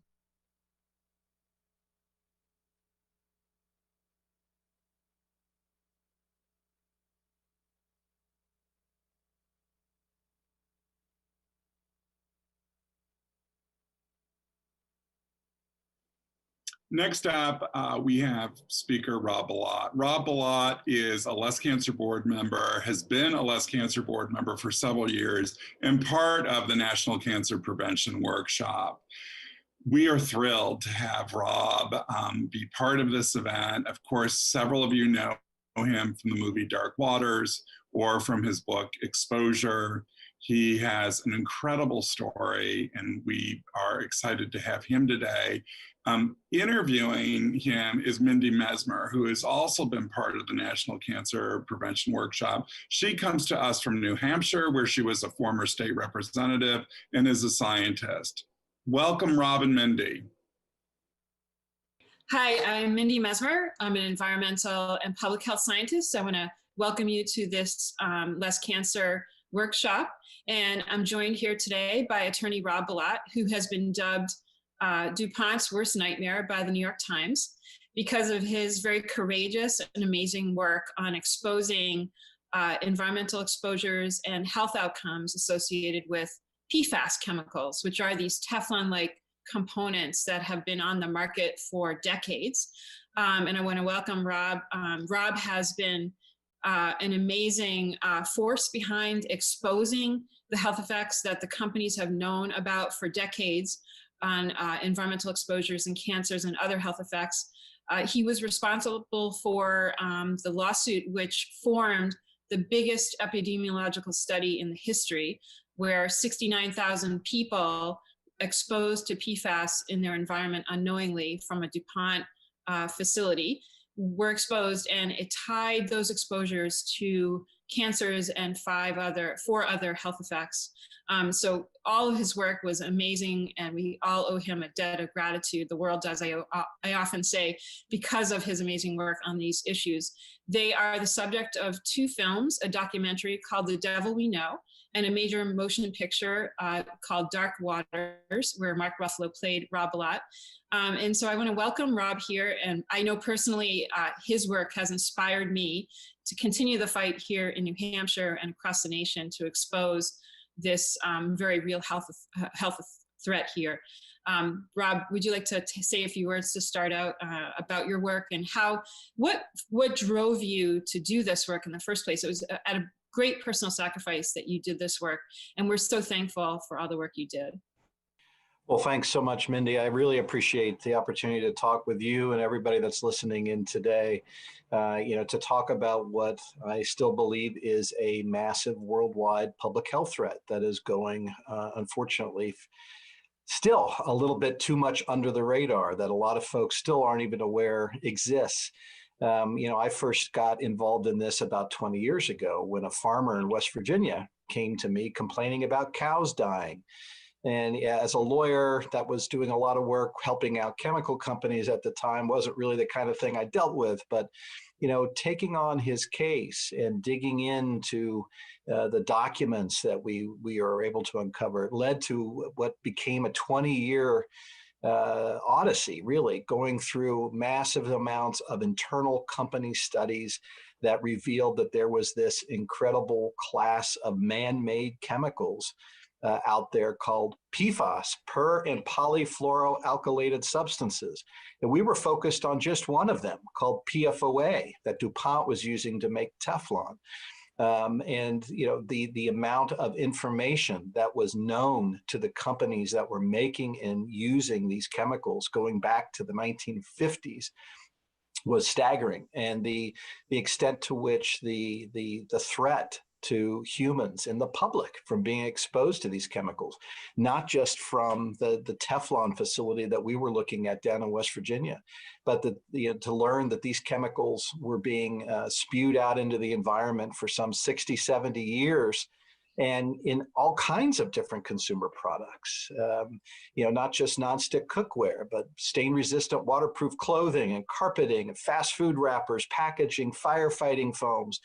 And as we slowly started to uncover what had been pretty well covered up for many decades by these companies and kept away from the public, kept away from the scientists, from the regulators, we began to realize the extent of the threat. It wasn't just in one farm in West Virginia. This stuff was in drinking water of the entire surrounding community, and frankly, in drinking water all over the United States, all over the world.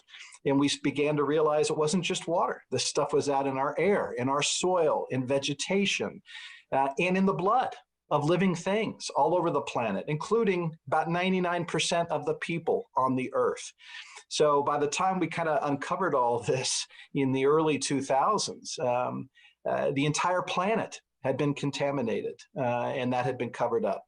So, what really kept me going was thinking back to, Mr. Tennant, the farmer who came to me in 1998, saying, if people can just see the facts and just see what's happening here and take some time to look at this, they'd get it. There's a major problem and it needs to be stopped. So that's what I've been working on for the last 20 years, just to try to get those facts out to the public, to the scientific community, to regulators, so that we can finally understand the scope of what we're dealing with and do something to stop it and fix it. And it's been incredible to have films like The Devil We Know and The Dark Waters out there to help the public understand that this is something that impacts all of us. These are chemicals that have been linked with cancer, with PFOA in particular, kidney cancer and testicular cancer.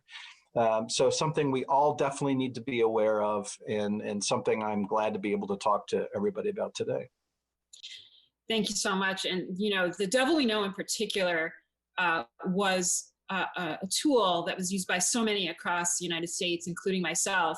I came to this, like you, having been an environmental consultant for industry for 30 years, identified a pediatric cancer cluster in the seacoast of New Hampshire, and realized sort of the worlds came together when I realized PFAS was, a big contaminant in our water systems here on the seacoast of New Hampshire. Then came to find out that there's still an industry that spews these chemicals every single day out of their air stacks in southern New Hampshire, and continue to fight to expose these issues. And I took Devil We Know across our state, and many others did across the nation, to use it as a tool to inform the public about the dangers of these chemicals, and also to build advocacy and support for legislative work I was doing. I was in the legislature here in New Hampshire for a couple of years, and we are now responsible for some of the strictest drinking water protections in the country relating to these chemicals for 4 of them only out of the 5,000 we know plus that exist right now. New Jersey was actually the beginning of this, and now New Hampshire has some of the strictest, and now other states are following suit. But as you say, it is an amazing thing that you accomplished, because in general, we're often not able to tie environmental exposure to outcomes like cancers. It's very difficult to do. And you need, tens of thousands of people in order to have the power in those studies to provide a linkage. So that work that you did is so very important, because that science is being used as the basis for coming up with these regulatory standards across the states. So what do you think needs to be done moving forward in terms of policymaking to prevent this from ever happening again here in the United States? Well, I think step one would be education and outreach to folks to understand how our systems actually work. I think most people assume, when they turn on the faucet, that somebody is there in making sure that there's nothing that could possibly cause cancer or other kinds of harms. And if it was being addressed and regulated. What we see with the example of PFOA and PFAS is that's not necessarily the case. That all of the entire system hinges on the assumption that information is actually being provided to the regulators and to the scientific community. Here, it wasn't. It was being covered up and withheld. And so we're now having to play catch up. And one of the things I've tried to really help people understand as well, and this is what I address in my book, Exposure, is the overlap with our legal system and the difficulties when science meets the law. And in this case, when you're dealing with environmental contaminants that may be linked with cancer, for example, it's incredibly difficult for those who've been exposed to actually deal with that in the legal system, because in the United States, the people who are exposed are told they have the burden to prove that that chemical is actually causing harm, can cause cancer, and that they have to do whatever studies are necessary and come forward with that evidence. And as you see in the films that deal with PFOA, how difficult that is. You know, typically, especially with cancers, as you pointed out, it often takes massive studies with tens of thousands of people to have a big enough study with enough power to actually confirm the increased cancer rates. And how often do communities or exposed people have access to the funds to do massive studies like that? And this is one of the few times in history with PFOA that we could do it, and that we were able to do it because we used the money from the company that had caused the problem, used their money to get these studies done. So I think, you know, we've got to be able to find ways to get studies actually completed and done that are big enough with enough power to confirm what these chemicals are doing to us. And most importantly, those companies that are doing this need to be funding those. We shouldn't be having them running the studies, but they should be the ones paying for it, not the people who are exposed, not the states, not the water providers, but if they're going to sit back and say, you have to prove this is causing you harm, the funds should be available to do that. And so I think that's something that really, I think, has been highlighted by this story with PFOA, is just the incredible difficulty under our current systems for doing that. And hopefully we can think of a better way now. And all of the things that you mentioned are actually happening right now in the state of New Hampshire with respect to this industrial emission that continues every single day. You know, EPA came in and they sampled what was coming out of the air stacks of this plant. And they found 190 PFAS chemicals. And only about 100 of those chemicals coming out had they ever seen before. So the industry is far ahead of us in terms of coming up with new chemicals of the same class that they use in their processes. But the industry, the rest of us, are trying to catch up, not only just with the health effects, but exactly how to analyze for these samples, for these chemicals, and what it all means. So how can we turn that around? I know that in Europe, for instance, they take much of a more precautionary approach. Can we regulate these chemicals as a class, like we've done so in the past with PCBs, where we assume that, you know, we know what's going on with one of these chemicals, it's bad for us to inhale or to ingest. Can't we approach this in a different way, turn it around so that we give the people the benefit of the doubt rather than the chemicals moving forward? And how would we go about doing that? It's an excellent point, and that's something that is really being discussed and debated heavily all over the world right now. And in this case, with PFOA and the broader class of PFAS chemicals, has really been used sort of as an example of why we need to be having that discussion. Here, it took 20 years to get the information out to the public, to the scientists, to the regulators about what was already known about the health threats from one of these chemicals, PFOA. And as you indicated, we now know there are hundreds, if not thousands, of related chemicals in the same class of completely man-made per- and polyfluoroalkylated substances, or forever chemicals. These chemicals that share these common characteristics of carbon, fluorine bond, completely man-made, never existed on the planet prior to being invented after World War II. This incredible ability to persist out in the environment and stay there virtually forever. You know, we call these forever chemicals now. But as you see with this story with PFOA, look how long it took to get that information out about one of them. And then when the information finally starts to roll out and we finally have enough studies and everything that, you know, it's finally starting to satisfy these demands for bigger and bigger studies, we finally start to see steps being taken to try to address, begin regulating, and even begin phasing out that one. And so as soon as we see that happen, the chemicals tweak slightly. A couple of carbons are knocked off. Instead of the C8 PFOA that DuPont was using and then starting to make down in North Carolina, they switch. They knocked a couple carbons off, made a C6 they called Gen X, and started making that in North Carolina. And then it ends up in the drinking water. And then when it's found in the drinking water, it's almost as if we went right back at 20 years in time. The community is told, well, you can't show that there are any health effects. And all that stuff about PFOA, that's a different chemical. You have nothing about this new one to show any problem. So it's almost like a whack-a-mole game. You know, you finally get information about one of them, you finally start to beat that one down, and then it pops up as something new.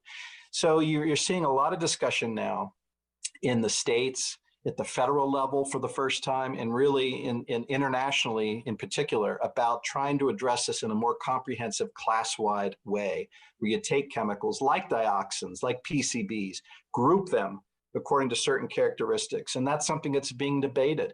But this issue is being used as a prime example of why what we're doing currently, one at a time, doesn't work. Because think about it, what's going on in the meantime? Well, that 20 years is passing as we're waiting for these studies and we're waiting for regulations.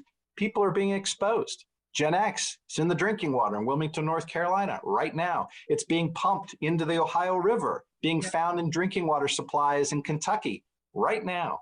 Yes. People are being exposed. Yep. They have the risk of developing cancers, and we're being told, let's wait in this, to start this whole process. It doesn't work, and folks are trying to find a better way to do it. That's great news. What kind of changes do we need to make? I think what needs to happen is there needs to be less industry influence in regulatory communities and the regulatory agencies. I'm hopeful that with some of the changes that we're going to see in the next few years, the EPA will become more proactive on these chemicals, but we also need changes. We need to make sure that the industry has to present this information to get their chemicals approved. There can't be any of these backdoor rolling approvals that they get. How can we make those kinds of changes to make sure that that we can effectively regulate these chemicals and understand that most people understand what the effects are from these in order to generate some more advocacy and some more support from the public? I mean, one of the things, I talked about was that film was so helpful in really exposing the devil we know, exposing what has happened. And that really generated a lot of activity and support behind our regulatory attempts here in the state of New Hampshire. But the onus is on us all the time to generate that advocacy, to educate people. And I think that's really what the regulatory agencies are supposed to be doing for us. And you mentioned that, they often people just think that people are taking care of it. And this is really not a political issue. It should not be a political issue. It should be a bipartisan issue. It's health effects. Anyone can get cancer. Anyone can get ulcerative colitis from exposure to PFAS. So, what kinds of changes need to be made on a national level that can help make sure that this doesn't happen again with other chemicals? Yeah, it's a great question. And here you've got these chemicals that have been pumped out for 70 years, and we're just now starting to learn about them. And we're kind of approaching them, as we just discussed, one at a time. And you've got this incredibly slow moving regulatory process that you just mentioned. And, historically, you look back and there's incredible revolving doors, between the industry folks and the people at the states, in particular states, or at the federal level. And that's incredibly difficult dynamic to address. The more people understand how this system works and what is actually going on. And again, that's why I try to kind of really go into these different levels in my book. Not only do we have to understand the science, we have to understand how that science becomes regulatory standards, how that process works, how it works through the legal system. All of these things are happening at the same time. We can't be dealing with problems like PFAS in our own little silos. Scientists working on their issues over here, the lawyers doing these things over here, the regulators. They have to understand how all of these things work together. And this problem of lack of understanding how these systems work, I think, is critical to helping people understand what we can do to fix it. Yeah. We have to know how it works in order to know how do we step in and stop this and fix it. And I think we're seeing for the first time, really, discussions occurring here in the U.S. About trying to figure out ways to do this differently. This is the way we've been doing it for an awful long time. And as you say, it's not necessarily, but it shouldn't be a partisan issue. These are problems that have continued through multiple administrations, through both parties. They've gone on for decades. And unless we address it in a really systemic way, it'll likely continue. And again, it's the public health that's at risk here. So we all share the urgency in doing it, getting it done and doing it right. I don't think people realize that's a really good point. How much really goes on behind the scenes. I mean, as a first-year regulator, when I put the first PFAS regulation bill in, the lobbyists did not recognize me. So I could sit in the hallways next to the lobbyists and listen to their conversations about me and my bill before they realized who I was. So they really, even in a small state like New Hampshire, they came in a big way to try to stamp down any of our approaches to try to regulate these chemicals. And luckily, even with the chemical companies 3M trying to block our implementation of enforcement standards here in New Hampshire, we were able to succeed. So it is a big issue across the nation. These companies have a lot of money to spend to stop what we're trying to do to protect public health. And I just want to thank you so much, Rob, for all the amazing work you have done.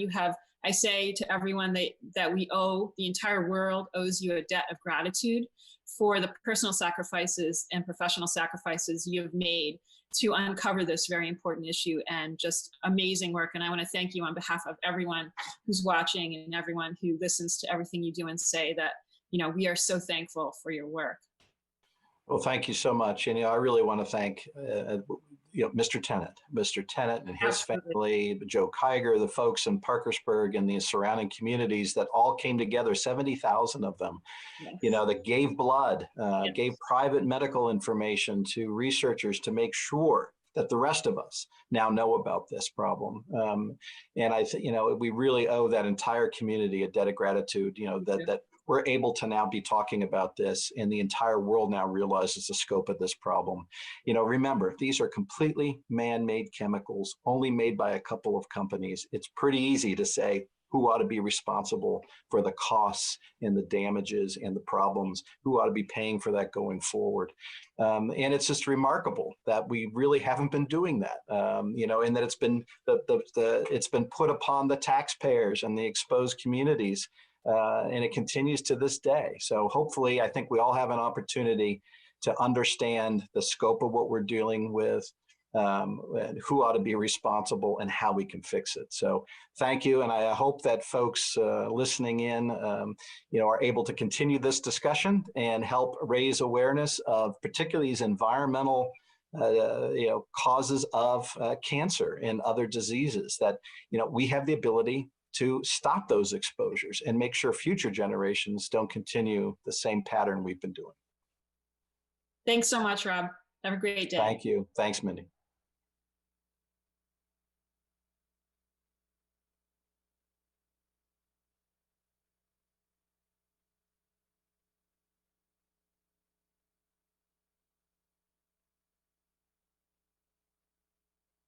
Welcome again back, everybody. We are excited to welcome Madeline Dean, the representative from the state of Pennsylvania. Congresswoman Dean was with us last year, if some of you were part of last year's workshop, and we are excited to welcome her back. Thank you for being here, Representative Dean. Hello, Madeline Dean, Congresswoman from the 4th Congressional District of Pennsylvania. Thank you, Less Cancer and Mindy Mizmer, for inviting me to participate in this virtual event. This year, on National Cancer Prevention Day, I think about the original House resolution to recognize this day on February the 4th, 2013, which states, quote, "Work to prevent cancer impacts human health and environment and the economy." This work, the work to prevent cancer, does impact human health, just as human health is impacted by our environments. Since I came to Congress, the issue of PFAS has been one of my biggest priorities. I learned of these forever chemicals that were plaguing individuals with serious health effects right in my own neighborhood of Montgomery County, Pennsylvania. Recent studies have shown that patients with COVID who have elevated PFAS in their plasma are more likely to spend more time hospitalized or in intensive care. The health study we were able to secure in Montgomery County is designed in part to address community concerns about the link between incidents of cancer and PFAS exposure from contaminated drinking water, an issue that weighs heavily on the minds of my residents. We know PFAS exhibits the similar characteristics to carcinogens, and elevated PFAS levels in the body are associated with a greater risk of non-Hodgkin lymphoma and kidney, testicular, prostate, and ovarian cancers. There's also concern about the efficacy of the COVID-19 vaccine with PFAS-exposed communities, and CDC and others are exploring ways to add COVID-19 research to existing PFAS health studies, including the study in our own Montgomery County. While we are still learning the full consequences of PFAS exposure, awareness is the first step toward prevention. I'm committed to advocating for increased and continuing research, and I thank Less Cancer for your work on improving public health. Please stay safe. Thank you.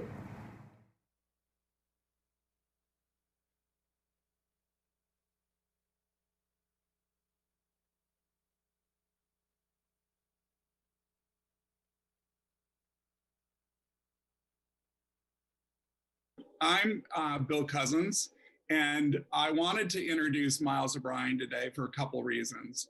Miles has been a critical piece of Less Cancer. He has been a board member, and he has been instrumental in unfolding oftentimes complicated science to the masses. And we could not be more grateful, because when people have access and information, they have the ability to help themselves in new and unique ways. I also wanted to say that we're not only honored to have Miles here, but I wanted to use this opportunity to thank him and so many journalists that have risked their lives to tell truths, to tell stories, to stand with science. And going forward, I hope we see journalists in a new, improved light for the value that they bring to all of us. And they're so critical in advancing so many of the issues we care about around human health and science. So I'm going to turn this over to you, Miles. I'm so grateful for your help. Thank you very much. Bill, it's always a pleasure to be a part of this special event. And this is a special way of doing it, to be sure. I long for being in the basement of the Capitol office building, one of the congressional office buildings. Next year we'll do that, but we are all learning how to do conversations remotely, and truth is, I miss you all. But what a year it's been. You know, it's interesting, this whole year, I think we've all learned a lesson about how the precautionary principle works. What I'm talking about is the idea that before chemicals come in contact or into a human being, they go through a series of rigorous tests to ensure, first and foremost, that they are safe. And that's what we've witnessed at record speed as Big Pharma all over the world has created a series of vaccines aimed at stopping the pandemic. But these are vaccines and drugs. And we certainly hope that people expose themselves to these drugs in large numbers so we can stop the pandemic. But the question that comes to mind with this group is what happens when the chemicals aren't intended to improve our health or to be a drug, quote unquote. But what if the chemical is there to control or mold our environment or make consumer products or process our food or get us from point A to point B? Those chemicals go through, do not go through clinical trials.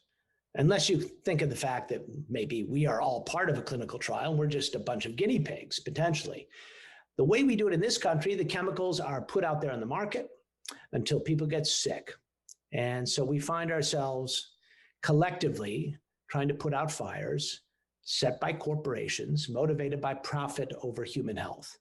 And that impacts all of us, including me personally. I have losses to cancer in my life, which I can ascribe to this. But you know what? I'm pretty fortunate. The people who are most affected are communities of color, people at the bottom of the socioeconomic scale. You know, rich people can buy themselves a home in a gated community, or they can do their shopping at Whole Foods. But poor folks who live near the Cross Bronx Expressway, or a citrus farm in Central Valley, or a refinery in Louisiana, they don't have a choice. And so, frankly, it's up to all of us to fight to stop this madness. And so here we are. Again, it'd be nice if we wouldn't have to have this panel, wouldn't it?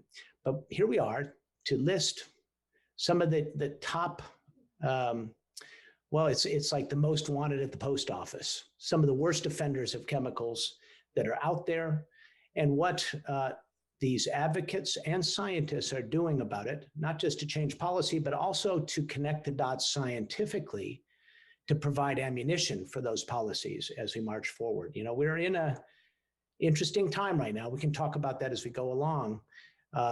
We've had some very dark years as it relates to environmental regulation. And we can hope for a change now with the new administration. And it will be very interesting to see what these tireless frontline in the trenches workers think about the possibilities right now.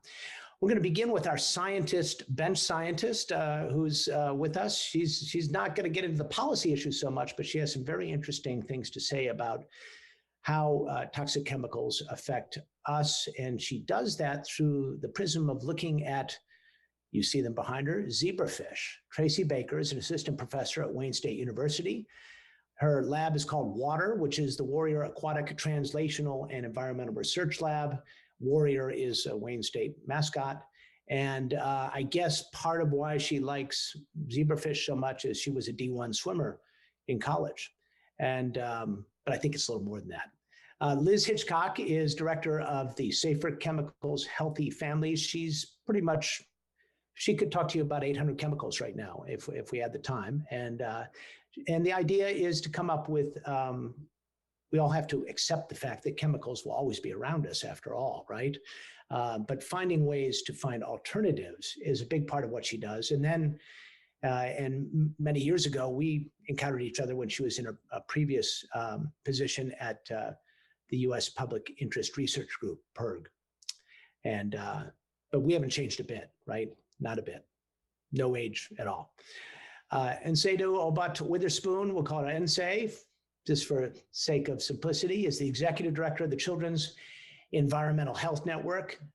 She's spent 20 years there, so I'm gathering she started at the age of 2, and she is a tireless worker who also told me she'd like to work her way out of a job. And we'll talk to her about her organization and something called the Cancer Free Economy Network, which I think is an interesting program, which, it's important that we get people to understand where I began, that the government is not watching our back on this. It's people like the people with us who are advocating. And in the Hall of Fame among those advocates is the great Linda Reinstein.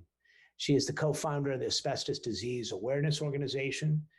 The sad truth is she became an activist after she lost her husband, Alan, to mesothelioma in 2003. And to call her tireless is an understatement. And the fact that we're still talking about asbestos and why it isn't regulated after all these years is pretty stunning to me, and I'm sure most everyone in the audience listening. It's pretty amazing. You talk about the poster child of bad chemicals. Everybody thinks about the moon suits in the schools, but guess what? Asbestos is still out there and it's all around us. And having said all that, she's made some progress, and we'll talk about that in a minute. But you know what? I want to start with Tracy, and I want to talk a little bit about the science right now. Give us a top-line view of your research and how zebrafish fit into all of this. But what are the big questions you're trying to answer right now by looking at zebrafish and their exposure to toxic chemicals? Yeah, so I mean, what we are doing, we've done some research looking at chemicals that are in the Great Lakes and Detroit waterways, and we've found a number of personal care products, pharmaceuticals, pesticides, and PFAS chemicals. So we're looking at how these levels and these chemicals can cause effects, not only during development, but also later in life and in subsequent generations. So using the zebrafish model, we're able to, the zebrafish model has a lot of benefits. Their genome, so their genes are sequenced. So they have over 80% of the genes that we know are associated with diseases in humans. They also have a very similar organ and development to humans, believe it or not. So they can make, by the way, who knew this? I mean, obviously you knew it, but it is a little bit surprising that we zebrafish share so much. Right. Yeah, and they also, because they can make 4 generations in 1 year, so that allows us to look at genetic and epigenetic changes over generations in a pretty small time period. Kind of reminds me of researchers who look at fruit flies for similar reasons. And so tell me, you were telling me yesterday that we can go through the hit parade of chemicals, but one of the things which is on your front burner right now is thinking about trying to understand how multiple chemicals interact with each other and affect us all. I mean, we tend to stovepipe all this, right? Let's talk about asbestos, let's talk about chlorpyrifos, let's talk about lead, whatever it is. But the fact of the matter is that in the real world, we're exposed to a toxic brew of all of this. And I know that certainly raises the bar for science when you start adding in that many variables, but tell me how you're going about that idea. Yeah, I mean, like you said, we are exposed to hundreds of chemicals a day in our homes, and a lot of us are spending more time in our homes these days. And,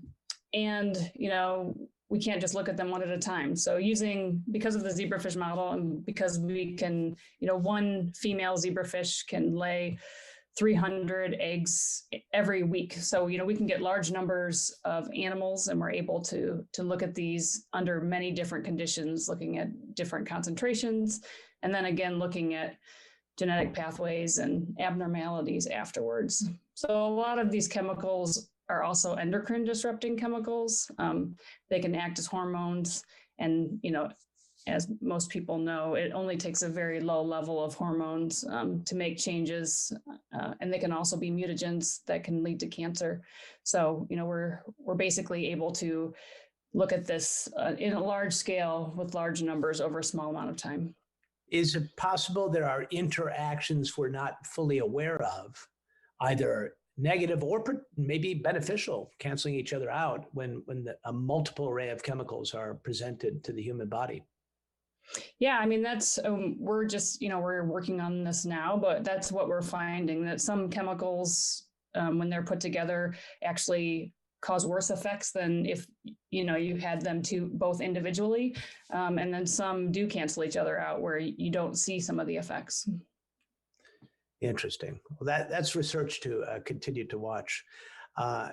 As you think about that, Liz, with your list of 800 plus chemicals that you're tracking, so imagine all 800 chemicals coming at us at once. Give us a sense, first of all. This is typical reporter's question. What's the worst of the worst? We always want to know the biggest offender. Is it even possible to come up with a worst chemical that you're most concerned about, and where would that chemical be found? It is hard to come up with one chemical that you're most concerned about, and I don't want to in any way steal Linda Reinstein's thunder in talking about asbestos, and that's one of the big bad. There are other chemicals like methylene chloride that we use in paint strippers to when we do DIY projects at home, and a lot of us are doing them. There are PFAS chemicals, and Tracy made me think of them because I know she's from Michigan, where they've done a lot of work on trying to get out in front of the PFAS crisis that they face in the state of Michigan. And now we're understanding that we're all facing a crisis with perfluorinated contaminated chemicals known as PFAS. There are chemicals that are in the products that we buy to wash our hair. There are phthalates.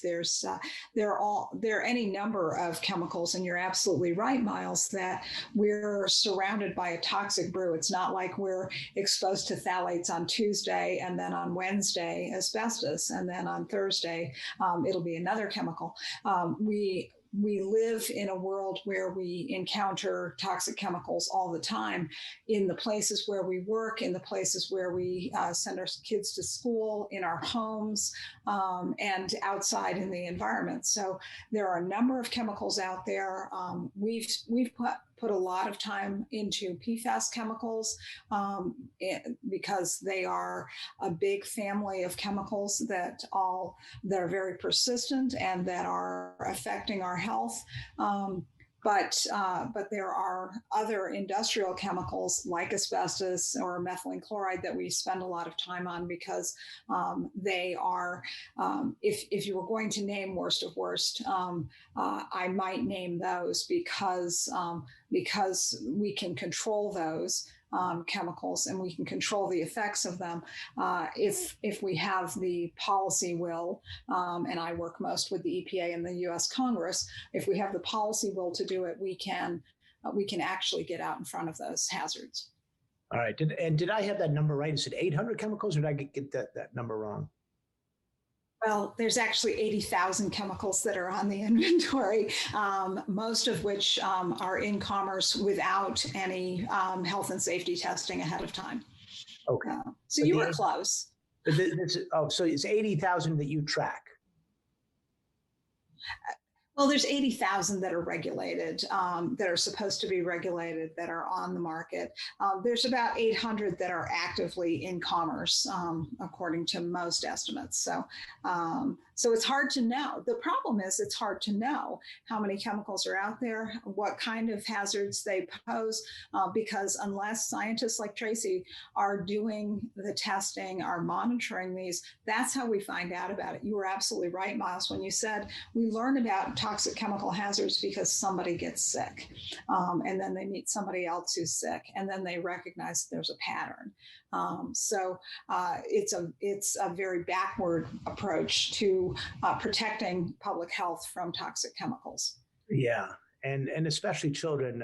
Nsé, I know that's where your focus is, and I think the measure of any society is how much we care for young people, for children, and I think we, as a society, are flunking pretty badly on this front.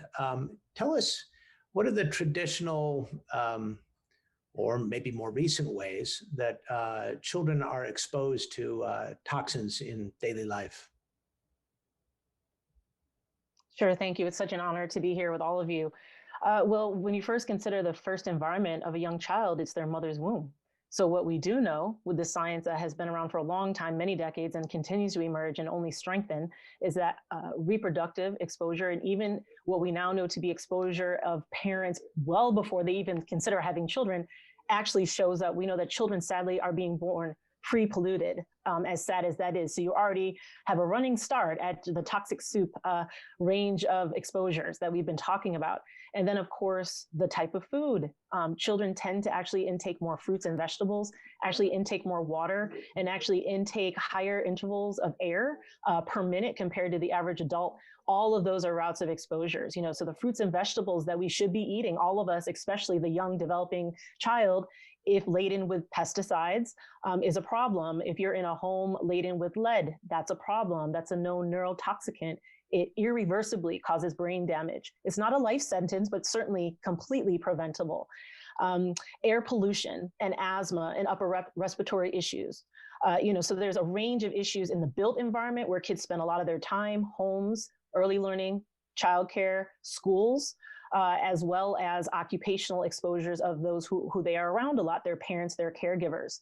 Those exposures, it's very common where folks that are working in a chemical plant, sadly, We tell them all the time, come before you even come home, shower, take off your clothes, because I mean, all those things as you bring them into your home can also become problems. And of course, consumer products. You know, kids, just by their behavior, they're putting hands in their mouth as they should be. They're exploring, they're learning, they're putting little objects in their mouth. And sadly, again, if those products, which many of them are laden with a lot of these known harmful chemicals, that's another way of ingesting those chemicals. Especially, we know that there are specific routes of even more high vulnerability, and those are the youngest of their age. Their brain, musculoskeletal, respiratory systems are all still developing, you know, well into toddler years. So all of that makes them quite vulnerable. Not that they stop after toddler years, but those are extreme windows of vulnerability. So how do you, that's a big challenge to go after that. I mean, it's several chemicals and hard to go after. How do you even prioritize chemicals and context and manufacturers? How do you go about it? Yeah, it's a very good point.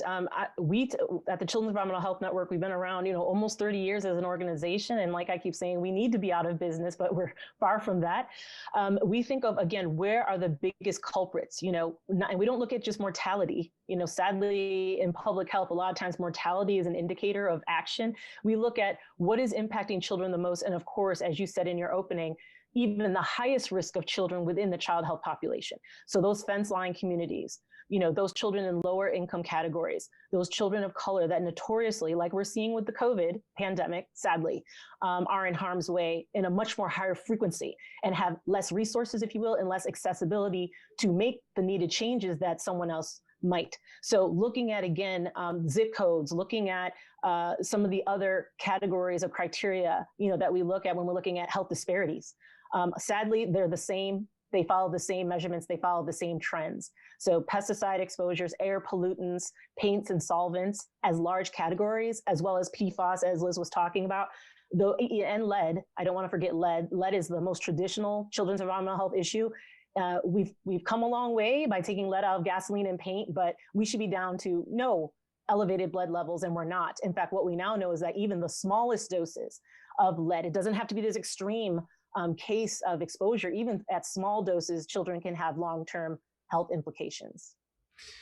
Let's turn it over to Linda, who I am pleased to see again. And also it's bittersweet because I think this is probably about the, I don't know, 5th year in a row she's participated in the Less Cancer session. It would be nice if we could put her out of business too, and ADAO out of business. Linda, you've had, I know you've had some steps forward, a few steps back this year. You're still tirelessly going after it. I guess a little less walking the halls of the congressional office buildings, a little more Zooming. But why don't you just bring us up to date on the tireless, persistent push to ban asbestos in every form? Well, first off, it's really nice to join you again. And I wish we were all able to give each other a hug in person. So I don't even see Bill, and I put some red lipstick on his cheeks. So the last 17 years of my work have been intense, but our work isn't done in a silo. It's done with partners like Liz Hitchcock, Safer Chemicals, Healthy Families, and American Public Health Association. So as the course of the past 17 years, we've built a really great group of allies. So we have been able to draft and introduce legislation to ban asbestos, but it's actually more than that, to be honest with you, Miles, because the average person can't see, taste, touch, or smell the fibers. So as we all go outside, maybe to jump in our cars and go to Home Foods, you're thinking now about, okay, I've got to have my mask, I've got to socially distance. These are some of the protective things that we once did with chemicals in the workplace. So I think people have a real life example about the prevalence of toxins in their space. So we had a bill introduced. We were so excited, and Liz has been a big flag waving, great ally. It was the Alan Reinstein Ban Asbestos Now Act for the hundreds of thousands of Allens. And we've reached a few, we've had some landmark steps, and we've also faced some hurdles. So we're looking forward to the 117th Congress to push it forward. But at the same time, Miles, I think it's really important, and I'm sure all of the women here today would recognize that it's not just legislation to protect public health. You have to have strategies of education, which is what Safer Chemicals does, and ADO, and I'm sure the other ladies as well.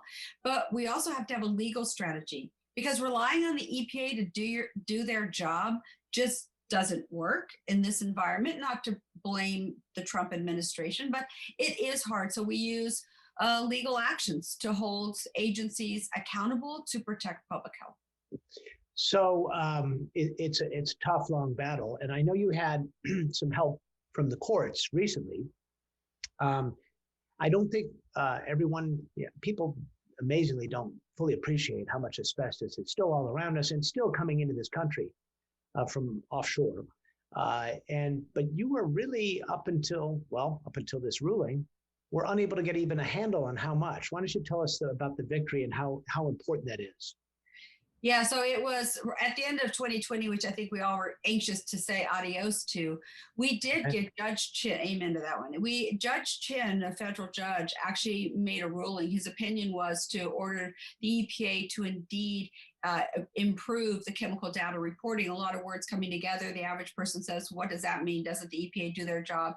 Well, Liz Hitchcock knows very well because she actually started this action in 2017. And the EPA admits to the fact that they don't know all the companies that are importing asbestos. They don't know where it's all being used. They don't even know how much asbestos is coming in. And this year of 2020, I'm still kind of in the 2020 mode, but we will have imported more raw asbestos, like over 200 metric tons, than we did in 2019. So if the EPA doesn't understand or doesn't want to take it seriously or does industry-friendly rulings, how can they protect miles and the children and everywhere else? So we are fighting with the courts, and Judge Chin agreed that the EPA needs to do a better job at having companies report chemicals. And we're very excited to put pressure on those companies. I think it's a win-win when there is transparency, accountability, and responsibility. We can vote with our dollars, we can vote at the ballot box, but at least we know right now it's just the Wild West with the 800,000 chemicals, unless you're able to test like lead. So that's where we are. I'm looking forward to 2021. Well, I know a lot of that asbestos comes from Russia, and I wonder if you think the change of administration and the shift of power in Congress, if that might be different now? Yeah, you're right. I think it could be. I mean, Russia's the biggest country that mines asbestos. They actually, as unbelievable it is, they actually created a logo with President Trump's face on it. It says approved by Donald J. Trump, 45th president. So there has been a relationship of bad business practices, in my opinion. I don't think Biden's EPA will tolerate that, but there is so much money exchanged with raw asbestos. And then the other side of it is when you identify a company that's been importing, then frequently there's a liability issue. So they'll be drawn into court, like J&J. Who hasn't heard about asbestos in J&J products?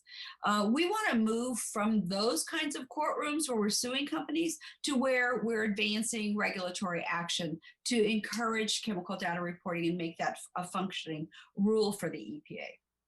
Tracy, let's back up a little bit, because I think we're jumping on a moving train a little bit here on the subject of cancer and its causes. What is the latest science on how much cancer that we see has a genetic base and how much of it is preventable and caused by environmental factors?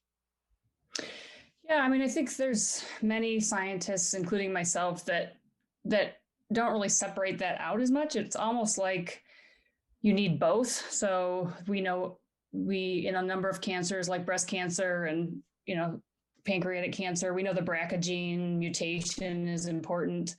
But not everyone that has that mutation ends up with cancer. So we think that there's a second insult or second hit.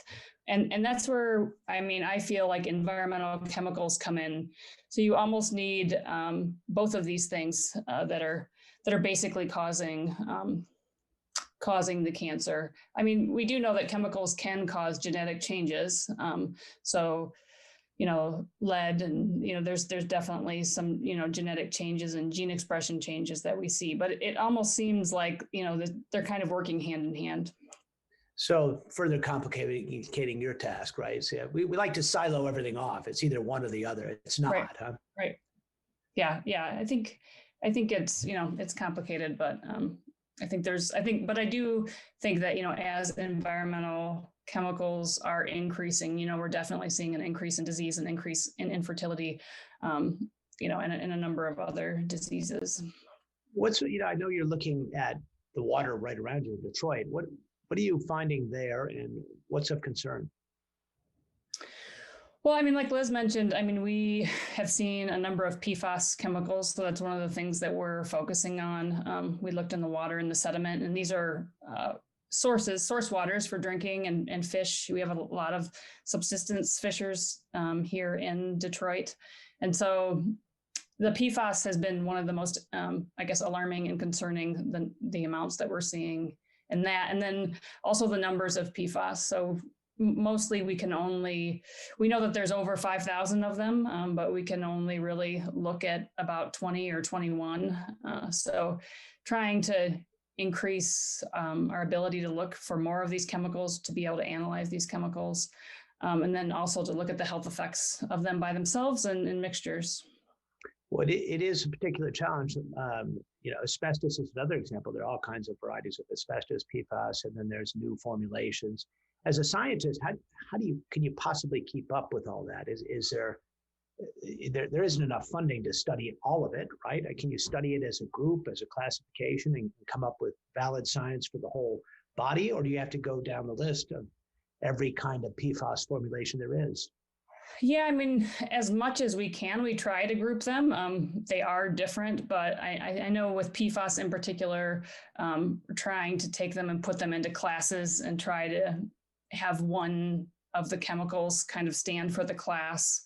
But, eventually we are going to see differences and have to look more specifically. But, with that number of chemicals, just trying to look at, long chain versus short chain, whether they have more fluorines or chlorines, that kind of thing. It's a big challenge. And it goes back to this idea, of course, in Europe, they have a precautionary approach for all environmental chemicals that would make it a lot easier, right? The burden of proof is flipped around. Yeah, it's unfortunate that that's not how it is done here. That they have to basically go through testing similar to pharmaceuticals, and so they're able to kind of stop some of these chemicals before they get to the market. So Liz, it's been an interesting 4 years for advocates on environmental issues, to say the least. And if you wanted to come up with a half full take on it, you could say, well, this has energized a lot of people at a grassroots level. It's mobilized the states in ways that they weren't mobilized previously.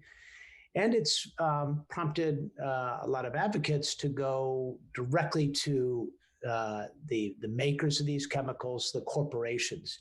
Do you think is that a good outcome of the past 4 years in some respects?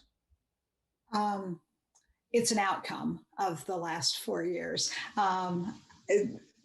One of the things that becomes more and more apparent in dealing with chemical policy is that really you have to do it all. You have the states can act more quickly and are good laboratories of change and democracy.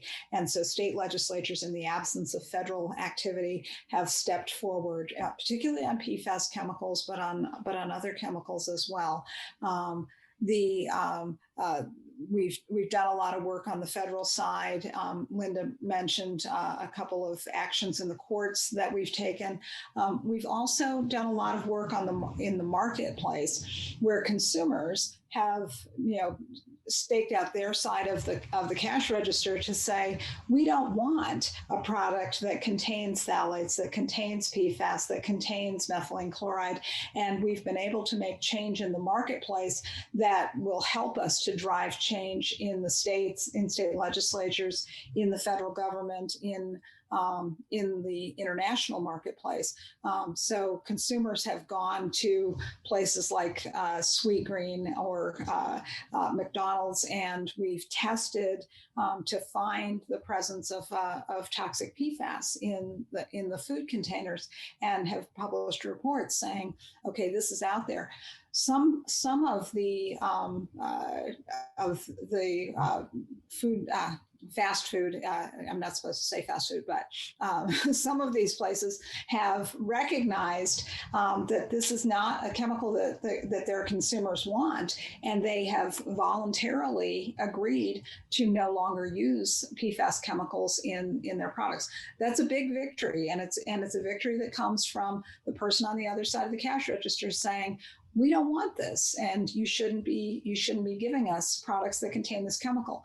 Those are good victories, and we hope that they will drive even bigger victories so that we get some of these chemicals out of the marketplace entirely.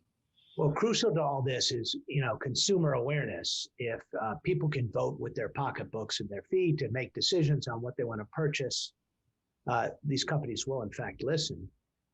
But again, that kind of goes back to what I was saying at the beginning. That helps out people like me who can choose to go to Whole Foods and pick a carton that I know doesn't have PFAS, et cetera.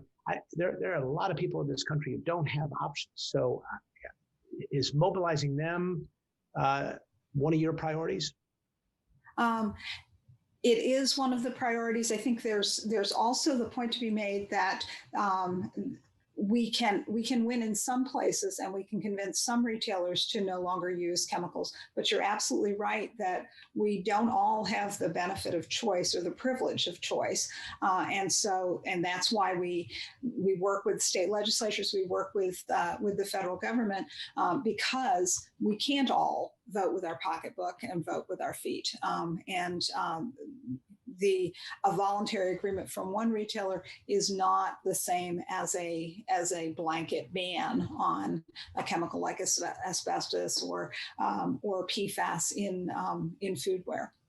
I guess it's safe to say if it's bad for business, they won't do it. It's pretty straightforward, isn't it? That's the hope in the campaign. And let's talk about the Cancer-Free Economy Network. Now, I know that's taking a broad kind of holistic approach. And a big part of that is making sure that people do understand this absence of regulation, which I think people presume is there. I think we all think there are regulations making these products safe for us, and they aren't there. How do you go about making people aware of that and moving the needle on that front? No, yeah, it's a really good point. Thank you. For about 7 years now, there's been this, I call it a dynamic collaborative, because we took a multi-year process to analyze the system, if you will. So that real intent of breaking down these silos and looking at the system that's created the economy that our economy currently depends on, which is the production and use of hazardous chemicals. So as we've been talking, it's not exactly, sadly, just an easy switch of the light switch, turn it on, turn it off. There's a whole level of people's jobs. Just transition is a big part of our work, right? Taking, for example, the tobacco example. How do you now move the skill set? How do you move the support network? How do you move the competence of a certain set of industry, of people that are relying on these industries, right? That's a whole category in addition to the unethical practices of them producing these harmful chemicals.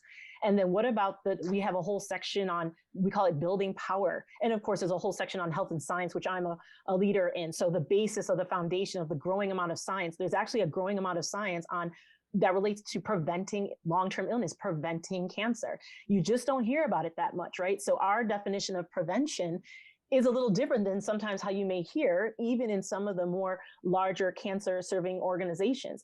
Lifestyle is, of course, important. Behavior is, of course, important, but it's not the only end to this. You can do all the right things, and unfortunately, as I'm sure all know too well, also have a diagnosis or know someone that you love that has a diagnosis with a form of cancer. That then brings in some of these other elements that we're discussing. So the science is critical to this. It's there. We're not making it up. We're trying to leverage it and make sure that other groups that have incredible influential platforms are also seeing that benefit to their work and their education. And then the building power part. So the market shift, the power of our consumerism. There's a lot of consumerism, right? And people generally do need to still eat and have basic provisions. as we've been talking about, some have that decision to make specific choices and many, many do not. So while we're trying to advance and educate those that have the means to join us and add their voice to this preventive messaging, what else can we be doing with the existing networks, environmental justice networks, community-based participatory work that usually are kind of scrapping along, right, and need more leverage, they need more capacity, more voice. They're doing all the right things, they just don't have the national platform. So a network like ours can raise the power of evidence of, small steps actually making huge returns.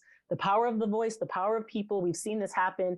Baby bottle manufacturers change their whole route of how they do things and taking BPA out of baby bottles due to the pressure from the general public. We can do this. It takes organizing and it takes commitment and it takes, capacity. So these are some of they're not monumental, if you will, as far as it's not like this hasn't been done. The monumental part of it is the uniqueness of the people at the table, including the economic, sustainable business people at the table. Because to your point, they get the fact that you can actually promote health and have a sustainable business at the same time. So they're also using their power to guilt, encourage, whatever you might be for their fellow colleagues out there to do the right thing, because as we've been saying, the growing public out here understands what they want and what they do not want.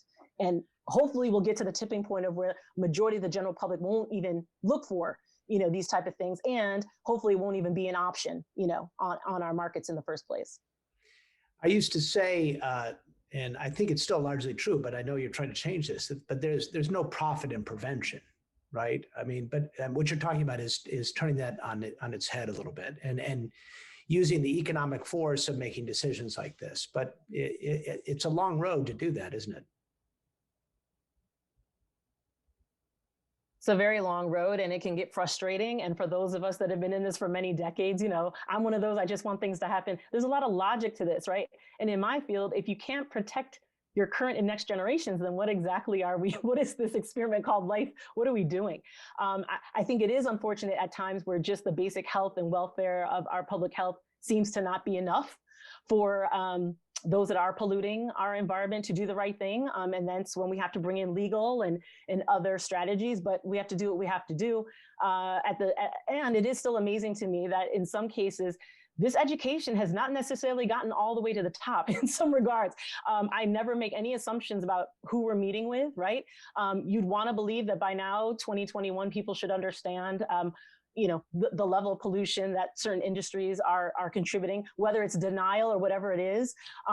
There's a lot of education and connectivity to go around, and there's still a lot of need for our partnerships. We can't all do this by ourselves. So the more that we can join with behavior scientists and psychologists and health economists who can quantify, the importance of what we're doing here. I mean, we don't want to wait for that data, but it really becomes a winning battle completely on our side. How can you counter any of that?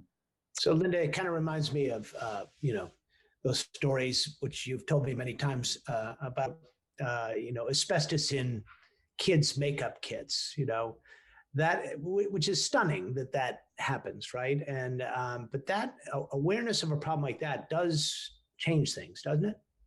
Absolutely. And understanding the jurisdictional issues, like FDA has total control over cosmetics, and they're a little faster to test than the EPA is stodgy like the Titanic. I think understanding jurisdictional issues also helps us, but no one expects asbestos to be in crayons, their kids' school, still on consumer shelves, or in your workplace. We trust that our air, water, and soil is free of contaminants, and that's incorrect. So working at a ground level on educational efforts has really helped us to work with unions and public health leaders to really understand that if you can prevent exposure, you can eliminate disease. So we break it down in very small chunks like that.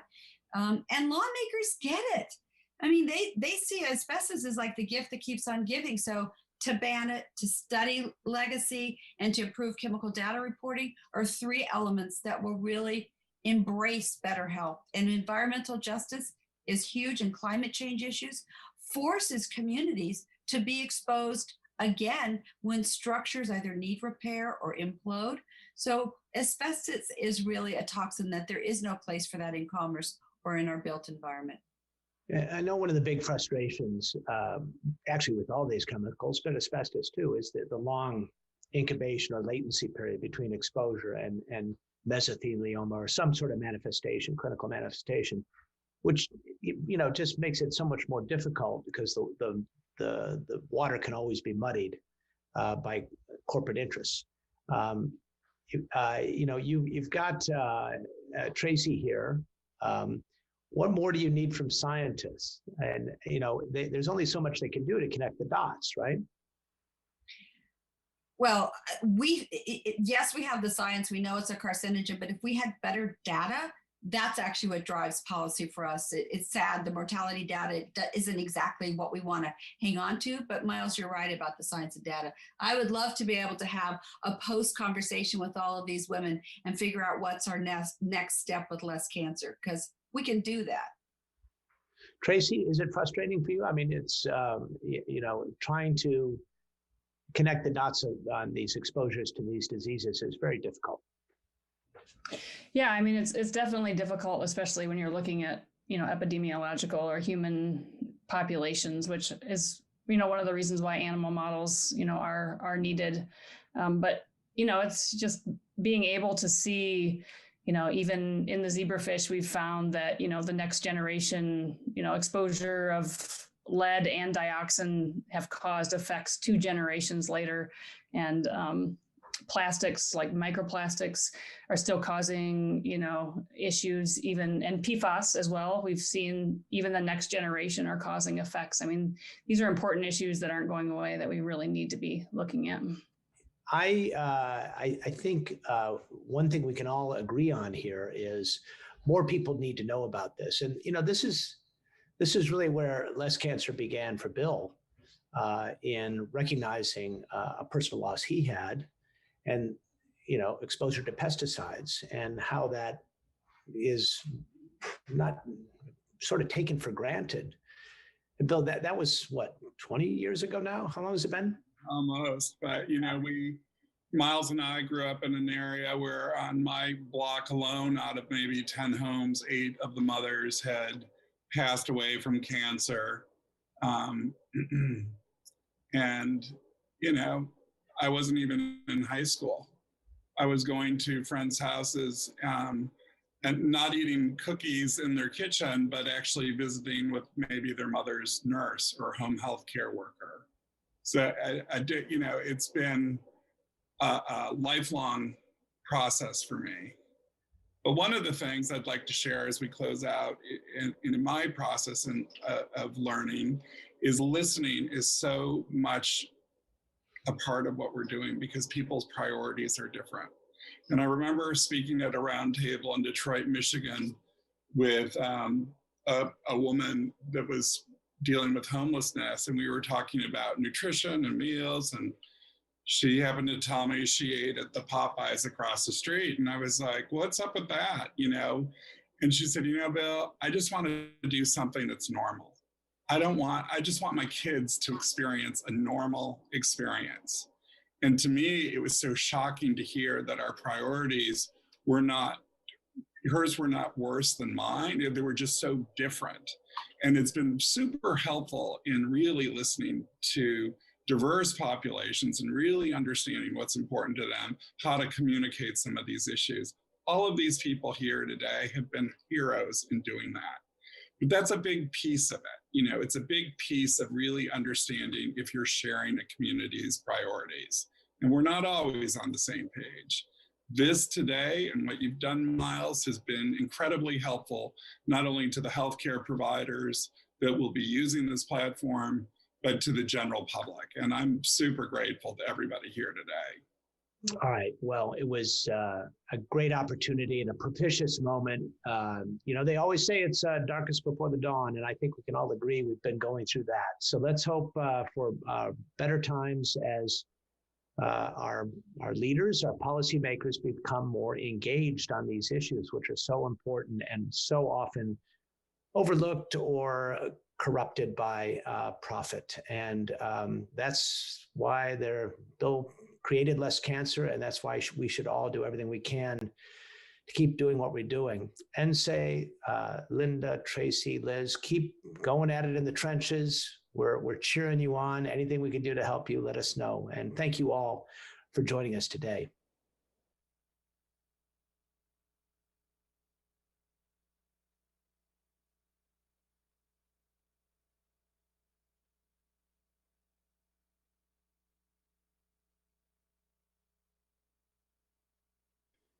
So we're at our close, and I've asked Andrea, who has helped with this workshop, really been so critical to the success of this workshop, to join me in the closing. So welcome, Andrea. Thanks for being here.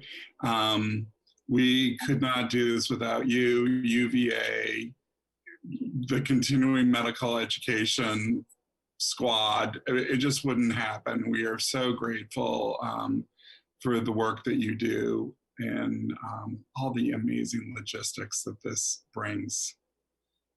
Thank you so much, Bill. We are so honored and so pleased to be a part of this event with such important speakers and topics.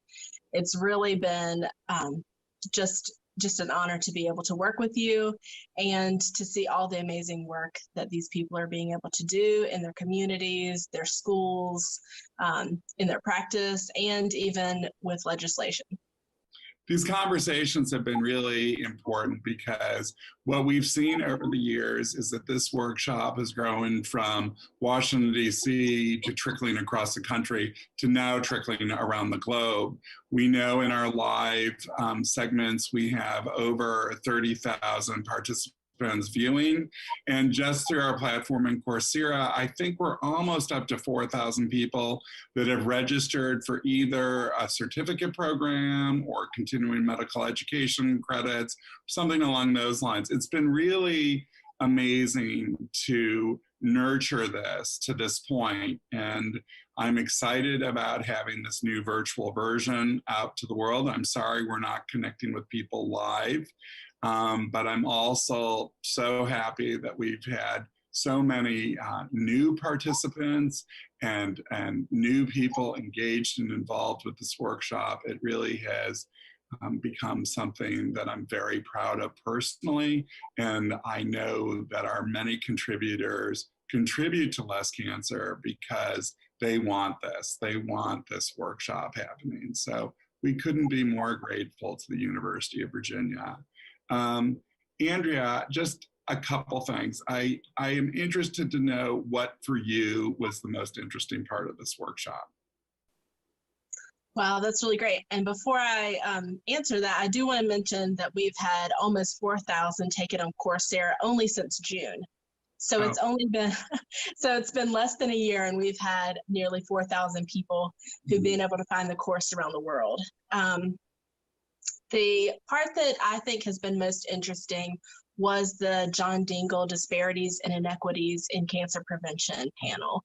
The speakers were really dynamic. They were really amazing with the breadth of topics that they had, and just the way that they involved everyone, pulled us in and really engaged us in some really important topics that we hope to see some progress on soon.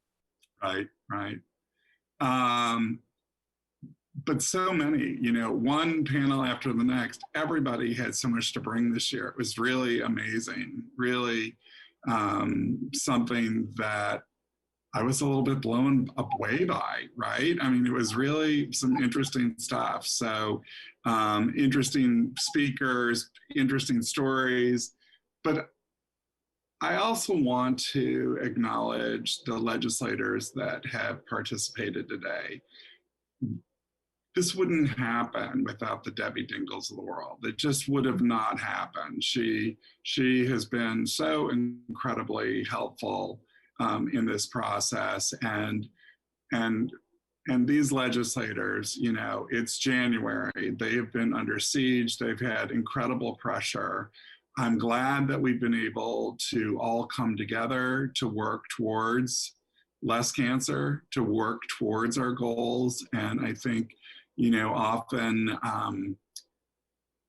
these experiences become better when we don't all think the same, and we can learn to solve problems together. If we are divergent thinkers, even, that we can pull it together to make something as great as the National Cancer Prevention Workshop work out. And so, you know, it's taken everybody. It's really been such a big thing. I was especially grateful this year to the number of legislators that were able to participate in the workshop, with it being an election year and all the extra pressures that they've been under. We're so thankful and so glad that they have been active and involved in the work of cancer prevention, and have been so pleased to have them here. You're exactly right, Andrea. You know, this has really been an interesting time. I think for those folks that are joining us that may not be working in public health but are interested in the issues, we want everybody interested in what we're doing. We understand more and more that the tools for public health are unique from what we necessarily find in the hospital. And things like policies and education can make a world of difference in securing public health. So we've been very lucky to have so many educators, scientists, physicians, nurses, healthcare providers, public health professionals be involved with today and be part of this landscape. So I want to thank everybody, the University of Virginia, the CME Village, Dr. Jan Balmer, who is our chairwoman and was the first person to help us implement continuing medical education credits so we could bring this workshop to you. I'm grateful to everybody. Of course, our board of directors are amazing, amazingly supportive, and they too work with me in helping us, you know, make this better so we really can address increased incidences of cancer, so we can address these chronic health diseases. And this was an unbelievable event that we've had today. Andrea, quickly before we close out, how many participants have been involved with this? This year or in the past? Do you mean the speakers? Yeah, this year. I mean, it's been extensive, right? Yes, I think we have 68. Wow. That's huge. Right? That is huge. And it's so impressive, the experience that we've got here today. We've had people who are clinicians, we've had researchers, and a lot of people running organizations and just doing things in their own community. And we've had people who are patients and caregivers, and people who are just helping us with personal risk to just everyone reduce their own risk, and to look for healthy habits and ways we can incorporate those in our own lives. It's been really impressive. It has been impressive, but it's also been really interesting. I'm very excited about this workshop, and I just wanted to thank you again. We're so grateful for everything you do, and thanks so much. And thanks to the University of Virginia and Dr. Jan Balmer. Thank you all. Thanks, Bill, and thanks everyone for joining us. Our success, of course, is we are a friend of friends organization. We have gotten our followers from people who have passed the message and the word on, and we ask you to do that today with this workshop. Thank you so much for being part of this. We'll see you in 2022.